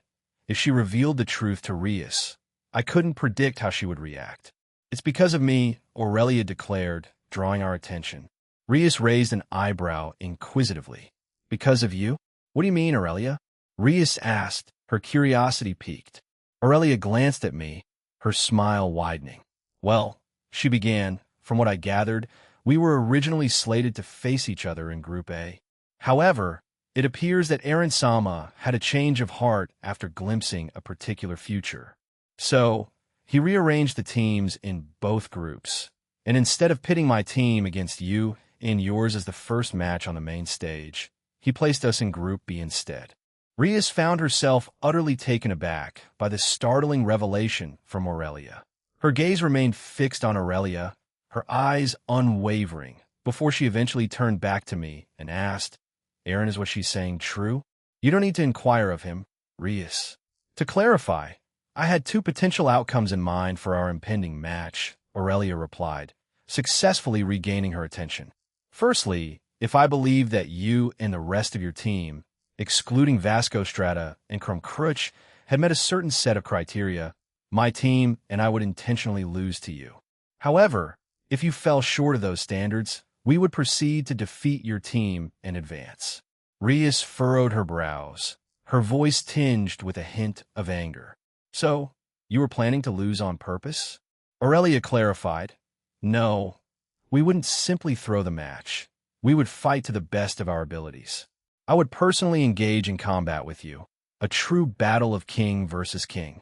Nevertheless, I would simultaneously assess your performance during our duel. Should you fail to meet my criteria or requirements, I would then effortlessly secure victory. And if I did meet those criteria," Rias inquired, "I would continue the battle until its conclusion, intentionally prolonging it until just before the time limit expired, at which point I would concede, granting you the victory. I still seek an enjoyable fight, of course, Aurelia explained. I see. Thank you for being upfront about this, Rias replied, offering a respectful bow before turning her attention back to the railing. I glanced at Aurelia, my amusement somewhat concealed, as it wasn't exactly the right moment for this revelation. However, she simply shrugged, showing no intention of stopping there. Considering he'll likely face Vala Lucifer in our second round, assuming he triumphs against Team Journey to the West, I plan to follow a similar pattern. If he meets certain criteria, I will intentionally forfeit before the match's conclusion. However, if he falls short, I will proceed to defeat him and his team and advance. In all likelihood, it will come down to you and me in the finals, should events unfold as expected. Rias, her face now ablaze with determination, turned to face Aurelia. If that's the case, and by that time, I will be stronger than I am now. I want you to meet your criteria. I will simply defeat you in combat. Aurelia responded with a mischievous grin. If that's the spirit, then I eagerly anticipate our showdown, Rias Gremory. With that, Aurelia vanished from her spot. Rias redirected her gaze to me, her expression tinged with a trace of indignation. Is what she said true? With a sigh, I nodded in agreement. Yes, pretty much. After foreseeing how it would all unfold and realizing your dissatisfaction with that future, I decided to change the brackets to make it more enjoyable for everyone. If the two of you do end up meeting in the finals, it should be a better experience, right? Rias sighed again, then suddenly flopped backward, forcing me to catch her. She looked up at me, her frown still evident. I'm not thrilled about this, but I understand why you did it. However, her cheeks flushed, and she hesitated for a moment. I'd do like some compensation. I readily agreed. It was my error to keep this from you, so I'm open to making amends. What did you have in mind, Rias? She leaned in, placing a finger to my lips, and whispered her request into my ear. My eyes widened in surprise as I pulled away from her. And when do you? I started to ask, but she cut me off by pressing a finger against my lips. Now, let's go. With a resigned sigh, I nodded in agreement. We left for my room, and we spent a few hours together. By the end of our intimate time, she seemed more content. Several days had passed, and the day before our scheduled journey to the moon, I found myself in a meeting with Ajuka, along with Latia and Velgrind. Our purpose was to discuss my ambitious plans for lunar colonization and the potential extension of these efforts to other celestial bodies, making them suitable for both humans and supernatural beings. We had gathered in one of Ajuka's well-appointed meeting rooms, patiently awaiting his arrival. He had informed us, via one of his servants, that he would be running late due to other pressing matters. Glancing around the room, I couldn't help but express my surprise. I expected a more scientific atmosphere. Well, everywhere, to be honest. The last time I visited one of his places with you, Latia, it didn't seem particularly research-focused either. Latia offered some insight. My uncle does have diverse interests, Aaron. While he does dedicate a substantial portion of his time to research, he also pursues other hobbies. However, he keeps most of the items related to those interests in his personal bedroom, which I've glimpsed a few times. That's interesting to know. I mused, realizing that it hadn't occurred to me that Ajuka would store his hobby-related items in his private space. My curiosity piqued about the nature of this mysterious hobby, but before I could delve further into my thoughts, the door swung open, and Ajuka entered the room accompanied by another individual. Ajuka began, I apologize for the delay. This is Miliani's person, a devil hailing from one of the 32 remaining clans, or should we say 57. In any case, this young man here is Jean, also known as the middleman. To his right is my niece, Latia, and on his other side, we have his dragon companion, Velgrind. Miliani's, exuding an air of elegance and sophistication, possessed long, luxurious brown curls that gracefully cascaded down her back. Her attire was impeccably chosen for the occasion, featuring a stylish white crop top that accentuated her slender waist, complemented by a flowing brown coat that draped her figure gracefully. A matching brown wrap skirt and chic high heels completed her ensemble, adding to her aura of sophistication. Golden accessories adorned her, with delicate shimmering earrings, a gleaming necklace adorning her neck, and fashionable sunglasses perched atop her head. She radiated timeless fashion and confidence. "It's a pleasure to meet all of you, especially you, Middleman Kun," Milianis remarked warmly, waving her hand. "Imjin, nice to meet you," I replied, waving my hand. I couldn't help but notice the comfortable rapport between Ajuka and Milianis, prompting me to exchange a knowing glance with him. He merely smiled in response, indicating that I should refrain from prying into their relationship. Latia, too, seemed to sense something and questioned her uncle with a curious look, but received no answers. Let's get to the matter at hand. Ajuka, I'm eager to hear your thoughts on my plan. I assume Milianis is privy to the details? I inquired. Both of them took their seats, and Ajuka nodded in confirmation. Yes, she's well-informed and will be collaborating with us on the planning. The other leaders of DXD are in favor of this plan, Jean. All that remains is to discuss the finer details. And, as you might have guessed, we will be accompanying you to the moon tomorrow night, he explained. I more or less expected that, so it's fine. I've made some preparations for the trip, which will render it invisible to human observers, even with their telescopes, I revealed. Their curiosity was piqued by my cryptic statement, but I shook my head, suggesting that it would be best to unveil the surprise at a later time. With that, we delved into a detailed discussion of our lunar colonization plans and the intricate preparations ahead. A day had come and gone, and now it was the dead of night. The group heading to the moon had grown significantly larger, encompassing not only my entire household but also the Slash-Dog team, a handful of individuals from Team DXD, along with the likes of Ajuka, Milianis, Azazel, Shiva, Fjin, Tsukumi, Amaterasu, and several other notable figures. As I surveyed my entrance hallway, it was evident that they were all set to embark on this lunar journey. However, just to ensure everything was in order, I inquired, "Is everyone fully prepared?" Impatient excitement bubbled up in Azazel, who blurted out, "Let's get going already. I can't wait to witness Earth from the moon." Amongst the entire assembly, he exuded the most childlike enthusiasm for this lunar adventure. I couldn't help but chuckle at his eagerness and shifted my gaze to the others, who all nodded in agreement. Satisfied that everyone was raring to go, we commenced our journey to the moon. Kanema's cry of surprise reverberated through the air the moment we reached our destination. The rest of the group shared in her astonishment, a reaction I had expected when I had planned a surprise for us before embarking on this journey. What surrounded us was an enormous, crystalline dome that encased half of the moon. What left everyone utterly speechless was the fact that we could breathe here without depending on my powers or their own magic. We can breathe here? Is it because of this dome-like structure? Shiva inquired, shifting his focus toward me. Yes, I made preparations beforehand. Even the most advanced human telescopes won't be able to detect this. The dome also employs illusion magic to conceal our presence, so rest assured they won't discover us. However, I've only covered half of the moon with this, and I've already initiated something on the other side. Unfortunately, you won't be able to access it until it's completed, which should be soon, I explained. Yeah? Why can't we? Azazel whined like a child, earning himself a light smack on the head from Avetsa. Think of it as a delightful surprise, all right? It's nothing overly extravagant, as I mentioned. It will be finished shortly, and it'll grant everyone permission to explore it. Oh, and if you attempt to check on it prematurely, you'll simply be teleported back here, I added, gesturing toward Earth. You can also enjoy a breathtaking view of Earth from here, by the way. Anyway, explore to your heart's content. Just remember to be cautious of the altered gravity here. Their excitement erupted into cheers, and Natsum, being the first to leap into the air, began to scream like a banshee. Wait. What's happening? Heal.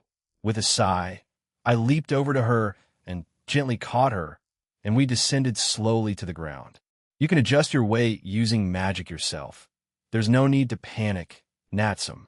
The mark of Drake appeared on my right hand, and he chimed in, "Yeah, partner did the same thing," and started screaming, but out of joy instead of fear, so I understand what you're going through, Natsum. Natsum's frown lessened, and she giggled at me. I guess you still make mistakes, huh? I'm far from perfect, I replied, briefly squinting at her and resisting the urge to make a crude innuendo. Once we landed on the ground, I set her down. All right, be a bit more cautious, all right? And don't forget to have fun. She pecked me on the lips before turning away. However, as she began to run off, she glanced back and asked, "Can we bring my parents and grandparents here in the future? They already revealed that they know about me and the supernatural when we visited them, so why not? I'm sure they'll enjoy it. But let's do it once the construction for my little project is finished, all right?" She happily nodded before sprinting away, using her magic to adjust her gravity and weight, allowing her to run and jump freely. Once everyone had departed, the only individuals remaining were Kurosagi, Vera, and Amaterasu. The chief god of the Shinto pantheon engaged in conversation with Tsukuyami, appearing quite delighted to be present. However, as I approached them, he sensed my approach and promptly excused himself from their company.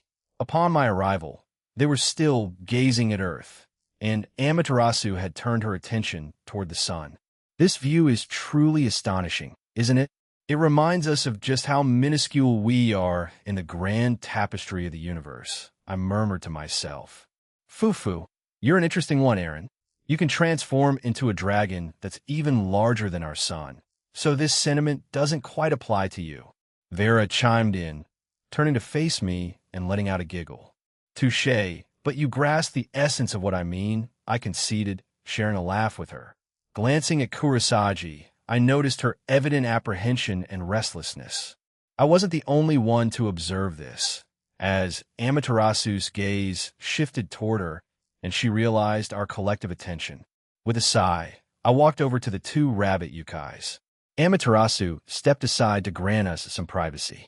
Well, there's no time like the present, right? Both of you are already aware of my intentions, so let's not delay any further.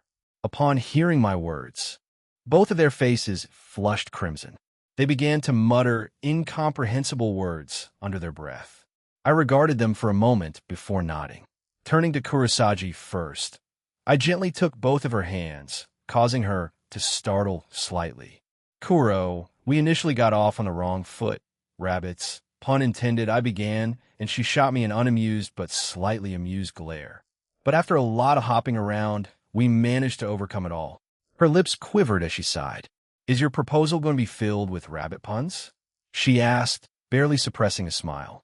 "Well, if you have any more complaints, I'm all ears," I replied, conjuring rabbit ears on my head and playfully wiggling them. After all, I'm all for love stories with a happy ending. Kurosagi's face contorted until she burst into laughter. Amalthea had previously mentioned that Kurosagi secretly enjoyed puns.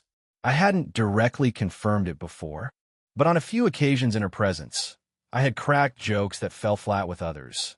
Yet I consistently noticed a faint smirk on her lips. Amused by this, I glanced at Vera and Amaterasu. I'm feeling optimistic about this. "Stop," Vera exclaimed, lightly tapping me on the head. "Enough with the puns. Seriously, I don't understand you two," she said, exasperated. Sighing once more, I regained my composure and continued. "Anyway, let's cut to the chase. Will you marry me?" You try to say hair why me. I knew it. Did you just attempt to propose with a pun?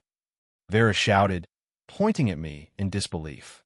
She then turned to Amaterasu, who was actually giggling, leaving her momentarily speechless. "I want absolutely no puns in my proposal, all right?" Kuro and I mostly disregarded her outburst as she stared at me, tears welling up in her eyes. "I accept. I love you. I'm so happy right now." I chuckled at her pun, eliciting laughter from her as well, much to Vera's chagrin. "What's going on here?" "Amaterasu-sama, would you be okay with a proposal like this?" Vera asked in astonishment. "Well, I wouldn't necessarily object to it, especially if it were with Aaron," she responded bashfully, her words stumbling out. Vera cuestioned. We shared a brief kiss, during which an unexpected transformation occurred in Kuro, triggering her end god mode, which took all of us by surprise. As we pulled away, She blushed even deeper, clearly not intending for this to happen. "I'm sorry, I didn't mean to," she exclaimed, hastily attempting to reverse the transformation, but finding herself unable to. I can't revert." Confusion filled her golden eyes. After observing her for a few moments, I confirmed my suspicions. "I understand now. It appears your transformation has become permanent. Regrettably, you can't reverse it. You might say you evolved after our kiss. If you'd like, I can end now. We'll stay like this. Every time I assume this form, I feel even closer to you, so... And maybe my body did it on instinct and now refuses to change back because we're, engaged?" She pondered, blushing at the thought. Her rabbit ears twitched as she gave me another quick peck and turned me around. "All right, it's Vera's turn now." Vera froze upon hearing that, standing there as if awaiting a command to salute or something. "Okay, Verbeer, let's get married, shall we?" I declared, throwing up some playful hand signs. Vera was left utterly speechless, her mouth hanging open. "That's the strangest proposal I've ever heard," she exclaimed, clearly baffled by my unconventional approach. Tears welled up in her eyes, threatening to spill, and I quickly backtracked, pulling her into an embrace. Whoa, I was just joking. Most proposals are so serious, including my previous ones, so I wanted to make this a bit more lighthearted. I'm sorry if it came across as hurtful. I explained and pulled back to see that she had managed to hold back her tears, just sniffling a little. I wiped away the tears that still threatened to escape her eyes, and then kissed her, taking her by surprise, but she soon reciprocated, kissing me back. A few moments later, we broke apart, gazing into each other's eyes. "When I first met you, I wasn't sure how to react. You were not at all what I expected. I had this image of a very muscular rabbit using hand-to-hand combat, like Kuro in my mind when I first heard about you." "That's just rude," she pouted once again. Gently bumping our noses together, I laughed and apologized once more. "But I can't deny that you're a very dear friend to Kuro, and you never gave up on your friendship, which I've always admired." In response to this, Vera blushed even deeper, her eyes filled with anticipation. Finally, I spoke the word she had been waiting for: "Marry me. I don't want to lose someone like you." Vera took a deep breath, turned around, puzzling all of us, and then shouted, "Yees." She turned back to all of us with a satisfied grin and lunged toward me, planting another passionate kiss on my lips. "Goodness gracious, what an exuberant young lady," Amaterasu remarked, chuckling to herself. Vera refused to let go of me, continuing to kiss me ardently, even attempting to slip her tongue into my mouth. Seeing this, Kurosagi stepped in and pulled her away. Vera struggled the whole time, extending her arms and legs towards me as if craving more. "No, it's all right, isn't it? We're engaged now. Let me kiss Hayam," she cried out, her pleas echoing across the moon. "Are you all right?" Amaterasu inquired as she extended her hand to help me up. After some convincing, Vera finally managed to calm down, and she departed with Kurosagi, who also wished to explore the moon for a while. Amaterasu then joined me, and together we gazed at planet Earth. "Thank you, and yes, I'm all right. So, Sun Goddess-sama, what are your thoughts on our journey so far?" "I adore it. Tsukuyami is quite enamored with this place. Once my little project is completed, he'll invite a few others up here, and we can discuss our plans further. We can decide how many towns, cities, and other amenities we want to establish, or whether we should create one grand city to accommodate us all, with distinct districts. There are myriad possibilities." Subsequently, we settled into a comfortable silence, during which Amaterasu rested her head on my shoulder. "Will I have to wait long?" she inquired. Chuckling, I asked, "We're skipping the dating phase and going straight to that, are we? I've been alive for far too long. I'd prefer to marry right away." Contemplating this for a moment, I fell silent. However, a few seconds later, I gently squeezed her hand again. "Give me a little time. I want to make it special." As silence enveloped us once more, the screams of our friends and comrades drew nearer. When we turned to look, we were met with a sight that appeared otherworldly. Somehow, a ball of moon dust or sand had been formed and was currently chasing after a group of them, their cries echoing in the night. What on earth? How did they manage that? I asked, genuinely perplexed. Amaterasu giggled beside me and suggested, "Let's join them, Aaron." She started pulling me away, and I allowed myself to be led along. Chapter 13, Part 1.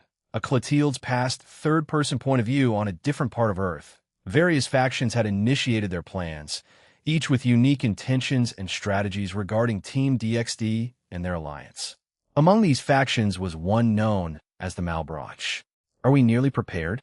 inquired Malakota, who held the esteemed position of leader among the Malbrach. "Almost," responded Barbaricia. "However, we must collaborate with the true Satan's faction and Zayaram and Abiros, as they intend to launch their attack on the same day as us." "Very well. Nevertheless, it is of little consequence, for the long-anticipated showdown draws near. The final adversary has been located and is already in motion. All 13 Longinus have been gathered. Thanks to the efforts of the individual who has worked in our favor, we will incapacitate them within a week." "Understood. I will relay this information to the others," affirmed Barbaricia before departing from the room. A potent aura enveloped Malakota, accompanied by a malevolent grin spreading across his face. "Soon, very soon, we will demonstrate our superiority over the Longinus, whether they be old or new." The impending clash between the evil claws and the wielders of the Longinus sacred gears was rapidly approaching, and the stakes were higher than ever. Aaron Toole's soliloquy, I let out yet another sigh, a recurring expression that had escaped my lips at least 4 times in the past hour, or perhaps even within the last half hour. I couldn't pinpoint the exact duration, but it had been approximately that long. "You're slowing down, Aaron," Scat Hack remarked, perched on my lap, her arms enveloping my neck as I toiled away in my office. Afe had also been roped into the situation and was seated on the couch with the church trio, who had dropped by our place. "Well, having you in my lap isn't exactly facilitating my productivity," I retorted with a playful tone. She responded with a mischievous smirk and proceeded to pepper my face with kisses, eliciting yet another sigh from me. Suddenly, Zenobia rose from her seat, causing the table she had been stationed at with the others to violently shake. Snacks were scattered across its surface, but I had designed our glasses to be nearly impervious to tipping over, to prevent spills like this, so their beverages remained intact. "Shish," she declared, locking her gaze with Scat Hack, who returned her intense stare with equal determination. How can I assist you, Zenobia?" Scat Hack inquired. The two women engaged in an intense standoff. "I believe you've been hogging Aaron for too long." "I'd like a turn, no. It's not just me. The rest of us want a turn as well," Zenobia stated firmly. "Ho ho, are you challenging my position right now, Zenobia?" Scat Hack countered, the two of them locked in a glaring contest. "I want to sit on Aaron's lap too," Irina blurted out. "Me too," Asia chimed in, clapping her hands excitedly. Afe, the odd one out in this scenario, surveyed the room, her gaze moving from one person to another. With a sigh, she remarked, "Is this how your life typically unfolds, Aaron?" I chuckled and nodded in affirmation. "Yes, it is, but I don't mind it. There's a certain chaotic joy to it, and I've grown accustomed to it. In fact, I seek it out from time to time," I confessed, prompting a look of horror from Afe. "Desiring such a chaotic life. I'm not sure if I could endure it," she admitted, shaking her head. "Foo-foo, you'd get used to it, Afe. Many things might seem overwhelming at first, but in the end, they become part of your everyday routine. You've visited here from time to time, haven't you? Surely you've grown accustomed to it to some extent," Scat Hack inquired. "Well, there have been a few instances where I've found myself less bothered by the happenings here, given that I've visited numerous times throughout the year. However," Afe paused and gestured to Scat Hack and me, "there are still aspects I'm not accustomed to." "Are you referring to my displays of romantic affection, Afe?" Scat Hack asked, tilting her head inquisitively. Afe nodded in confirmation. "Once you acquire a lover, Afe, you'll understand the occasional need for such attention. I, myself, don't require it too frequently, But when I do, I've realized that the desire is far stronger than I initially thought, the queen of the land of shadows admitted. Afe pondered her sister's words for a moment before returning her focus to her snacks. However, Zenobia hadn't abandoned her earlier idea and suddenly appeared beside me, silently challenging Scat Hack with an intense stare. She turned my head and kissed me passionately. Gasps escaped from a few onlookers, and Afe dropped her candy, which she had been about to pop into her mouth. Zenovia's tongue danced with mine, intensifying our kiss. Finally, she released me, her flushed face bearing a triumphant grin as she looked down at Scat Hack. "Try and beat that. Shish," the blue-haired reincarnated devil boldly declared, provoking her teacher. "Quite audacious, Zenobia." "Very well. I shall raise the stakes," proclaimed the woman seated on my lap. She turned to me and ordered, "Lower your weapon. We shall do something personal right in front of them." I raised my hand and lightly karate chopped both of their heads. "No, enough of this seriously. I'd like to finish what I'm doing before catering to your whims." So you're not averse to the idea of doing it with me in front of everyone?" inquired Scat Hack. "That's not what I meant," I replied, staring at her in disbelief. She huffed in response, but did dismount my lap, though not before giving me a passionate kiss with lingering tongue, all while keeping her eyes locked on Zenobia. "That's my response." "Zenobia," she declared and winked at the astonished girl. Zenovia's attention immediately shifted to my lap, but before she could make her move, Asia suddenly sprang from her seat and gracefully landed on my lap. "What, Asia?" Zenobia exclaimed in shock. "W, what are you doing?" Asia nuzzled her head against my chest and planted a chaste kiss on my cheek. "We're all part of this competition, Zenobia-san, except for Afe-san, of course." Irina had also appeared on my other side, her gaze expectantly fixed on me. It seemed that the church trio had launched a coordinated assault.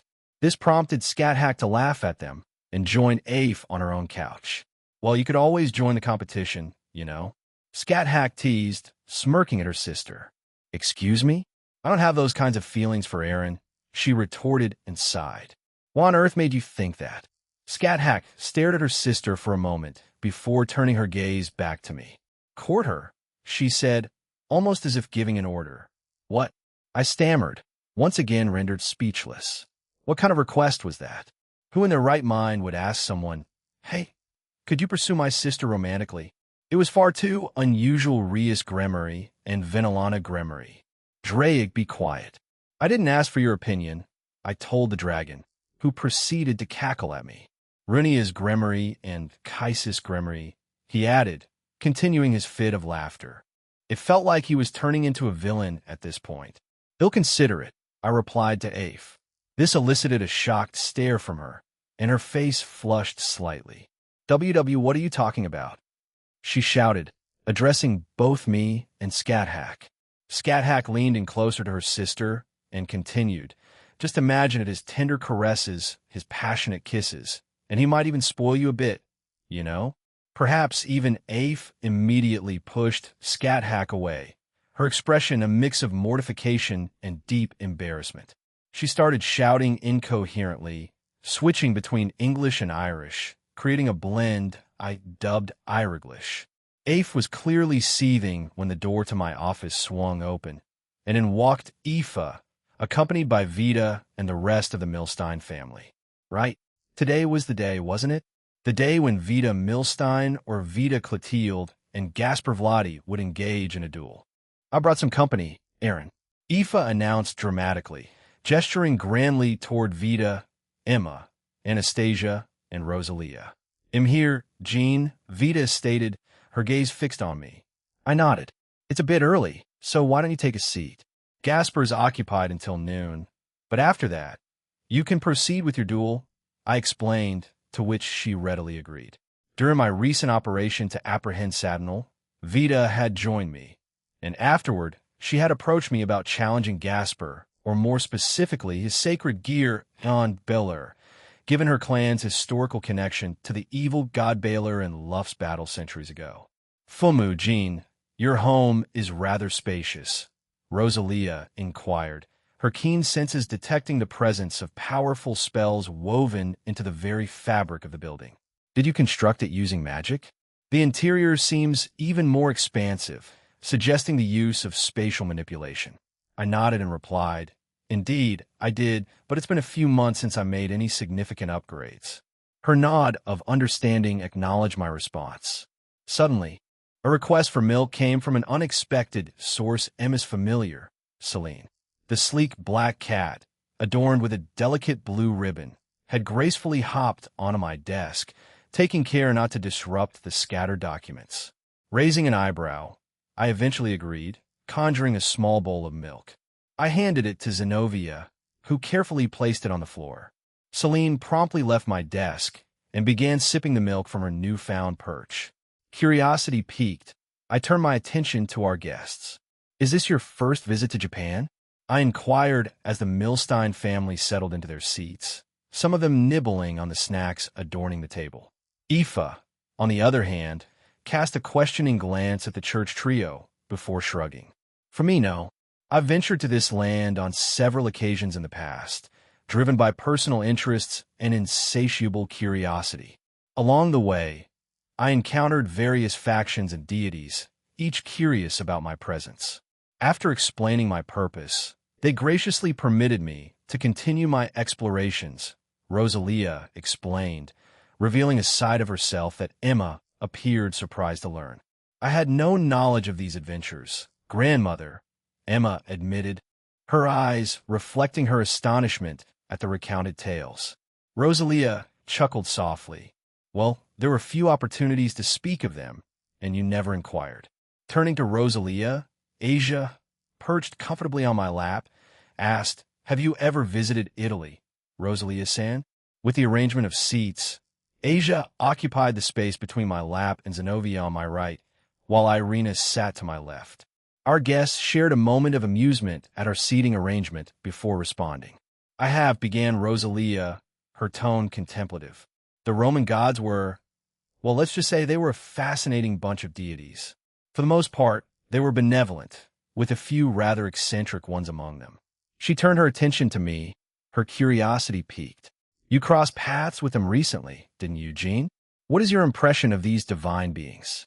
All eyes in the room shifted towards me, and I nodded in acknowledgement. "Yes, I forged an alliance with them a few months ago, and I recently had the opportunity to meet with them again in the Shinto realm during cultural exchange. I've heard that you were even challenged to a few sparring matches by various gods from both sides. Is that correct?" Rosalia inquired further, her interest evident. "That's correct," I confirmed. "Several of them approached me with the idea of a sparring match, and I willingly accepted their challenges. I even had a rematch with Raijin, although I chose to conclude it swiftly due to prior commitments within the Pantheon." Rosalia nodded in comprehension, then turned her gaze to Anastasia and Scathack. "Speaking of which, Anastasia, I recall you embarked on solo journeys to different countries, didn't you? And Scathack, what brings you here today? Normally, you'd be immersed in your training." Anastasia exchanged a silent understanding with Scathack before responding. "I'm here because I wanted to spend time with my future husband.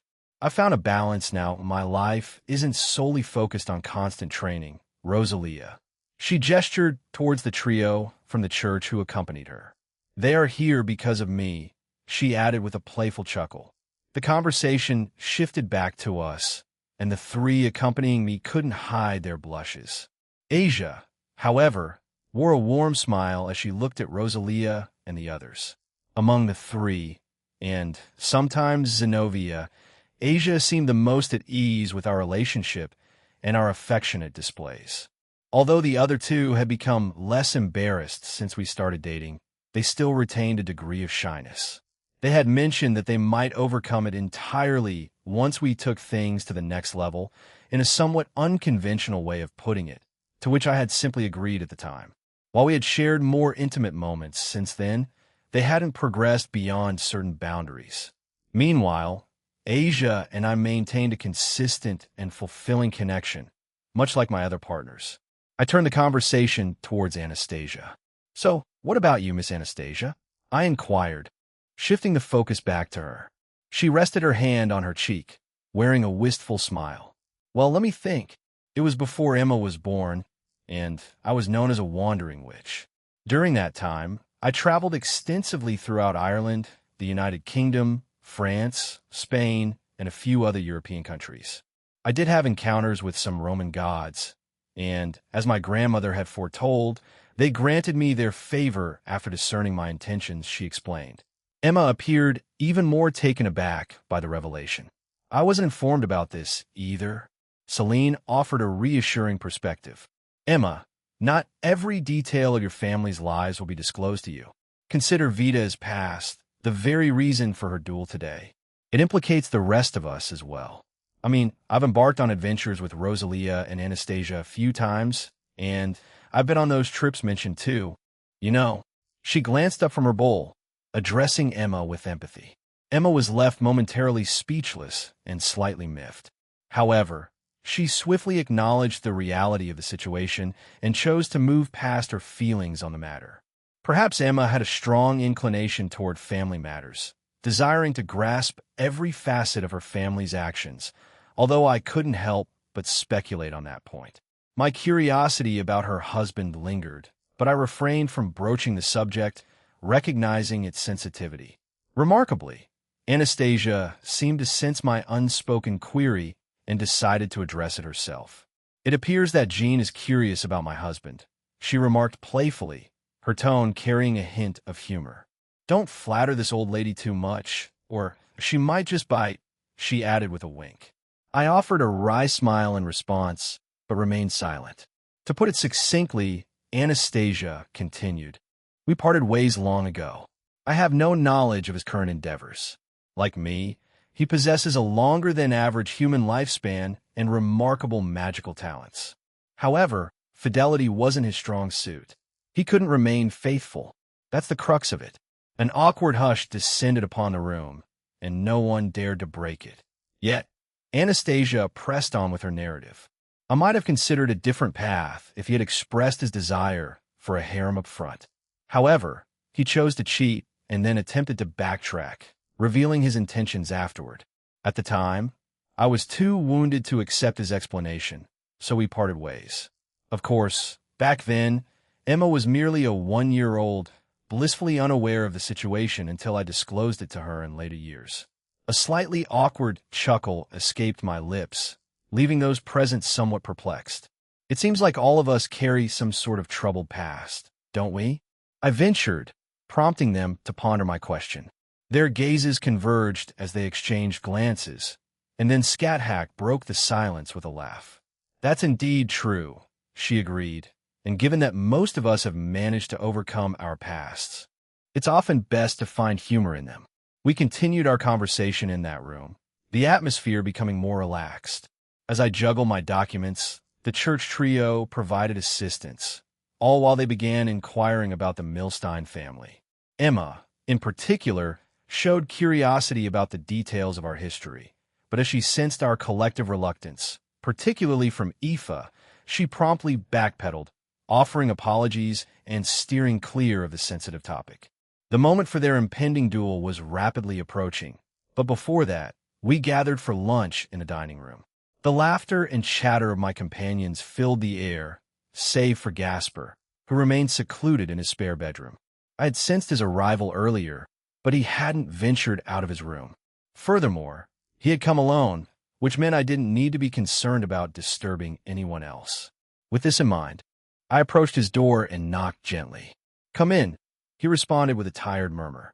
Pushing the door open, I entered his room to find Gasper engrossed in his computer, fervently scouring the web. "Jayasuk, lunch is ready. You should come down," I informed him as I approached. I couldn't help but inquire, "What are you researching?" "I'm delving deeper into the lore surrounding the evil god Baelor. However, most of what I come across seems to be fabricated falsehoods or incomplete truths. I've attempted to question him in the past few days, but he's been quite reticent. All he mentioned was that this battle belongs to him, and I agreed to let him take control of my body," he explained, slumping back in his chair. Glancing at his monitor, I observe an array of open tabs, around 100 of them, all dedicated to sites and forums, discussing myths and legends about Baylor. He had clearly been tirelessly dedicated to this research, evident from the scattered coffee cups and empty food bowls around his room. "Do you not have faith in Baylor?" I asked, concerned. "I do, but I wish you would trust me more and share these details," Gasper replied with a hint of frustration. He continued, "But this battle holds more significance than just Vita San's desire for revenge, right? Indeed, it's a form of closure for her. She likely has her own questions about the past involving Baylor." I responded, locking eyes with Gasper, who appeared perplexed. I then offered a small pill to him. "Take this just before the fight.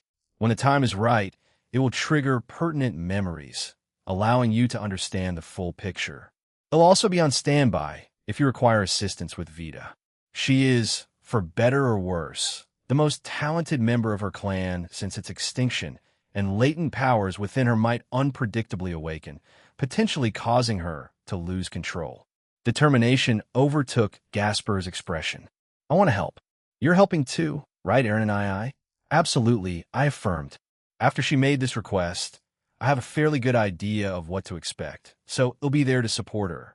It'll also involve her new family, as they're undoubtedly the ones who can guide her through this. Let's make every effort to accommodate her, all right? That's what the Occult Research Club members do, isn't it?" Gasper replied, his confidence shining through in his smile. I couldn't help but chuckle and playfully tousled his hair. "Indeed, I'm glad to hear that those early teachings from last year have left a lasting impression on you. Now then, let's join everyone." Lunch had passed relatively smoothly. Vita and Gasper managed to maintain a cordial demeanor, though it was evident that an underlying tension lingered in the air. Nevertheless, I must emphasize that the atmosphere remained quite pleasant, allowing us to savor our meal while engaging in lighthearted conversation, sprinkled with a touch of chaos.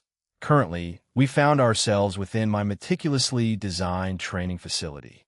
Out on the field, Gasper and Vita positioned themselves at opposite ends, their gazes locked in an intense standoff.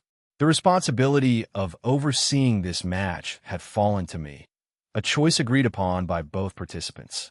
By my side stood Asia, who had volunteered to provide healing assistance in case of injuries that might arise after the duel. Earlier, as Gasper strolled toward his designated spot, he carefully ingested the pill, just to ensure he wouldn't forget.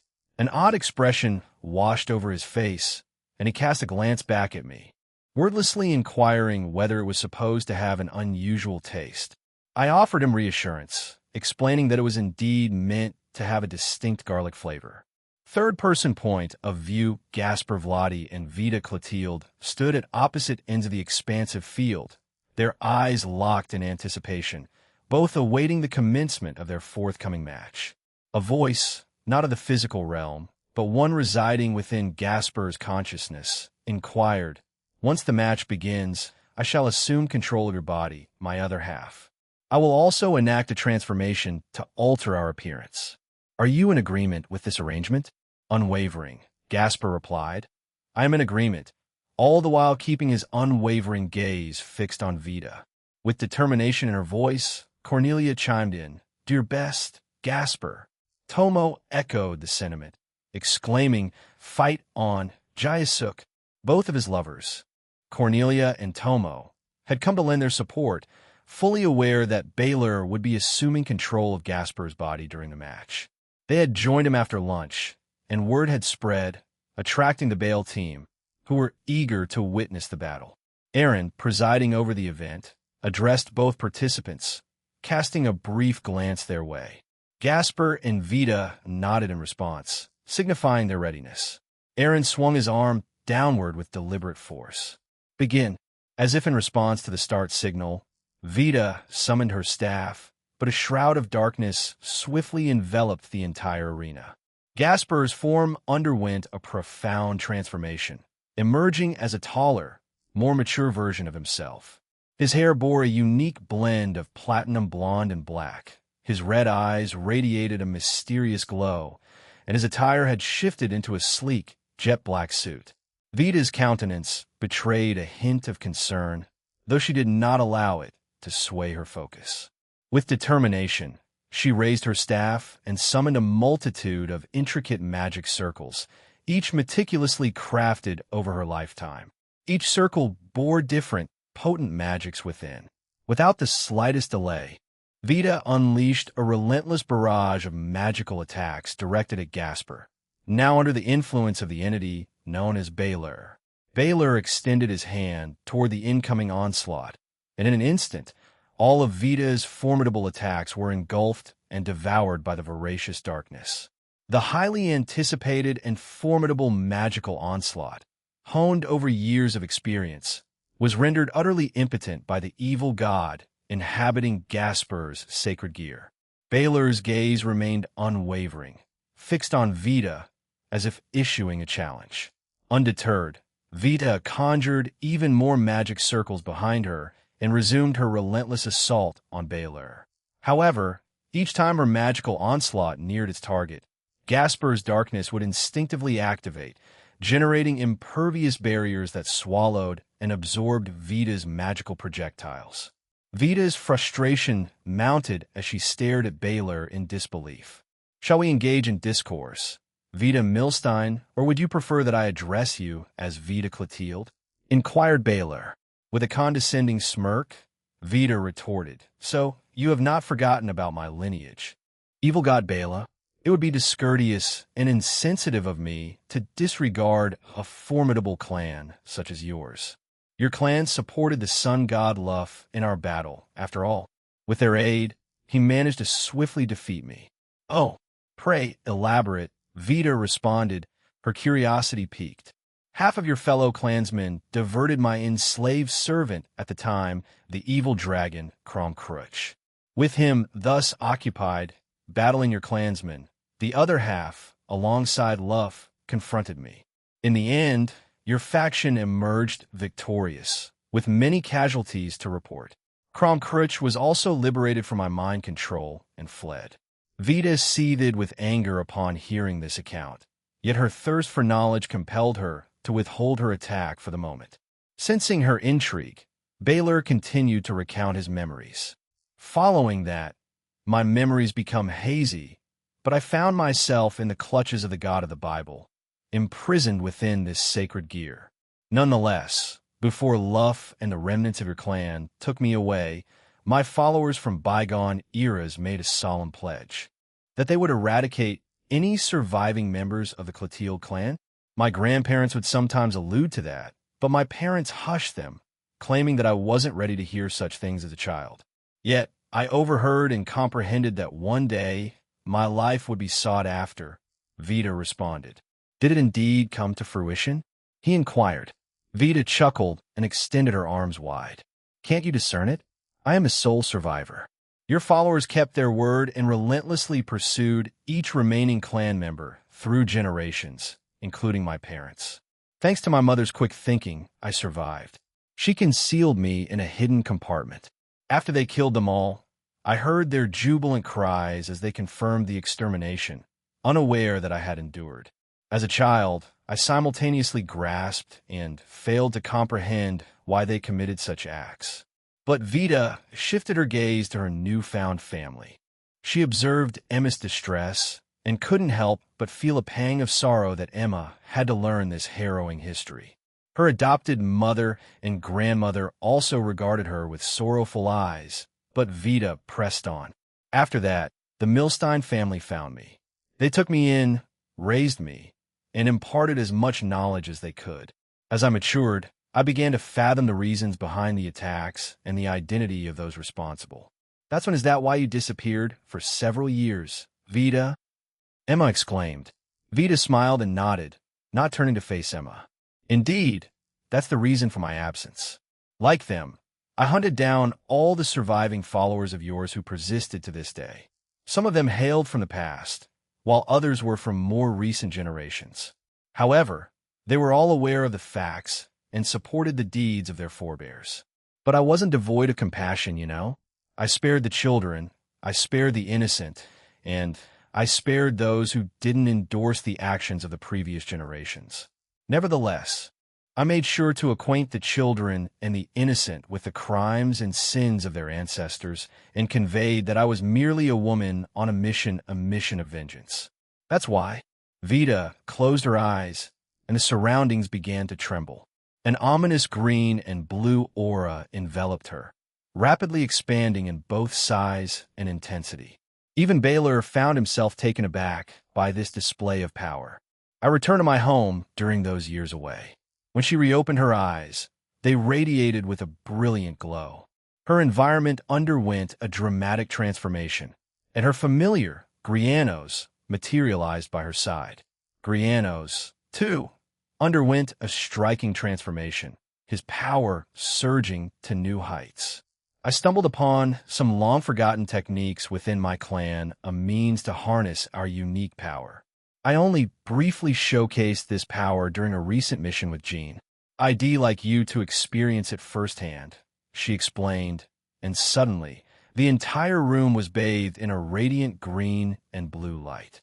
As Vita observed her attack consuming everything around her, a heavy sigh emanated from in front of her. She was bewildered to discover that it came from Baylor. He raised his arm, and in an instant, his mastery over Gasper's darkness not only nullified her attack, but also engulfed the training facility in total darkness. Vita stood there, stunned by the unexpected turn of events. What just happened? She uttered, still in disbelief. Without uttering another word, Baylor fixed his glowing eyes on Vita, activating the time-stopping ability inherent to Aeon Baylor. He proceeded to advance toward Vita, intentionally moving at a slow pace. As he drew nearer, terror surged through every fiber of Vita's being, triggering a profound change. "It's starting," Aaron murmured, attracting attention from those present. "What do you?" Rosalia began to inquire, but before she could finish, an even more potent aura erupted from Vita, with a cyan hue that forcefully pushed everything back, including Baylor. Despite Baylor's evident restraint and his attempt not to harm Vita, he knew he had to act swiftly. However, he momentarily halted and fixed his gaze on Aaron.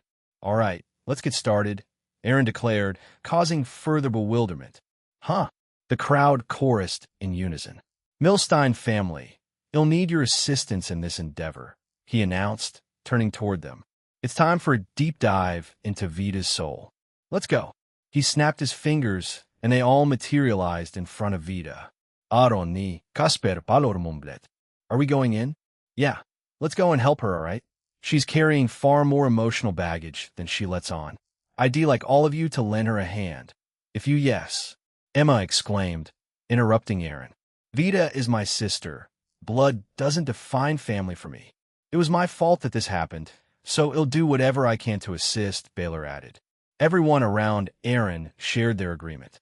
He glanced back at those remaining in the stands, and Graphia, along with a few others, began to exit the facility. "All right, let's do this." Aaron raised his arm and guided them all into Vita's soul. Meanwhile, he stayed behind to encase Vita in a protective barrier to prevent any further harm to herself. As the group ventured into the depths of Vita's soul, a breathtaking spectacle unfurled before their eyes. Towering, majestic mountains soared high into the cerulean sky, their snow-capped peaks piercing the heavens. Beneath these colossal giants lay an expansive, enchanting forest, an emerald sea of towering trees that whispered secrets to the wind. The air was alive with an indescribable magic, a palpable sense of wonder that coursed through every living thing. Lush, verdant grass stretched out as far as the eye could see, inviting weary travelers to rest upon its soft embrace. Creatures of all shapes and sizes frolicked in harmonious unity, creating a symphony of life amidst this Eden-like landscape. At the fringes of this enchantment stood a solitary cottage, its chimney billowing gentle tendrils of smoke into the azure expanse. A beacon of warmth and comfort amidst the wild beauty that surrounded it. It beckoned the group to explore the mysteries of Vita's soul. His entourage stood in stunned silence, captivated by the enchanting environment Vita had crafted within her soul.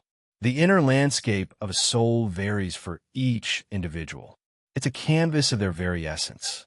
Despite Vita's emotional turmoil, the inner sanctum of her soul and heart, it's remarkably serene and tranquil, wouldn't you say? Aaron remarked, gesturing towards the cottage. Vita is currently located over there without hesitation. Emma exclaimed, "Let's go then." She started moving towards the cottage when Aaron gently grasped her shoulder, halting her in her tracks. "Why are you stopping me? Don't we need to help my sister?" "Vita won't allow us to reach her so easily." This awe-inspiring spectacle serves as a form of protection in its own right. Everything we encounter on our journey will attempt to obstruct us. It won't cause physical harm, but it will seek to sway us in other ways, Aaron explained, by showing us things we desire, correct? Gasper, for instance, has a fondness for the internet and computers. Will this forest cater to those preferences, even if it seems unimaginable? Baylor inquired. Exactly. In my case, it might present exotic ingredients for dishes I aspire to create, or even illusions of the women I hold dear. I urge everyone to exercise caution and not let this beguiling landscape deceive you. Stay close to me, and it'll ensure our safety. However, we must navigate through it gradually. You could say, Vita is also testing us in this manner, he elaborated. We'll rely on you to guide us through this forest, Jean. But once we reach Vita's cottage, we'll take it from there, Anastasia declared. Aaron chimed in, I'm okay with that, but I'll also contribute my insights. Baylor, you'll need to do your part, but let's avoid antagonizing the girl, all right? Baylor responded, I will do my best. Me too, Gasper added. Aaron nodded, satisfied with their responses. Then, follow me. He took the lead, and magically, the branches of the trees in front of them parted to allow their passage. Their group was soon surrounded by various elemental spirits that flew towards them, chattering excitedly. Hey, do you want to play? Let's have some fun. More and more elemental spirits gathered around them, but for the most part, they ignored the playful creatures. Emma, however, found herself slightly distracted by their antics. Aaron noticed and took her hand, gently pulling her away, helping her regain her focus, though she blushed slightly. Shortly afterward, they crossed a small bridge over a sparkling river. Below, fish-like creatures swam, and many of them attempted to entice their visitors. Do you want to be my familiar? Rosalia inquired. You can join our world, replied the fish-like creatures. This time, Rosalia was the one captivated, eager to make one of the creatures her familiar. You can't do that. They are part of Vita's soul. Although, with my powers, I might be able to replicate, please. They'll do anything if you help me. Aaron's expression soured as he stared at Rosalia. I feel like a pushover when you say that, he thought to himself. Is my offer not good enough? Rosalia, now slightly irate, transformed into an older version of herself, asking, would this form be more to your liking, boy? In a seductive tone, Aaron sighed and flicked her forehead gently. Let's save the jokes for when we're out of here, okay? What? Am I still not attractive like this? She protested, but they continued walking. My pride and confidence as a woman just took a hit, you know? You were the harem dragon. How could you reject me? Aaron awkwardly looked to his side, wanting to avoid further discussion when they had more pressing matters. Eventually, Emma managed to calm her grandmother down, and they resumed their journey. The next distraction came in the form of a river of milk, which prompted Celine to exclaim, Meow, milk, an attempt to dive headfirst into it. Aaron caught her in time. Why? Celine asked with disappointment. Aaron smirked and explained, that would upset your stomach. Vita probably knows how much you love milk, and decided to play a little prank. Celine cringed and gazed back at the milky river, grimacing. That does sound like her. We'll be more careful next time. Her family playfully teased her as they continued their trek through the enchanting forest. However, the next obstacle proved to be challenging. Aaron asked Gasper, you won't get distracted by that, will you? In front of them stood a colossal tree with a desktop PC, equipped with the latest technology. Baylor remained composed, but Gasper's body froze, and he began to drool. Really? Baylor asked, bewildered by his counterpart's response. I can't help it. Damn it. I have to save up for the next few months. Gasper mumbled, his eyes fixed on the tempting PC. They pressed on, Gasper stealing one last, longing glance at the computer, a single tear rolling down his cheek as if he had lost his true love. Aaron patted Gasper on the head and reassured him, if you want, he'll upgrade your PC at home. Oh, really? Yeah. Thank you, Aaron and I. In mere seconds, Gasper had overcome his loss and was looking forward to the upgrade. Their group had been walking for the past few minutes without a single distraction. However, their tranquil journey took a sudden turn when they found themselves just 5 minutes away from Vita's cottage. Before them appeared a man cloaked in tattered brown robes. Now, that's quite troubling, remarked Rosalia, her voice tinged with concern. Perplexed by the reaction, Emma inquired, "Why is that, grandmother?" She couldn't help but notice her mother's sudden stillness as Anastasia stood frozen, her gaze locked onto the mysterious man. I see. Yeah, Aaron concurred, his eyes shifting from Emma to Anastasia. I would assume that this man is your husband? He ventured to ask. A look of sheer shock overcame Emma as she stared at the enigmatic figure before them. He stood there with an air of quiet mystery about him, his short brown hair tousled, as if perpetually ruffled by the wind's playful fingers. His deep blue eyes held a certain depth, as if they held a lifetime's worth of stories and secrets. A modest beard adorned his face, adding a rugged charm to his countenance. His frame was lean, suggesting a life marked by resilience and endurance, standing a height of 5'11" with a presence that was both unassuming and intriguing. He was enveloped in a weathered brown cloak, a garment that seemed to have journeyed through time and seen its fair share of adventures. Its frayed edges and patched-up fabric whispered of countless tales etched into its fibers. In this enigmatic figure, one could sense a man shaped by life's unpredictable twists and turns, a living embodiment of tales waiting to be unraveled. Clarence? Anastasia's voice quivered as she uttered his name. It's been a while, Anastasia. I never thought I'd meet you all here, especially you, Rosalia, and Celine. It appears you've brought 2 more acquaintances with you. Clarence acknowledged with a slight bow. Clarence, Anastasia's husband, or should I say, ex-husband? He chuckled softly. He took a step closer towards them, his tone carrying a hint of nostalgia. How about we consider being a family again? I've wandered the world alone since then, you know? And I think Emma could use a father figure in her life, don't you? Another step forward, but his progress was halted by Aaron. Such illusions can be rather troublesome for people, particularly those who haven't fully processed their past traumas. Considering there are unresolved matters even for Anastasia, this manifestation has taken the form of her unfaithful ex-husband. The only ones remaining now are myself and Baylor, Aaron explained, pointing his index and middle fingers towards the illusion. Clarence appeared bewildered. What are you talking about? I've been keeping a watchful eye on our adopted daughter, Vita, all this time, he argued. He took another step forward, but Aaron emitted a faint pulse from his fingers, causing Clarence's form to shift into mist. The illusion gazed at his dissipating body and sighed, only to look back up with a wicked grin. If I could have touched you, you would have been trapped here forever. Regrettably, it seems that wasn't meant to be, he lamented before vanishing into thin air, a soft, eerie chuckle lingering in the air. Aaron cast a brief glance back at the group and offered reassuring words.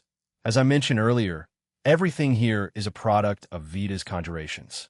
These are her candid impressions of all of us, even your ex-husband. However, dwelling on this won't serve us well. With that, he began to walk ahead, prompting the others to catch up. Mother, are you all right? Emma inquired, a genuine concern evident in her voice. The unsettling encounter had left her equally shaken. She hadn't seen her father's face in years, as most of his photographs had been removed from their home. It was a strange feeling to finally catch a glimpse of him, even if it was just a mere illusion. Anastasia managed a composed response, though she was inwardly rattled. I'm fine. Emma, thank you, she assured her daughter. The encounter had stirred emotions she had thought she had buried long ago. It appeared that there were still traces of lingering affection for her ex-husband, no matter how faint. Rosalia observed Anastasia and Emma with a concerned expression, but opted to remain silent. Her attention shifted to Aaron, who was diligently leading them through the remainder of the forest. As she followed his confident stride, she couldn't help but ponder, maybe their group arrived at the cottage with no other obstacles trying to stop them. The rest of their journey was silent but tranquil. They encountered the occasional animal that would come up to them, but for the most part it wasn't as hectic as their past encounters. Nestled amidst the lush expanse of Vita's soul, a tall and expansive cottage stood proudly, a cozy haven amidst the wilderness. Its sturdy wooden frame exuded an inviting charm, while a chimney sent plumes of smoke spiraling into the open sky. A large wooden fence enclosed the cottage, a sentinel guarding the secrets within. Nature had not forgotten this home, as vines and overgrowth gently embraced its walls, adding to its rustic allure. In the heart of the cottage's garden, a small, ornate fountain bubbled merrily, its waters glinting in the dappled sunlight. The windows, crystal clear and enigmatic, gave an ethereal quality to the cottage, almost as if it were a portal to another world. Within its walls, bookshelves adorned every available space, filled with volumes of knowledge and adventure. And there, amidst the literary treasure trove, stood the enigmatic Vita Clotilde herself. "Very well, I'll entrust this to all of you. I'll remain here," Aaron informed them. You're not coming with us, Aaron and I?" Gasper inquired, a hint of surprise in his voice. "I'll be with you shortly. There's just something I need to attend to out here, all right?" Despite his reluctance, Gasper reluctantly joined the others as they made their way into Vita's residence. "Now, then, what should I do about you?" Aaron mused, turning his attention to the entrance gates. Standing there was a blonde woman with sapphire eyes, gazing back at him. The illusion of Lavinia? "Huh, you're quite the devious woman, Vita." As Emma, Anastasia, Rosalia, Selena, and Baylor crossed the threshold into Vita's abode, they found themselves in a compact entrance hallway. To their right, a quaint wooden staircase beckoned them upwards, its steps promising a glimpse into the upper reaches of this mysterious domain. At the summit, a door stood ajar, inviting them to explore further. Turning their attention to the left, the group faced two doors. The first one stood open, granting access to the living room where Vita presently dwelled. Soft light spilled from within, casting a warm glow on the space, and the muffled hum of conversation hinted at the presence of their enigmatic host. The second door led to the heart of the home, the kitchen and dining room. It remained closed, its secrets hidden behind its wooden facade, leaving the visitors with a tantalizing choice of where to begin their journey within Vita's sanctuary. With Rosalia at the forefront, the group moved in unison, crossing the threshold of the open door. As they entered the room, their senses were immediately overwhelmed by the sight of an abundance of books. Countless tomes lined the walls, stacked in haphazard piles, and arranged in towering bookshelves that reached for the ceiling. It was a bibliophile's paradise.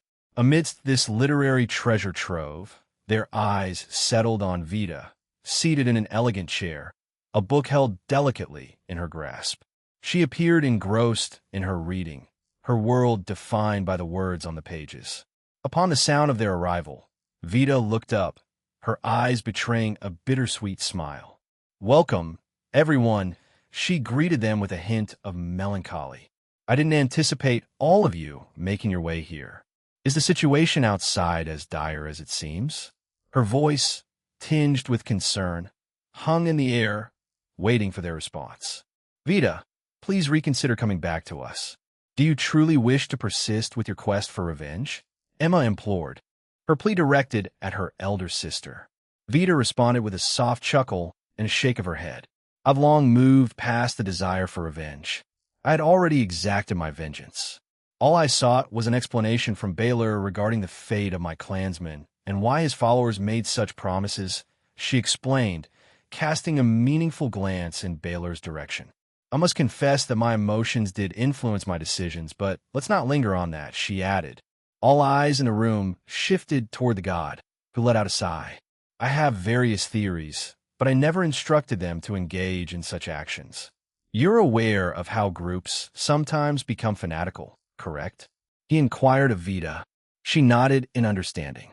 So, you're suggesting that they acted of their own volition, driven by their deep reverence for you? That's my assumption. Yes, Baylor confirmed.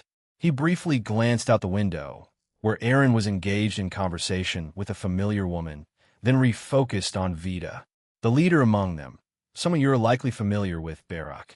He was the first to pledge his allegiance to me. He had lived for many years before our paths crossed, and when my defeat occurred, he was the one who made the announcement, I believe. Vida narrowed her eyes, a simmering undertone of hatred and hostility gleaming within them. Barak, huh? I remember him. He was the leader of that group when I sought my revenge. He had the audacity to tell me he had no regrets for what they did, claiming they believed it was what you would have wanted. They couldn't vanquish or kill Luff, the god of the sun. However, they thought that by eliminating those who aided him, the Clotilde clan, you might be compelled to return to life. They were unaware that you were sealed within a sacred gear. Vida elaborated. Not many are privy to the events that unfolded after my defeat at the hands of Luff. Frankly, I never envisioned myself sealed within a peculiar artifact known as a sacred gear, but fate is a fickle thing. Now that we've cleared that up, is there anything else you'd like to inquire about? Baylor inquired. You engaged in battle with Luff, one of the leaders of my clan, if I understand correctly. Could you enlighten me about them? Granny always refused to share any details whenever I tried to broach the topic. Vida inquired, her gaze briefly falling upon Rosalia, who took a step back and flinched. I have my reasons, damn it, quipped the older woman. Back then, I deemed it best to shield you from such knowledge, believing you weren't prepared to hear about them, she explained. It will be a rather lengthy account, but are you prepared for that? Baylor inquired. I have the time. I trust Jean to safeguard me and prevent any harm from befalling us, so we can take it at our own pace, Vida responded. Harnessing her inner powers within her soul, Vida conjured chairs for everyone to sit on, and Baylor commenced his narrative. Aaron Toole's soliloquy in illusion targeting me. I maintained my composure, unfazed by the ethereal image of Lavinia before me. With a measured tone, I addressed the apparition, well aware of the futility of its powers against my will. Lavinia's illusion bore the same disarming smile as the genuine article. But as it attempted to breach the boundaries of my cottage, I stood firm, blocking its path. The mimic's countenance shifted, a hint of frustration marring its features. Pouting, it tried to appeal to my emotions. Aaron, it's me. Why are you being so harsh? Her eyes welled up with tears, a convincing attempt to tug at my heartstrings. However, I couldn't be swayed. I honed my instincts through years of familiarity, and no matter how uncanny an impostor's imitation might be, there remained an innate recognition that set them apart. This, to me, was not the Lavinia I knew. With a resigned sigh, I locked my gaze onto the illusion. As I said, you won't fool me. You are just another illusion. So what is it that you want?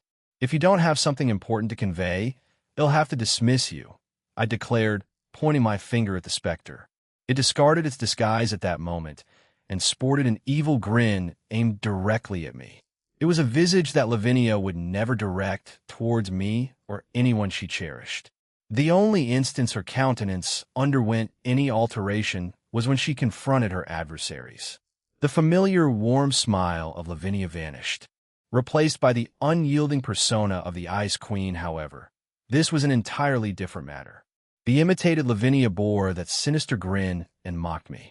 Wow, I never thought love-struck fools like you could resist, especially when this woman stands before you. I retorted, unyielding.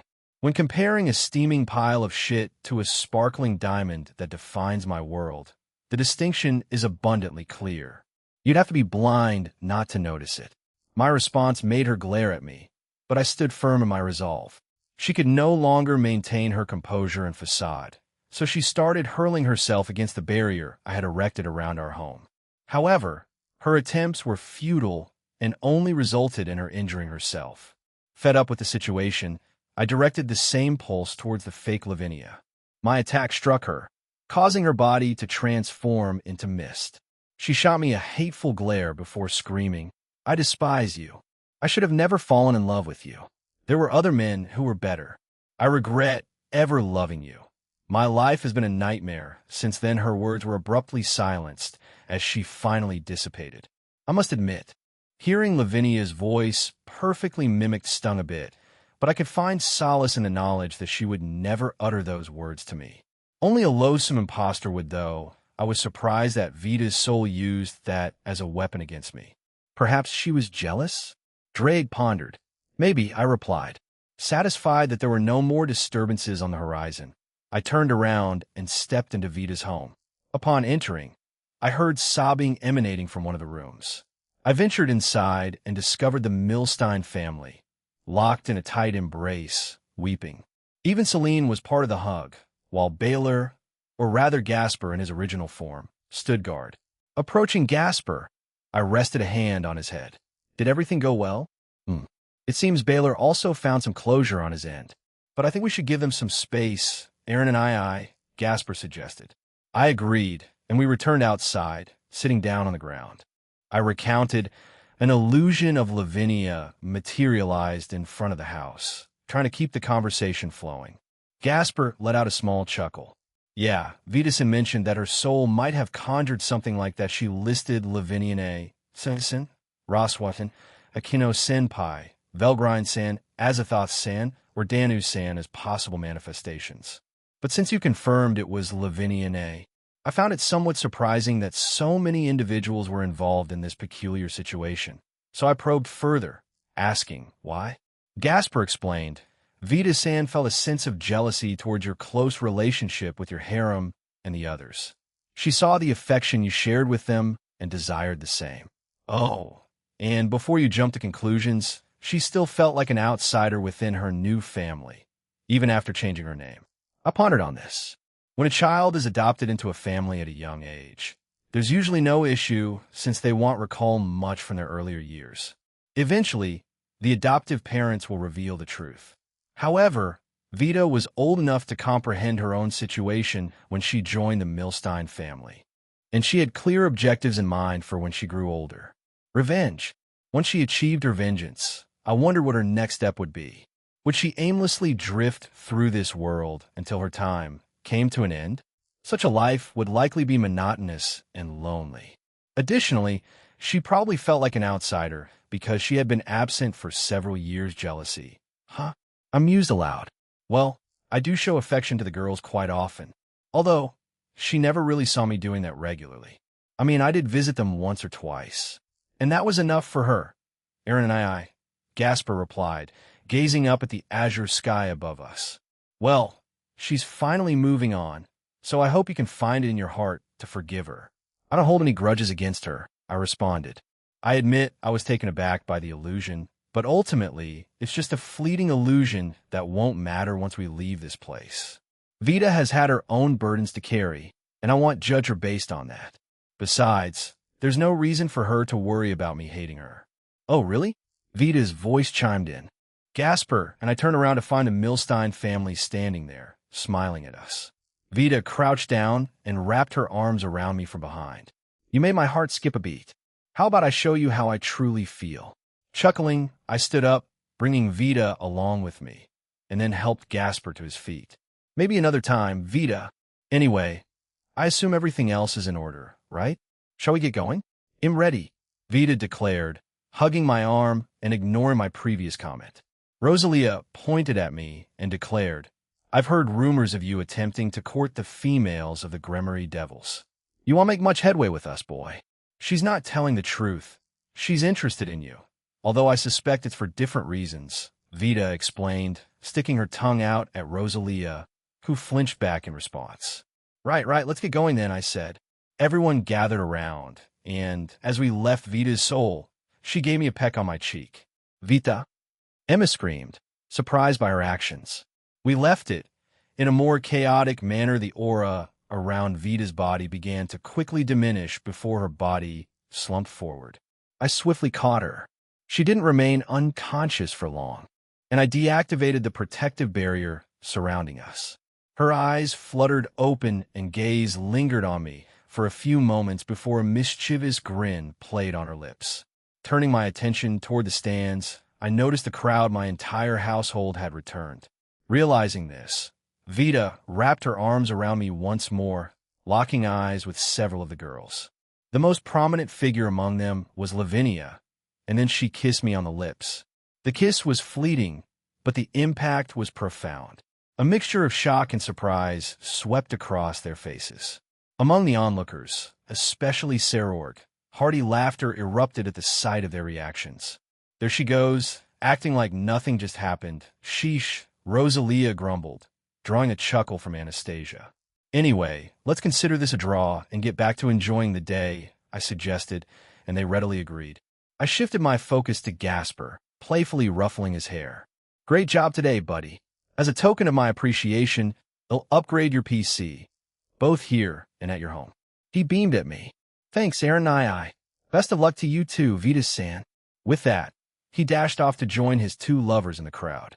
It seems like you'd be good with children, Jean," Anastasia commented. Her family turned their attention to her, intrigued by her remark. She rested a hand on her cheek, her gaze thoughtfully fixed on me. This left me momentarily speechless. How on earth was I supposed to respond to that? I might be the epee dragon, inspiring the younger generation, but the idea of me being good with kids felt a tad peculiar, though secretly I hoped it was true. "Thanks," I replied hesitantly before walking away. I could still feel the lingering stares of the Milstein family as they followed me. Another mother added to the list. "We're on a roll, boys." You'll never get tired of saying that, will you? Nope. Later that day, as the sun gradually dipped below the horizon, the Milstein family still lingered at my home. I had suggested they stay for dinner, and they eagerly accepted the invitation. As the evening progressed, they continued to socialize with everyone present. Sarorg and I engaged in a brief sparring match, a testament to his determination to stay in peak condition for his eventual confrontation with Hirokazu, whenever that would be announced. He recognized the formidable potential of the nascent dragon, and after the revelation about Kita, she posed an even greater threat than Hirokazu. Consequently, he and his team had intensified their training efforts, even though it meant Keisha spent longer periods away from my home. At present, I found myself in the library alongside the Milstein family. They had expressed a desire to explore the library, and upon their arrival, their astonishment was palpable. The sheer size and variety of books available left them utterly amazed. Emma and Vita, in particular, exhibited boundless enthusiasm as they scurried about, eagerly gathering a diverse selection of books to peruse. Anastasia, too, showed genuine interest in the library's offerings. Meanwhile, Rosalia wore an expression that hinted at her desire to challenge me, likely stemming from her previous boast about the vastness of her own library in their realm. However, it appeared that my collection surpassed hers in both size and quality, leaving her somewhat frustrated. "Fufu, it seems like they're enjoying it," Lisa whispered in my ear, her voice filled with amusement. She playfully pecked my cheek as we observed them scurrying around. Among them, Rosalia stood out, seated in a chair with books spread before her, her arms crossed in contemplation. I returned her kiss and responded, "Well, it's not surprising that they'd be eager to explore the library's offerings after I explained everything to them. However, I doubt they'll manage to read all of them before their departure. Would you consider lending the books to them if they wish to take them back?" Lisa inquired, her curiosity evident. Considering her question, I gestured towards the empty air in front of me, conjuring a blue, game-like screen adorned with various options. "What's that?" she asked, her intrigue piqued.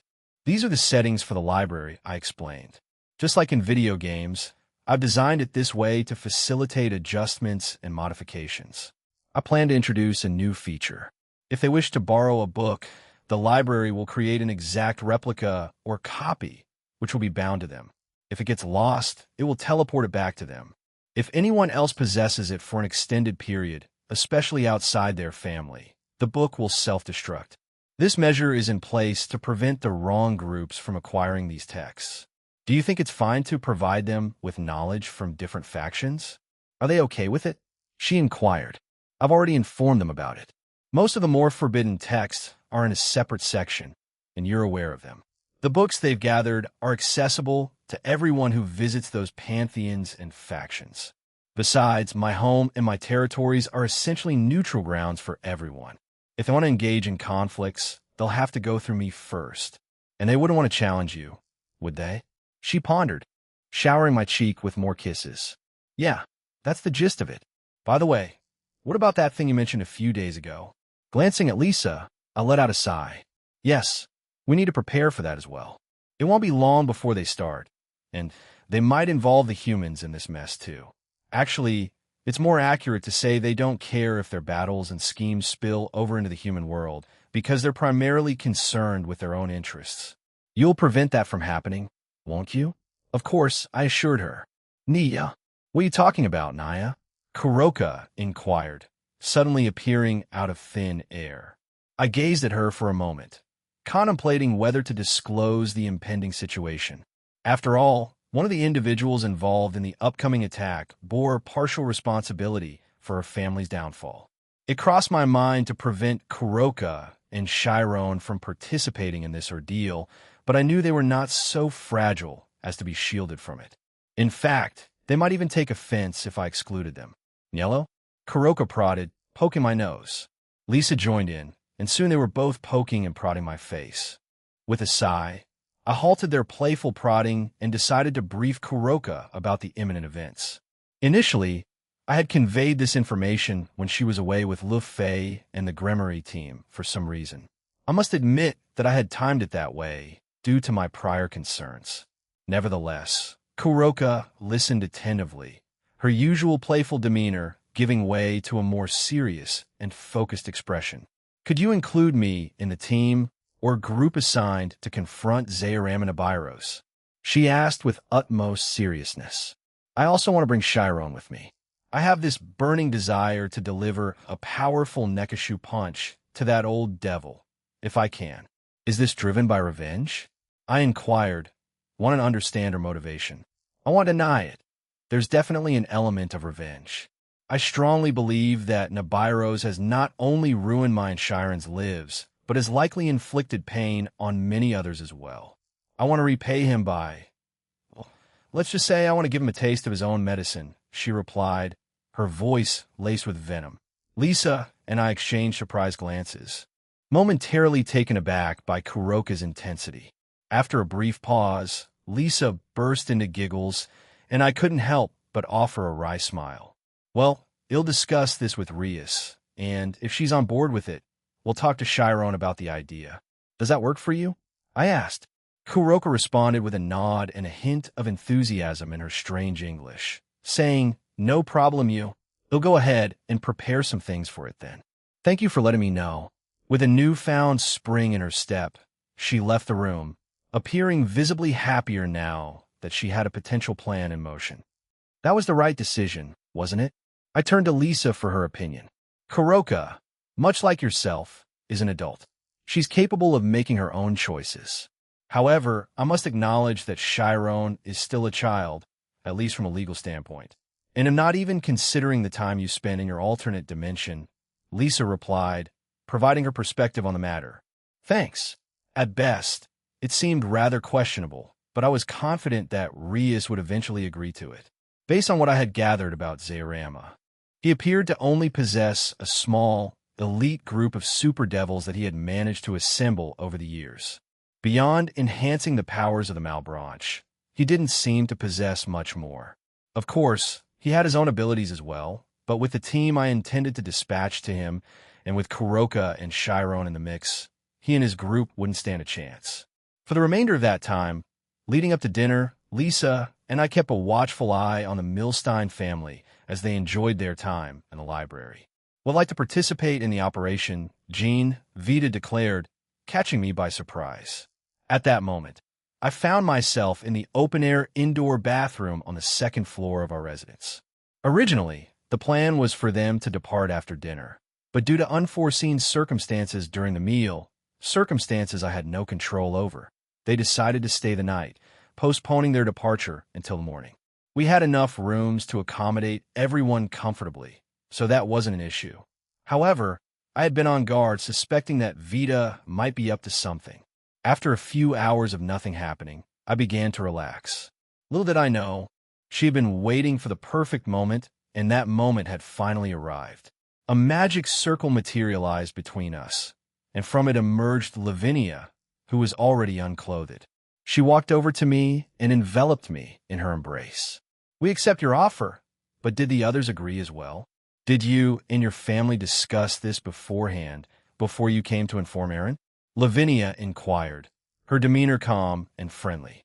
To an outsider, it might have seemed like ordinary conversation, but to me, there was an underlying message. It was as if she was silently asserting, "Don't overstep your boundaries with him, he's mine," or something along those lines.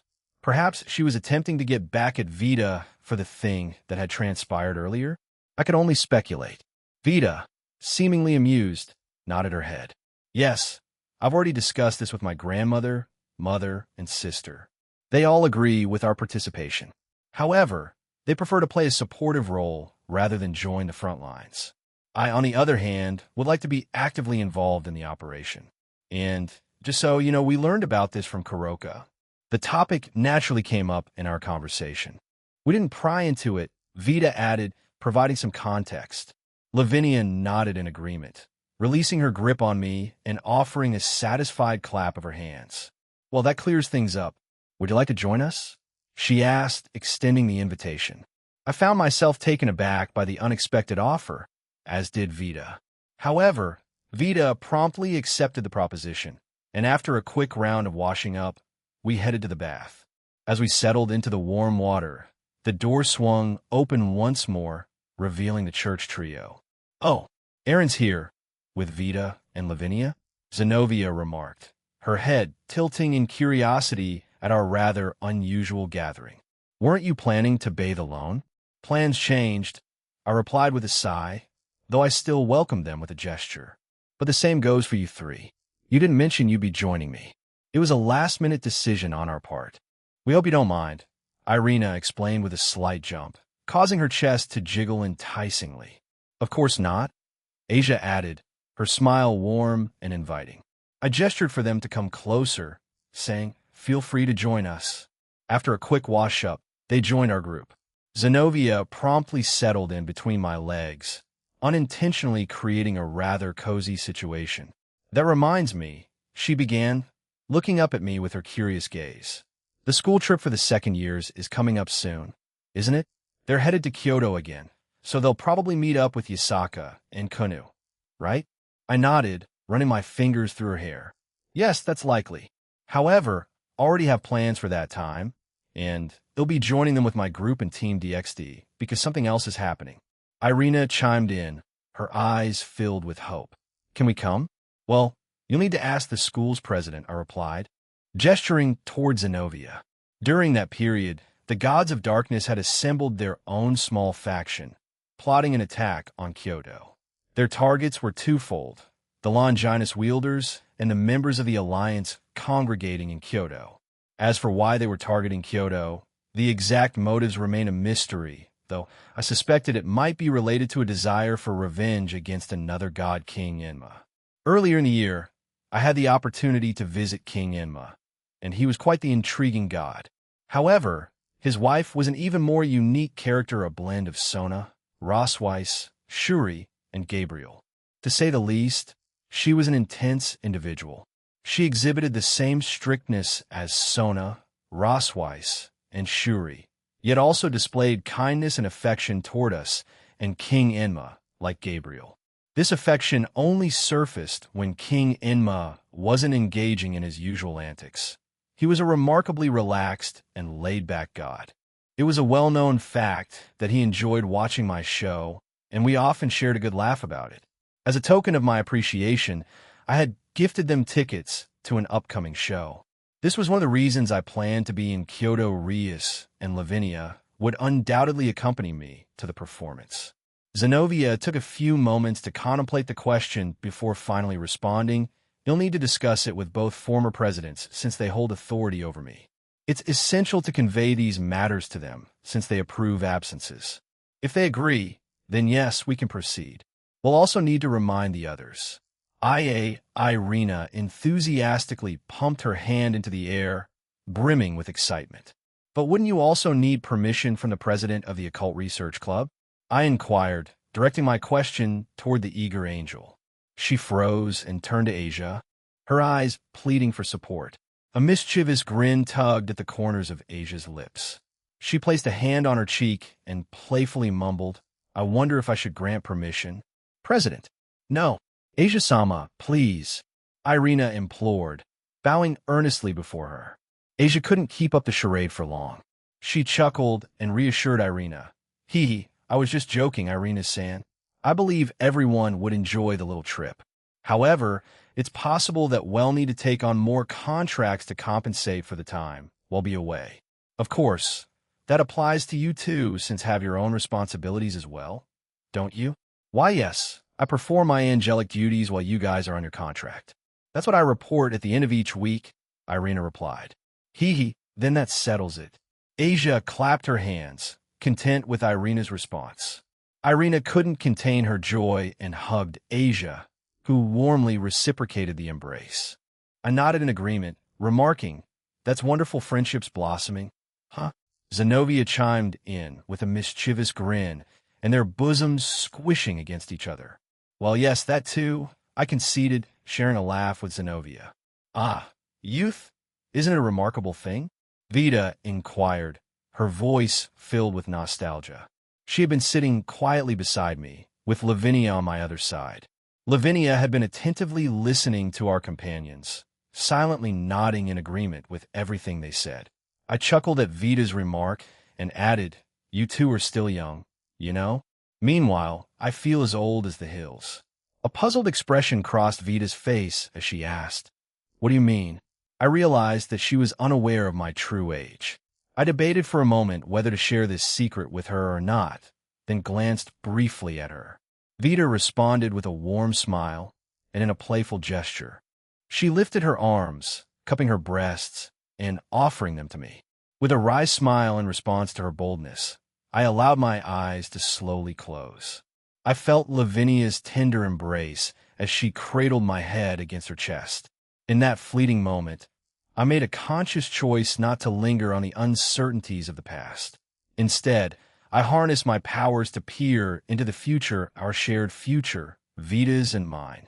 As I glimpsed into the yet-to-unfold years, I found a deep sense of contentment with the vision that lay ahead of us.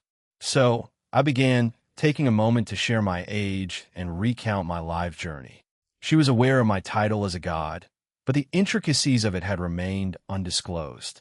As I divulged this newfound knowledge, Vita's astonishment was palpable, prompting the rest of the group to erupt in laughter at her utterly surprised expression.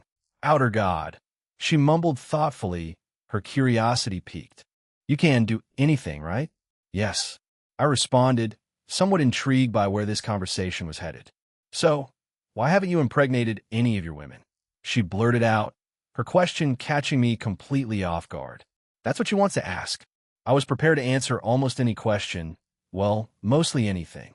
I would have gladly addressed many of life's mysteries for her if she had asked. But out of all the inquiries she could have posed, she chose this one. Glancing around, I could tell I wasn't the only one left dumbfounded by her question. The others in the room wore equally surprised expressions. Vita herself scanned each of our faces and tilted her head. What? Did I say something strange? Considering how frisky you are, those were Kuroka's words. By the way, I'm surprised you haven't fathered any children with them. So again, I ask, why haven't you? Didn't Kuroka-san tell you? Asia interjected, breaking the silence. Tell me what? Vita responded with a puzzled expression. Asia grinned and went on to explain that I had used my power to be careful about certain things with them. I see. That's why Kuroka said you enjoyed getting so close with everyone. Vita nodded sagely, as though she had just confirmed some bizarre piece of information. Once again, I found myself utterly speechless. Was Vita as irreverently perverted as Kuroka? I sincerely hoped not. My household already had its fair share of kinky and playful women. Not that I was complaining about that particular aspect. For some inexplicable reason, the other two and Lavinia decided to join in the conversation, completely sidelining me. I had heard rumors of women discussing their intimate experiences with their friends in great detail, but witnessing it firsthand, especially with Zenobia occasionally adding movements with her, but to my lower half, it made for an utterly surreal experience. Though the atmosphere was undeniably comfortable and relaxing, it was rather challenging to insert myself into the conversation unless a specific question was directed at me. And so, that marked the conclusion of the first half of my evening of bath filled with lively discussions about various aspects of my romantic life. Later that night, I roused from my slumber and felt compelled to investigate something on a rooftop. However, upon reaching the rooftop, I realized someone else was already present. I communicated with the person I had arranged to meet there, asking them to delay their teleportation. I needed to decide whether to ask them to depart or allow them to stay. At that moment, I remained uncertain. Upon my arrival on the rooftop, I was greeted by the sight of Anastasia Milstein. She stood by the railings, letting the cool night breeze ruffle her hair. As she heard the door open, she turned her gaze toward me, offering a warm smile and beckoning for me to join her. I approached, standing beside her as we both peered out over the town. Kuo seems like a wonderful place. Would it be possible for us to explore it tomorrow before we depart? Anastasia inquired. Of course, you're free to explore. I can't exactly stop you. Although I could arrange for one of the girls to could you be our guide? I hesitated for a moment, pondering her request. Well, I don't mind, but wouldn't it be better if another woman accompanies you? I might not be the best person to show you around. Anastasia chuckled at my response. You're acting like you've never been on a date, Jean? Or should I call you Aaron? She teased. Either name is fine. I don't mind. You can call me Jean or Aaron. We can come up with a new one. How about Jaren or Ein? I suggested playfully. She softly laughed at my light-hearted jest before growing contemplative. With my abilities, I can help you find your husband, I said, broaching a topic that had been on my mind since our earlier experience in Vita's soul. It was evident that Vita held a deep dislike for the man she depicted in her memories. As I waited for Anastasia's response, I turned to study her expression. It revealed a mixture of sorrow and complexity, signaling her uncertainty in addressing the matter. Vita mentioned earlier tonight that you're an outer god, correct? Anastasia began cautiously. If that's the case, I'm not sure, but could you provide me with some vague information about him? I hadn't delved into Clarence's life before, but I decided to look it up to provide Anastasia with a general idea. What I discovered was intriguing, although not entirely shocking, considering his history of infidelity and disappearance. Clarence's life had been tumultuous, to say the least. After his divorce from Anastasia, he descended into alcoholism. Despite his efforts to salvage his relationship with the other woman, she had fallen for him before his descent into alcoholism, leading to further chaos. He delved into dark magic, experimenting with forbidden spells and curses on unsuspecting humans. His actions eventually attracted the attention of the Cow's Order, and, after some persuasion, he joined their ranks. In summary, his life took a dark and twisted path. He conducted gruesome experiments on humans, which ultimately led to his demise during the war. I was responsible for many casualties during the war after the Omniverse destruction, including him. Although they reincarnated, I couldn't bring them back to life. Aware of this, I wondered how Anastasia and the other Milstein children would react. If they ended up despising me, they'll accept their right to do so. I can provide you with a condensed version. Although it might not be pleasant, I warned her. Anastasia regarded me for a few moments before responding. Tell me. I've lived a very long life, Aaron. I believe I can handle some unsettling news. Having obtained her consent, I commenced recounting the entire tale, beginning from the very inception. I progressed through the middle, where her expression soured, and ultimately to his tragic end by my own hands. I made it explicit that I had been blissfully ignorant of these events until now. Additionally, I offered her the liberty to despise me if she chose. Subsequently, a heavy silence enveloped the surroundings. A look of profound shock marred her countenance. It was apparent that she had clung to a glimmer of hope, perhaps nurturing the belief that he still existed, much like she had for several years, aimlessly searching for a reason to persist. Alternatively, she might have imagined that he had forged a new life elsewhere, possibly with a new family. The sudden revelation about Clarence's fate had evidently blindsided her. "Thank you for divulging this, Aaron, but I think I need to retire for the night," she murmured. She turned away from the balcony railing and paused at the doorway. "Good night." "Yeah, good night," I responded softly. She was clearly grappling with the shock of this revelation, and I sensed she was contemplating her next steps. I resolved not to pressure her into a response, opting to await her own timing to broach the subject tomorrow. Mentally signaling those scheduled to rendezvous with me, I instructed them to proceed with their teleportation. Alicia and Bellion materialized before me. Glancing at Bellion, I inquired, "Have the tasks I assigned been completed?" "Yes. Everything has proceeded without a hitch and is prepared for the impending events," my liege, Bellion affirmed, genuflecting.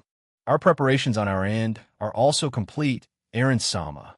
We have secured oversight over the underworld, heaven, France, Italy, Ireland, and Russia. The remaining 2 territories, America and Mexico, will be entrusted to Croatia and Antares," Alicia elucidated. The territories she enumerated were the impending targets of the Malbranche, the true Satan's faction, and Zayaramanabiros in the imminent offensive. Shadow soldiers, Electa, and the GOB were already stationed in these regions, poised for the upcoming developments. They maintained a vigilant stance, refraining from interference unless confronted with suspicious activities, in order to avoid prematurely provoking the impending attackers. Members of my group, as well as members from DXD and EXC, were slated to participate in the upcoming campaign. However, not all were partaking, as I encouraged some to prioritize their professional responsibilities, educational pursuits, and training for the impending tournament.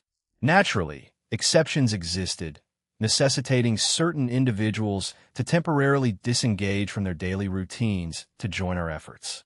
"Are there any activities in any of those places?" I inquired, curiosity tugging at my thoughts.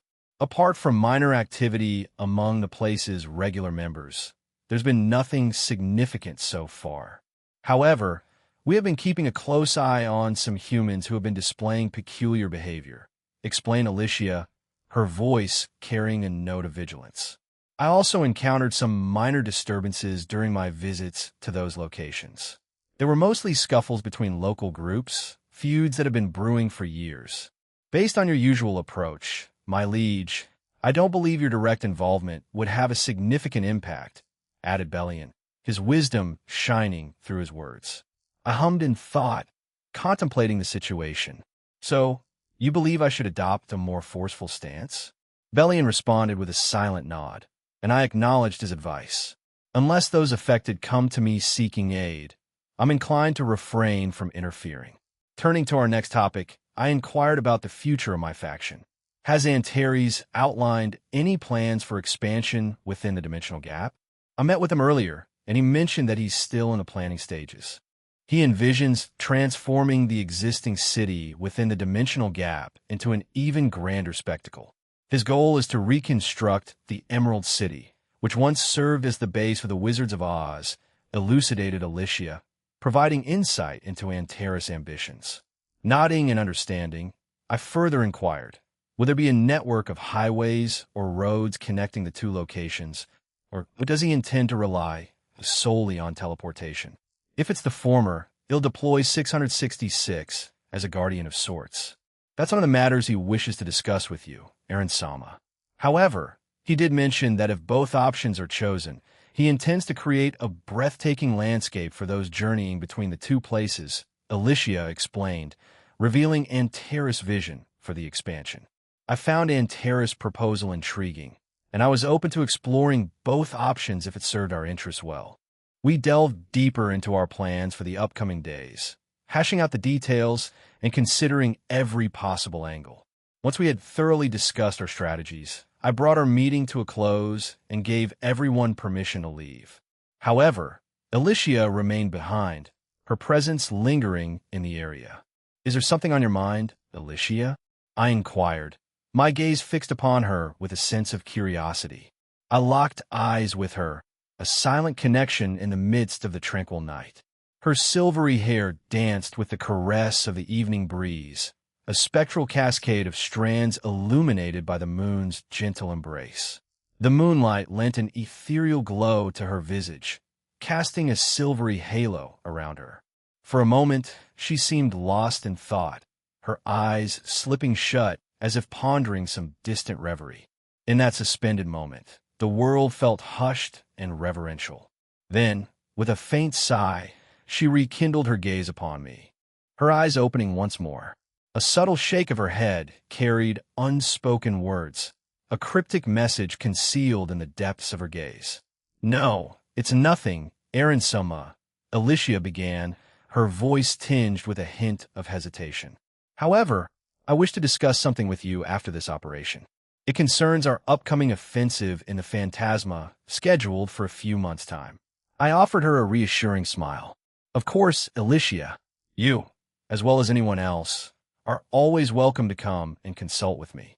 Her gratitude evident, she nodded and offered a polite bow before vanishing from the rooftop. After taking one final sweeping look around the rooftop, I released a quiet sigh, a subtle testament to my contemplative state. With that, I departed, leaving the elevated vantage point behind in favor of some much-needed rest. As the day neared its end, the Milstein family had spent most of it exploring Kuo alongside Lavinia, Suzuku, Aquino, and myself. I had consulted the three women, as they frequently embarked on girls' day outings together. The rest of our group had been occupied, and Rias had graciously granted Aquino a day off from her training duties. It had been an eventful day, to say the least, with Vita playfully teasing and provoking the other three. Even Suzuku, typically unflappable, had been slightly perturbed by the banter and had confided in me about it. I couldn't help but find it endearing, despite how that might sound. Her pleading expression was a rare sight, and I couldn't resist coming to her aid. As I mentioned, the day was drawing to a close, and we decided to take a break in Kuo Park. I had just returned with a parfait for each of us. The park, at this hour, remained bustling with families, couples, and children happily frolicking in the waning daylight. The signs of evening's approach were evident, with the sky painted in warm shades of orange by the setting sun. A gentle breeze rustled through the park, causing leaves to take flight. Laughter filled the air as the children nearby watched the whimsical dance of the leaves. "Sorry for the wait," I said, extending a parfait to each of them. They offered their thanks before indulging in their sweet treats. As I observed everyone around us, I couldn't help but notice that Anastasia had been stealing glances at me all day. This behavior had persisted throughout our outing, and every time our eyes met, she would quickly avert her gaze, a hint of fluster evident on her face. "Kuo isn't so bad. It's a shame we'll be departing soon. Perhaps we can come back here again," Rosalia mused after taking a bite of her parfait. "Well, ever since the alliance was formed, anyone can more or less visit here. Although, my barrier will discern your motives before allowing teleportation," I replied, and she nodded in acknowledgement.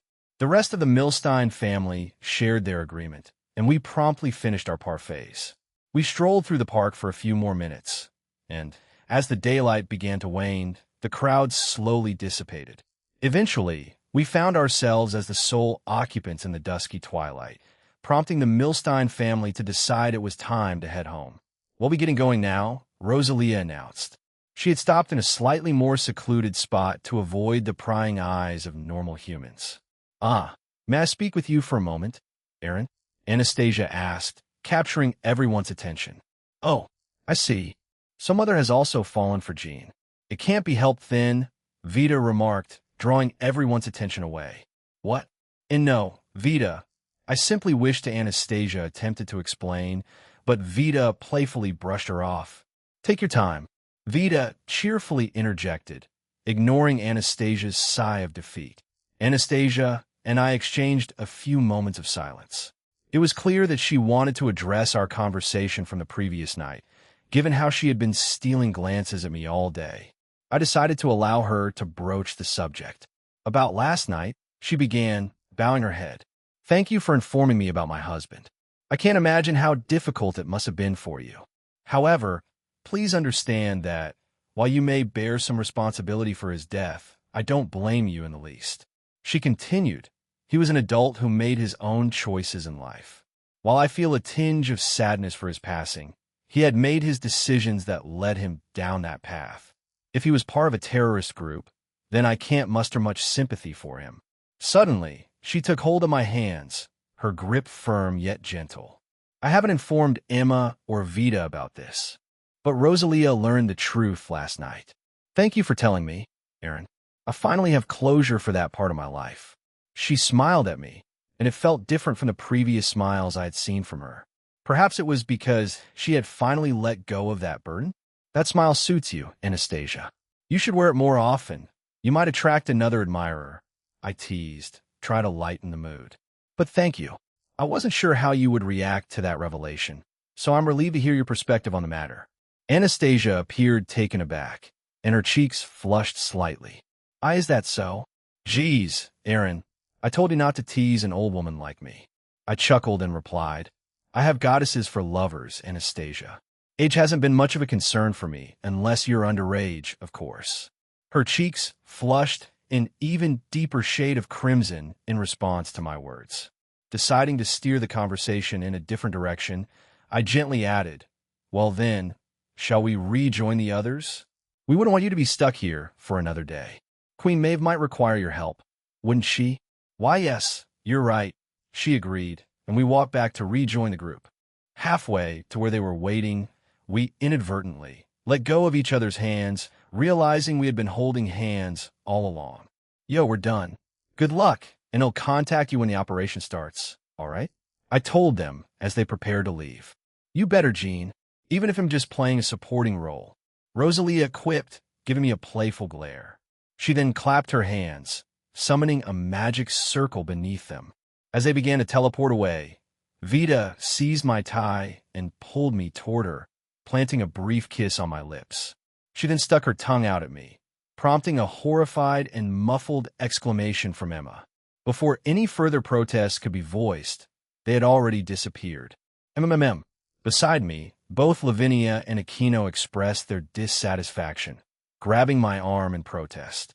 I attempted to soothe their annoyance by patting their heads, but Sazako also joined in, silently protesting by resting her head and arms on my back. Troubles of a harem king. Shut up for the remainder of the night. I found myself tending to the three disgruntled ladies, although I couldn't deny that I didn't mind it. The thought lingered that the third-to-last battle of the Draconic Dais was about to commence. After that, there were only 2 more battles before we moved on to the Phantasma. I felt a mix of excitement and concern about what lay ahead and hoped that these challenges wouldn't weigh too heavily on their hearts. Chapter 13, Part 2, Showdown with various groups' third-person point of view Zeramasama. Everything is prepared and will commence once the Malbranche have been assembled. We have also reached out to the True Satan's faction, but they have yet to respond, reported a male super devil. Zayaraman Abiros sat behind his desk, engrossed in reviewing the latest reports on the performance of the new drug he had provided to his super devils. A self-satisfied smile played across his face as he looked up at the super devil standing before him. Nevis, very well. Continue attempting to contact them, but if they fail to respond within the next 2 days, we shall proceed without them. I suspect, however, that they may ultimately join us, as their desire for revenge against the underworld and middleman remains undiminished, he stated, a hint of condescension lacing his words. He chuckled softly, confident in his plans. At once, replied the devil named Nevis. He promptly exited Zayarama's office, leaving the man to rise from his desk. Strolling over to one of his holographic windows, Zayorama gazed out at the world beyond. A contented sigh escaped his lips, his smile widening further. Zayorama Nibiros was a devil whose intelligence was nothing short of remarkable. Throughout his existence, he had been known for serving no one but himself. Even in his current collaboration with the Cow's Order, he viewed it as nothing more than a means to an end. This alliance granted him the essential funds, access to advanced equipment for his groundbreaking research, and the continued enhancement of his base's defenses. Such enhancements were of the utmost importance to him, ensuring the safety and security of his operations. This base was no ordinary facility. It lay hidden deep underground, nestled near the Earth's molten core. The endeavor to create such a haven had consumed a considerable amount of his time, as it had been fraught with numerous obstacles. However, after departing from his previous laboratory, Zayorama yearned for something more sustainable, something that would be nigh impossible for anyone to discover. Thus began his quest to construct a base and laboratory near the Earth's core. The endeavor spanned centuries, demanding immense patience and tenacity. But in the end, Zayorama succeeded. He not only completed the construction, but also fortified it with multiple layers of magical barriers and various concealing techniques to thwart any attempts at discovery. Remarkably, only two entities had successfully unveiled his hidden sanctuary, the Cow's Order and the enigmatic Ophis herself. Ophis had once trailed him out of sheer curiosity, effortlessly teleporting directly into his concealed domain. However, the fruit of all his diligent labor was now ripe for the plucking. As he had devised a cunning scheme to ensnare two individuals, the enigmatic middleman, Gene Skyward, and the enigmatically titled Dreamer, a moniker bestowed upon them by the enigmatic Cow's Order. To the casual observer, these two may appear as mere outer gods, but to Zayorama Nibiros, they were tools, conduits through which he could unlock the boundless potential of his relentless quest for research and development. Zayorama was no stranger to the perils associated with both Gene Skyward and the enigmatic Dreamer. He was acutely aware of the hazards that lurked in their wake. So what was his grand plan, you might wonder?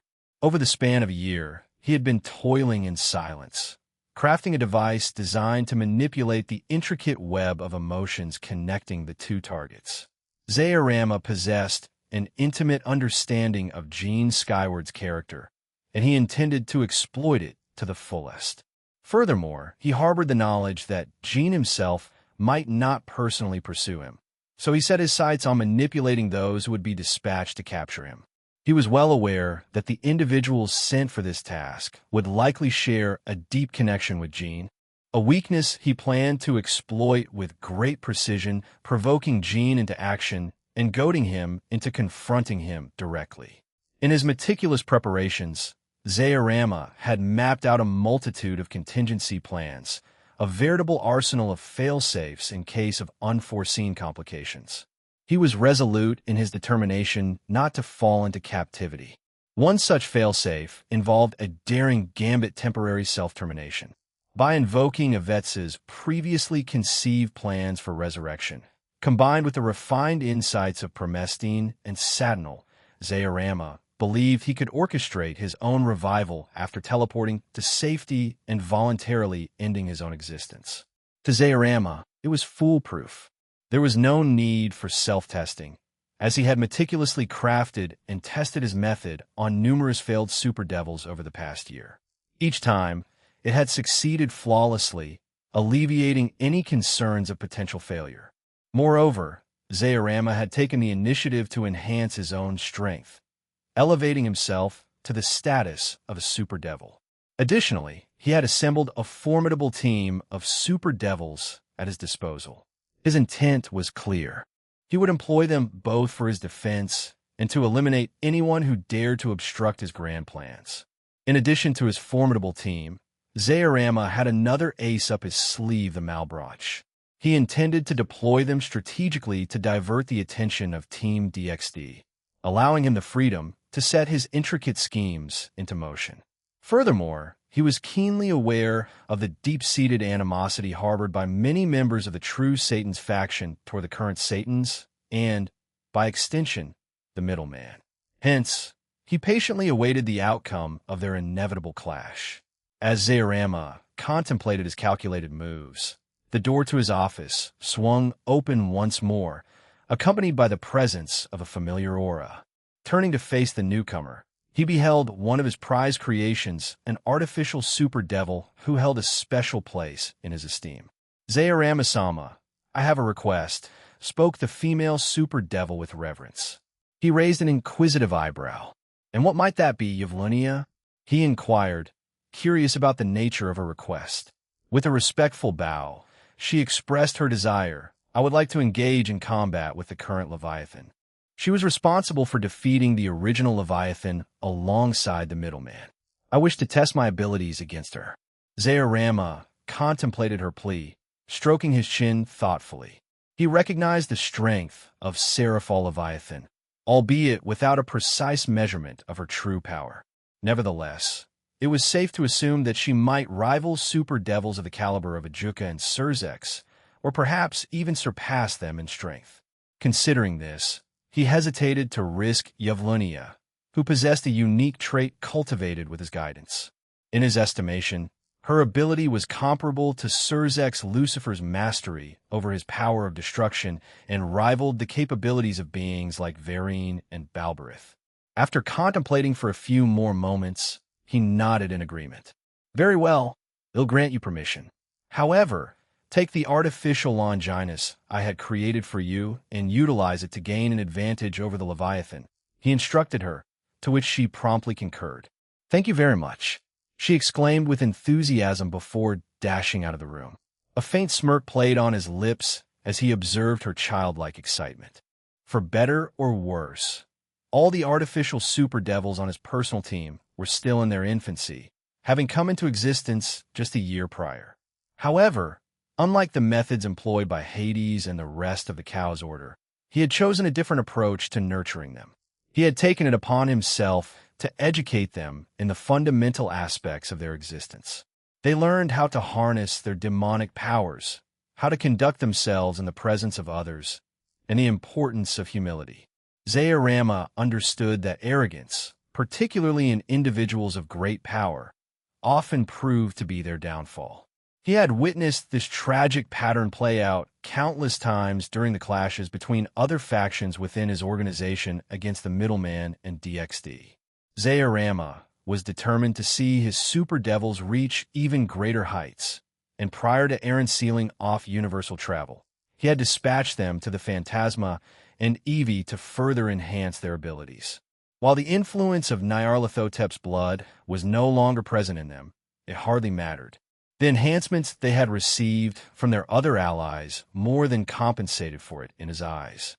Even if his entire team were to be wiped out in the pursuit of his goals, Zayorama considered it a victory if he could secure both outer gods. He was prepared to make the necessary sacrifices to achieve his objectives.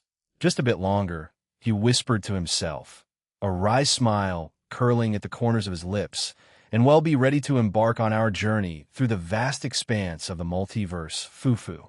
In a different part of Earth, deep within the heart of the Malebranche base, numerous members of their organization were bustling with anticipation.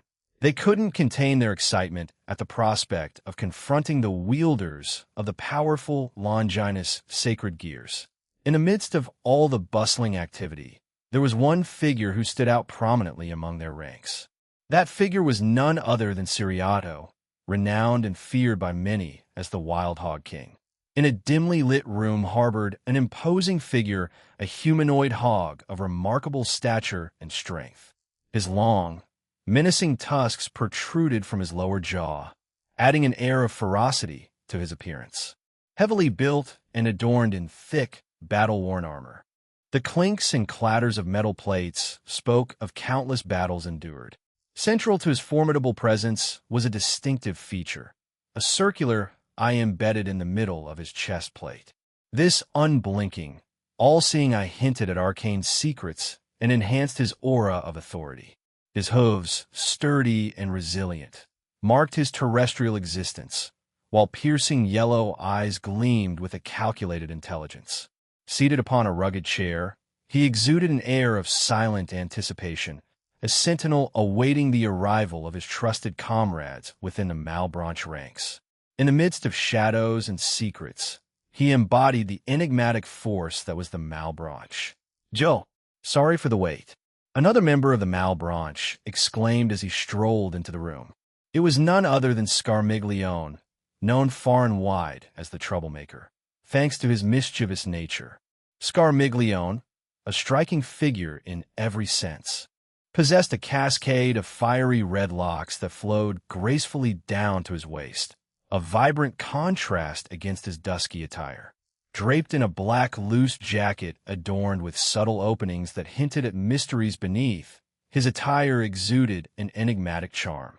His sharp, piercing eyes were a striking shade of regal purple, captivating and intense, like the depths of a hidden abyss. Sprouting from his forehead were formidable black horns, which added an air of otherworldly mystique to his countenance. Below the waist, he donned sleek black pants that emphasized his athletic build, a testament to his physical prowess. Standing tall at an imposing 6'9", Scarmiglione's presence demanded attention and commanded respect. To complete his look, silver earrings adorned his ears, a glinting touch of elegance amid his dark, compelling allure.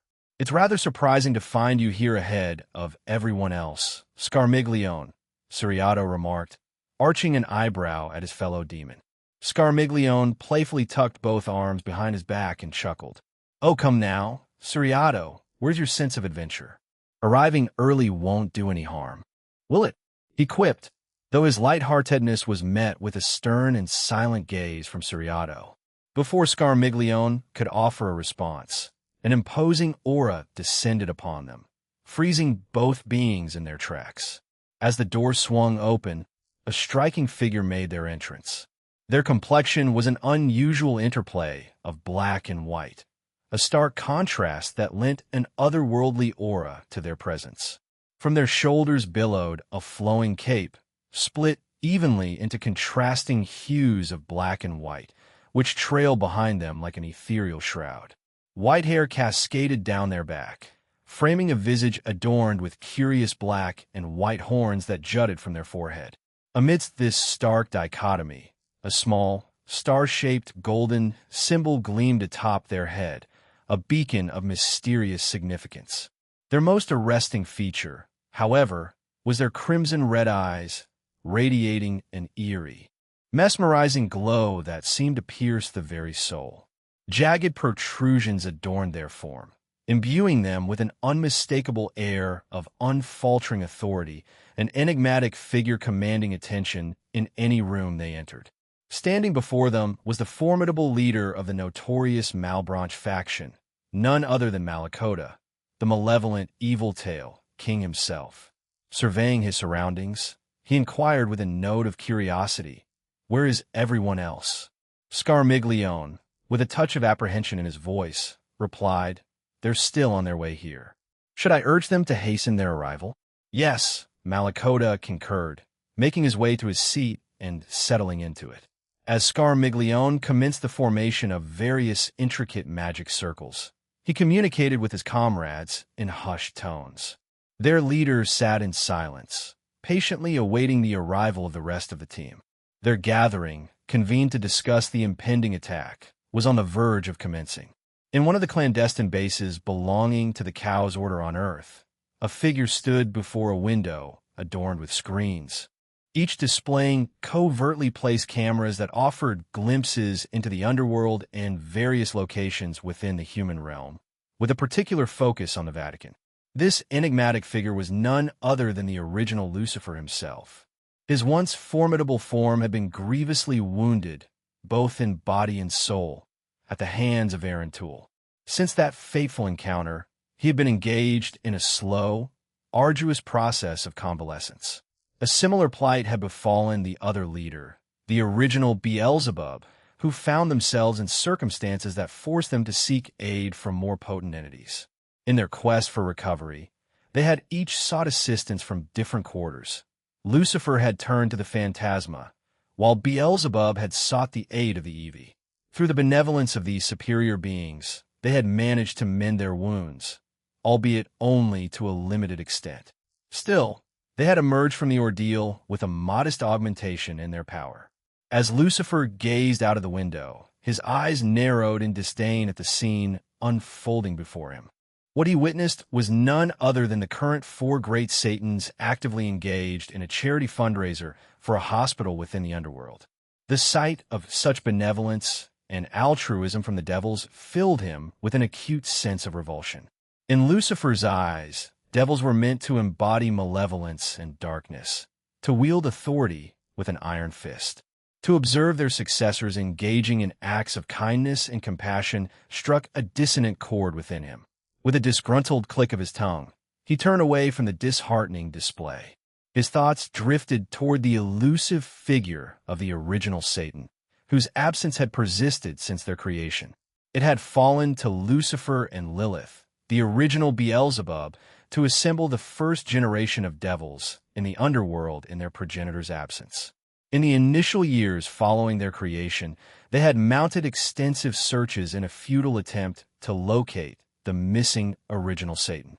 Despite their fruitless efforts, a glimmer of hope persisted among some, including Lucifer himself, that the original Satan might resurface when the time was right. However, Lucifer remained perplexed by the original Satan's refusal to participate in the impending operation. They had believed that their ideals aligned, as the original Satan had once reassured them, but his decision to abstain from their plan left them baffled. Nonetheless, they had refrained from exerting excessive pressure to change his stance and had continued with their preparations for the impending mission.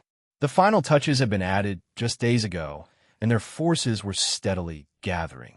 While they were aware of the overtures from the other two factions, they had opted to disregard them. Lucifer had devised a plan to inform the other factions of their intent shortly before midnight on the eve of their operation. For the time being, he yearned to address the assembly of devils, comprising resurrected beings with distinct souls, as well as his fellow Satans.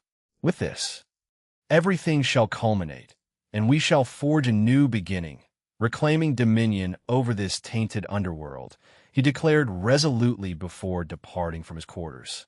In swift fashion, Lucifer descended into a vast hall teeming with a throng of devils. By his side stood the original Beelzebub and Asmodeus, unwavering in their loyalty. The original Leviathan, their counterpart, had already been apprehended along with her followers. Plans were in place to release her once this arduous episode concluded, but her defeat would be etched in her memory. As Lucifer prepared to address the assembly, Asmodeus leaned in and asked, "Have you prepared a speech?" Lucifer nodded, his regal demeanor exuding confidence. "Indeed, I have," he replied, his eyes scanning the room. "But first, where are descendants?" "They should be among the crowd," Beelzebub responded, his eyes scanning the throng of devils. After a moment, he spotted them and pointed, drawing the attention of both Satans. Lucifer acknowledged the find with a subtle grunt and made his way to the edge of the platform. As soon as his hands touched the stone balustrade, the bustling hall fell silent. All eyes turned toward their leader, awaiting his words. "Soon, we will go to war," he began, his voice carrying through the hushed hall. "Some of you will be dispatched to the human world to sow chaos, while the more elite among you will venture into the underworld, heaven, and deal with the middleman, who has been a thorn in our side for far too long." His gaze swept across the assembled devils, his tone unwavering. "We all share a common goal to rule this world. Once we have established dominion here, we will expand our influence, conquering other planets and universes in the vast multiverse. As devils, we stand at the pinnacle of all hierarchies. The new Satans of today and the younger generation of devils have disappointed us, but we will rectify that, and it all begins in a few days' time." Lucifer's proclamation ignited a thunderous roar from the crowd, the very foundations of the hall trembling with their fervor. These devils were loyal followers of the original Satans, some hailing from the past 2 generations, discontented with the current Satan's leadership. "We will have our time," he declared, sparking another round of cheers and shouts that echoed in his wake as he walked away, his triumphant grin widening. "You certainly haven't lost your touch," remarked Asmodeus, though I expected a longer speech. Lucifer shrugged nonchalantly. "This has been a long time coming. I don't need an elaborate speech. All I need is to ignite their fighting spirit, to make them willing to do anything to achieve our goal. I don't care if 90 of them don't make it. All that matters is victory in the end." With those words, he turned and walked away, his grin growing even more enigmatic. "Aaron Toole's soliloquy, it's this," Lavinia asserted, her gaze locked onto her friend's eyes. "No, I'm quite certain it's this," Suzuka replied, her own gaze unwavering as she met Lavinia's stare. Danu, standing nearby, felt a growing confusion as the tension between her friends escalated. She stammered, but I thought it was this." Velgrind, the rational voice among them, chimed in, "Why don't we simply employ magic to settle this dispute?" Rossweiss, nodding in agreement, added, "I concur with Velgrind-san. It would be the most practical approach." With only 2 days remaining until the operation commenced, I found myself in the solitude of my room. My current task was to pore over the exam material, a directive from my avatar, who insisted that studying would help me perform better in the upcoming quizzes. He was adamant about not relying on my powers to cheat, and I had to admit there was an admirable quality in that decision. Well, it wouldn't really matter, as I can essentially remember anything after just one glance at it. This ability would certainly make things easier. Besides, I'm not the one taking the test. It falls on him to do so on the day of the operation. I stole a quick glance at the girls who had come with me, the fated ones along with Mom and Aoife. They were engrossed in a game, though I had no idea what the game was. It was clear, however, that tensions were rising between Suzuku and Lavinia, as they held opposing opinions about it. Danu tried to mediate between them, while Rose and Velgrind appeared to be the voices of reason. From a mere glance, it was evident that Velgrind sided with Suzuku, while Rose sided with Lavinia. If they were to express their true feelings, it would only add to the complexity of the situation. Just as I was about to address the group and attempt to defuse the situation, the door to my office was forcefully slammed open, causing all of us to turn our attention toward it. In the doorway stood Kuroka.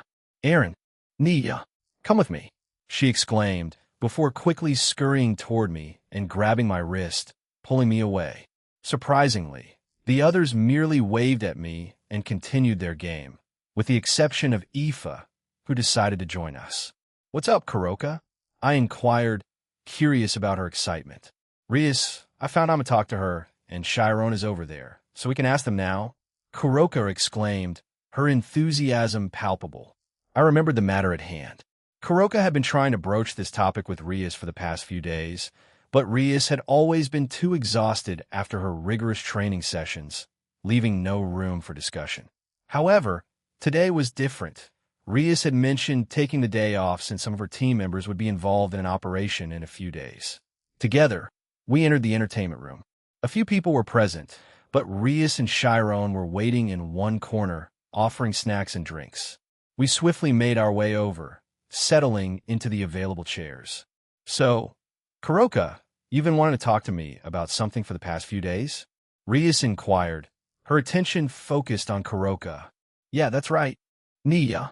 So Kuroka proceeded to relay the information I had shared with her a few days earlier. Rias and Chiron listened intently, their expressions growing more serious as Kuroka delved into the details that concerned them directly. As Kuroka finished explaining, Rias wore a frown, clearly deep in thought. Chiron, on the other hand, appeared visibly taken aback by the revelation. "So, that's why I want to participate in this operation with Chiron. I understand it might not be a big deal for us, but I believe it would provide a sense of closure regarding that part of our lives." "What do you both think, Naya?" Kuroka asked, addressing both Rias and Chiron. As Rias pondered the situation, she stole a brief glance in my direction. I conveyed my thoughts to her telepathically, emphasizing that the decision rested with her and that I wouldn't make it for her. This unexpected communication seemed to surprise her initially, but eventually She offered a smile and nodded in response. Meanwhile, Aoife fixed her gaze on me and playfully poked my cheek with her finger. I turned to acknowledge her, and she extended a potato chip toward me. I accepted the chip and opened my mouth to take a bite. Noticing this exchange, Kuroka decided to join in on the fun. She started poking my cheek with another potato chip while emitting a chorus of nais. Not wanting to be left out of the amusing spectacle, Chiron approached us and settled herself comfortably on my lap. She followed suit by poking my cheek with a potato chip. In the midst of all this, Rias couldn't help but feel a bit distracted as she watched the peculiar scene unfold. She seemed to be experiencing a mixture of stress and a sense of exclusion. However, she quickly shook her head, dismissing the oddity before her. After a moment of contemplation, she mumbled, "Let's see." Ultimately, it's Chiron's decision, isn't it? Whatever choice she makes, I, as her king, will fully support it. She, along with everyone else on my team and in my peerage, is strong, so I have no qualms about her participating. With her words hanging in the air, we all directed our attention to Chiron, who sat on my lap. She picked up a few potato chips, nibbling on them as she contemplated the situation. To offer her some comfort, I gently stroked her head and occasionally planted soft kisses on the back of her head. After a thoughtful pause, Chiron finally turned her gaze toward Kuroka and declared, "I want to go. Let's beat him up." "Shirony!" Kuroka exclaimed, her voice full of affection, and she immediately enveloped her sister in a tight hug. In turn, Kuroka extended her embrace to include me, as Chiron was still seated on my lap. "But make sure you stay safe, okay? Even though I know you can handle most adversaries in our universe," Rias emphasized, her concern evident. "As your king, an older sister figure, and someone who genuinely cares about you, please don't overexert yourself." Chiron nodded in agreement, acknowledging Rias' words. Kuroka chimed in, expressing her commitment to protect Chiron as if her life depended on it, a promise she had been faithfully keeping on a near-daily basis.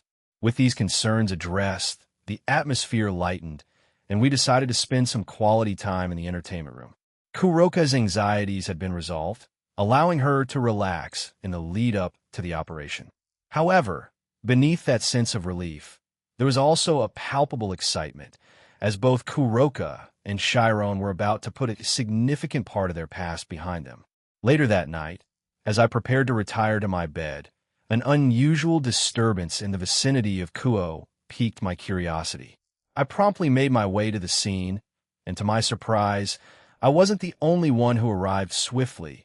Leanne and the stalwarter were already present when I reached the location. This, as I mumbled, my eyes fixed on an unexpected sight before us. A frog yukai, battered and bleeding profusely, lay in front of us.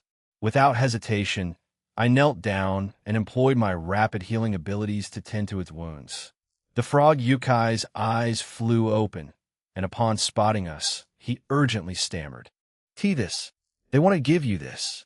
With trembling hands, he handed us a letter and then hastily scurried away, his eyes filled with sheer horror. Intrigued and somewhat concerned, all of us eagerly turned our attention to the letter, which I opened with haste. The nerve! Duvali's voice dripped with venom as she reacted to its contents. Enya and Ines echoed her sentiments, but Leanne and I merely cast cold glares at the letter's vile message. In essence, the message was a threat, a not-so-unusual occurrence for me. However, what set this apart was its origin. It bore the unmistakable demonic energy of the original Satan Lucifer. In addition to threatening me, it also targeted my mother and Aoife. Oddly enough, they omitted Cindy, perhaps perceiving her as too formidable to engage. Regardless of their reasoning, the revelation incensed me. While I recognized it as bait, there was also a disconcerting kernel of truth buried within it. I crushed the letter in my hand and dispelled it with a flicker of fire magic. An ominous aura enveloped me as I clenched my fists. "Heh, I won't play into your games, Lucifer, but I'll make you pay for threatening to take those two away from me." Leanne mumbled, a hint of worry in her voice. "I'm fine. I won't do anything rash. When the time comes, It'll make his life a living nightmare. However, I want to be the one to finish it. Scathach and Aoife will be the ones to bring down the leaders of the true Satan faction. I reassured her, offering a reassuring smile. Relief washed over her, while Duvalai simply rolled her eyes in response. Ignoring her peculiar attitude toward me, I began to walk back, with my comrades joining me. I decided to leave the remainder of the night watch to the Shadow Soldiers. The day of the operation had finally arrived, and all the participants had gathered at their designated locations. This endeavor would also have repercussions in the human world, so I had prepared a spell that would transport the humans to a different realm and put them into slumber. However, I had refrained from enacting it, fearing that the enemy might alter their plans. So, I played a small game with the lives of these humans, which left a twinge of guilt in my conscience.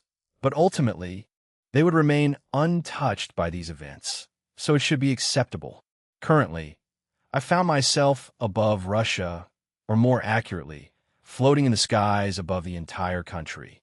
Only the fated ones had insisted on joining me, while Aoife had chosen to defend Ireland alongside Cindy and Mom. Still,